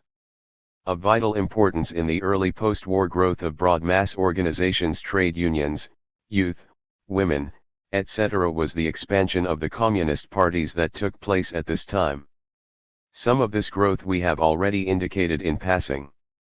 At the British Empire Communist Conference, held in London early in 1947, a table of the membership of the world's communist parties was presented, from which the following figures are mainly taken, to indicate the strength at that time of the communist parties in Europe. Soviet Union 6 million. France 1 million. Italy 2,100,000. Czechoslovakia 1,700,000. Poland 700,000. Bulgaria 450,000. Yugoslavia 400,000. Romania 500,000. Hungary 600,000. Belgium 100,000. Spain 60,000. Denmark 60,000. Finland 40,000. Sweden 50,000. Norway 40,000. Germany 400,000 in the West and 1,700,000, United Communists and Socialists, in the East. Many of these parties have since greatly grown. This represented a membership increase for the various parties of from 10 to 50 times over pre-war 16. It dwarfed the weak growth of the Second International parties in Western Europe. It was a basic consequence of the sound leadership given by the communist parties in the long and bitter struggle against Hitlerism. Generally, the voting strength of these communist parties ranged from 3 to 10 times their membership. The parties speedily developed a powerful press. Already in 1947, the Communist Party of France had 14 dailies with 1,500,000 circulation, among them the famous El Humanite, with 500,000 readers, as well as 76 weeklies with some 2 million circulation. The Polish Workers' Communist Party had 9 dailies with 800,000 readers, and a large number of weeklies and monthlies. The Italian Communist Party had 14 dailies, chief among them El Unita, with 500,000 circulation. The Communist Party in Czechoslovakia, with its leading organ, Rud Prvo, circulating 500,000 copies per day, had 4 other dailies, 18 political weeklies, and many other papers for women, youth, peasants, children, etc. The parties in Bulgaria, Romania, Hungary, Yugoslavia, Albania, etc. also had a large and growing press. The communist parties were composed predominantly of proletarians, the Italian Communist Party, characteristically, having 53% of its membership made up of industrial workers. The parties also drew into their ranks at the close of the war unprecedented numbers of women, peasants, and Catholic workers. And all over Europe, save in the social democratic strongholds of Scandinavia and the British Isles, the strong turn of intellectuals of all kinds to the communist parties was one of the most striking features of the whole post-war mass upsurge. The communist parties were and are of an entirely higher grade than those of the Second International. Parties of Lenin's new type, they were proletarian, unified, energetic, and possessed of a revolutionary spirit and program utterly unknown in the Second International. They universally had won the respect of the workers and the fear of the employers.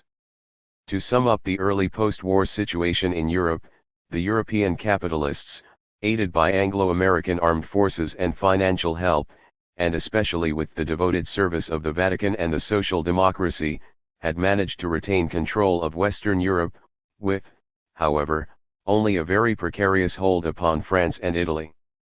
But generally the position of capitalism in Europe was very greatly weakened as a result of the post-war revolutionary movement. In the Baltic states and the people's democracies of Middle and Eastern Europe, capitalism had lost control of another 100 million people and much of the richest territory in Europe. Besides, in those parts that remained capitalist-controlled, there was a tremendous growth of the communist parties, trade unions, and women, youth, cultural, and other mass organizations, all of them constituting a vast anti-capitalist force.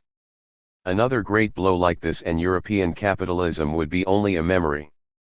53. The Revolution in the Colonial World, 1945 to 1949. World War II had as its aftermath a great intensification of the national liberation movement throughout the world, particularly in Asia. The vast struggle, involving over one-half of the human race, is tearing away the very foundations of world capitalism, the colonial and semi-colonial regimes. This has weakened the capitalist system even more than the loss of the European countries to socialism, the splitting of the world market in two, and the enormous growth of the World Trade Union and other mass movements during the post-war period. Lenin has taught us, see chapter 34, that without colonies capitalism is doomed. The broad colonial revolution, which still continues to develop, is caused by the attempts of the national capitalists and petty bourgeoisie in the colonies to break or relax the restrictions placed upon their growth and development by the foreign imperialists, and beneath this force is the elemental revolt of the working class and the peasantry against the unbearable conditions of destitution, oppression, and exploitation enforced upon them by the imperialists and the big national capitalists and landlords. Generally, it is a bourgeois democratic revolution, which is in varying degrees of maturity in the several countries. In China, however, with the masses definitely on the road to socialism, it passes beyond the scope of a bourgeois democratic revolution. The colonial revolutionary development depends, among other factors, upon the degree of industrialization attained and especially upon whether or not the working class, with the Communist Party at its head, has achieved the leadership of the movement. When the workers lead, as in China, the revolution tends to an open break with imperialism and the big national capitalists, and to the establishment of a progressive regime and real national independence, but where the national capitalists retain the hegemony, as in India, the movement tends to remain within the scope of bourgeois national reformism, that is, to retain many ties with the imperialists, to continue the bitter exploitation of the workers and peasants, and to stop short of real national independence. Among the many profound effects of the colonial revolution upon the imperialist countries, three are outstanding. First, their growing internal crises are thereby all greatly accentuated, especially in respect to Great Britain, France, and Holland. This is because of the relative loss of colonial markets and privileges, a vast curtailment of the areas in which they gain super profits, the ruinous costs of maintaining puppet governments and of the many colonial wars of this period. Colonialism has largely lost its profitability to the imperialist powers. Second, the imperialist powers, in trying to save something from the burning, are generally being forced, in place of their earlier methods of direct domination and control, to adopt the specifically American forms of colonialism, see the Philippines, Cuba, Puerto Rico, and many other countries of Latin America, where the colonial peoples are permitted a shadow of national independence through puppet governments, while the imperialist country retains the substance of economic, political, and often military domination. Third, the breakdown of the world colonial system is causing a greatly sharpened struggle among the imperialist powers for a larger share in the dwindling markets of the newly independent and semi-independent countries.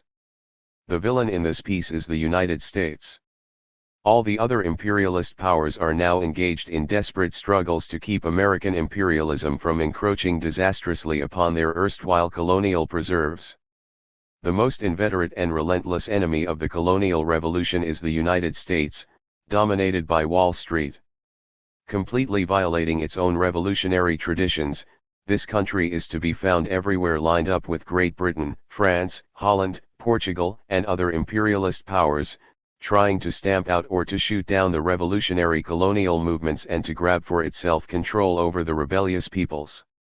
In the vast colonial revolution now going on, the influence of the Second International naturally is to be found on the side of beleaguered imperialism. Characteristically, as Dutt says, all the colonial development programs of the British Labour government were supported and endorsed by the Conservative Party. 1.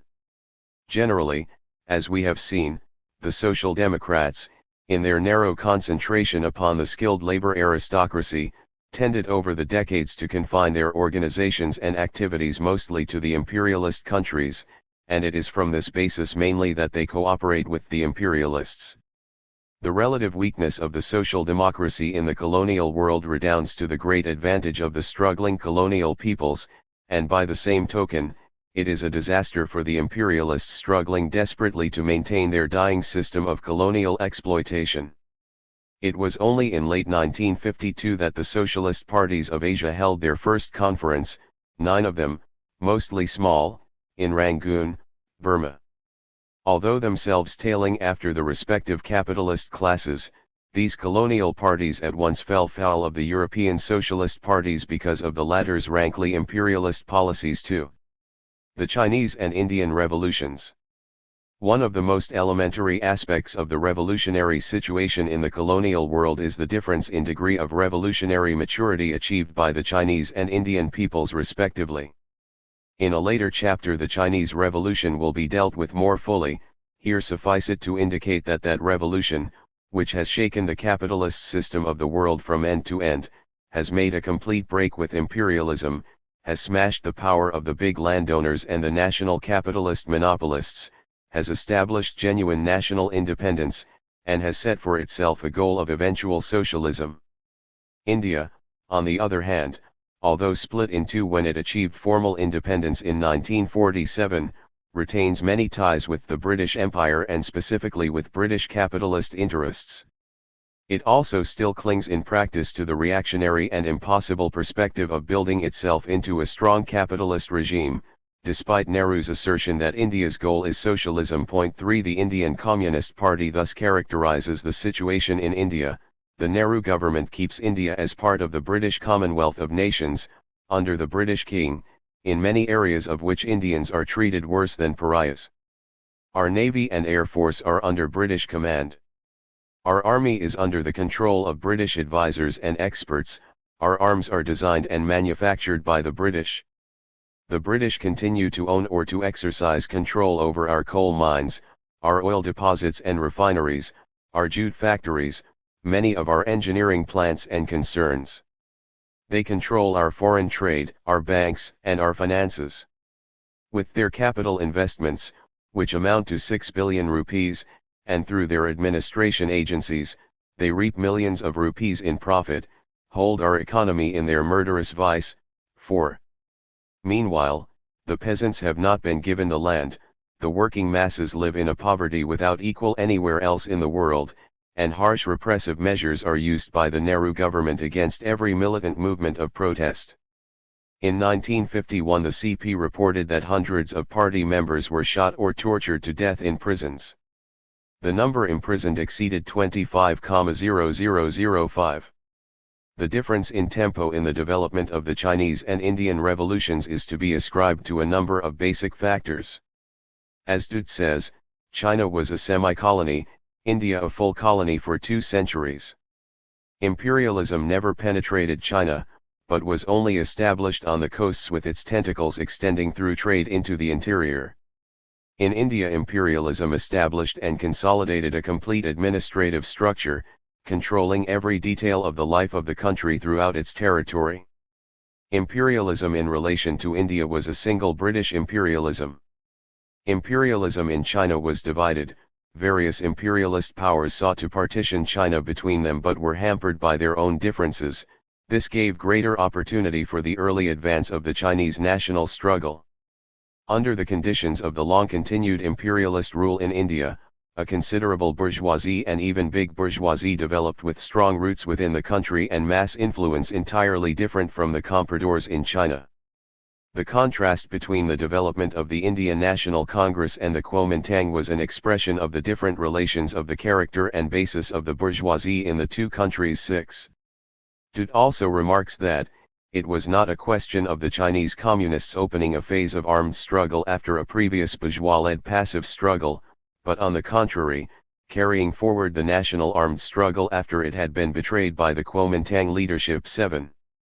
The armed attempt of the Japanese imperialists to subject China outright also came at a time when the Chinese national movement was well developed, a fact which favored armed struggle, whereas India was subjugated long before the birth of such a movement, and in World War II the Japanese did not reach India. Gundhism, that employer-inspired pacifism which paralyzed the revolutionary initiative of the masses and enabled relatively a handful of British imperialists to dominate some 350 million Indians, played no role in China. Dutt calls Gandhi, this Jonah of revolution, this general of unbroken disasters, who could unleash just enough of the mass movement to drive a successful bargain for the bourgeoisie, and at the same time save India from revolution. 8. Social democracy also played its part in checking the Indian Revolution, mainly from the British end. The British Labour Party, with the active cooperation of Churchill's Tories, worked effectively to avert any cleansing revolution in India, and to save all that could be saved for the British and Indian capitalists. The Socialist Party of India, organized in 1934, and of which Nehru was a member, was not, as such, a decisive factor nationally. In China, the social democracy was a relatively small force. Another basic handicap of India was that it lacked the strong Communist Party and communist leadership that has characterized the Chinese Revolution during the past quarter century. Especially harmful in India, too, was the disruptive work and outright betrayal by the renegade Roy in the early, crucial years of the Communist Party. The revolution in other Asian countries. The Great Colonial Revolution in Asia deeply affected not only China and India, but every other country in this vast area: Indochina, Indonesia, the Philippines, Malaya, Burma, Ceylon, Korea, Thailand, and Tibet. In their big drive after Pearl Harbor, the Japanese overran practically all of these countries, thus spurring into action powerful national liberation movements, which are still running their course. The pre-war situation of these countries was everywhere basically the same. The whole area, rich in natural resources: tin, rubber, tungsten, jute, and other valuable commodities, the source of huge profits for the exploiters, was completely dominated by British, French, Dutch, Portuguese, Japanese, and American imperialists, with the usual results of destitution, illiteracy, disease, and oppression for the broad toiling masses. During the war, the advancing Japanese swept away all their imperialist rivals, and everywhere superimposed their own no less harsh and brutal system of imperialist exploitation. This new suppression provoked and stimulated the national liberation movements in the various countries. Guerrilla activities began on a wide scale. They played havoc with the Japanese forces. As in Europe, these movements were on a national front scale, and they were largely led by the communists. The communist parties in these countries, whose founding we have noted in passing, already had won much prestige because of the many struggles they had led in the past, and also because of the progressive policies of the Soviet Union towards oppressed peoples. The local socialist parties were tiny and negligible in influence. The European and American imperialists, aside from many collaborators, fled before the Japanese armies, but they all came back with the advance of the American armed forces. It was, therefore, a decisive military-political task of the pro-fascist American commander in the Pacific, General MacArthur, to see to it that they were all reinstalled in control, with American limitations. This brought about collisions with the National Democratic Forces, and the outbreak of various armed struggles and two major wars, in Korea and Indochina.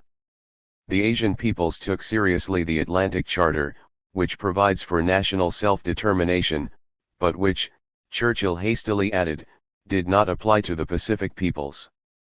To reconstruct the shattered Asian colonial empires of Great Britain, France, and Holland, the American imperialists had a plan, as well as endless arms and munitions for the imperialists. This plan was to set up puppet, quasi-independent regimes in the respective countries, with the real economic, political, and military power in the hands of the imperialists. This was on the model of the Philippines, which had enjoyed their independence since 1946. This system had two advantages: first, it was the only possible one for the imperialists, the pre-war primitive type of colonialism having obviously become obsolete, and second, it would facilitate the economic and political penetration of these rich areas by aggressive Yankee imperialism. The British, French, and Dutch imperialists looked askance at this American brand of colonialism, but for the most part they have had to adopt it. This was the general plan for the organization of the independent governments in the freed British colonies of India, Burma, and Ceylon. It was also the basis upon which the United States was instrumental in getting the Dutch to recognize the new government of Indonesia in 1945-9 and in securing the endorsement of the American puppet Baudai in Indochina in 1949 by the French. 10 As the past several years have so amply demonstrated, this attempt of the United States to force its brand of colonial oppression upon the Asian peoples has served to inflame Asian national sentiment and to provoke long and bitter wars. Churchill once made a statement to the effect that he was not called upon to preside over the dissolution of His Majesty's empire, and the Social Democrats of the respective imperialist countries could truly express similar sentiments. For everywhere they have labored diligently for the reconstruction of the shattered Asian colonial empires, even at the cost of armed repression of national liberation movements. The British Labour Party was in office when British imperialism began its murderous war to suppress the independence struggles of the Malayan peoples. 11 And the French and Dutch socialist parties have servilely supported every desperate step of their governments to reinstate their imperialist controls in Indonesia and Indochina. The Social Democrats, like the renegade communist Browder, hailed the American system of colonial oppression as progressive. The United States, as the imperialist gendarme of Asia, has succeeded in winning the deep hatred of the broad Asian masses, at which situation the spokesmen for Wall Street moan and complain. Thus William H. Mallory, authority on Asian affairs, sadly comments that, Americans are not popular in South and Southeast Asia, and what the inhabitants in that wide area take to be American policy is liked even less. 12. National liberation movements in Africa and Latin America. The African continent, long the heaven of the exploiters and the hell of the toiling masses, is now aboil from end to end with national liberation spirit. Only a small portion of Africa was overrun during the war, hence the national revolution did not develop as swiftly and sharply there after the war as it did in Asia. But it is well on its way, nevertheless. Keith Irving, an African specialist, lets out this cry of imperialist anguish in a social democratic paper: we in the Western world are faced with the alternatives of a revolution in our policies or a revolution throughout the dark continent. 13. In North Africa, the row of countries along the Mediterranean share the great national liberation upheaval that is shaking the whole poverty-stricken Muslim world, all the way from Morocco to Pakistan. Many of these Muslim countries, which have partly broken the shackles of colonialism from their erstwhile masters, mainly British and French, are fighting to achieve a status of real national independence. But they now have a new enemy, American imperialism, which is striving to implant its own domination over this entire vast area. These countries also have a powerful friend, the USSR. The communist parties play a considerable role in many of them, but in most instances they are illegal under the prevailing undemocratic regimes. In Middle Africa, the broad areas where the slave traders of old stole millions of Negroes to wear themselves out working as slaves on the plantations of the Americas, the peoples are now going through a tremendous national awakening. Conditions of life under imperialist rule are terrible. The land has been stolen from the people and is in the hands of a tiny minority, mostly British and Belgian, and wages are only a few cents a day on the plantations and in the mines. Meyer says that, in the whole of Nigeria, with a population of approximately 30 million people, there are only 6 secondary schools, 96 hospital beds, and 1 doctor for every 133,000 people. The population of the Belgian Congo has declined 50% since the coming of the European colonizers. 14. But the masses are now on the move to change all this. In Central Africa, says Meyer, an African Democratic Union has arisen, 2 million strong. On the Ivory Coast, 800,000 out of a population of less than 2.5 million have joined the movement. 15.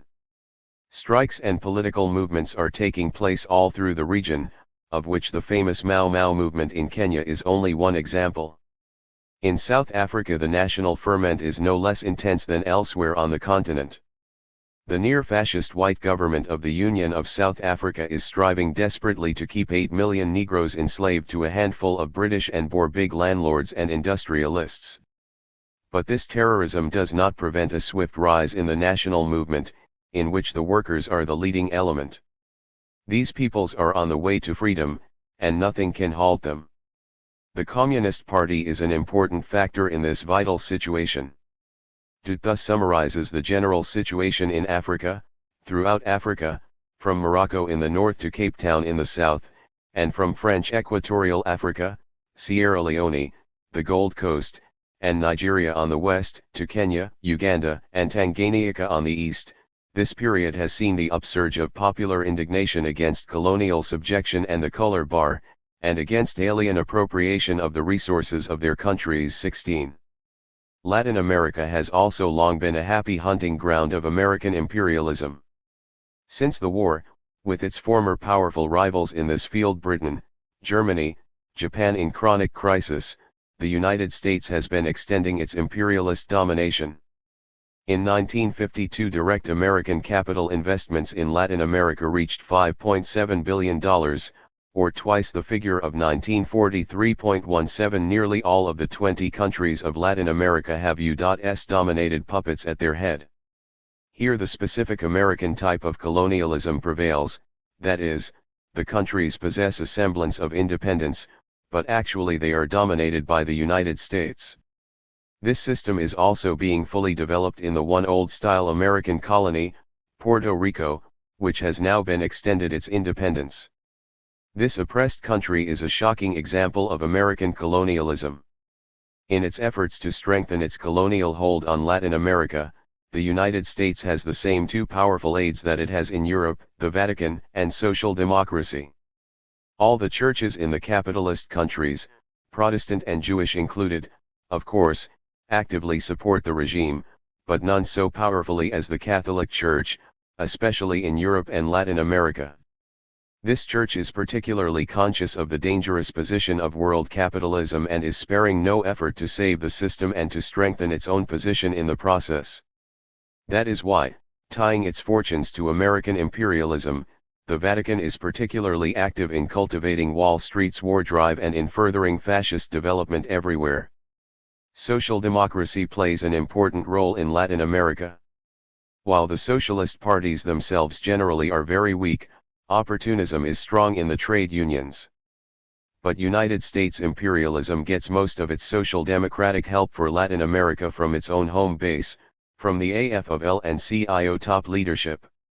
These elements, thoroughly imperialist, are always at hand to do whatever Wall Street requires of them in Latin America. They split the Latin American Confederation of Labor, of which more anon, and, as a settled course, they support the various other economic, political, and military measures used by Yankee oppressors to tighten their hold upon the Latin American peoples. In all the Latin American countries there are communist parties, but 13 of the 20 parties have been illegalized by the local semi-fascist dictators. Latin America is a powder keg. The vast masses of the people live at starvation levels and are a prey to sickness and illiteracy.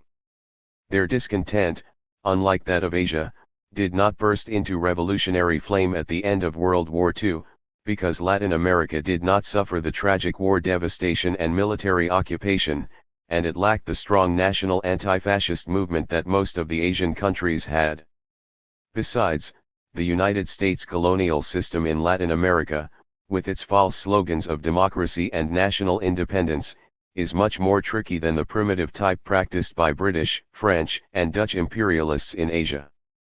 But that working class revolts and national liberation sentiment are growing in Latin America needs no further demonstration than the powerful movements now developing in Brazil and elsewhere, and especially the democratic anti-imperialist governments established recently in British Guyana, British Honduras, and Guatemala, but brutally overthrown by British and American imperialism. Latin America will soon be the scene of broad independence movements against the extreme arrogance and domination of Yankee imperialism. 54 Early phases of the Cold War, 1947 to 1950.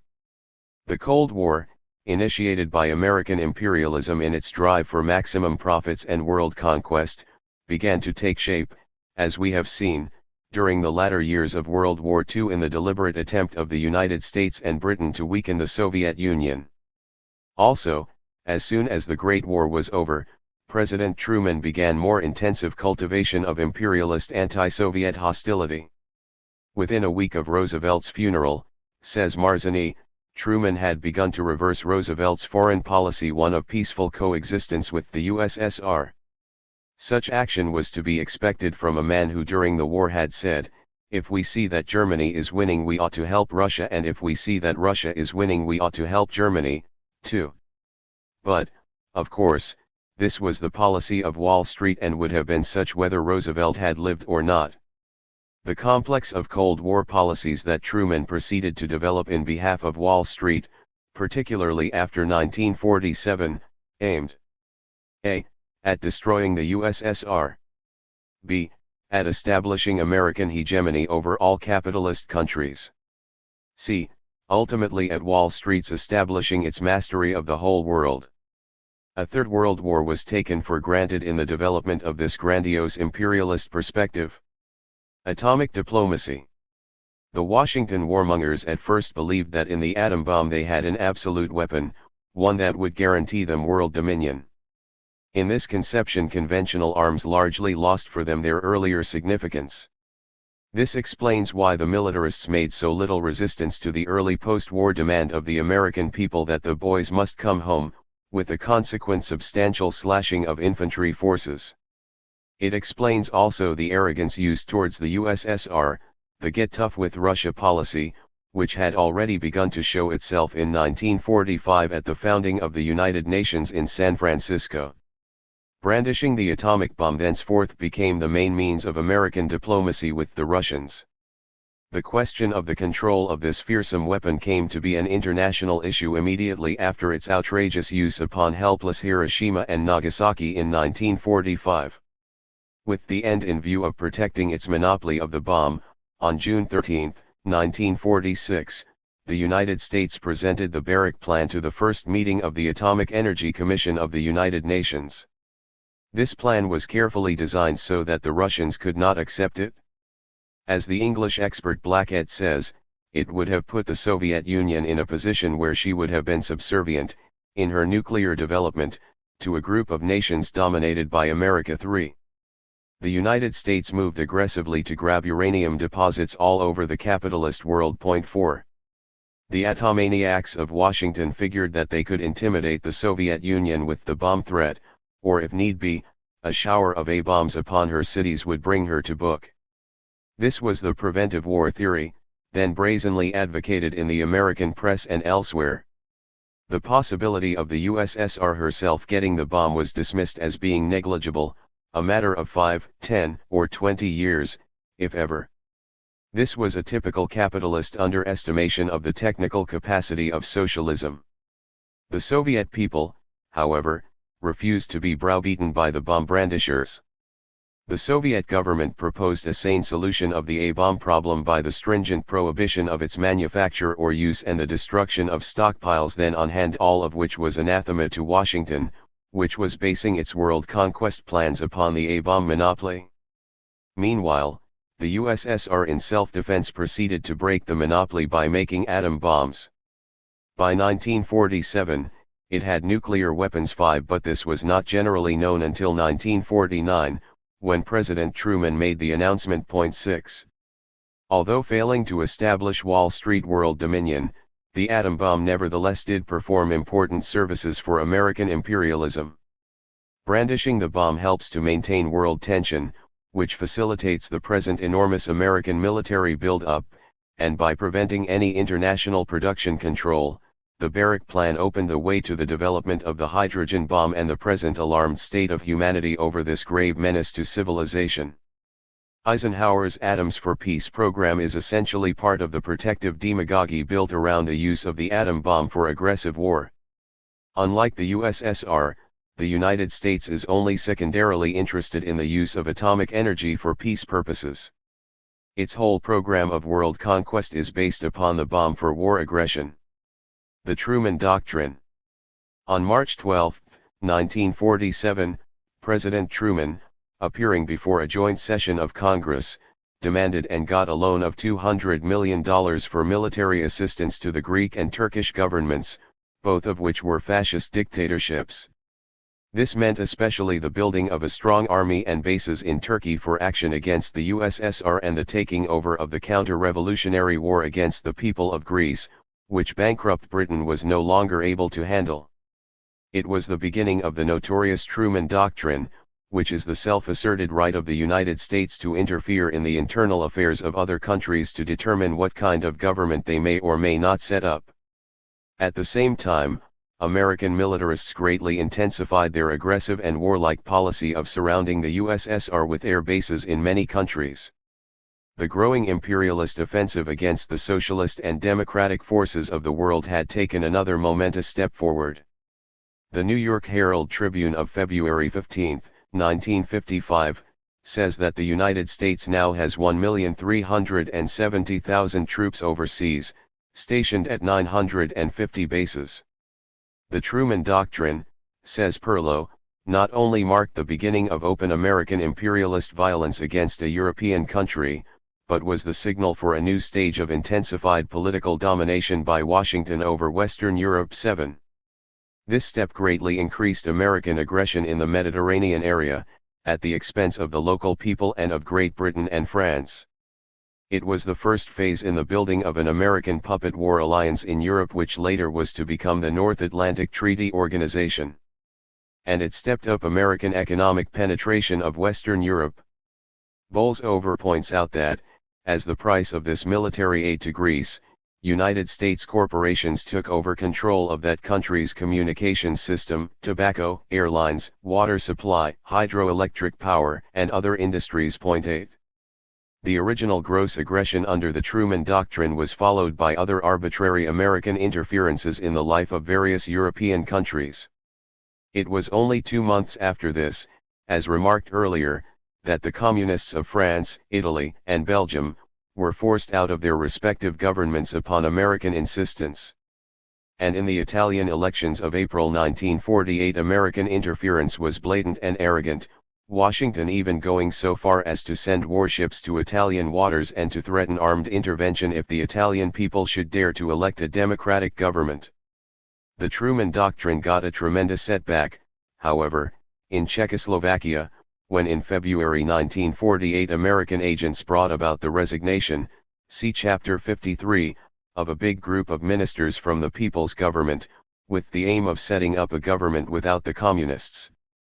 But the scheme backfired, with a complete defeat of the counter-revolution and a basic strengthening of the people's democracy in the country.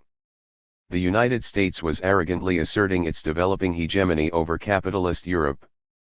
The fire-eater Churchill, who saw what was coming, tried by his notorious Fulton, Missouri, speech of March 5, 1946, to write in Britain as a strong junior partner, unavailingly as it proved, in the growing drive of American imperialism for world mastery. With the guns of the Great World War hardly stilled, Churchill proposed in substance an Anglo-American military alliance directed against the USSR and for world domination. It was here that Churchill first used the term Iron Curtain, which he had pilfered from Goebbels' propaganda arsenal. Truman, who was present at the Fulton meeting, was obviously pleased at this formal declaration of the Cold War. The initiation of the Truman Doctrine and the Cold War caused a big increase in American military activities, which already were based upon the theory of the inevitability of an anti-Soviet atomic preventive war. The American Secretary of Defense at this time, with full charge of the entire armed forces, was James Forrestal, a violent Soviet hater, who in the midst of his war preparations went violently insane and leaped to his death from a hospital window. An auspicious beginning this, for the crazy policy of attempted world domination, which was then getting well underway. Fittingly enough, also, the beginning of the Cold War marked an unprecedented attack in the United States upon the Bill of Rights and against traditional American democratic freedoms. Only 10 days after his congressional speech, in which he outlined the Truman Doctrine, the President issued his first executive order, number 9835, decreeing loyalty tests for some 2 million government workers.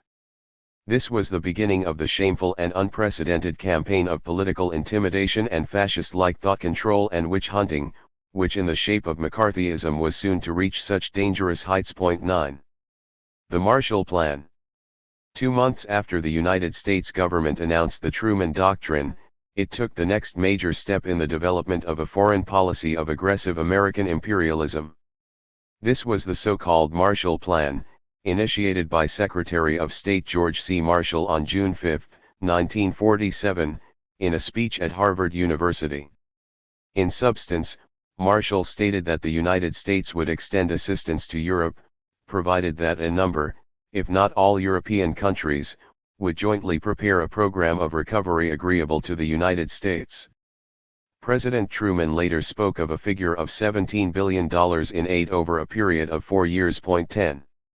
As usual with such plans of aggression, the Marshall Plan was put out to the accompaniment of many fine-sounding phrases of American generosity and disinterestedness. All that the U.S. government, i.e., Wall Street, wanted to do, it was said, was to put Europe back on its feet again and to make its people free and happy. The real purposes of the move, however, were less philanthropic.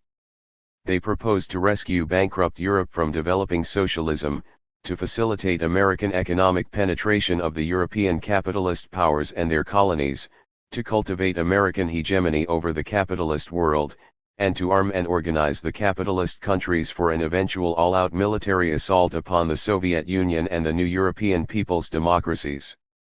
The Marshall Plan was put through the U.S. Congress on a strong bipartisan basis. To facilitate its conquest of the undeveloped countries, American imperialism also put out what came to be known as Point 4.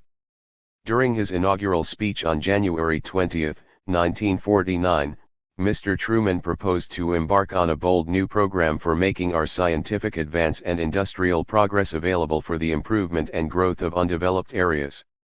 This plan, which has been decorated with the most elaborate trimmings of American generosity, is, in fact, nothing but an imperialist device for establishing American influence and controls throughout the colonial world.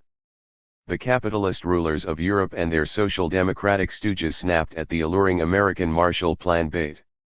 They got together in Paris in July 1947, representing 16 Western European countries, and laid the basis for what became known, for a while, as the European Recovery Program, ERP, which was in the hands of such notable Wall Street humanitarians as W. Averell Harriman, Paul G. Hoffman, James Forrestal, John W. Snyder, and Robert A. Lovett.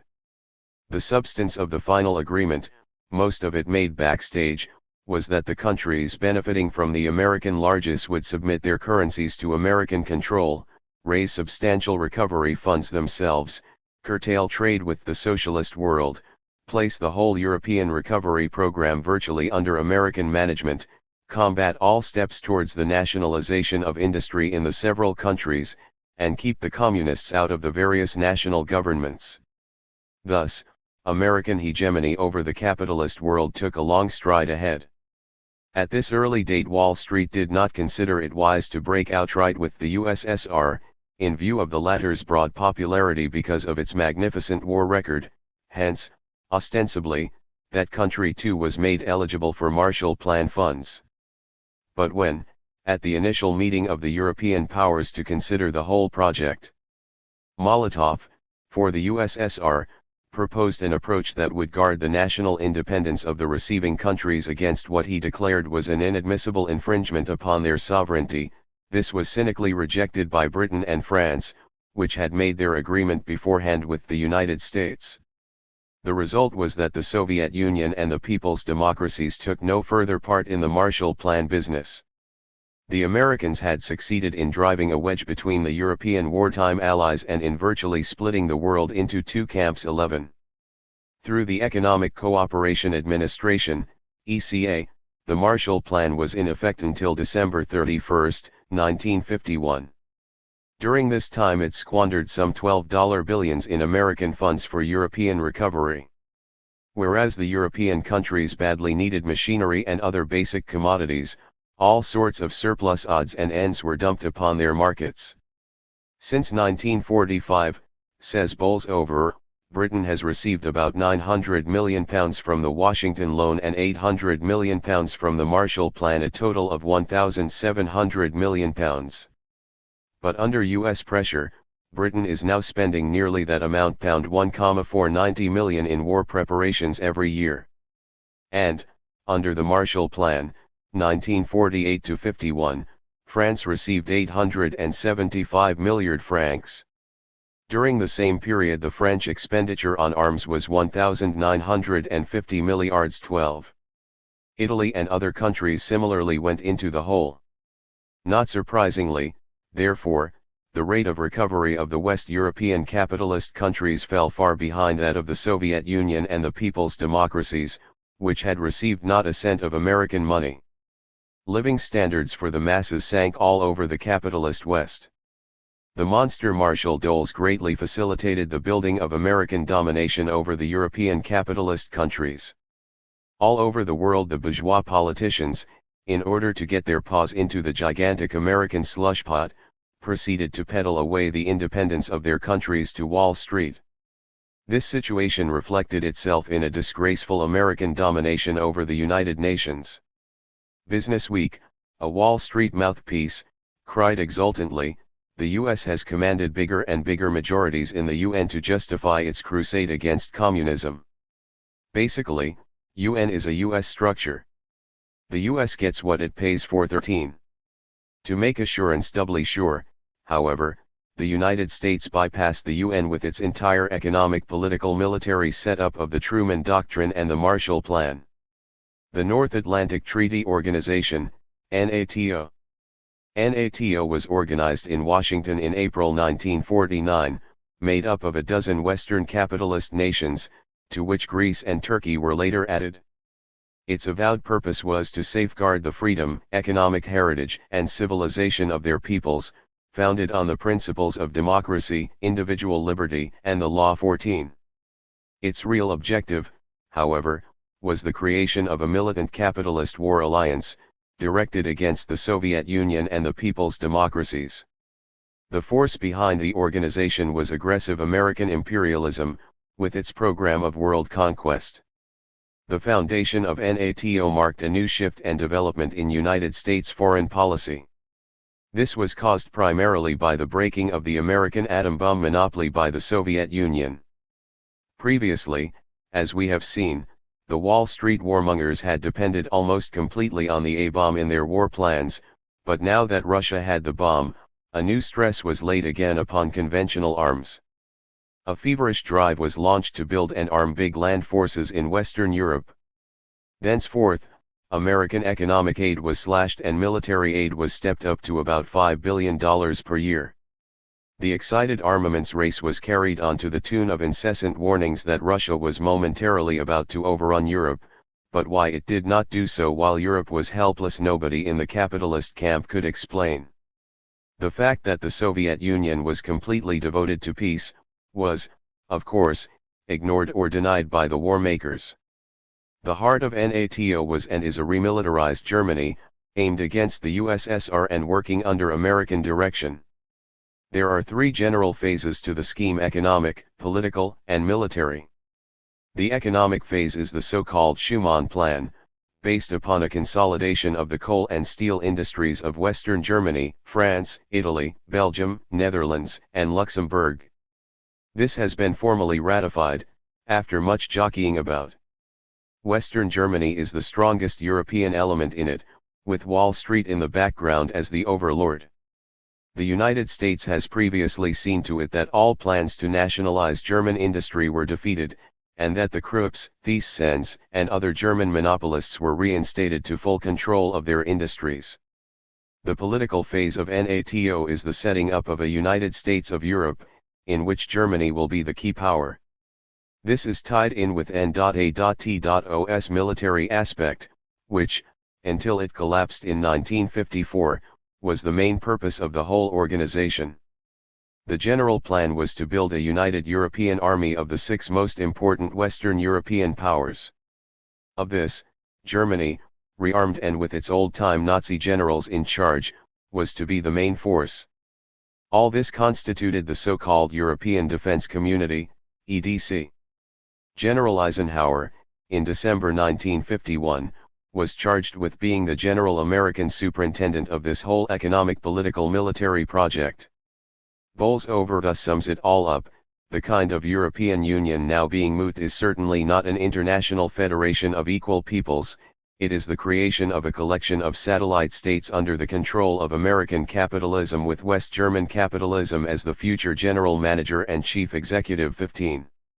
Britain and France are looking very much askance at the American build-up of their powerful imperialist rival, Germany, realizing well that this is being done not only against the USSR, but as a strong American counterweight against themselves. But we shall return to this question later on.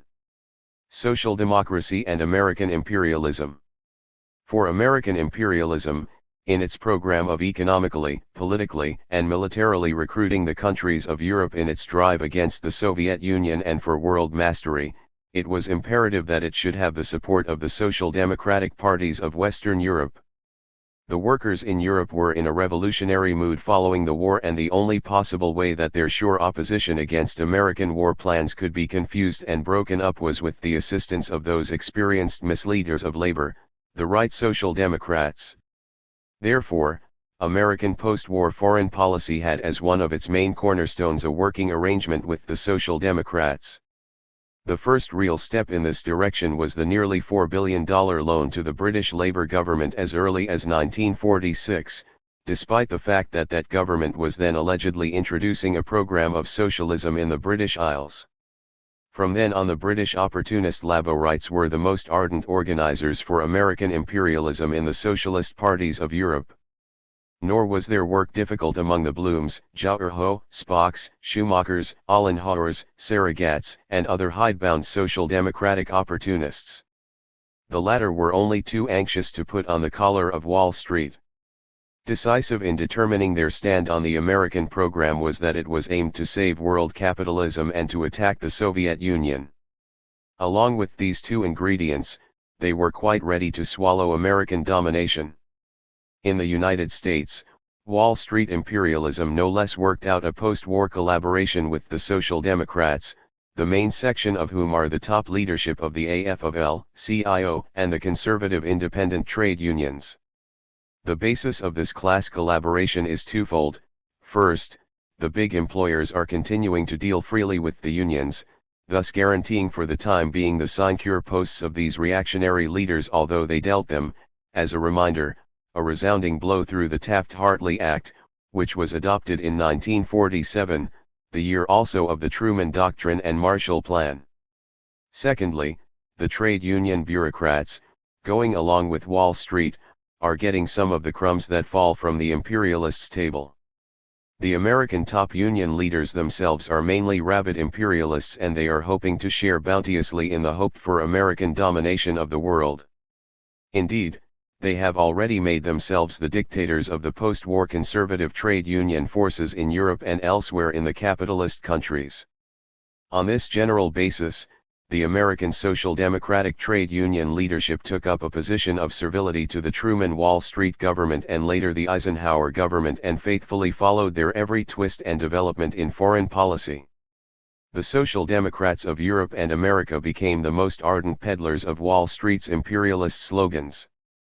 In their subservience to American imperialism, they were not to be outdone by the capitalists themselves. None surpassed them in extolling the sincerity and generosity of American foreign policy. They glorified the Marshall Plan, NATO, Point 4, the Schuman Plan, EDC, and the rearming of West Germany, obscuring the whole aggressive Wall Street program under seductive slogans of peace and democracy. They did more than thus seek to confuse the workers with American imperialist propaganda, and, as we have seen, in France, Italy, and Belgium, to expel the communists from the government, they also set out to split and demoralize the magnificent trade union movement that the workers had built up during and after World War II. 55 The Communist Information Bureau, 1947. The violent intensification of American imperialist aggression in Europe in 1947, marked by the promulgation of the Truman Doctrine and the Marshall Plan, inevitably caused grave concern in working-class circles. Naturally, it was the communists who stepped forth to give leadership to the world's workers to repel this new attack upon international peace and democracy. The Communist International having been dissolved 4 years previously, 9 leading European communist parties came together in informal conference in Poland, in September 1947, to consider the dangerous situation. The parties were of Romania, Hungary, Yugoslavia, Soviet Union, France, Czechoslovakia, Bulgaria, Italy, and Poland. 1. Zdanov, 1896–1948, made the main report at the conference. The resolution adopted clearly outlined the aggressive role of American imperialism, with its program of world domination and war. The Truman Marshall Plan, it said, is only a constituent part, the European section, of the general plan of world expansionist policy carried out by the United States in all parts of the world. The aggressors of yesterday, the capitalist magnates of Germany and Japan, are being prepared by the United States for a new role to become the instrument of the imperialist policy of the United States in Europe and Asia. Anglo-American aggression has split the world into two camps: the imperialistic and anti-democratic camp, which has as a main aim the establishment of world domination of American imperialism and the smashing of democracy, and the anti-imperialistic and democratic camp, which has as a main aim the undermining of imperialism and the strengthening of democracy and the liquidation of the remnants of fascism too. The resolution also declared that the course of American imperialism is resulting in a further sharpening of the general crisis of capitalism. It pointed out that, in view of the strong will for peace of the peoples of the world, it is necessary to remember that between the desire of imperialists to develop a new war and the possibility of organizing such a war there is a great gap. The resolution excoriated the right opportunist socialists, notably those of England and France, for their support of Anglo-American expansionism. Calling upon all the democratic and anti-imperialist forces of Europe to stand firm in the face of this new war fascism threat, the resolution declared that, it follows that a special task falls upon the communist parties. They must take into their hands the banner of defense of the national independence and sovereignty of their countries. It warned, too, that the main danger to the working class at present consists in underestimation of its forces and in overestimation of the imperialist camp. It declared that if the forces of peace and democracy will stand firm, the plans of the aggressors will suffer complete collapse. The conference resolution, deploring the lack of cooperation among the communist parties since the dissolution of the Comintern, set up an information bureau to improve the situation. Headquarters were established in Belgrade, and a weekly journal was issued, For a Lasting Peace, for a People's Democracy. It is still published, although no effort has been made to extend the Information Bureau, Cominform, beyond the original constituent parties. This did not mean the reconstitution of the International, but only the setting up of informational contacts. Many communist parties throughout the world, keenly feeling the need of an international organization, wanted to develop the new bureau by affiliating with it. Such a trend towards another strong international, however, would have greatly sharpened current world tension, and nothing was done about it. The American Communist Party, while supporting the bureau, declared that reactionary legislation in the United States made it inadvisable for it to affiliate. 3. The Non-Communist Party Conference was one of the most significant meetings in the history of the international labor movement. It gave a clear warning to the workers of the world of the dangers of fascism, war, and national enslavement inherent in the drive of American imperialism to master the world, and it also provided a clear line as to how to counter and defeat this menacing threat. Wall Street imperialism was not going to be allowed to subjugate humanity to American big business. The Tito betrayal. Overwhelmingly, the communist movement of the world responded to the policy outlined in the 1947 Conference of the Nine Communist Parties. But not Yugoslavia. Although at the conference the Yugoslav delegates supported the resolution, it was soon made clear that the Yugoslav party had no intention of resisting aggressive American imperialism. This position was developed in the later heated exchange of letters with the C.P.S.U.4. Late in June 1948 the Cominform met in Bucharest, with the Yugoslavs not in attendance. The conference unanimously criticized the Yugoslav Communist Party for following a line on home and foreign policy, which represents a departure from Marxism-Leninism. Among the incorrect policies of the Yugoslav leaders was singled out a hostile attitude towards the USSR, including the worst forms of Trotskyite slander. Numerous anti-Leninist policies were also pointed out in the domestic sphere, including failure to differentiate between the various categories of the peasantry, basing the party upon the peasantry instead of upon the working class, liquidating the party into an amorphous People's Front, development of a narrow bureaucratic regime in the party and the government, refusal to accept comradely criticism from brother parties, and otherwise following a leftist, nationalist, and petty bourgeois adventurist policy. In view of all this, says the resolution, the Central Committee of the Communist Party of Yugoslavia has placed itself and the Yugoslav Party outside the family of the fraternal communist parties, outside the United Communist Front, and consequently outside the ranks of the Information Bureau. The Bureau called upon the Marxist-Leninist elements within the Yugoslav Party to compel their present leaders to recognize their mistakes openly and to rectify them, to break with nationalism, to return to internationalism, and in every way to consolidate the United Socialist Front against imperialism.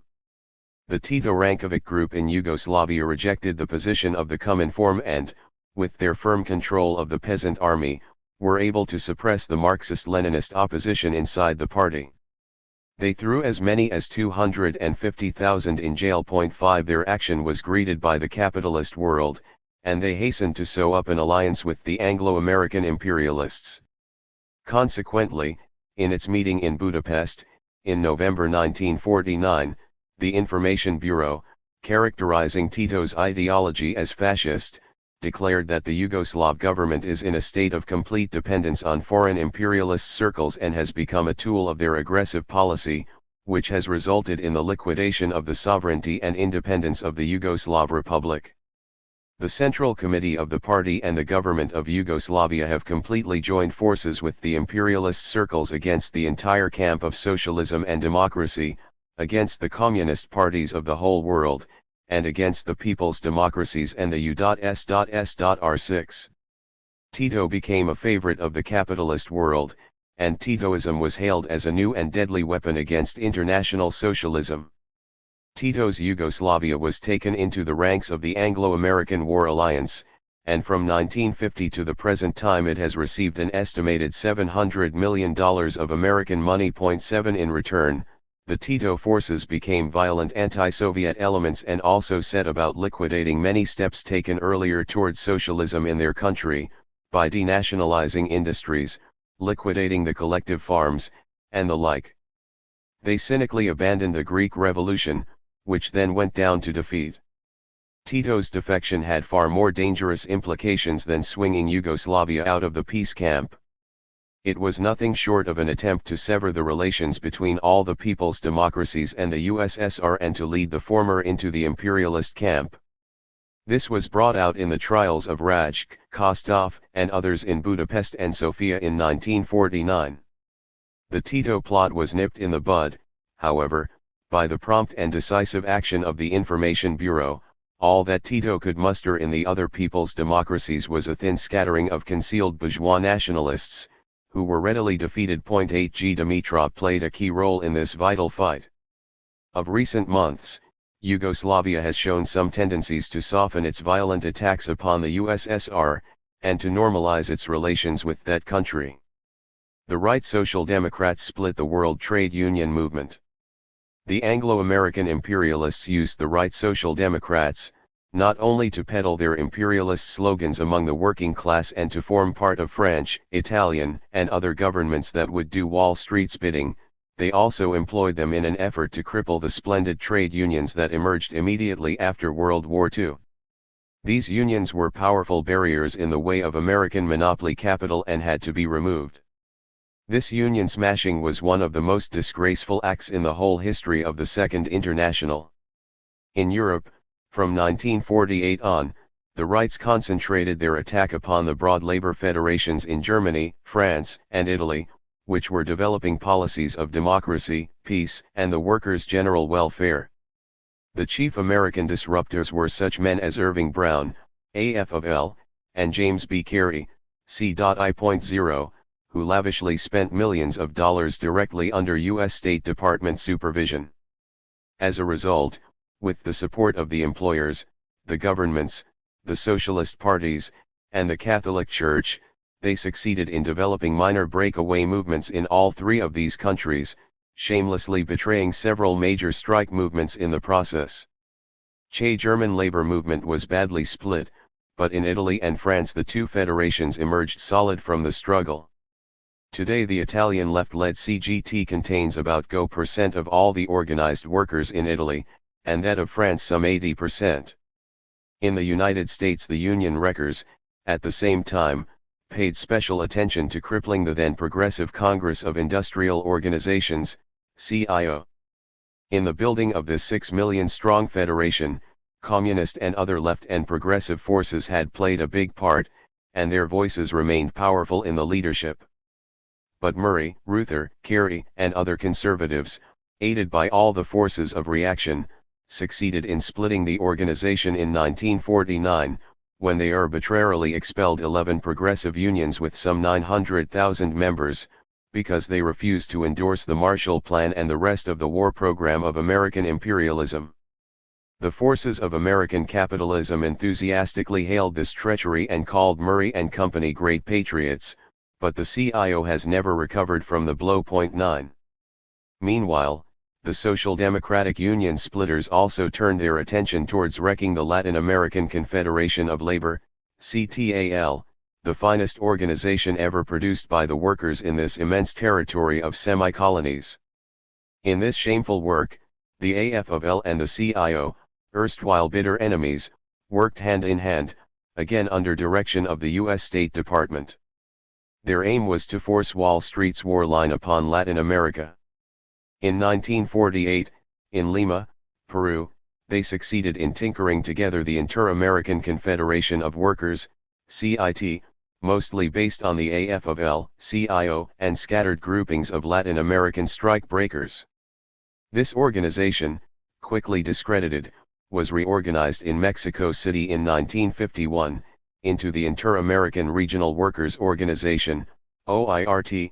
The OIRT is dominated from top to bottom by United States imperialist labor agents. All this disruptive work has done grave injury to the workers of Latin America, and made much easier the path of oppressive American imperialism in the area. The CTAL, nevertheless, although weakened by the splits, remains the strongest labor organization in Latin America. The main union-smashing task of the Social Democrats, however, was their attempt to destroy the powerful World Federation of Trade Unions. Here again, the leading union wreckers were Americans, known agents of the government.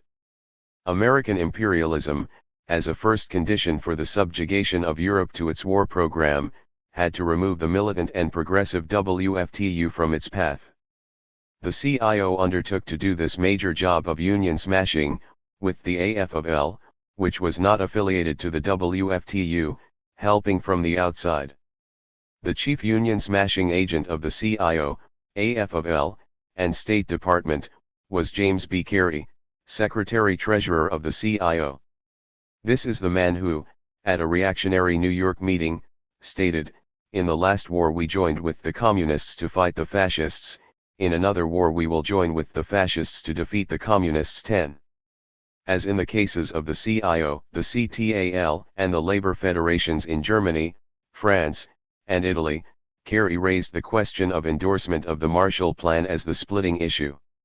With the active help of the leadership of the British Trades Union Congress, he demanded in April 1948 that the WFTU come out in favor of Wall Street's Marshall Plan. The WFTU, instead, to preserve world labor unity, decided to leave the matter to the respective national union centers to resolve for themselves. This action, of course, did not satisfy Carey and his co-conspirators, who had orders to wreck the WFTU at whatever cost. Hence, on January 1, 1949, at the WFTU Executive Committee, then meeting in Paris, they arrogantly demanded that the WFTU suspend its operations for a year, a move clearly designed to kill the organization. This proposal was rejected, whereupon the CIO, British, and Dutch union delegates walked out. The split was thus made an accomplished fact, and the Social Democrats had added another act of deepest treachery to their long list of labor betrayals. Carey, Deacon, and the others who struck this body blow at world labor, were hailed as real labor statesmen by the capitalist world. 11. The Social Democratic labor splitters, financed by the US government and aided actively by all the other Marshall Plan European governments, then proceeded to launch a new World Labour Organization. This was done in London in November 1949, when there was formed the International Confederation of Free Trade Unions, ICFTU, with J. H. Oldenbroek as General Secretary. This organization, bossed, with some difficulty, from top to bottom by American labor imperialists, has since followed the general line of the U.S. State Department in the latter's efforts to develop a general war against the Soviet Union. The extremist forms of labor disruption, violent denunciation, and strike-breaking are its accepted weapons against the WFTU and other militant unions everywhere. The ICFTU now claims 54 million members. But its actual membership is far less. At its 1953 Congress in Stockholm, the voting strength shown was for 39 million members. 12 Over half of its membership is located in the United States and Great Britain. The Catholic unions, which also tended to separate themselves from the mainstream of labor in their International Confederation of Christian Trade Unions, have small organizations in 14 countries, with a total of about 2 million members. 13. Meanwhile, the WFTU has proceeded along its course, functioning and growing vigorously. The Wall Street-inspired attempt to destroy it failed dismally. At its second Congress, Milan 1949, after the split, it reported 72 million, and at its third Congress, Vienna, October 1953, the total number of workers represented, as reported by its General Secretary, Louis Lant, was 88 million, of whom 8 million, although with delegates present, were not actually affiliated. Thus, as things now stand, the WFTU is at least twice as large numerically as the ICFTU. Its general policy is one of cooperation with all other labor organizations for a class struggle policy. The above developments go to demonstrate the very important reality that the decisive leadership of the World Trade Union movement, which for many decades during the life of the Second International had been definitely in the hands of the right Social Democrats, has, since the period of World War II, passed to the Communists and other left forces. Significant in the world lineup of organized labor are the facts that the ICFTU has its main stronghold in the United States and Great Britain, countries where imperialism is still strong and the labor aristocracy continues to play a big role, whereas the strength of the WFTU lies in the socialist nations, in the colonial and semi-colonial lands, and in those capitalist countries that are feeling most sharply the effects of the ever-deepening general crisis of world capitalism. The basic course of the world labor situation tends increasingly to shift the center of trade union leadership irresistibly to the left. The ideological decay of world social democracy. In this and previous chapters it has been pointed out how the parties of the Second International in the post-World War II period attached themselves to the war chariots of American imperialism and became Wall Street's most reliable collaborators. As we have seen, this led them to such anti-working class depths as the shameless propagation of imperialist war slogans among the masses, the breaking of strikes, the splitting of unions, and the management of governments in the interest of their national bourgeoisie and the Wall Street would-be world conquerors. Their ideology, once professedly Marxist, underwent during this period a corresponding further decay. Now, as always, the right-wing Social Democrats are what Lenin called them many years ago, the agents of the bourgeoisie in the ranks of the workers. Their special job is to make bourgeois policies palatable to the workers, or to sections of them, by dolling them up in labor and socialist phraseology. As Kyosenon says, it would be impossible for the social democratic reformists successfully to do their job as servants of the bourgeoisie, if they did not at the same time take care to retain the confidence of the workers who still follow them. That is why they use the flag of socialism. 14. But today the Second International parties have become so saturated with the bourgeois spirit that their pretense of socialism is growing thinner and thinner. In the United States, the Social Democrats have long since abandoned even a pretense of socialism, and have become the most open and noisy defenders of capitalism.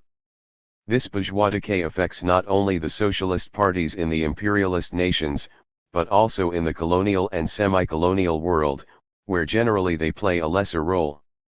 Thus, in India, where the bourgeoisie are in deadly fear of the developing proletarian revolution, the Social Democrats, as their faithful servants, are busily amalgamating Marxism with paralyzing Gundaism.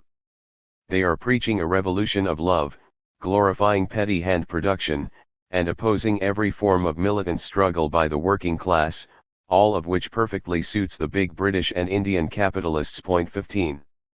The right Social Democrats have everywhere unceremoniously thrown aside the whole system of Marxian economics. They have become ardent advocates of bourgeois Keynesism, with its conceptions of a managed capitalist economy and progressive capitalism. The class struggle, another foundation of Marxism, has gone the same way.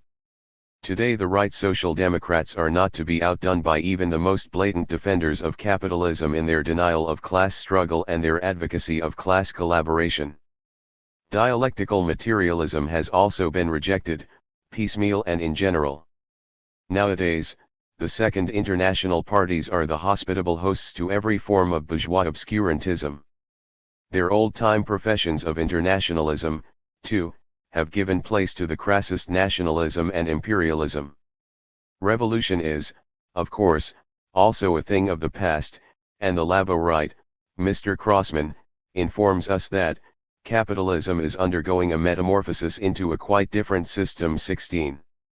A generation ago Koski, Bernstein, Bukharin, and others within and close to social democracy, were talking about an organized capitalism and super-imperialism which would put an end to the violent internal contradictions of the capitalist system. Now their successors are trying to realize these harebrained reactionary theories by supporting American imperialism, with its program of world domination. Aggressive American imperialist war policy, they universally hail as progressive. Social democracy all over the world, turning its back altogether upon the brilliant theoretical work of Marx and Engels, is tending, like the various bourgeois pragmatists, to ignore theory altogether. Characteristically, in the West German Socialist Party there does not now exist a precise and authentic statement of socialist ideology, but only a program of action adopted by a party convention in 1952. Its late leader, Kurt Schumacher, told us that Marxism is only one of the ways to approach socialism. 17. These are but a few of the innumerable signs of the bourgeoisification of the social democratic parties everywhere. Since the end of World War II, the right Social Democrats have, from time to time, headed most of the governments of Western Europe, Great Britain, France, Belgium, Holland, Norway, Denmark, Sweden, and Austria, as well as in Japan, but this has not advanced the cause of socialism one whit. These socialist-led governments have in fact been only caretaker administrations until the times were propitious for the capitalists themselves once more to take charge directly. Such governments are a hindrance to the workers in winning their way towards socialism. The Second International, a tool of the imperialists and warmongers, is not only an obstacle to the workers securing socialism, but also to the achievement of their most urgent practical needs: the defense of their living standards, the protection of their national independence, and the guarding of world peace and democracy. 56. Victory of the Chinese Revolution, 1950. The history of the Communist Party in the Chinese Revolution is one of virtually continuous armed struggle from 1924 to 1950. In 1926 Stalin pointed out that necessarily the Chinese Revolution had to be fought through by military means, and so it has turned out in reality. 1. The Great Chinese Revolutionary Wars fall under four general heads. A. The War of the Kuomintang, KMT, and CP United Front against the reactionary warlords, 1924-27. B. The War of the People's Forces led by the CP against KMT reaction, 1927-36. C. The Patriotic War of the KMT and CP forces against Japanese aggression, 1936-45. D. The War of the People's Forces Against the KMT and American Imperialism, 1946–50, which culminated in a world-shaking victory for the people and the establishment of the Chinese People's Republic. Previously, see especially chapters 39, 43, 45, and 47, we have traced the course of the earlier three of these wars. In the First War, 1924–27, we have seen that the Communist Party loyally went along with the Kuomintang until Chiang, believing he could take over China for the industrialists, bankers, big landlords, and imperialists, turned upon the Communists with an incredible savagery.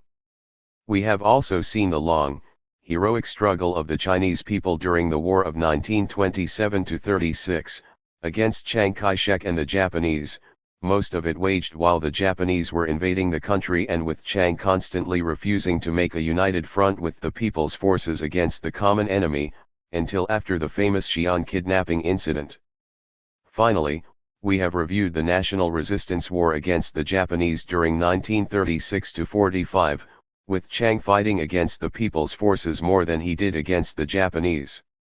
It now remains for us to trace the course of the Civil War of 1946–50, precipitated by Chiang and in which he met his downfall at the hands of the Chinese people. Chiang launches the Civil War. Upon the conclusion of the victorious war against the Japanese imperialists, the Chinese Communist Party, on August 25, 1945, issued a declaration outlining plans for a united front people's democracy in China. To this purpose Mao Zedong went to Chongqing and conferred for more than a month with Chiang. Agreements were made to safeguard internal peace, but Chiang signed them only for the purpose of winning public support.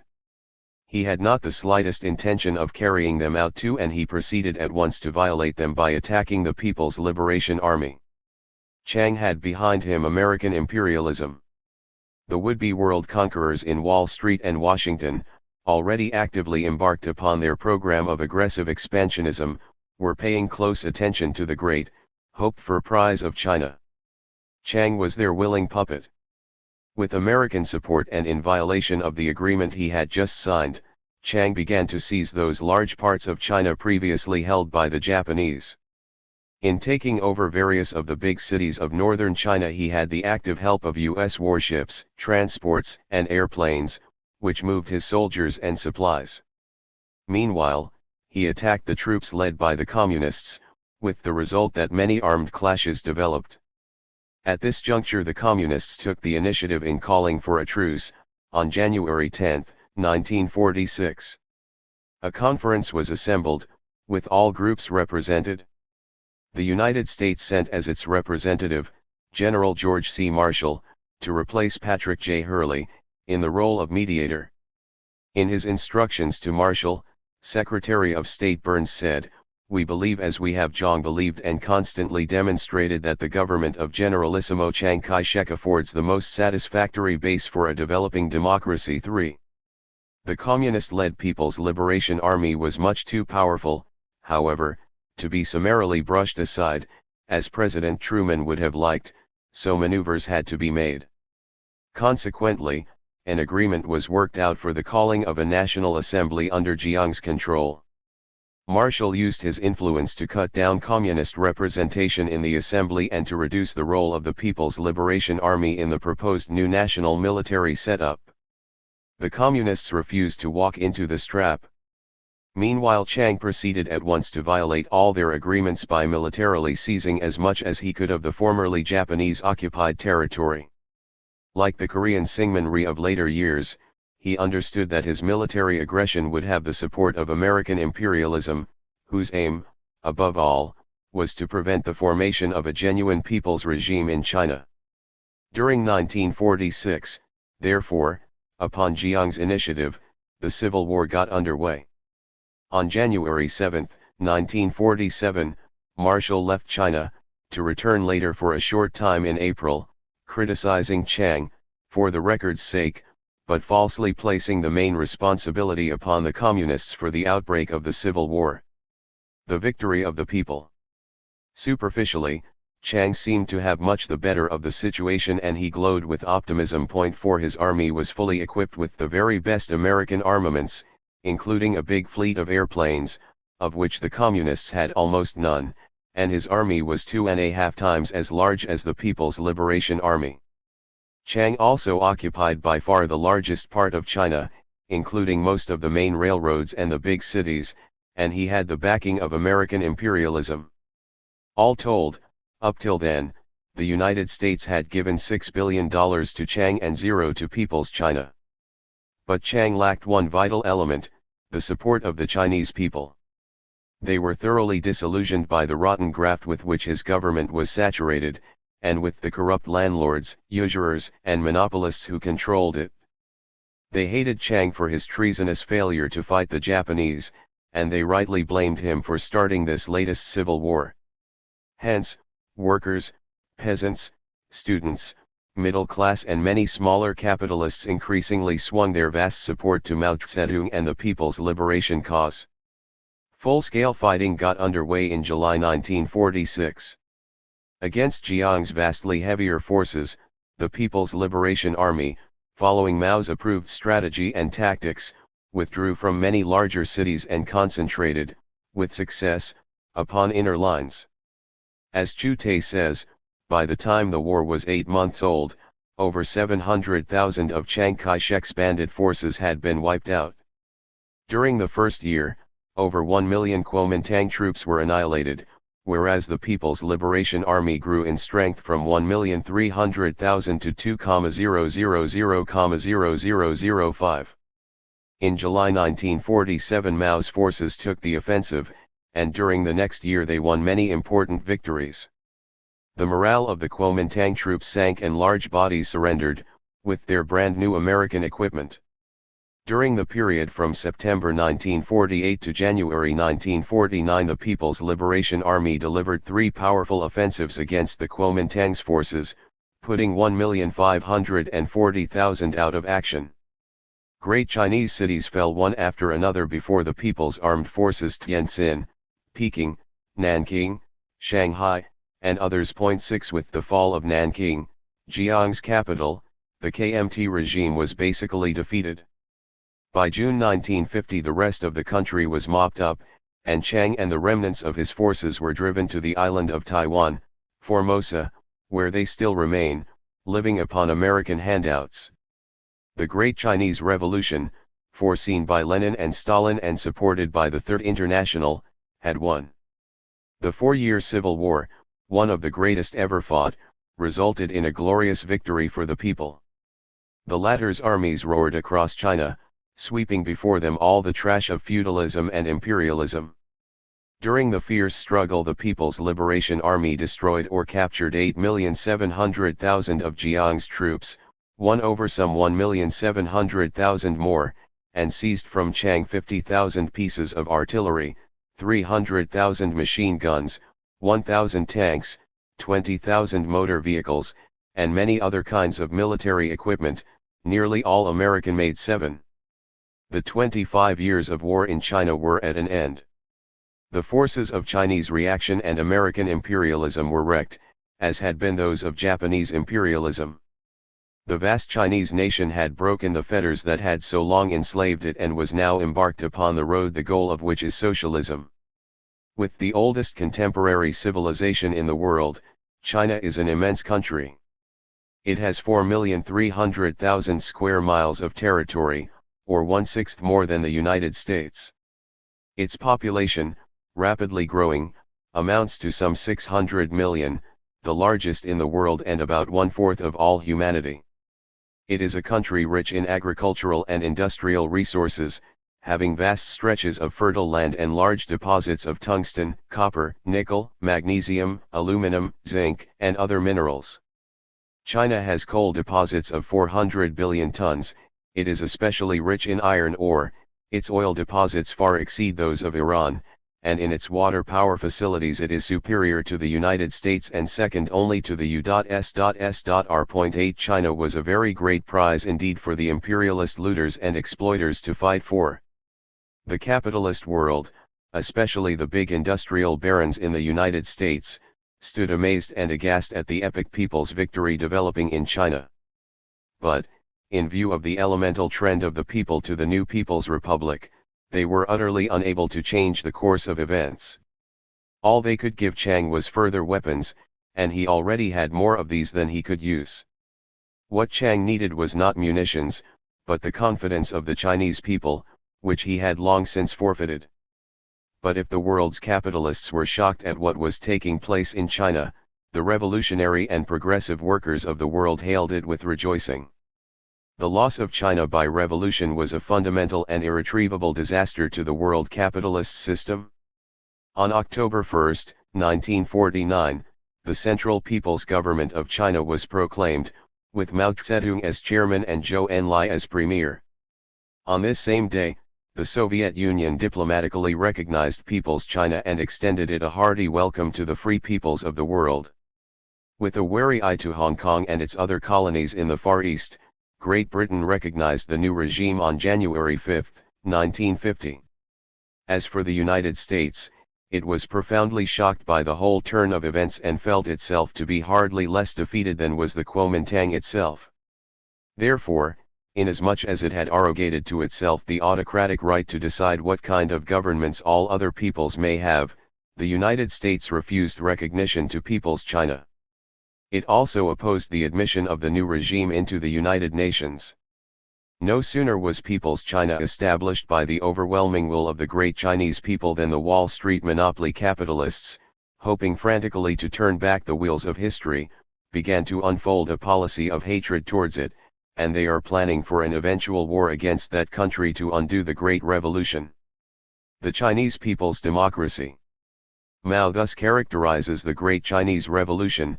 The historical process of the Chinese Revolution must be divided into two stages. First the Democratic Revolution and then the Socialist Revolution, two revolutionary processes quite different in character.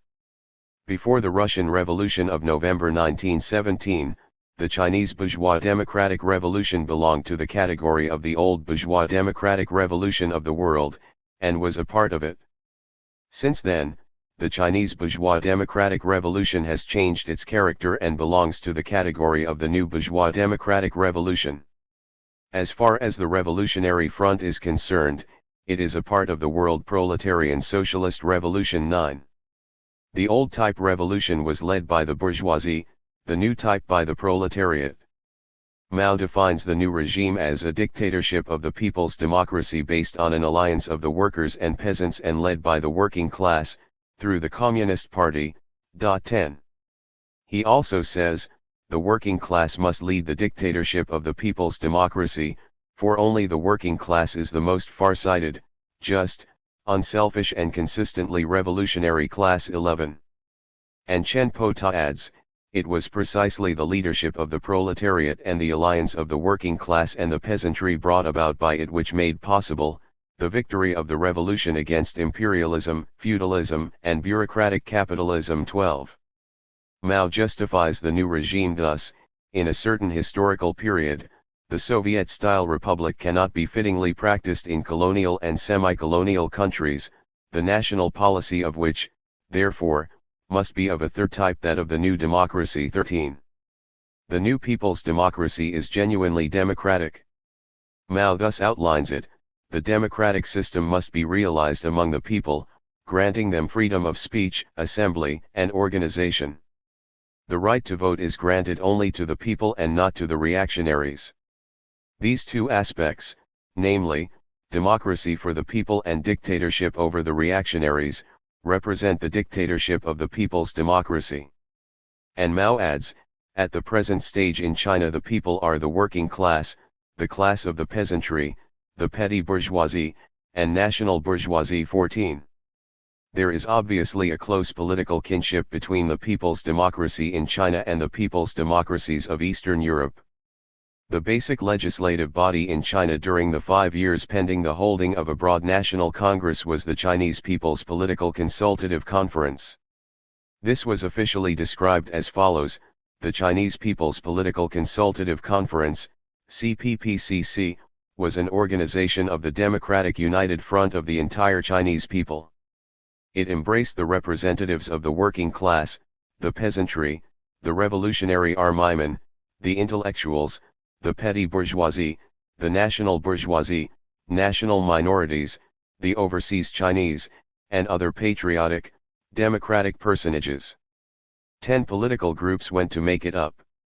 The leading party in this preliminary government was the Communist Party, which in 1952 had some 6 million members. 15 There were other parties and great mass organizations behind it, the trade unions with 10 million members, the youth with 8 million, large women's organizations, etc. It was the CPPCC organized in 1949, which proclaimed the People's Republic of China. The People's Republic of China adopted its national constitution at a great congress in September 1954 in Peking. The constitution proclaims the new government as a people's democratic state, led by the working class and based on the alliance of workers and peasants. The constitution proclaims socialism as its goal.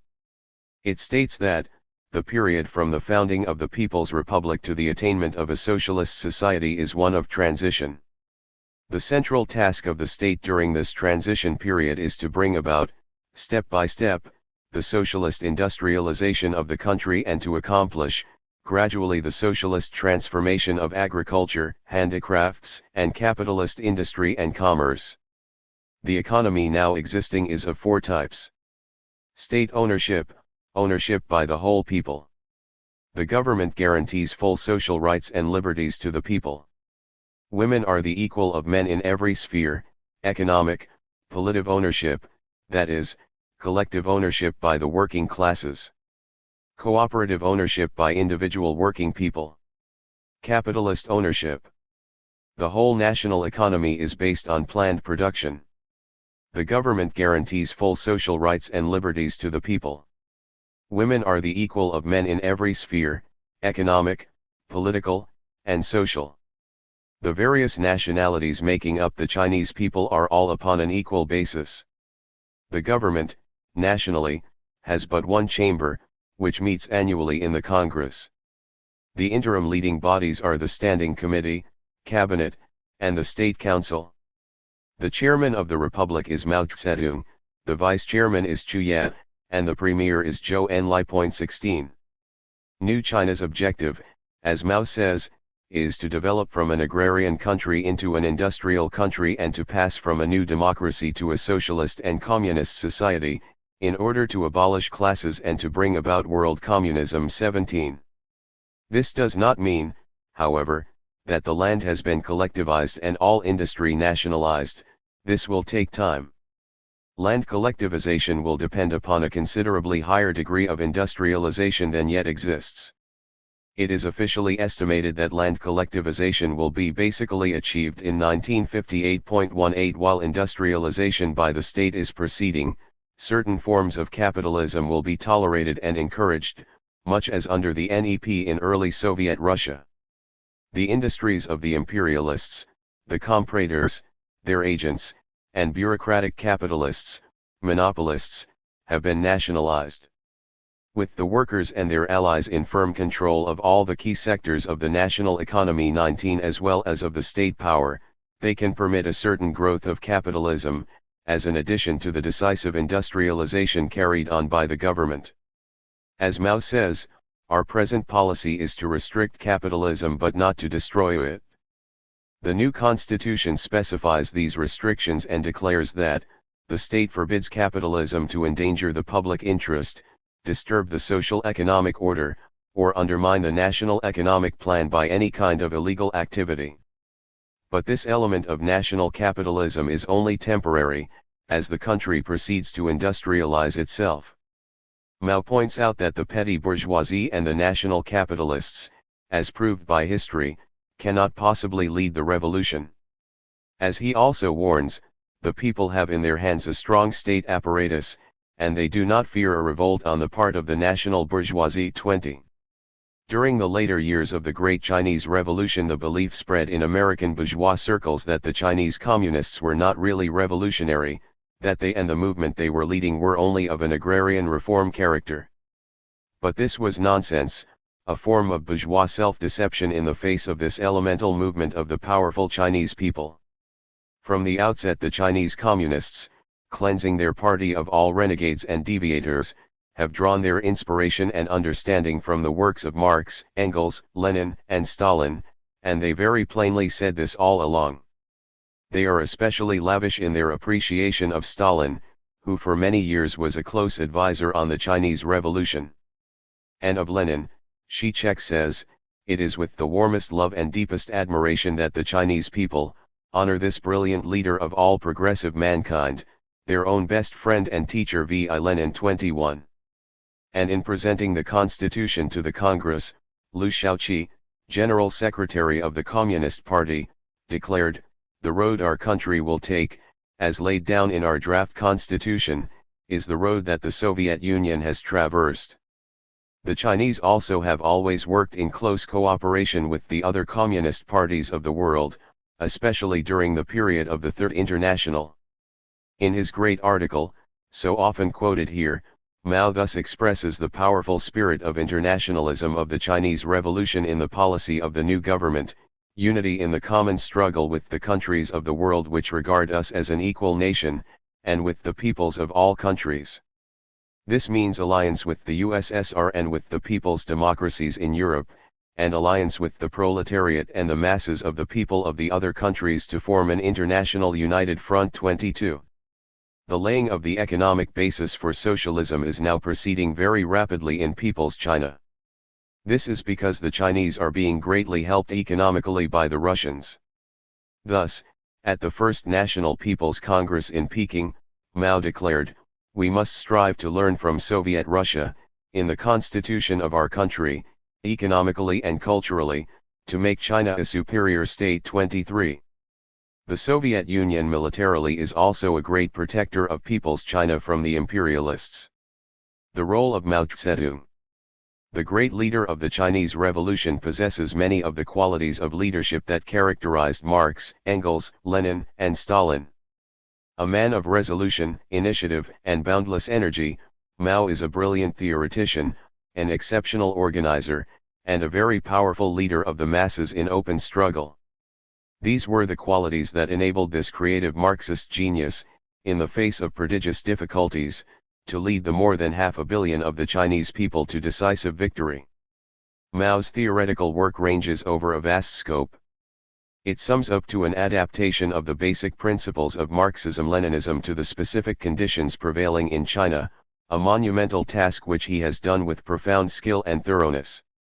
The basis of this work was a Marxist evaluation of the character, over the years, of the developing Chinese Revolution, his differentiation of the new type bourgeois democratic revolution from the old type, and the establishment of its relationship to the socialist revolution, constitute major contributions to the general body of Marxist theory.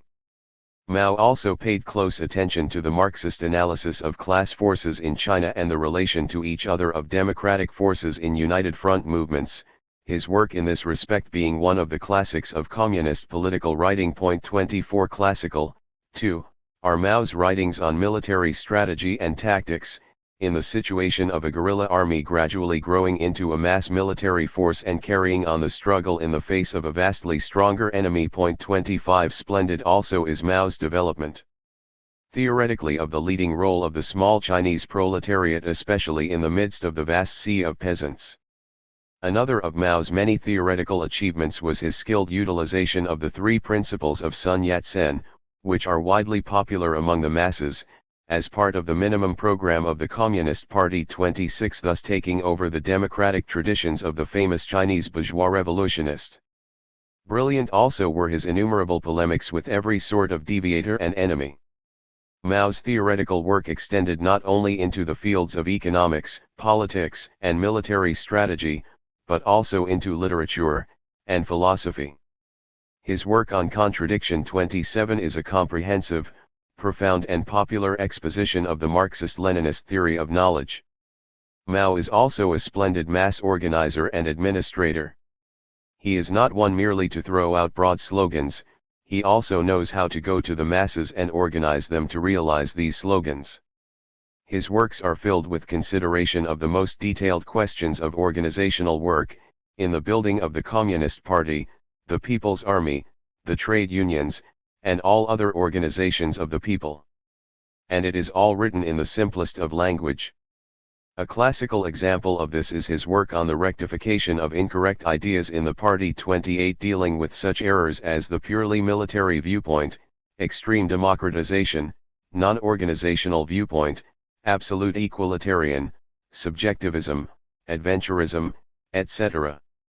Mao himself, born in 1893 of a poor peasant family in a village of Hunan, has had a hard life as a worker, soldier, student, and political leader. He is, indeed, a true son of the Chinese people, living their lives, knowing their thoughts and needs, and speaking their political language. In the tradition of Marx, Engels, Lenin, and Stalin, all of whom were fighters as well as great thinkers and organizers, Mao is also a superlatively good general, whether in the economic or political struggle or on the field of military battle. Along with Chu Tai and other leaders, Mao made the Long March. He was a noted guerrilla fighter as well as tactician, and he took personal part in innumerable military campaigns. Mao's greatest political achievements have been in the sphere of the direct leadership of vast masses of the people in direct struggle against oppressors of every type. When the Chinese people won the leadership of their country, there were very many elements in the capitalist world who said with final assurance, well, maybe it is not so bad after all. China is a vast, impossible chaos, and the communists will break their necks trying to organize and govern it. But this was only wishful thinking, typical capitalist underestimation of the revolutionary abilities of the Chinese communists, and especially of their great leader, Mao Zedong. Now such remarks are rarely heard. Already, the Chinese communists, with Mao at their head, have clearly demonstrated that they can organize and lead forward their huge people. This adds just one more to the many impossibilities that they have accomplished in their epic struggle for freedom. Originally these three principles were, nationalism, democracy, and the people's welfare, but later Sun reinterpreted them to provide for alliance with Russia, cooperation with the communists, and assistance to the peasants and workers. 57 Wall Saint wants war, the world wants peace. During the post-war period, the central struggle taking place in the world is the effort of American imperialism to organize a third world war, and the counter-struggle of the peoples of the world, mainly led by the communists, to maintain peace. This world fight is being won by the peoples. In the years following the end of World War II, American imperialism, stepping up the Cold War on all fronts, has, as we have seen earlier, steadily developed its drive for maximum profits, for war, and for world conquest. In Europe by the end of the 1940s, the United States, pouring out its billions and deeply penetrating the economics of the capitalist countries, had patched together the half-wrecked capitalist system of Europe into the wobbly N.A.T.O.E.D.C war alliance, and by means of Marshall Plan doles and its domination of Latin American puppet governments, had set up what appeared to be a firm control over the United Nations. Like robots, large numbers of delegates in the UN voted the American capitalist masters' wishes. Increasingly, Wall Street turned its attention to Asia, always sought as a rich imperialist prize and now the scene of very dangerous colonial revolts. The United States, it is true, had actively intervened from the outset in the various post-war revolutionary wars in Burma, Indonesia, Malaya, Indochina, and the Philippines against the peoples and for the former imperialist masters, but its interest in Asia was enormously intensified by the shocking loss of China. This major disaster had to be retrieved at all costs. The first fruit of Wall Street's new ultra-aggressive Asian policy was the war in Korea. The Korean War. The war in Korea, begun on June 25, 1950, was designed to be the initial step in the reconquest of China and the establishment of American domination of Asia, the first general phase of a Third World War. It has been established that the war was started by the Syngman-rhee clique in South Korea. The war had been long in preparation under the supervision of General MacArthur, U.S. military despot in Japan. The South Korean leaders openly boasted that they could wipe out the ill-armed North Korean forces in the matter of a few days. John Foster Dulles, now Secretary of State, but then a special agent of the Truman administration, pulled the trigger for the war. He conducted conferences with South Korean leaders, including a front-line trench visit, and on June 18, only a week before the war began, he declared publicly that the United States was prepared to give all the moral and material aid that South Korea needed in its fight against communism. 1. The first reports of the war that came to Tokyo clearly stated that the South Koreans had begun it, an interpretation, however, which was quickly discarded. 2. In 1953, the South Korean representative to the United Nations nonchalantly conceded on a television broadcast that, "We started the war." 3. Things turned out radically different in Korea than the Wall Street war makers had planned. The South Koreans, although equipped with the best American arms, had no will to fight, and the North Koreans drove them back pell-mell. In a panic, President Truman on June 27, even without consulting Congress, autocratically ordered American forces into the war. The United Nations speedily gave this aggression its blessing and took responsibility for the American war. Truman displayed his chauvinistic contempt for the Asian peoples by calling his Korean military campaign merely a police action. The superior weight of American troops tended to overwhelm the little North Korean army, and when MacArthur went storming north, obviously with China as his goal, this brought in the Chinese volunteers, in October 1950, who drove back MacArthur helter-skelter. To break the military stalemate that later developed, both Truman and MacArthur wanted to use the A-bomb. Truman, who had cold-bloodedly ordered the atomic bomb dropped upon Hiroshima and Nagasaki, wanted to repeat this outrage upon the crowded Chinese cities. This was clear from his statements at the time. Inasmuch as People's China has a mutual security pact with the Soviet Union, the Truman-MacArthur proposal was tantamount to launching a Third World War.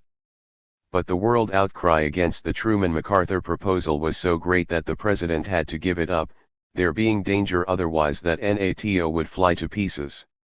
The removal of General MacArthur from his command in Japan was chiefly because of the menace that this firebrand would drop the bomb simply upon his own initiative. Meanwhile, American reactionaries made hay on the basis of the Korean War. President Truman declared a national emergency, government war appropriations leaped from $18.5 billion in 1950 to $53 billion in 1953, the developing economic crisis was liquidated by the flood of war orders, profits soared from 100 to 1,000% in the war industries, a feverish building of the armed forces was launched, peacetime conscription was introduced, and air bases were multiplied all over the world, until now about 950 encircle the Soviet Union. With a vengeance, monopoly capital reaped maximum profits.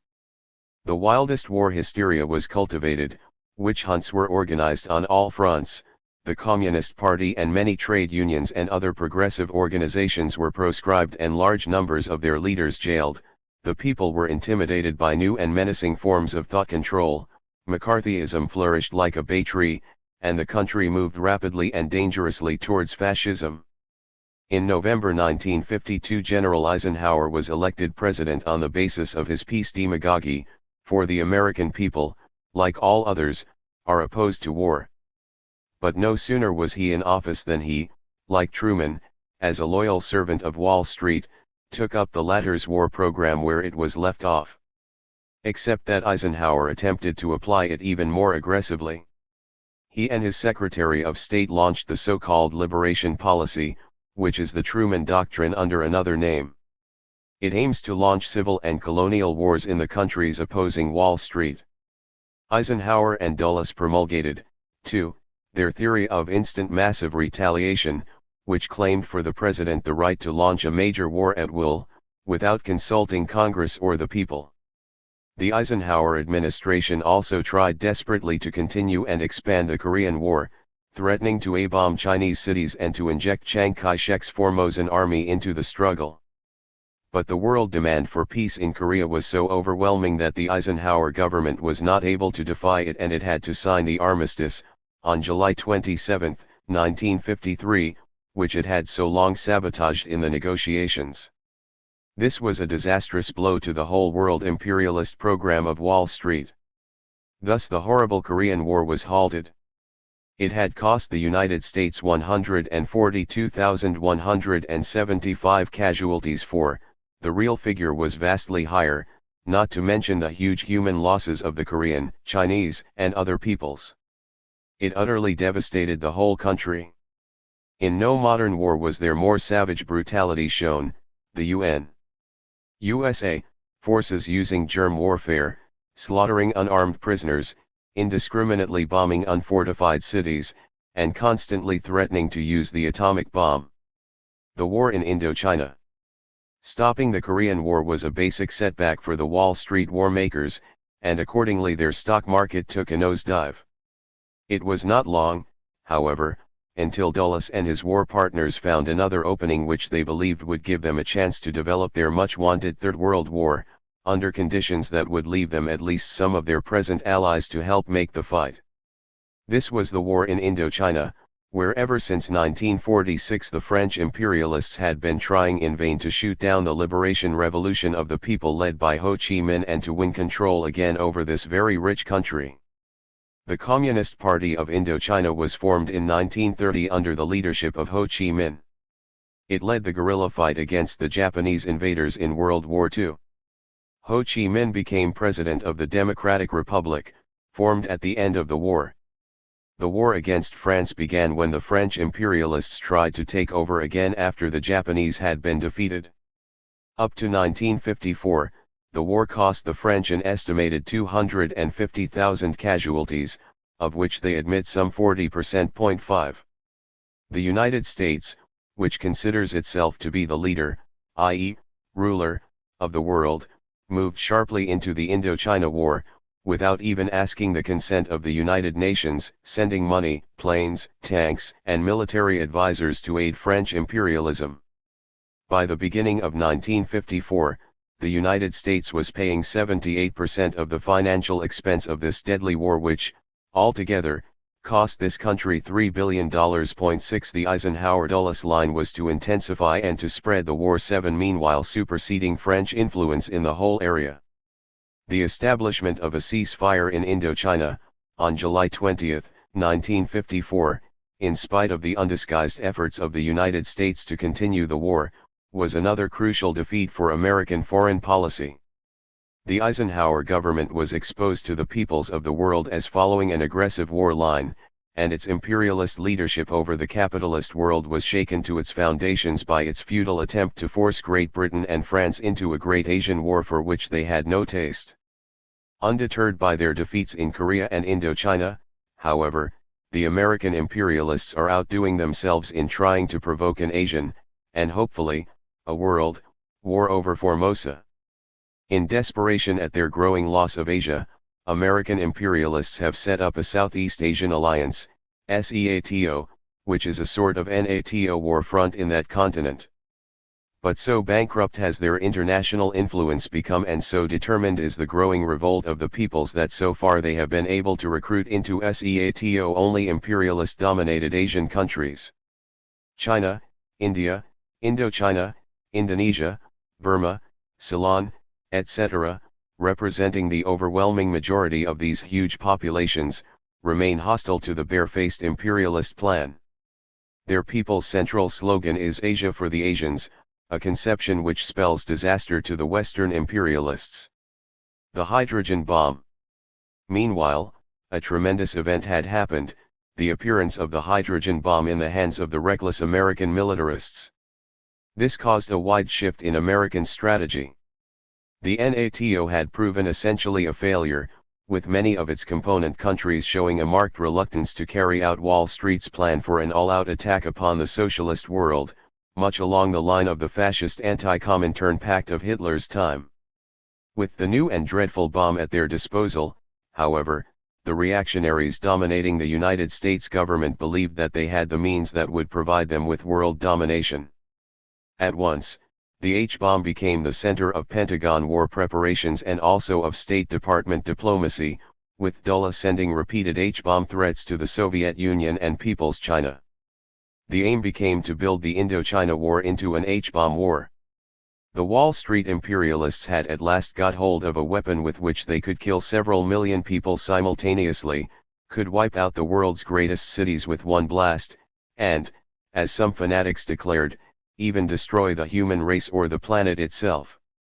And they have given the most positive indication that they are quite resolved upon using the H-bomb, even as they did the A-bomb at Hiroshima and Nagasaki. With sadistic lust, they revel in the statistics of the perspective of mass slaughter and widespread destruction. But there are two flies in the ointment of the would-be users of the terrible hydrogen bomb. The first of these is the fierce protest from the peoples all over the world against the H-bomb, notably upon the occasion of the bomb tests at Bikini in March of 1954. This mass outcry has weakened the NATO and renders vastly more difficult the manufacture and use of the H-bomb. But still worse for the Wall Street warmongers is the fact that the Soviet Union also has invented the H-bomb and is reportedly even farther advanced in its development than the United States. On August 20, 1953, the USSR exploded an H-bomb, and on March 12, 1954, Premier Malenkov warned the Washington bomb brandishers against the terrible disaster of an H-bomb war. 8 The loss of the H-bomb monopoly, like that of the A-bomb, constituted another catastrophe for American foreign policy. But the wild atomaniacs in Washington go ahead nevertheless with their attempts to build up the world's situation for the launching of an A and H-bomb war. The collapse of the EDC. Once of the serious defeats suffered by American imperialism during the post-war period, after the Chinese Revolution of 1949, was the breakdown of the European Defense Community, EDC, in August 1954. The EDC was the military phase of the North Atlantic Treaty Organization, NATO, the major expression of the U.S. effort to mobilize the nations of Western Europe on the basis of a rearmed Germany for an eventual all-out capitalist attack upon the USSR and the people's democracies of Eastern Europe. It collapsed when the French National Assembly refused to ratify this attempt to organize the armed forces of Germany, France, Italy, Belgium, Holland, and Luxembourg into a unified anti-Soviet army under American control. The reasons for the EDC debacle were the vast mass peace pressure in France and the antagonisms among the respective imperialist powers, chief of which were the conflict in policy between Great Britain and the United States and the acute hostility between French and German imperialism. Following the collapse of EDC, the capitalist statesmen scurried about like ants in a panic, finally cooking up the Paris Agreement of October 23, 1954. The heart of this agreement, as of EDC, is the rearmament of Germany, in total violation of the Potsdam Treaty. Great Britain increased its continental commitments, which made the new agreement possible. West Germany, tongue-in-cheek, agreed to limit its troops to 12 divisions, and not to produce atomic, bacteriological, or chemical weapons. This war pact could not have been formulated without the active support of the Social Democrats, particularly of Great Britain and France. The new setup will face many obstacles in its aim of a militant anti-Soviet war alliance, although it nevertheless constitutes a serious war danger. The pact's fiber is weakened by the same forces which eventually brought down EDC in a crash: internal capitalist contradictions and the pressures of the Great World Peace forces. This is why the United States, disillusioned by its untrustworthy allies Great Britain, France, and Italy, tends more and more to rely for its war alliance upon such reliable countries as West Germany, Japan, Pakistan, Turkey, Spain, Greece, the Philippines, and certain Latin American countries, all of them on the American dole. As this is written, the fight still goes on over the rearmament and renazification of Germany. The fight for world peace. While the big monopolists of the United States, with their Cold War and through their agents Eisenhower, Truman, Dulles, Atchison, et.al. have gone ahead furiously preparing for a third world war, the peace-loving peoples of the world have been no less active in striving to prevent them from carrying out their destructive purposes. Never has the world seen such a tremendous peace movement as that carried on in the past several years by the socialist sector of the world and by the peace-loving masses in the capitalist countries. The first phase of this great peace struggle was the building up of a powerful military defense by the USSR, People's China, and the European people's democracies, which now, in the face of the rearming of Western Germany, is becoming a defensive military alliance. 9 Although socialist countries are inherently peace-loving, They have no alternative than to defend themselves in a war-crazed capitalist world, while carrying out a diplomacy based on peace, the banning of atomic bombs, and general disarmament. This military readiness is what has so far balked the imperialist warmongers of the West. The capitalist war firebrands learned in World War II to have a wholesome respect for the fighting qualities of socialist peoples, a respect which was greatly enhanced by their recent experience in Korea and Indochina. Especially decisive so far in maintaining world peace has been the breaking of the American A&H bomb monopoly by the Soviet Union. Had this not been done, undoubtedly by this time the world would have been plunged into a devastating war. Those who A-bombed Japanese cities would not have hesitated to bomb Russian cities, if they could have done so without atomic retaliation. The second phase of the people's great fight for peace during the Cold War years is the vast peace work carried on all over the world by various progressive-led mass organizations. Among these are the World Federation of Trade Unions, the World Federation of Democratic Youth, the Women's International Democratic Federation, the Communist parties, and a host of other mass organizations and individuals. These huge movements, with tens of thousands of groups in virtually all countries, are carrying on an immense peace propaganda.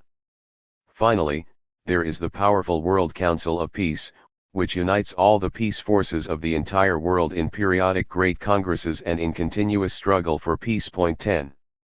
The First World Peace Congress was held in April 1949 simultaneously in Paris and Prague, the Second Congress took place in Warsaw in March 1950, and the Third Congress in Vienna in December 1952. These were enormous meetings. The First Congress assembled delegates representing some 600 million people from 72 countries, the second was even larger, and the third had 1,859 delegates from 85 countries representing at least 700 million. The chairman of this vast movement is Frédéric Joliot-Curie, the eminent French scientist and Nobel Prize winner, and the general secretary is Jean Lafitte. The World Peace Council has held other interim world conferences, as well as broad national conferences in the respective countries. It has also convened enormous regional conferences in Latin America, Asia, and elsewhere. The Conference of the Asian and Pacific Regions, held in October 1952, brought together 367 delegates from 37 countries. The delegations to the conferences and peace congresses come from every walk of life, from the capitalist as well as from the socialist countries. Thus, of the 1,817 delegates to the Vienna Peace Congress, 1,019 were from the capitalist world, including British 157, Italian 198, and French 176. The British delegation contained 50 Labour M.Ps, 93 trade union officials, and 10 clergymen. 11 There was also an American delegation. This vast peace movement fights generally and in the respective countries for peace and against every feature of the program of the warmongers, for whom Wall Street is the world headquarters. The Council fights to ban the A&H bombs, to slash the various nations' war budgets, against the rearming of West Germany and Japan, for the development of East-West trade, against chemical and biological warfare, for military disarmament, for the national independence of the various countries against American domination, for the development of the United Nations as a genuine peace organization instead of an American war alliance, etc. The Council has carried on a tremendous worldwide campaign to end the Korean and Indochina wars. Two especially gigantic peace campaigns of the World Peace Council were the Stockholm Mass Petition, put out on March 19, 1950, for the unconditional prohibition of atomic weapons, which amassed about 500 million signatures, and the February 1951 appeal of the Council for a five-power peace pact, which secured some 610 million signatures. 12 These unprecedented mass campaigns aroused tremendous enthusiasm in the various countries. In the USSR almost every adult person signed, in the capitalist countries scores of millions attached their names, and in People's China, 224 million signed the Stockholm petition and 344 million signatures were collected in 3 months for the petition for the five-power peace pact. 13. The gigantic World Peace Council movement is having an enormous effect in cultivating the mass peace sentiment which is now so pronounced in every country of the globe, and which is wreaking havoc with American war plans. It was a basic factor in preventing the use of the A-bomb in China, in slowing the rearmament of Western Germany and Japan, and especially in forcing the Washington warmongers to allow the Korean and Indochina wars to be brought to a halt. The World Peace Council, along with the sturdy diplomatic peace stand of the USSR, People's China, and the European people's democracies, is helping to teach the Wall Street war incendiaries that it is one thing to plot a war and quite another to bring it to pass. Incidentally, these vast democratic forces, including the great liberation movements in Asia, by their incisive condemnation of the Jim Crow system in the United States, have been a decisive force in compelling the American Negro baiters to make certain concessions, to attempt to smooth over this monstrous outrage, including a soft pedal on lynching, the desegregation of the armed forces, and the desegregation of the public schools. Even arrogant Wall Street imperialism, which tries to appear in a garb of democracy, has been compelled to back up on Jim Crow in the face of almost universal world condemnation. In this critical moment of world history, with the world menaced by a devastating atomic war, characteristically it is the communists, in first line the USSR, who come forward with real peace leadership for the harassed world's peoples. They are militant initiators and supporters of the great peace movement all over the world, a movement which is unique for its militant spirit, clarity of program, and immensity of size. This situation is in accord with the basic fact that the communists are now the leading progressive force in the world.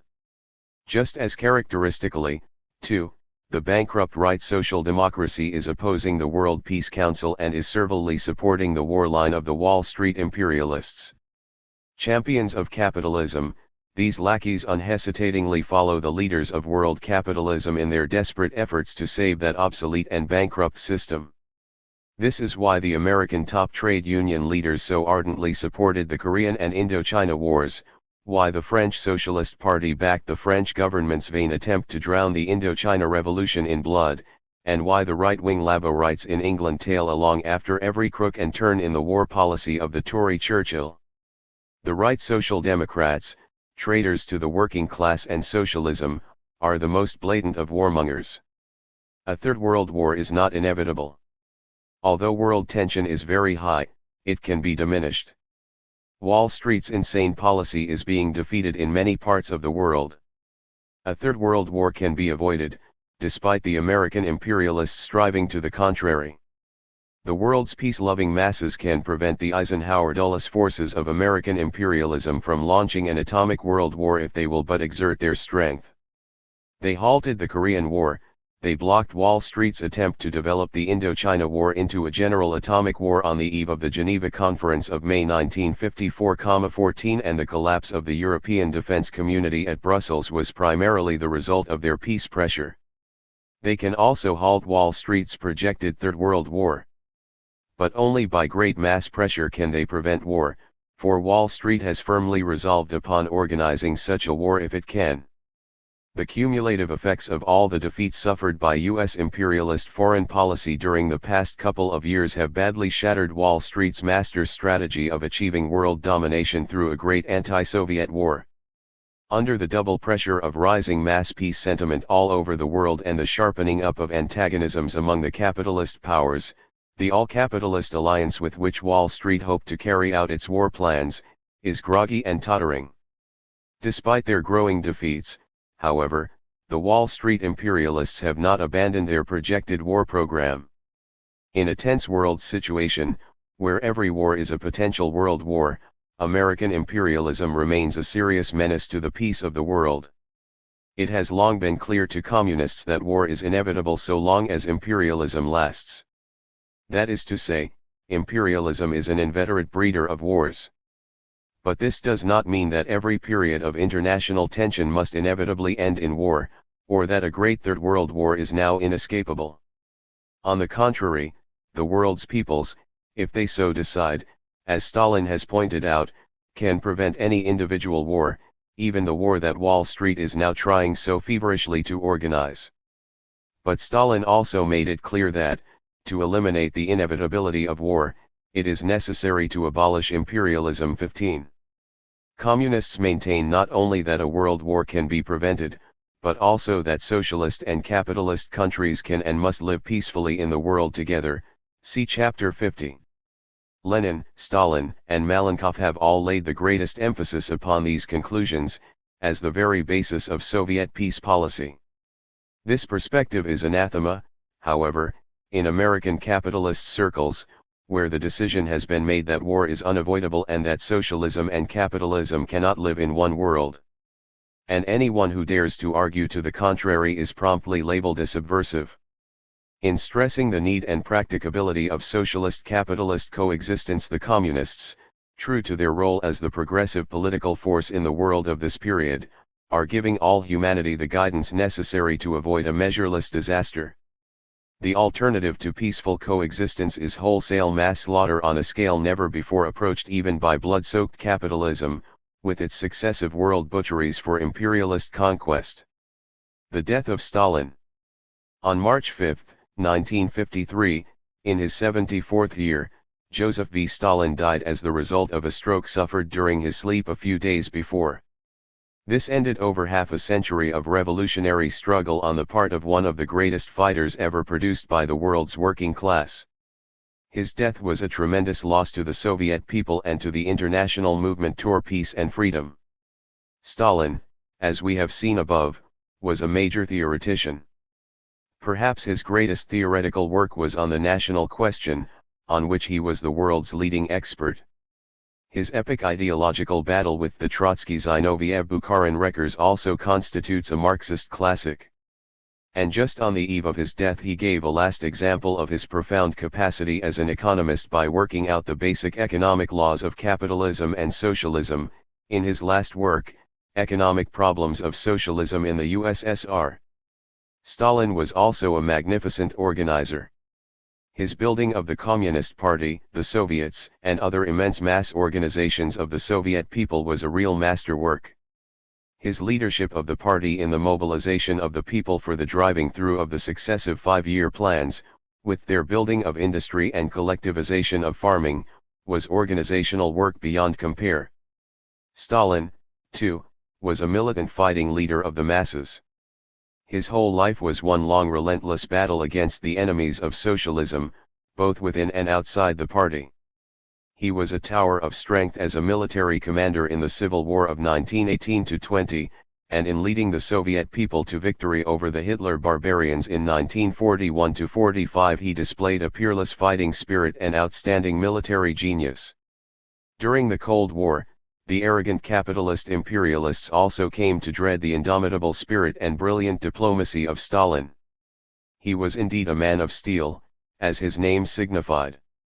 At Stalin's funeral, Malenkov said of this brilliant and courageous leader, "Comrade Stalin, the great thinker of our epoch, creatively developed the teaching of Marxism-Leninism in the new historical conditions." The name of Stalin rightly stands alongside the names of the greatest men in human history: Marx, Engels, Lenin. 1658. The general crisis of world capitalism. Decay and decline are characteristic of the world capitalist system in its present and final stage of imperialism, due to the working of its internal and external contradictions. Once progressive in laying the foundations of industry, the world capitalist system has now become obsolete and reactionary. It is in process of disintegration and is marching toward its death at the hands of the revolutionary proletariat and its allies. The world is moving rapidly from capitalism to socialism. The fatal flaw in the capitalist system lies in the fact that whereas modern production is fundamentally a social process, under capitalism the great industries and national resources are privately owned. This causes chaotic production, leading to overproduction and to periodic economic crises. It also leads to an uneven rate of development in the capitalist countries, which, under imperialism, is a basic cause of war. Capitalism is founded upon intensive exploitation, political subjugation, and widespread destitution of the workers. Inevitably, the capitalist system generates conflicts between workers and employers, between big monopolists and small capitalists, between farmers and industrialists, between imperialist states and colonial peoples, between the imperialist powers themselves, and between the world forces of socialism and of world capitalism. With the development of the imperialist phase of capitalism and the intensified drive for maximum profits, all these contradictions and antagonisms inevitably grow deeper and broader. They also produce recurring major social explosions, such as world imperialist wars, devastating world economic crises, fascism, and the breakdown of capitalist democracy, and proletarian and colonial revolutions. The current major manifestation of these capitalist explosions is the Cold War, with its dangerous threat of becoming a great Third World War. All these conflicts sum up to the general crisis of the world capitalist system, a crisis which constantly tends to deepen and to become more catastrophic. The supreme manifestation of the general capitalist crisis is the growth of a powerful worldwide communist and labor movement and the loss by the capitalist system, through revolution, of 1/3 of the world to the camp of socialism. Capitalism cannot automatically recover. The capitalist system, by the working of its inner economic laws, cannot recover from its general crisis. This is basically because all the factors that have contributed towards developing the general crisis continue still in effect and in more marked degree. Thus, there remains the chronic tendency, now accentuated, to overproduction, through narrowing of the markets and intensified exploitation of the workers. The present so-called boom in the capitalist countries is highly artificial, being based upon the repairing of the war's damages and upon mass arms production. The uneven development of capitalism in the various countries, a breeder of imperialist war, is also now worse than ever with the lopsided industrial expansion of the United States. And so, too, is the world capitalist struggle for markets. The famished and crisis-stricken industrial countries are now entering upon a dog-eat-dog battle for markets and sources of supplies of raw materials. This struggle must grow ever more intense. Such projects as the Schuman Plan and the European Defense Scheme will increase, not diminish capitalist competition.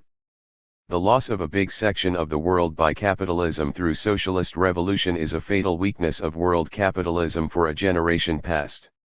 Now it is far greater than before, with 1/3 of the world gone anti-capitalist. And the imperialist powers, especially the United States, also make this situation far worse for themselves by placing an economic embargo against the socialist countries, thus cutting off their nose to spite their face. The breakup of the colonial system, now more advanced than ever, is also an irreparable disaster to world capitalism. Not only does this mean the loss of many preferred markets in these countries to the imperialist powers, but also that the new societies, too, are beginning to appear on the world markets as competitors to the older monopolized lands. Those who think that world capitalism will have a basic renaissance through great growth of the capitalist system in the erstwhile colonial and semi-colonial countries of Asia, Africa, etc., are in for disappointment. These countries cannot become industrialized, imperialist, capitalist nations under conditions of the deepening crisis of that world system. This is primarily because they face a stultifying, strangling competition from the older, imperialist powers, above all, from the United States. Consequently, the only practical perspective of national independence and a rounded-out industrial system for them is to begin to orient towards socialism, as China is now doing. Capitalism, which is dying of old age and senility in its birthplace, Western Europe and the United States, can never have its youth renewed in Asia, Africa, and Latin America. The futility of Keynesism. The bulk of the bourgeois economists, following the lead of the late Sir John Maynard Keynes of Great Britain, have learned that the old-time bourgeois conception that capitalism is an infallible system, self-regulating and bound ever upward on a progressive scale of development is a delusion. While rejecting the scientific Marxist theories of value and surplus value, Keynes understood that Say's law, the erstwhile capitalist gospel to the effect that capitalist production automatically produces a sufficiency of customers to purchase this production, i.e., that production and consumption inevitably balance each other, is a fraud. Keynes argued instead that because of the tendency, especially under monopoly conditions, Towards a big accumulation of uninvested capital, there tends inevitably to develop a shortage of markets, which causes overproduction and joblessness. This condition, if uncorrected, said Keynes, could lead to increasingly devastating economic crisis, gigantic unemployment, ruinous imperialist wars, and eventual socialist revolution. 1. To overcome this basic flaw in the capitalist system, as he saw it, Keynes proposed to stimulate the investment of capital by government intervention through a variety of means, by manipulating the interest rate, prices, and taxes, by the initiation of public works, etc. Keynes contended that thus full employment would be maintained, and cyclical economic crises either abolished or greatly minimized. The ultimate effect, he declared, would be to cure the general crisis of capitalism. It was a theory of progressive capitalism, managed economy, and the welfare state too. The basic error in Keynesism is that, dealing primarily with the question of consumption, it leaves untouched the basic relationships in capitalist production which are the fundamental cause of mass unemployment and economic crises. Keynesism cannot abolish the gap between production and consumption. As the British economist, Eaton says, if the gap is to be filled by public expenditure by the state, again the gap reappears, because production remains production for profit. What it gives with one hand, it takes away with the other. In a system of which profit is the motive power, there must always be the profit gap. This is the gap which is the root source of crisis. 3. Contrary to Keynes, mass unemployment can be finally abolished only by the abolition of capitalism itself, as demonstrated by the experience of the Soviet Union. Strongly anti-Marxist, Keynesism is the bourgeois economics of the period of the general crisis of world capitalism. Most bourgeois economists, while rejecting the name of Keynes and also many of his specific proposals, accept his main idea, the heart of his system, that is, the necessity in this period of deepening capitalist crisis for the government to intervene in industry in order to stimulate production and to prevent a huge mass unemployment that could become revolutionary. Although usually dressed up in radical phrases, Keynesism is basically an expression of monopoly capital. Eaton says, Keynesian theory is in harmony with the dominant interest of monopoly capital. 4. And the Soviet economist Bleeman states that, all discussions among bourgeois economists during the recent period have revolved primarily around the works of Keynes. 5. In their economic policies, all the big capitalist powers, notably the United States, follow the general principles of Keynes. President Eisenhower, for example, characteristically declared, "Never again shall we allow a depression in the United States." The United Nations also reflects the policies of Keynesism characteristic of this period. Capitalists, as Marx pointed out long ago, always move to have a reserve army of unemployed. But they dread the revolutionary consequences of such mass unemployment as that of 1929 to 33.6. Hence Keynesism is their policy. The social democracy of the world has also adopted Keynesism as its basic system of economics. For them Keynes has definitely supplanted Marx. Right opportunism has long held to the conception of a capitalism that is automatically growing into socialism. Keynesism, with its illusions about progressive capitalism, fits right into the opportunism of social democracy. Keynesism is fundamentally reactionary. It develops in two general variants. First, there are those Keynesians, direct spokesmen of monopoly capital, who in order to prevent or minimize economic crises would subsidize the corporations directly, on the grounds that this stimulates the whole economic system. This is what Secretary Wilson meant with his famous statement that what is good for General Motors is good for the United States. This, the program of Eisenhower and all other representatives of monopoly capital, is the infamous Hoover trickle-down policy. In this period, it manifests itself basically by an enormous, maximum profits production of war materials, which dovetails perfectly with the aggressive world conquest program of American imperialism. It is quite possible, too, for such Keynesian statesmen as Eisenhower to launch big programs of road building, flood control, etc., but all organized strictly upon the maximum profits trickle-down basis. The other, the petty bourgeois variant of Keynesian, while advocating the strengthening of the purchasing power of the workers through improved wages, social insurance, tax reduction, etc., in reality joins militantly with the monopolists in supporting the wholesale munitions production program, as the chief means of keeping industry going through government intervention. Often, the Social Democrats even out the monopolists for government war orders. War preparation, with all its deadly dangers, is the basic expression of Keynesism, both in its reactionary and reformist variants. Keynesism is not a managed economy, as its proponents claim. Its dabbling with the tax and interest rates to influence production, and its system of government stimulation of industry through war orders, in no basic sense alter the fundamentally anarchistic and chaotic character of capitalism. Planned or managed production is impossible under capitalism. Keynesism cannot cure the cyclical crisis, as we have seen from Roosevelt's feudal pump priming during 1933 to 1939. Indeed, instead of curing cyclical economic crises, Keynesism, with its desperate program of war production, must in the long run make the cyclical crises and the general crisis of capitalism far worse.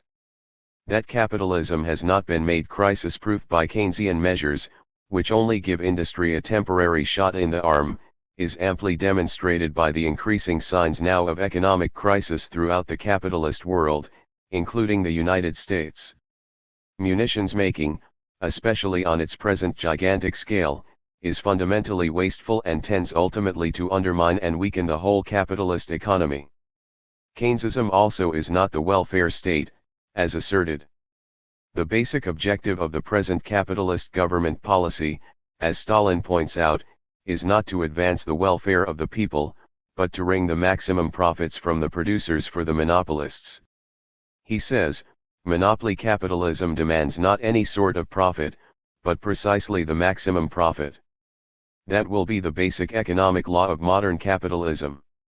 The main features and requirements of the basic economic law of modern capitalism might be formulated roughly in this way: the securing of the maximum capitalist profit through the exploitation, ruin and impoverishment of the majority of the population of the given country, through the enslavement and systematic robbery of the peoples of other countries, especially backward countries, and, lastly, through wars and militarization of the national economy, which are utilized for the obtaining of the highest profits. 7.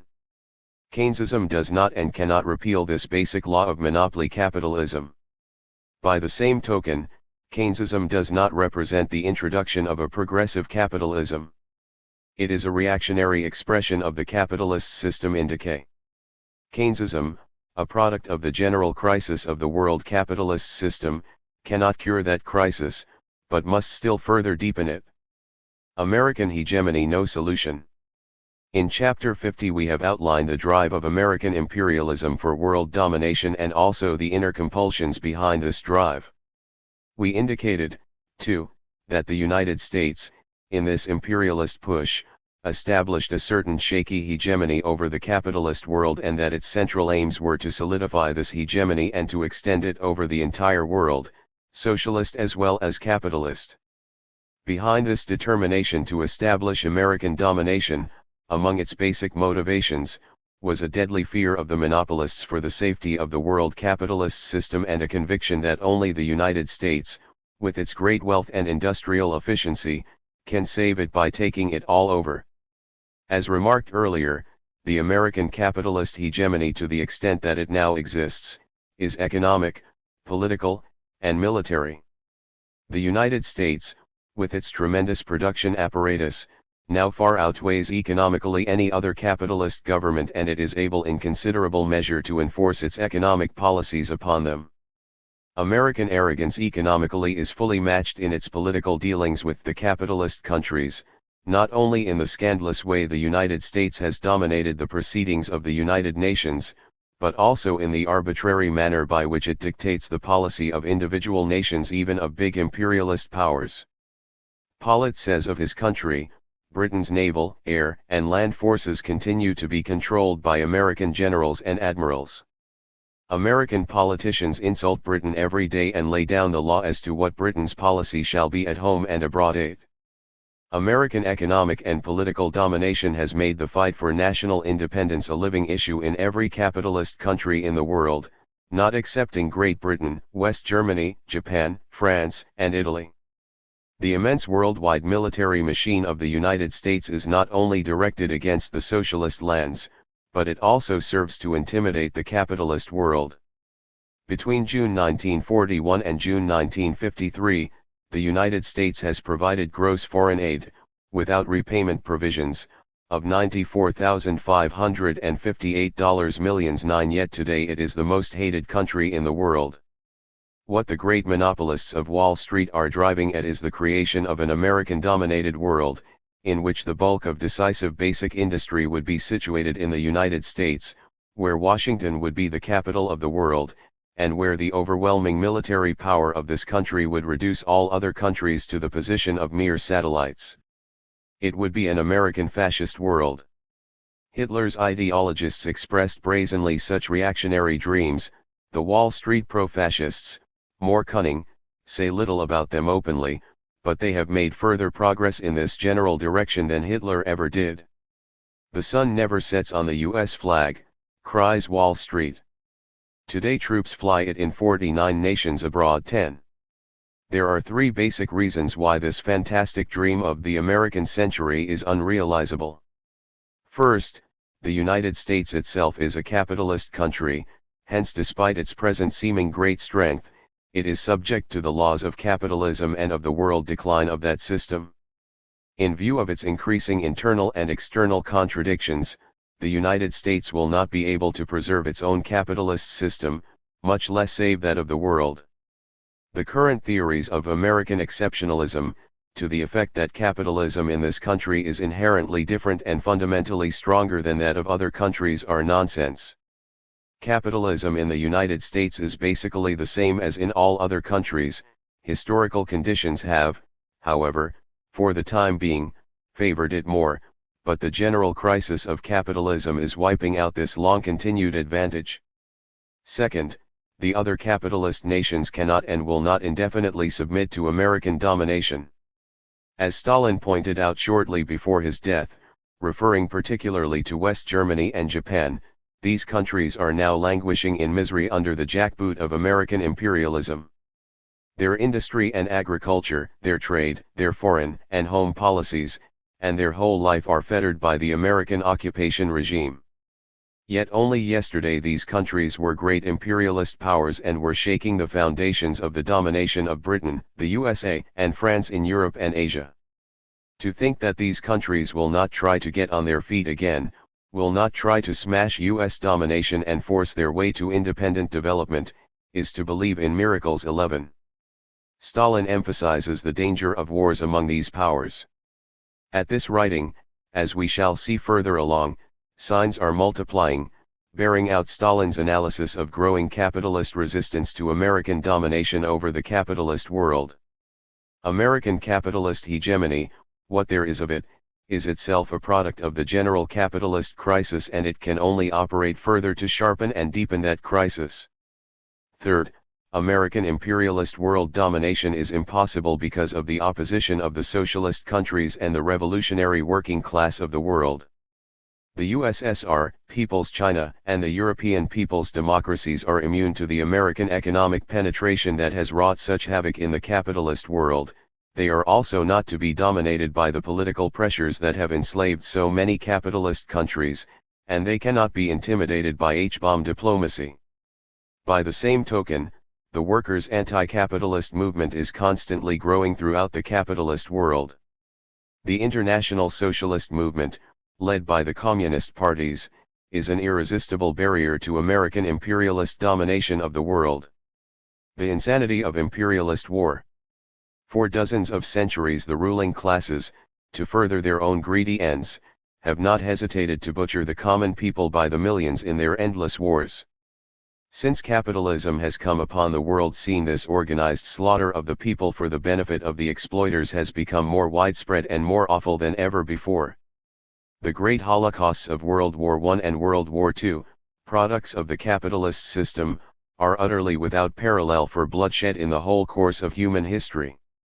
In order to try to solve the insoluble problems of the general crisis of the world capitalist system, American imperialism, with its allies and camp followers, is getting ready once more to grasp at the hoary weapon of war.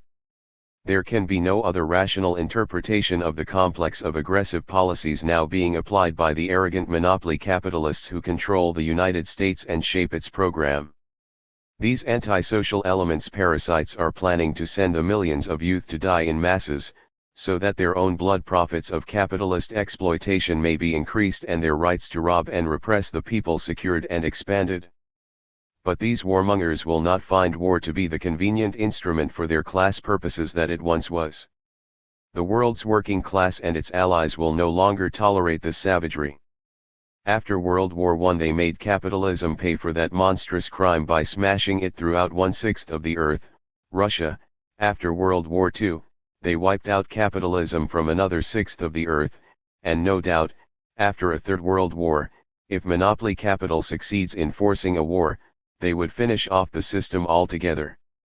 Already signals are flying all over the world indicating that a Third World War would encounter the strongest mass opposition.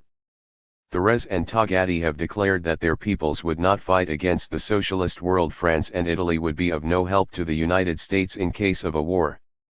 The same will be largely, if not wholly, the case also with Great Britain and other important industrial countries. And the help Wall Street would get from the colonial world would be negligible. The opposition of the peoples to the Korean and Indochinese wars was only a foretaste of the tremendous resistance they would make to an atomic world war. If the Wall Street warmongers succeed in launching the Third World War for which they are striving so hard, the United States will have to fight the war virtually alone, with the most unwilling American people in the rear. The United States, even if it had the backing of the whole capitalist world, which it cannot possibly get, could not militarily defeat the socialist world. Hitler, with the entire industrial system and manpower of Europe behind him, went to complete disaster when he attacked the Soviet Union. And since then, while capitalism has grown very much weaker, the forces of socialism have trebled and quadrupled their strength. Wall Street could not possibly overthrow socialism by a Third World War, instead it would devastate humanity and destroy what is left of the world capitalist system. Replying to repeated insane threats by President Eisenhower and Secretary Dulles that they would atom bomb the USSR and People's China unless they bend the knee to Wall Street, the Soviet premier made it very clear that such an attack would be repaid in kind. He said, if the aggressive circles, banking on the atomic weapon, should resort to madness and should want to test the strength of the Soviet Union, there can be no doubt that the aggressor would be crushed by the same weapon. 12. But this dread perspective of a terrible hydrogen devastation, with certain disaster for them in the end, is not enough of itself to stay the hands of the reactionary and increasingly pro-fascist Wall Street warmongers now controlling the powerful United States. In their growing desperation they have decided upon war, and only the restraining power of the people can defeat their plans. The people can check the war makers within the framework of capitalism, but the United States will never be safe from the danger of fascism and a murderous atomic war until the people drive the agents of big capital out of power, establish a truly democratic government of the workers, Negro people, farmers, and other democratic elements, and reorient the country upon a genuine policy of peace and socialism. The capitalist system, in this country as well as elsewhere, faces a blank wall as its future. It cannot pull itself out of its deepening world crisis by the normal operation of its inner laws, Keynesian blood transfusions cannot rescue it, American hegemony can only deepen the crisis, and a Third World War would be fatal. The capitalist system is historically doomed. All roads lead to communism. 59. Inevitability of world socialism. The basic reason why socialism is inevitable, why in fact it is now rapidly supplanting world capitalism, is because capitalism cannot solve the needs of the people, whereas socialism can and does. Capitalism has proved incapable of extending industrialization throughout the world, without which higher standards of living are impossible. Its industrialization is confined almost exclusively to a small minority of the peoples, and the great masses in the world have yet to learn the advantages even of steam and electricity. By the same token, capitalism cannot utilize for peace the great atomic power resources of uranium, which are 25 times as great as the resources of coal and 100 times as great as those of oil and gas. 1. Capitalism cannot feed the people. Today the great bulk of humanity remains at the poverty level, including the masses in the industrial countries. Capitalism likewise cannot free the people. It enslaves the vast colonial peoples. In its home countries it reduces the working masses to the domination of a comparative handful of exploiters, and in this period of its decay it confronts the world with the dread threat of fascism. Capitalism also cannot bring peace to the world. Capitalism cannot educate the people. After 2 to 3 centuries of capitalism, half the people of the world are still illiterate.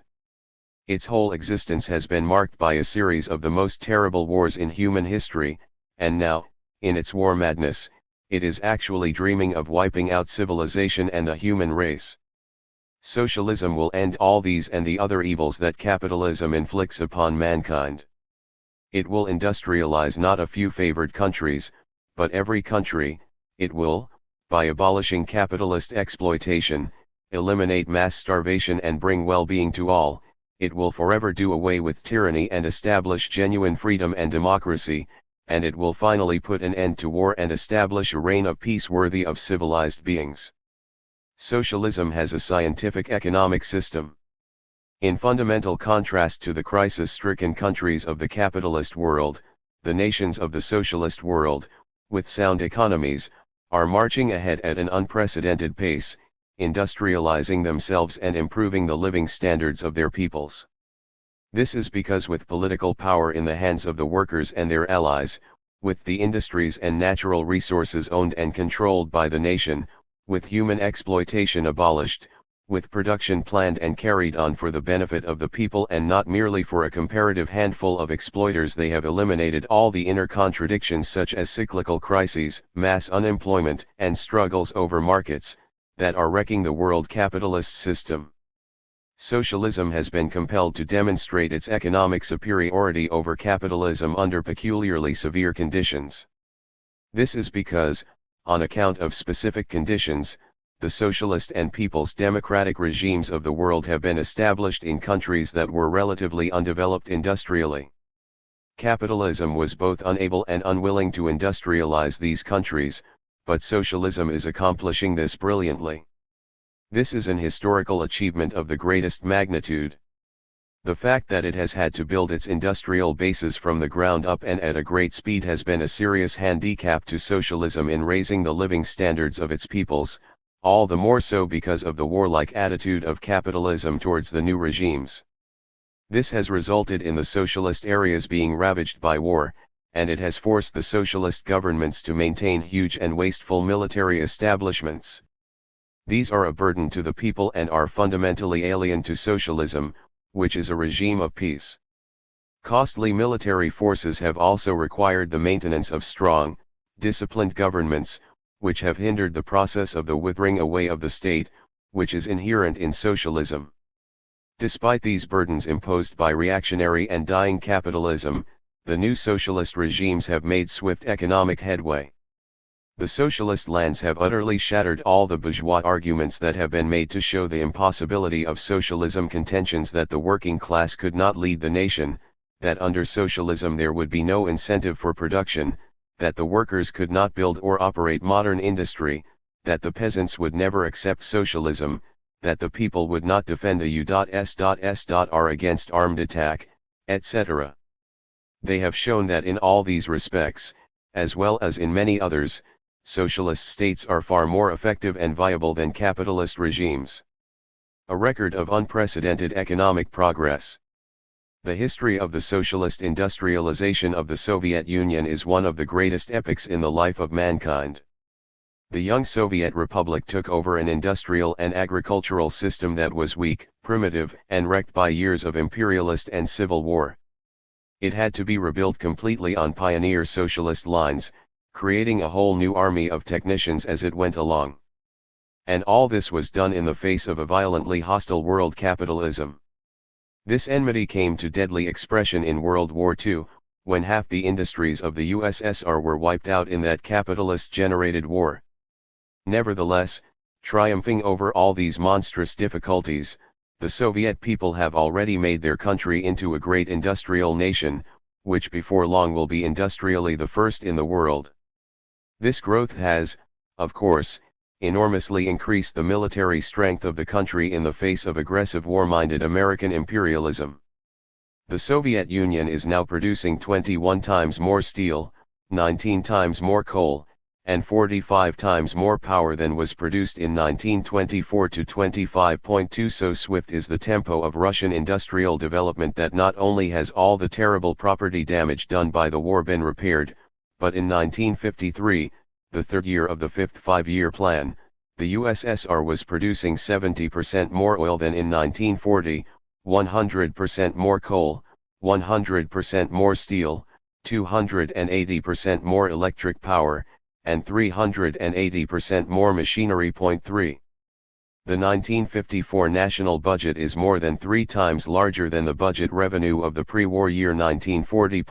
Industrial production in 1954, says Soviet Deputy Premier, MZ Saburov, is 63% higher than in 190, and in the two current years 74 million additional acres, equal to the total sown area of France and Italy, will be brought under cultivation. 5.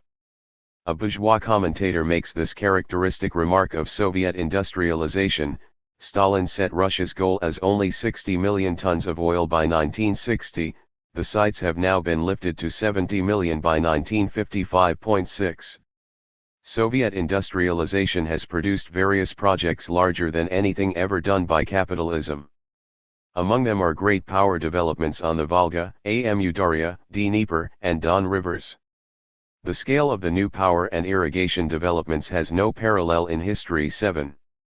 The Kuyabyshev and Stalingrad power stations outstrip anything in the world, including the biggest stations in the United States. At this time a number of vast projects are also going on to revolutionize agriculture. People's China, with its people's democracy, planned economy, and capable communist leadership, is also industrializing itself at a very rapid rate.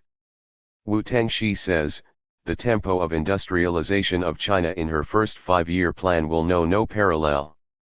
The industrial levels which the capitalist countries of the West took 30 to 50 years to reach will be attained by China in 5 years' time. 9.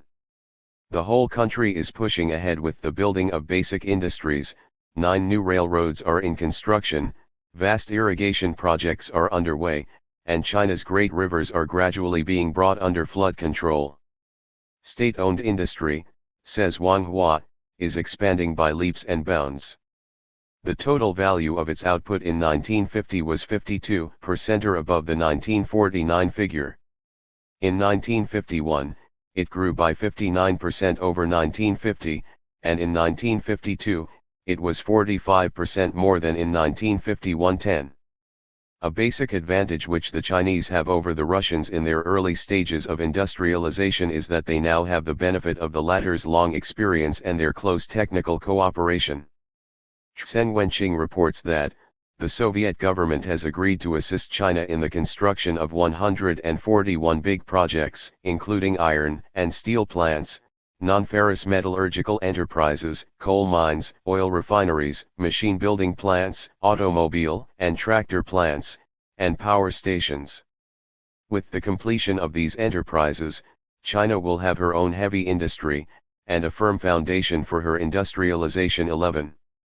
Within a very few years the miracle will be accomplished of making backward China into a powerful industrial nation.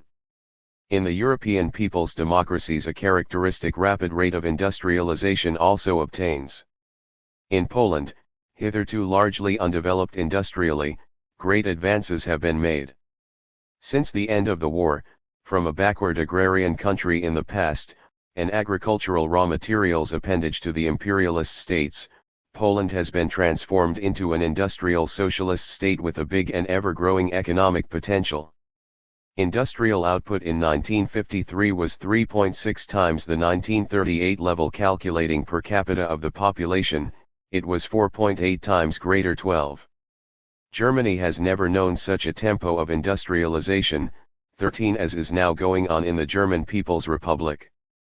In Bulgaria, at the end of 1952, the rate of industrial production was over 4 times greater than in 1938.14. In Romania, in 1953, the volume of industrial production will be about 2.5 times greater than in 1938, and 3.5 times greater than in 1948-15. Comparable increases in production are being registered in Czechoslovakia, Hungary, and Albania.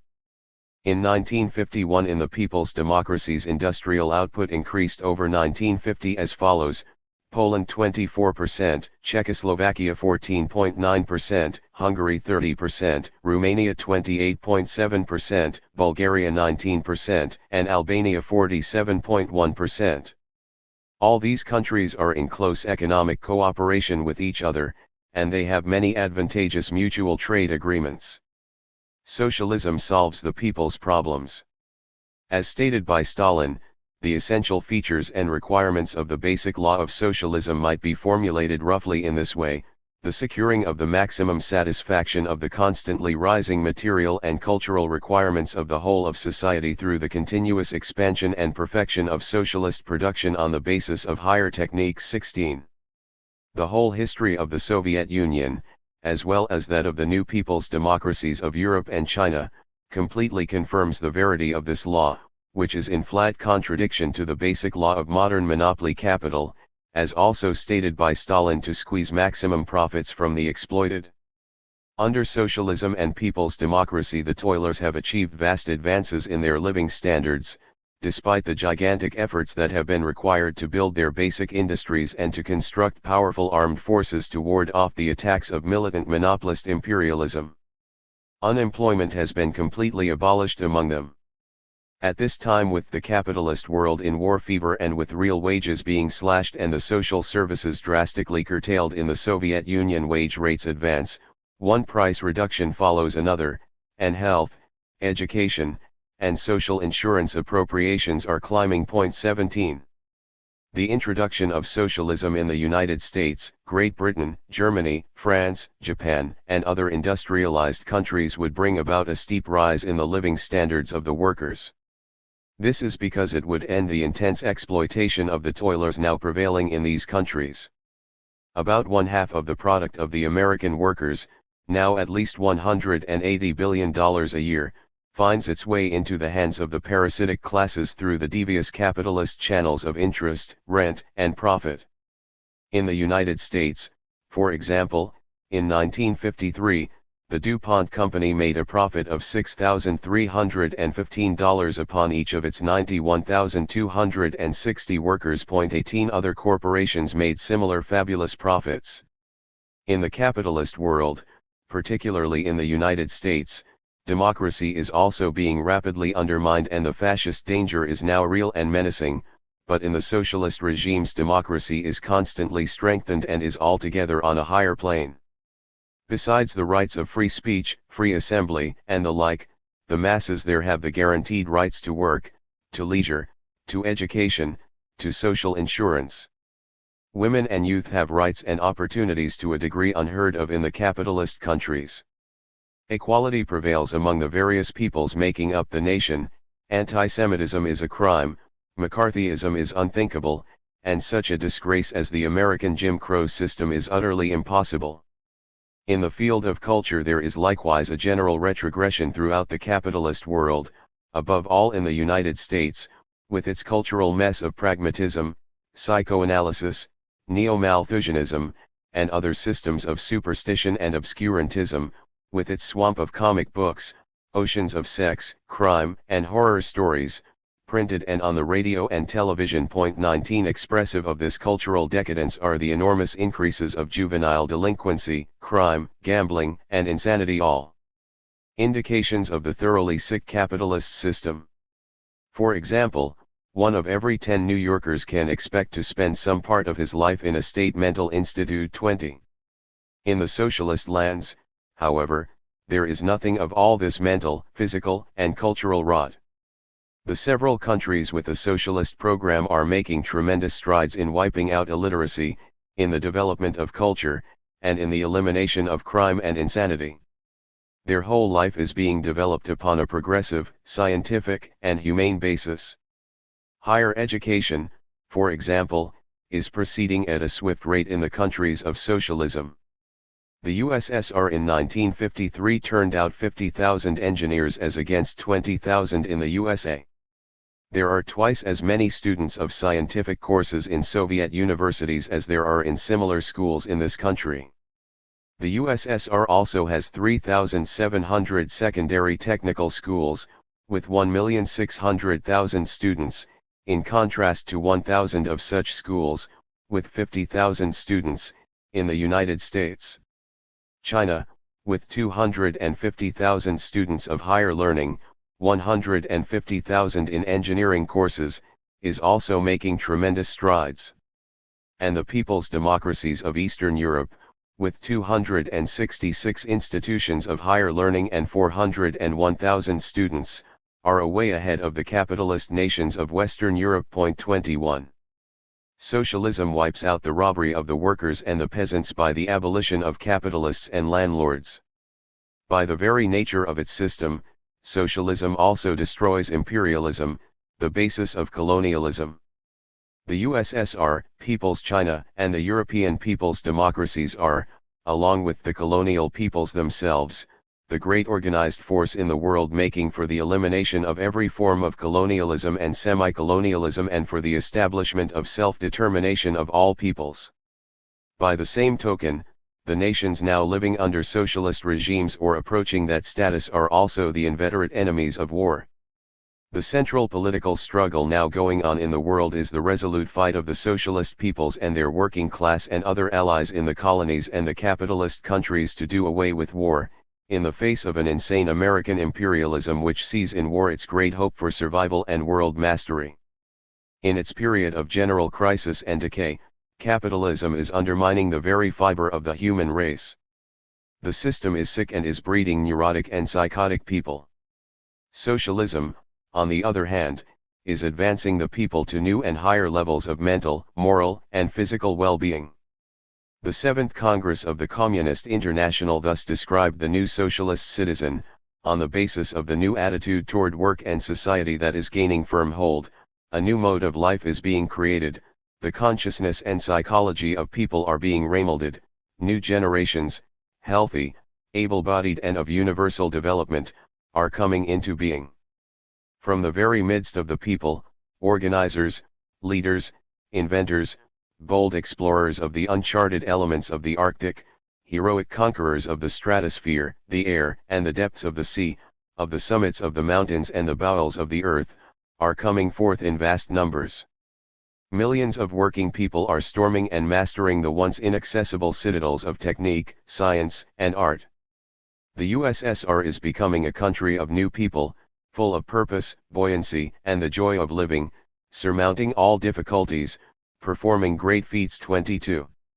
As socialism grows into communism, and the USSR is now on the verge of doing this, the peoples will increasingly undertake new tasks, impossible under capitalism, in raising humanity to new levels of development and achievement.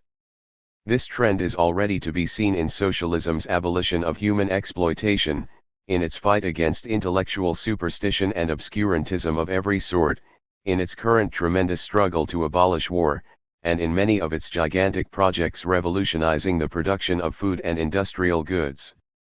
But once the outworn capitalist system, now befouling the life of humanity, is done away with, then vast plans of human betterment, now hardly dreamed of, will be undertaken as matters of course. These will include such as the general application of atomic energy, the elimination of the great deserts of the earth, the restoration of the despoiled forests of many countries, the conservation and development of the national resources of the earth, the scientific regulation of the size and disposition of population, the sociological upbreeding of the human species, and a host of other achievements, all impossible under the narrow-minded, dog-eat-dog system of capitalism. Socialism is inevitable because in every phase of social life it is incomparably superior to capitalism. This is why 1/3 of humanity has irresistibly taken the road to socialism, and the rest will not be long in following suit. The great social trend of our times, expressed in the will and basic interests of the overwhelming mass of workers, peasants, and other useful producers of all countries, is from capitalism to socialism. Nor can Wall Street, with all its wealth, industrial power, bayonets, social democratic agents, and Vatican allies, reverse this historic current. Ever since the Russian Revolution of 1917, the capitalists of the world have carried on a tremendous lying campaign to obscure from the masses of their peoples the true achievements of socialism. And it must be admitted that they have largely succeeded. They have been aided by the fact that socialism has had to advance in the face of monumental difficulties forced upon it by decadent capitalism, including civil war, imperialist war, devastated countries, the need to create a new socialist economy from the ground up, and the maintenance of heavy burdens of military armaments. Now, however, socialism is making such gigantic strides in production, in raising mass living standards, in developing culture, and in defending world peace, that the great reality of socialism is shattering the tremendous web of anti-socialist lies that have been built up over the years. This increasingly powerful example of socialism in action is bound to have far-reaching progressive effects during the coming period in all the capitalist countries of the world. The road to socialism. Decaying though it is, the capitalist system will not automatically collapse. The exploiters will use every desperate effort to keep in existence their means of robbing the working masses. Capitalism can be abolished only by the conscious political action of the working class and its allies, led by the Communist Party. Marx and Lenin made all this very clear decades ago, and the proletarian revolutions that have since taken place in Russia, Eastern Europe, and China have demonstrated the correctness of this foresight. The working class is the great peace force in the world, and it always tries to accomplish the advance to socialism by the most peaceful means possible. In chapters 28, 51, and 56, we have seen the workings of this peace striving in the revolutions in Russia, Eastern Europe, and China. In all these instances it was the ruling classes that precipitated such violence as took place. It is an axiom of working class experience that the ruling classes, when facing a rising revolutionary movement, even when this is proceeding along peaceful and legal lines, always guts its established democratic procedure and grasps at every violent means to repress the workers. Nevertheless, especially since the famous Seventh Congress of the Comintern in 1935, the communist parties in many countries have recognized the increased possibility of their establishing socialism in a peaceful way. This is in line with the Seventh Congress's new tactical orientation, see Chapter 44, the policy of the People's Front.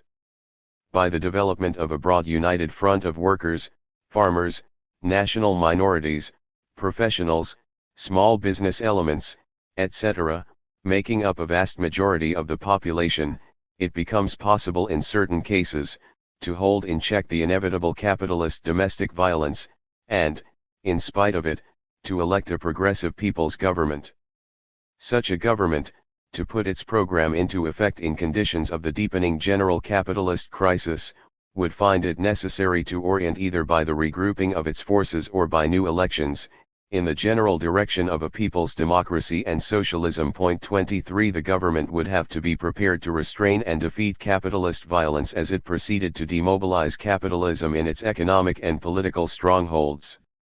In the industrialized capitalist countries, where there prevails bourgeois democracy, the communist parties have programs based upon this conception. Thus, the Italian Communist Party seeks to achieve through the medium of the election of a government measures which we unhesitatingly recognize as the road to socialism. 24. The French Communist Party fights for a popular front that will begin to march to socialism, the first step being the election of a broad people's government.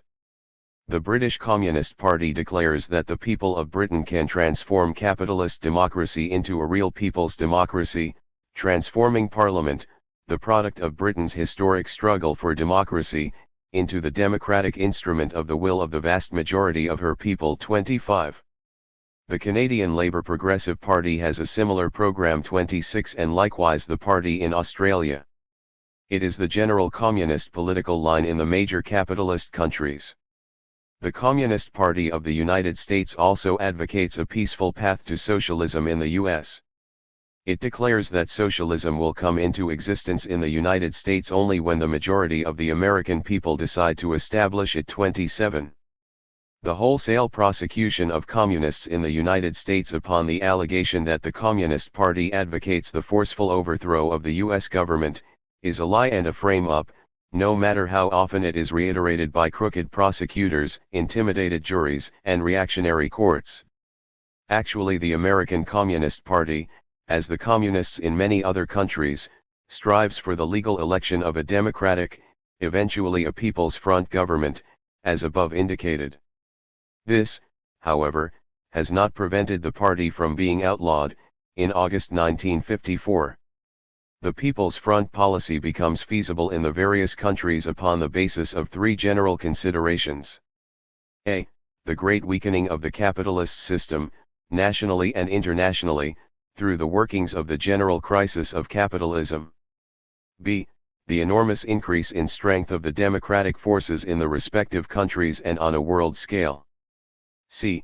The burning issues raised by the growing capitalist crisis, economic breakdown, fascism, national enslavement, and war, which are so urgent as to make realizable the creation of a broad People's Front government embracing the great bulk of the nation. This makes possible, if democratic procedures can be maintained, the election of a people's government that can move towards socialism. In all the above cited national examples of People's Front policy, the assumption is that the forces of democracy must and will restrain and defeat the forces of reaction in the latter's attempts, by violence, to balk the democratic will of the majority of the people.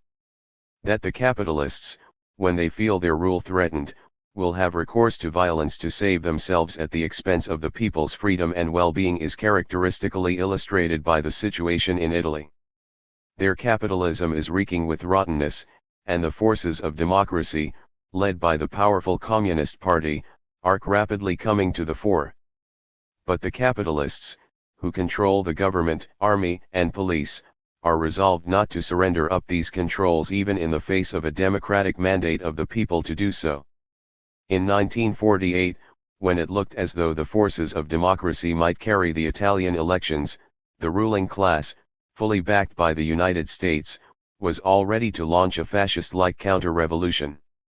They are definitely of the same mind today, as reported by Walter Lippmann. 28 and Lippmann comments, matter-of-factly, if the Italian democratic parties have really decided not to surrender the state, they have in principle taken the right decision. It will be the great task of the Communist Party and its democratic allies to make the majority will of the people prevail, in spite of the attempts of the ruling class to flout and defeat it. The present rising wave of reaction and fascism in various capitalist countries, a product of the war drive and the deepening general crisis of capitalism, adds increasing threats of violence against the communist efforts for a peaceful advance to socialism. Especially is this true of the United States, where fascism, particularly McCarthyism, which is a main American brand of fascism, has made dangerous inroads upon democratic liberties. In their drive for war, the warmongers are slashing away the Bill of Rights, undermining the trade union movement, and, together with trying to make impossible the regular election of an anti-monopoly, anti-imperialist people's government, they are seeking to prevent any effective defense of the workers' immediate or ultimate interests. Arrogantly, the Wall Street warmongers are also now attempting to deny every oppressed people in the world the right of revolution, by the exercise of which right all the major capitalist nations, including the United States, originally established themselves. When a people anywhere in the world moves to free itself from imperialism and monopolist exploitation, Washington promptly outlaws this action as subversive and proceeds by violence to try to suppress it. This was the significance of the American intervention in the Greek Civil War, its interference in the Italian elections of 1948, its arbitrary participation in the Korean Civil War, its systematic efforts to overthrow the Chinese People's Republic, its attempts to create civil wars in Eastern Germany, Czechoslovakia, etc., Its efforts to strangle independence in Puerto Rico, its arbitrary attempt to stifle the national liberation struggles in Indochina and elsewhere, its recent strangulation of the People's Government of Guatemala, and its present intervention in Formosa. But this King Canute-like effort of American imperialists to exorcise colonial and socialist revolutions is bound to fail. It may temporarily succeed here and there, as in Western Europe, in damming back the revolutionary forces, but when the sweep inevitably comes it will be all the more powerful and complete. Peoples cannot be denied the right of revolution by the fiat of Wall Street monopolists and other would-be world rulers. The world pressure for socialism grows ever more intense. This comes from two main sources, from the breaking down of the capitalist system, with all its harrowing exploitation and oppression in the various countries, and from the attractive influence of the demonstrated success of socialism as exemplified by the USSR, People's China, and the European people's democracies. Capitalism cannot possibly reverse this basic historic trend.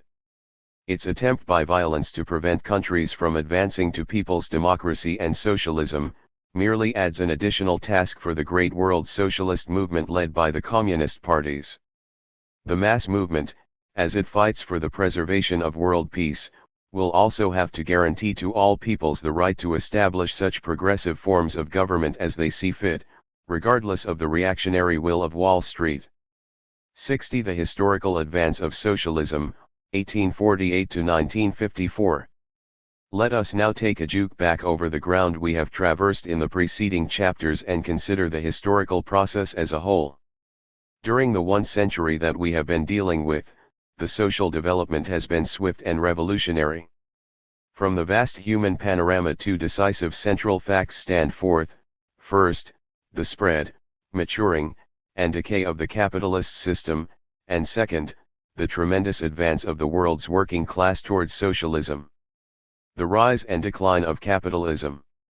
A century ago capitalism, which had been passing through the Industrial Revolution, was strong and vigorous, and was entering upon several decades of rapid growth and extension over the earth. Industry thus was still largely in the handicraft stage, or in small factory units. Capitalism was throwing off the fetters of feudalism, the broad European Revolution of 1848 being fundamentally anti-feudal. The future great capitalist states, for the most part, were consolidating themselves, to the accompaniment of many national wars. The young labor movement, weak in organization and uncertain in program, was just coming into existence. Science was strong and vigorous, and most of its outstanding leaders, as part of the general capitalist struggle against feudalism, were carrying on a strong battle against religious superstition and clerical domination. This was capitalism in its early, healthy, progressive, competitive stage. Capitalism, rapidly transforming its industries into great plants and expanding transportation and communication systems, in the 1880s began to enter into its second fundamental stage, monopoly and imperialism. In accordance with the law of the uneven development of the capitalist system, the United States, Germany, and eventually Japan, shot ahead industrially and successfully challenged the pioneer industrial country, Great Britain. The labor movement also grew rapidly and spread to many countries, and its fight became more powerful and clear-sighted. The great imperialist states, in growing collision with each other, ravenously proceeded to seize as colonies the remaining, less developed sections of the earth, especially in Asia and Africa, an imperialist process which was completed about 1900. This ever-sharpening competition among the capitalist powers culminated in the devastating World War of 1914–18. The workers achieved the epoch-making Russian Revolution of 1917. These developments introduced the final stage of world imperialism, its period of general crisis and decay. First manifesting itself at the time of World War I, this crisis has increased in tempo ever since. As we have seen in the previous chapters, the period has been marked by a tempestuous sharpening of all the inner contradictions of the capitalist system. The workers have delivered several heavy revolutionary blows against the capitalist ruling classes, and the rebellious peoples in the colonial countries have just about wrecked the colonial system, one of the foundation pillars of world capitalism. Cyclical economic crises, once relatively minor national disturbances, have now become great international holocausts. The irreconcilable rivalries of the imperialist powers culminated in the Great World War II, which was catastrophic to the capitalist system in general. And the working of the law of the uneven development of capitalism has finally produced the unhealthy and destructive situation of one great power, the United States, more or less dominating all the rest. In this period of general capitalist decline, bourgeois democracy tends into ultra-reactionary fascism, bourgeois culture has degenerated into the cultivation of every form of obscurantism, bourgeois economics has become mere capitalist propaganda, and decaying bourgeois science in general accepts as a basic proposition the nonsensical principle of a harmony between science and religion. All this sums up to a great sharpening of the general crisis of world capitalism. It is the period of irretrievable decay in every capitalist fiber. The industries of the major capitalist countries have been concentrated into the hands of a relatively few monopolists. While still capable of some spurts of national growth, the system is essentially turning in upon itself and losing its character as a world regime. The world has been split into two great economies, one, the socialist sector, healthy and growing, the other, the capitalist sector, cancerous and shrinking. The fundamental sickness of the capitalist economy was made basically clear in the unprecedented world economic crisis of 1929-33. Since then the capitalist system has been operating precariously, largely upon the artificial stimulation of war, the repairing of war's damages, and the preparations for a new world war. There are those who attempt to separate the American economy from the general decay of capitalism, holding that it somehow is a different type of system. But this American exceptionalism is sheer nonsense.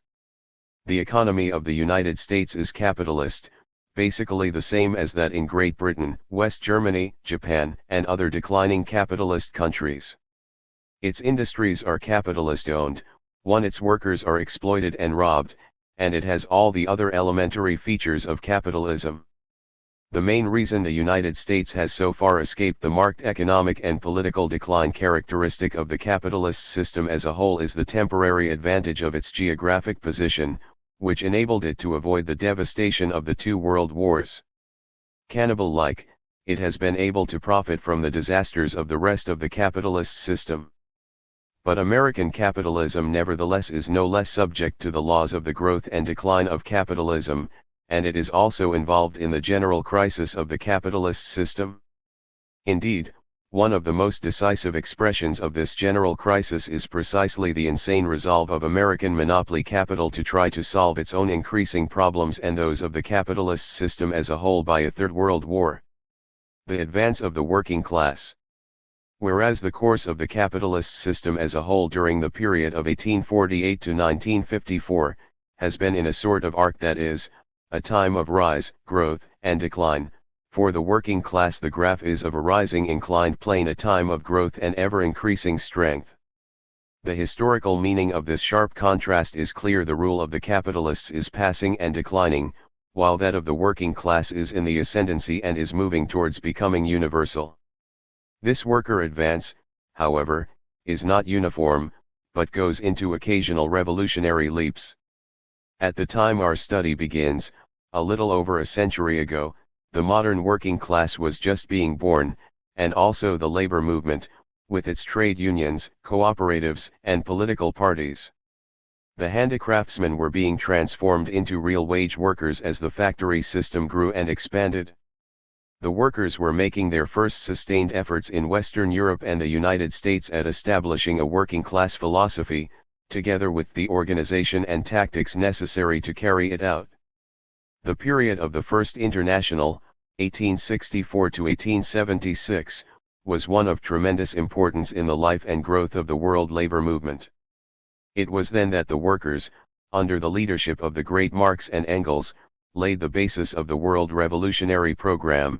They strengthened the trade union and political movement and spread it far into Eastern Europe. They got their first elementary experiences in international solidarity, when they waged the glorious struggle of the Paris Commune. The period when the Second International, 1889 to 1914, rated as the Organization of World Labor also marked many advances.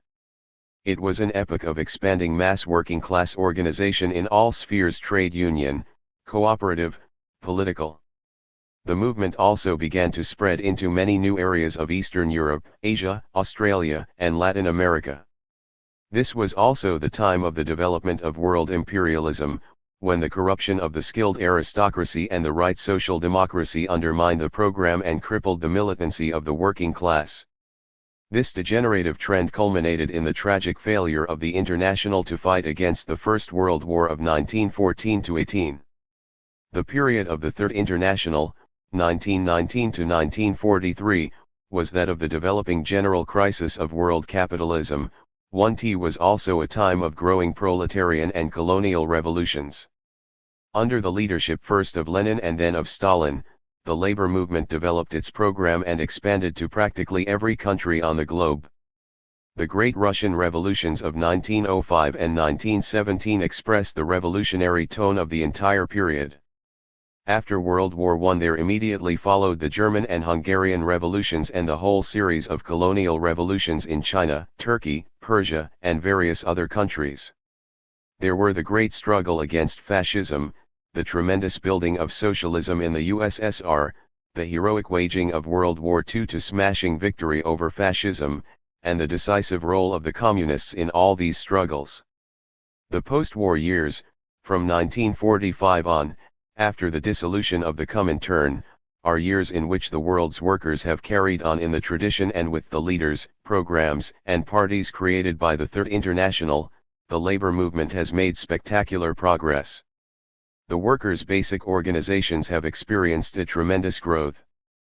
The World Trade Union movement, all tendencies, has mounted to the stupendous figure of at least 125 million.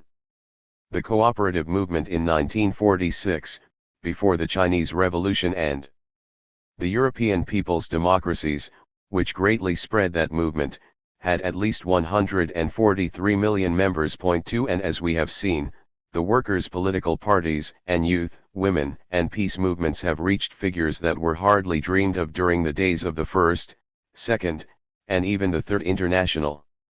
During the later war years and the period of the Cold War, the working class and its allies have won one great basic victory after another over the declining, rotting capitalist system. Chief of these successes were the revolutions in Lithuania, Latvia, Estonia, Czechoslovakia, Poland, East Germany, Hungary, Romania, Bulgaria, Albania, and especially the Chinese Revolution. With the numerous national liberation movements and anti-imperialist revolutions, the peoples of Asia, especially in China, India, Indochina, Indonesia, Malaya, Burma, Korea, Ceylon, etc., have dealt smashing blows to the long-established, oppressive, and reactionary colonial system. It all mounts up to the great historical fact that 900 million people, over one-third of the world's population, have definitely embarked upon the road to socialism. The speed of the world revolutionary process is now fast and is ever becoming faster.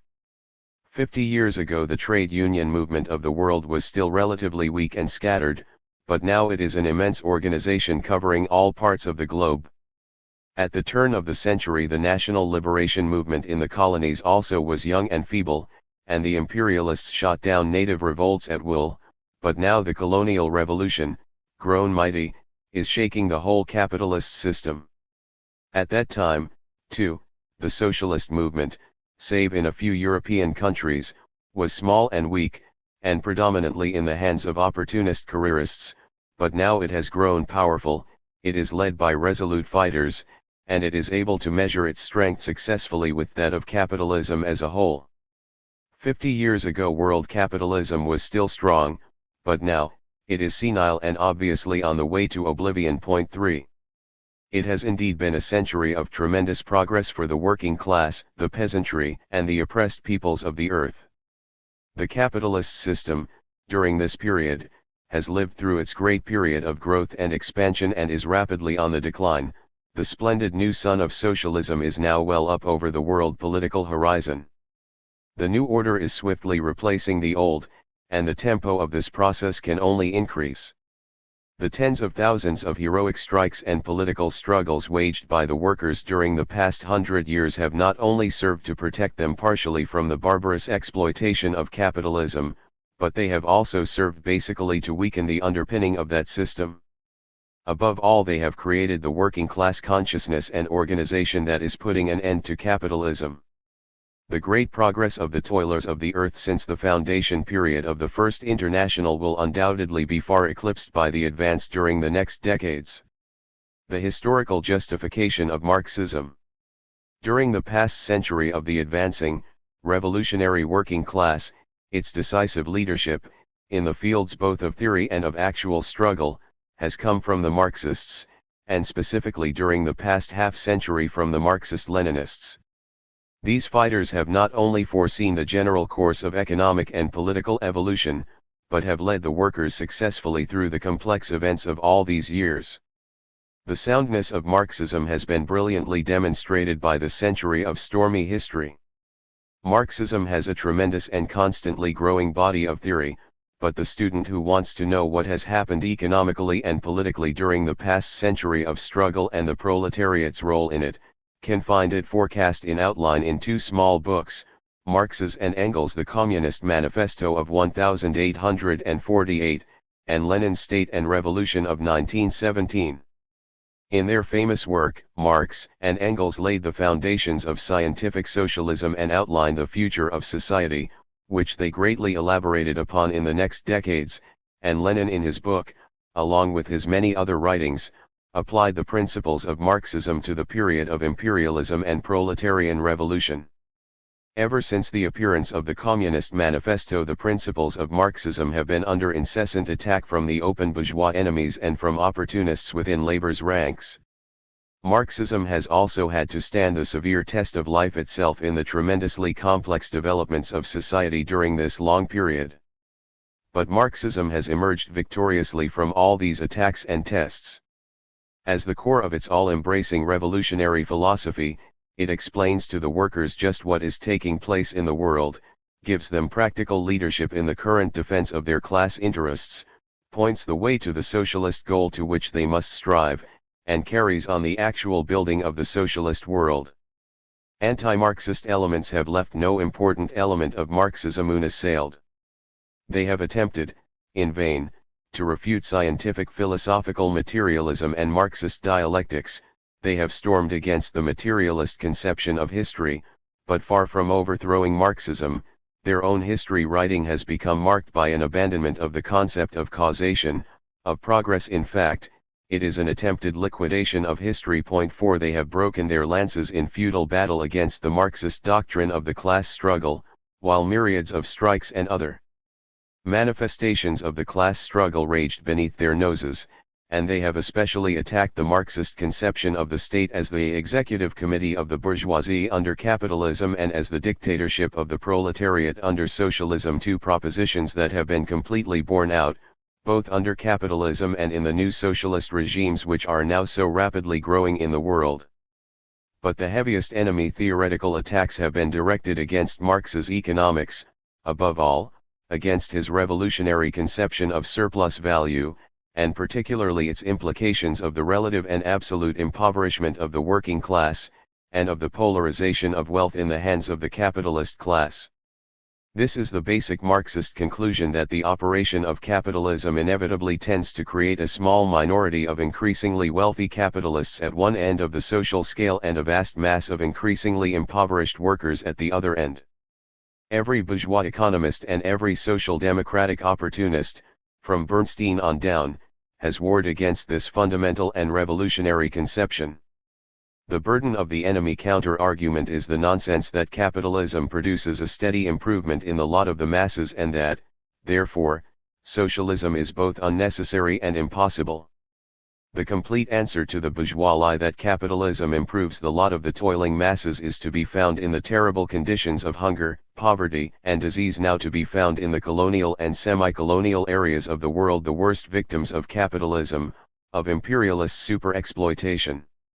That they are becoming increasingly aware of the cause of their growing destitution and misery is signified by their growing rebellion. In the industrial countries also the benefits of the great strides capitalism has made in industrial techniques and in the volume of production flow overwhelmingly into the hands of the capitalists and the upper middle classes, to the detriment of the workers. The vast masses of the workers, the peasants, and lower middle classes live at bare subsistence levels or below. While a small section of skilled workers have benefited considerably, the great majority of the working class has not.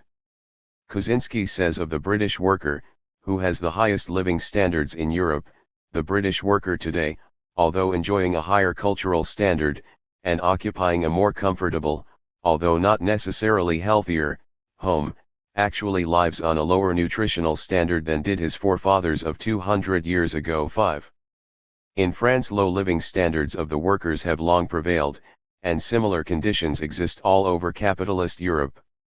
In a futile attempt to prove their point that capitalism progressively improves the conditions of the toiling masses, the bourgeois apologists and soothsayers, as their last refuge, always refer to the United States.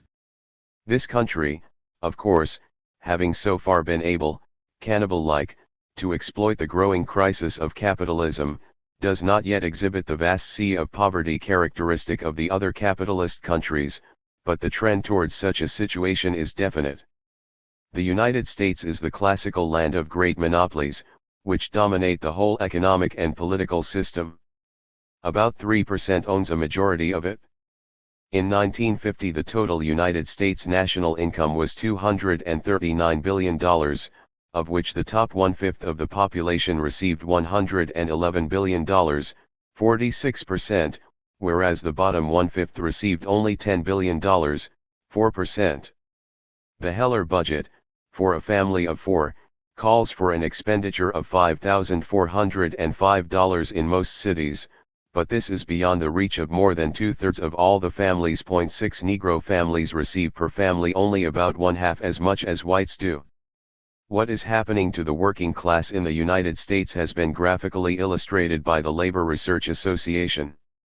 Considering all major factors: employment, output per worker, nominal wages and salaries, average annual earnings, and the index of prices, the LRA shows that the position of the factory worker in the United States has deteriorated from 100 in 1939 to 78.8 in 1952.7. The U.S. government publication, The Worker's Story, which extravagantly claims that American real wages have doubled in the past 40 years, nevertheless has to admit the fact that production per worker has tripled during the same period. 8 Meanwhile, American corporate profits before taxes have been shooting up, from 65.9 in 1939 to 404.4 in 1952.9 in 1951. The steel corporations made 4 times more profit per steel worker than in 1946. During the period of the rise of imperialism in Great Britain, Germany, France, Japan, and the United States, there was a considerable increase in real wages, mainly among the skilled categories of workers, but with the onset of the general crisis of capitalism this trend has been reversed. J. Duclos states that in France, compared with 1937, real wages per hour have decreased by 45%. 10. Similar conditions prevail elsewhere in capitalist Europe, and the workers' conditions in the United States are also deteriorating. As the capitalist warmongers develop their insane drive towards war, living conditions for the toiling masses will get worse. In the period of the deepening general crisis of capitalism, workers' living standards increasingly fall. This general situation further emphasizes the correctness of Marxism on this elementary point of absolute mass impoverishment. The growth of communist world influence.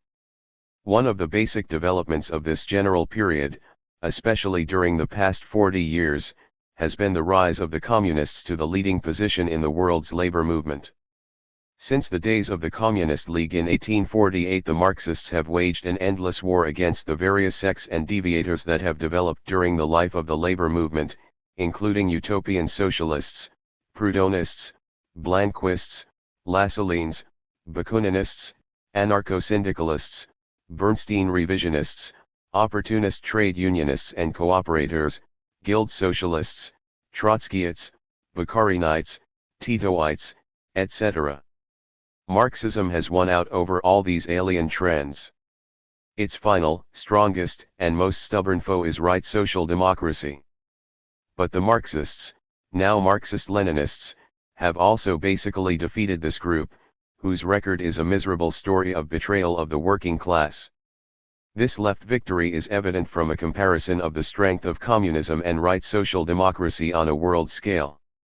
Morgan Phillips, chairman of the Socialist, Second, International, generously credits that organization with having 37 parties with a total membership of nearly 10 million and voting strength of 60 million. He puts the World Socialist Youth Organization at 380,000, but gives no figures as to the number of women in the Second International. 11. The World Communist Movement, however, far overtops these statistics of international social democracy. A recent U.S. Senate study of world communism lists some 75 communist parties, with a total of 24,320,697 members, a big underestimation, located in practically every country on Earth.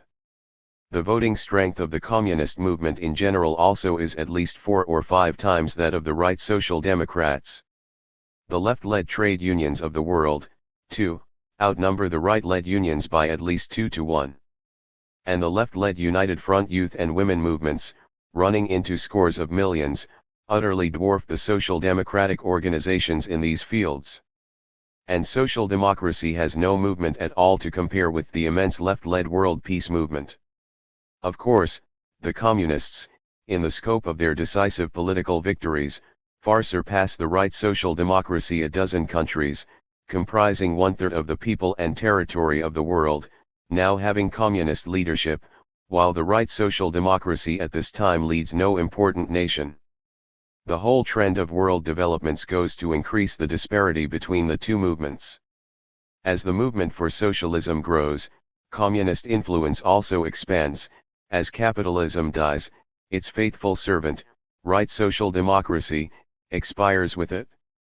The tremendous growth of communist strength in the world means that for the first time since the days of the First International, the voice of the working class and of the oppressed peoples of the world is being heard effectively. The world's situation has already escaped the control of the erstwhile capitalist masters, and no longer can they do as they wish in international affairs. They now confront increasingly the unbreakable strength of the world's toiling masses. Capitalism is doomed and socialism is marching on to universal victory. This is the great lesson of the past century.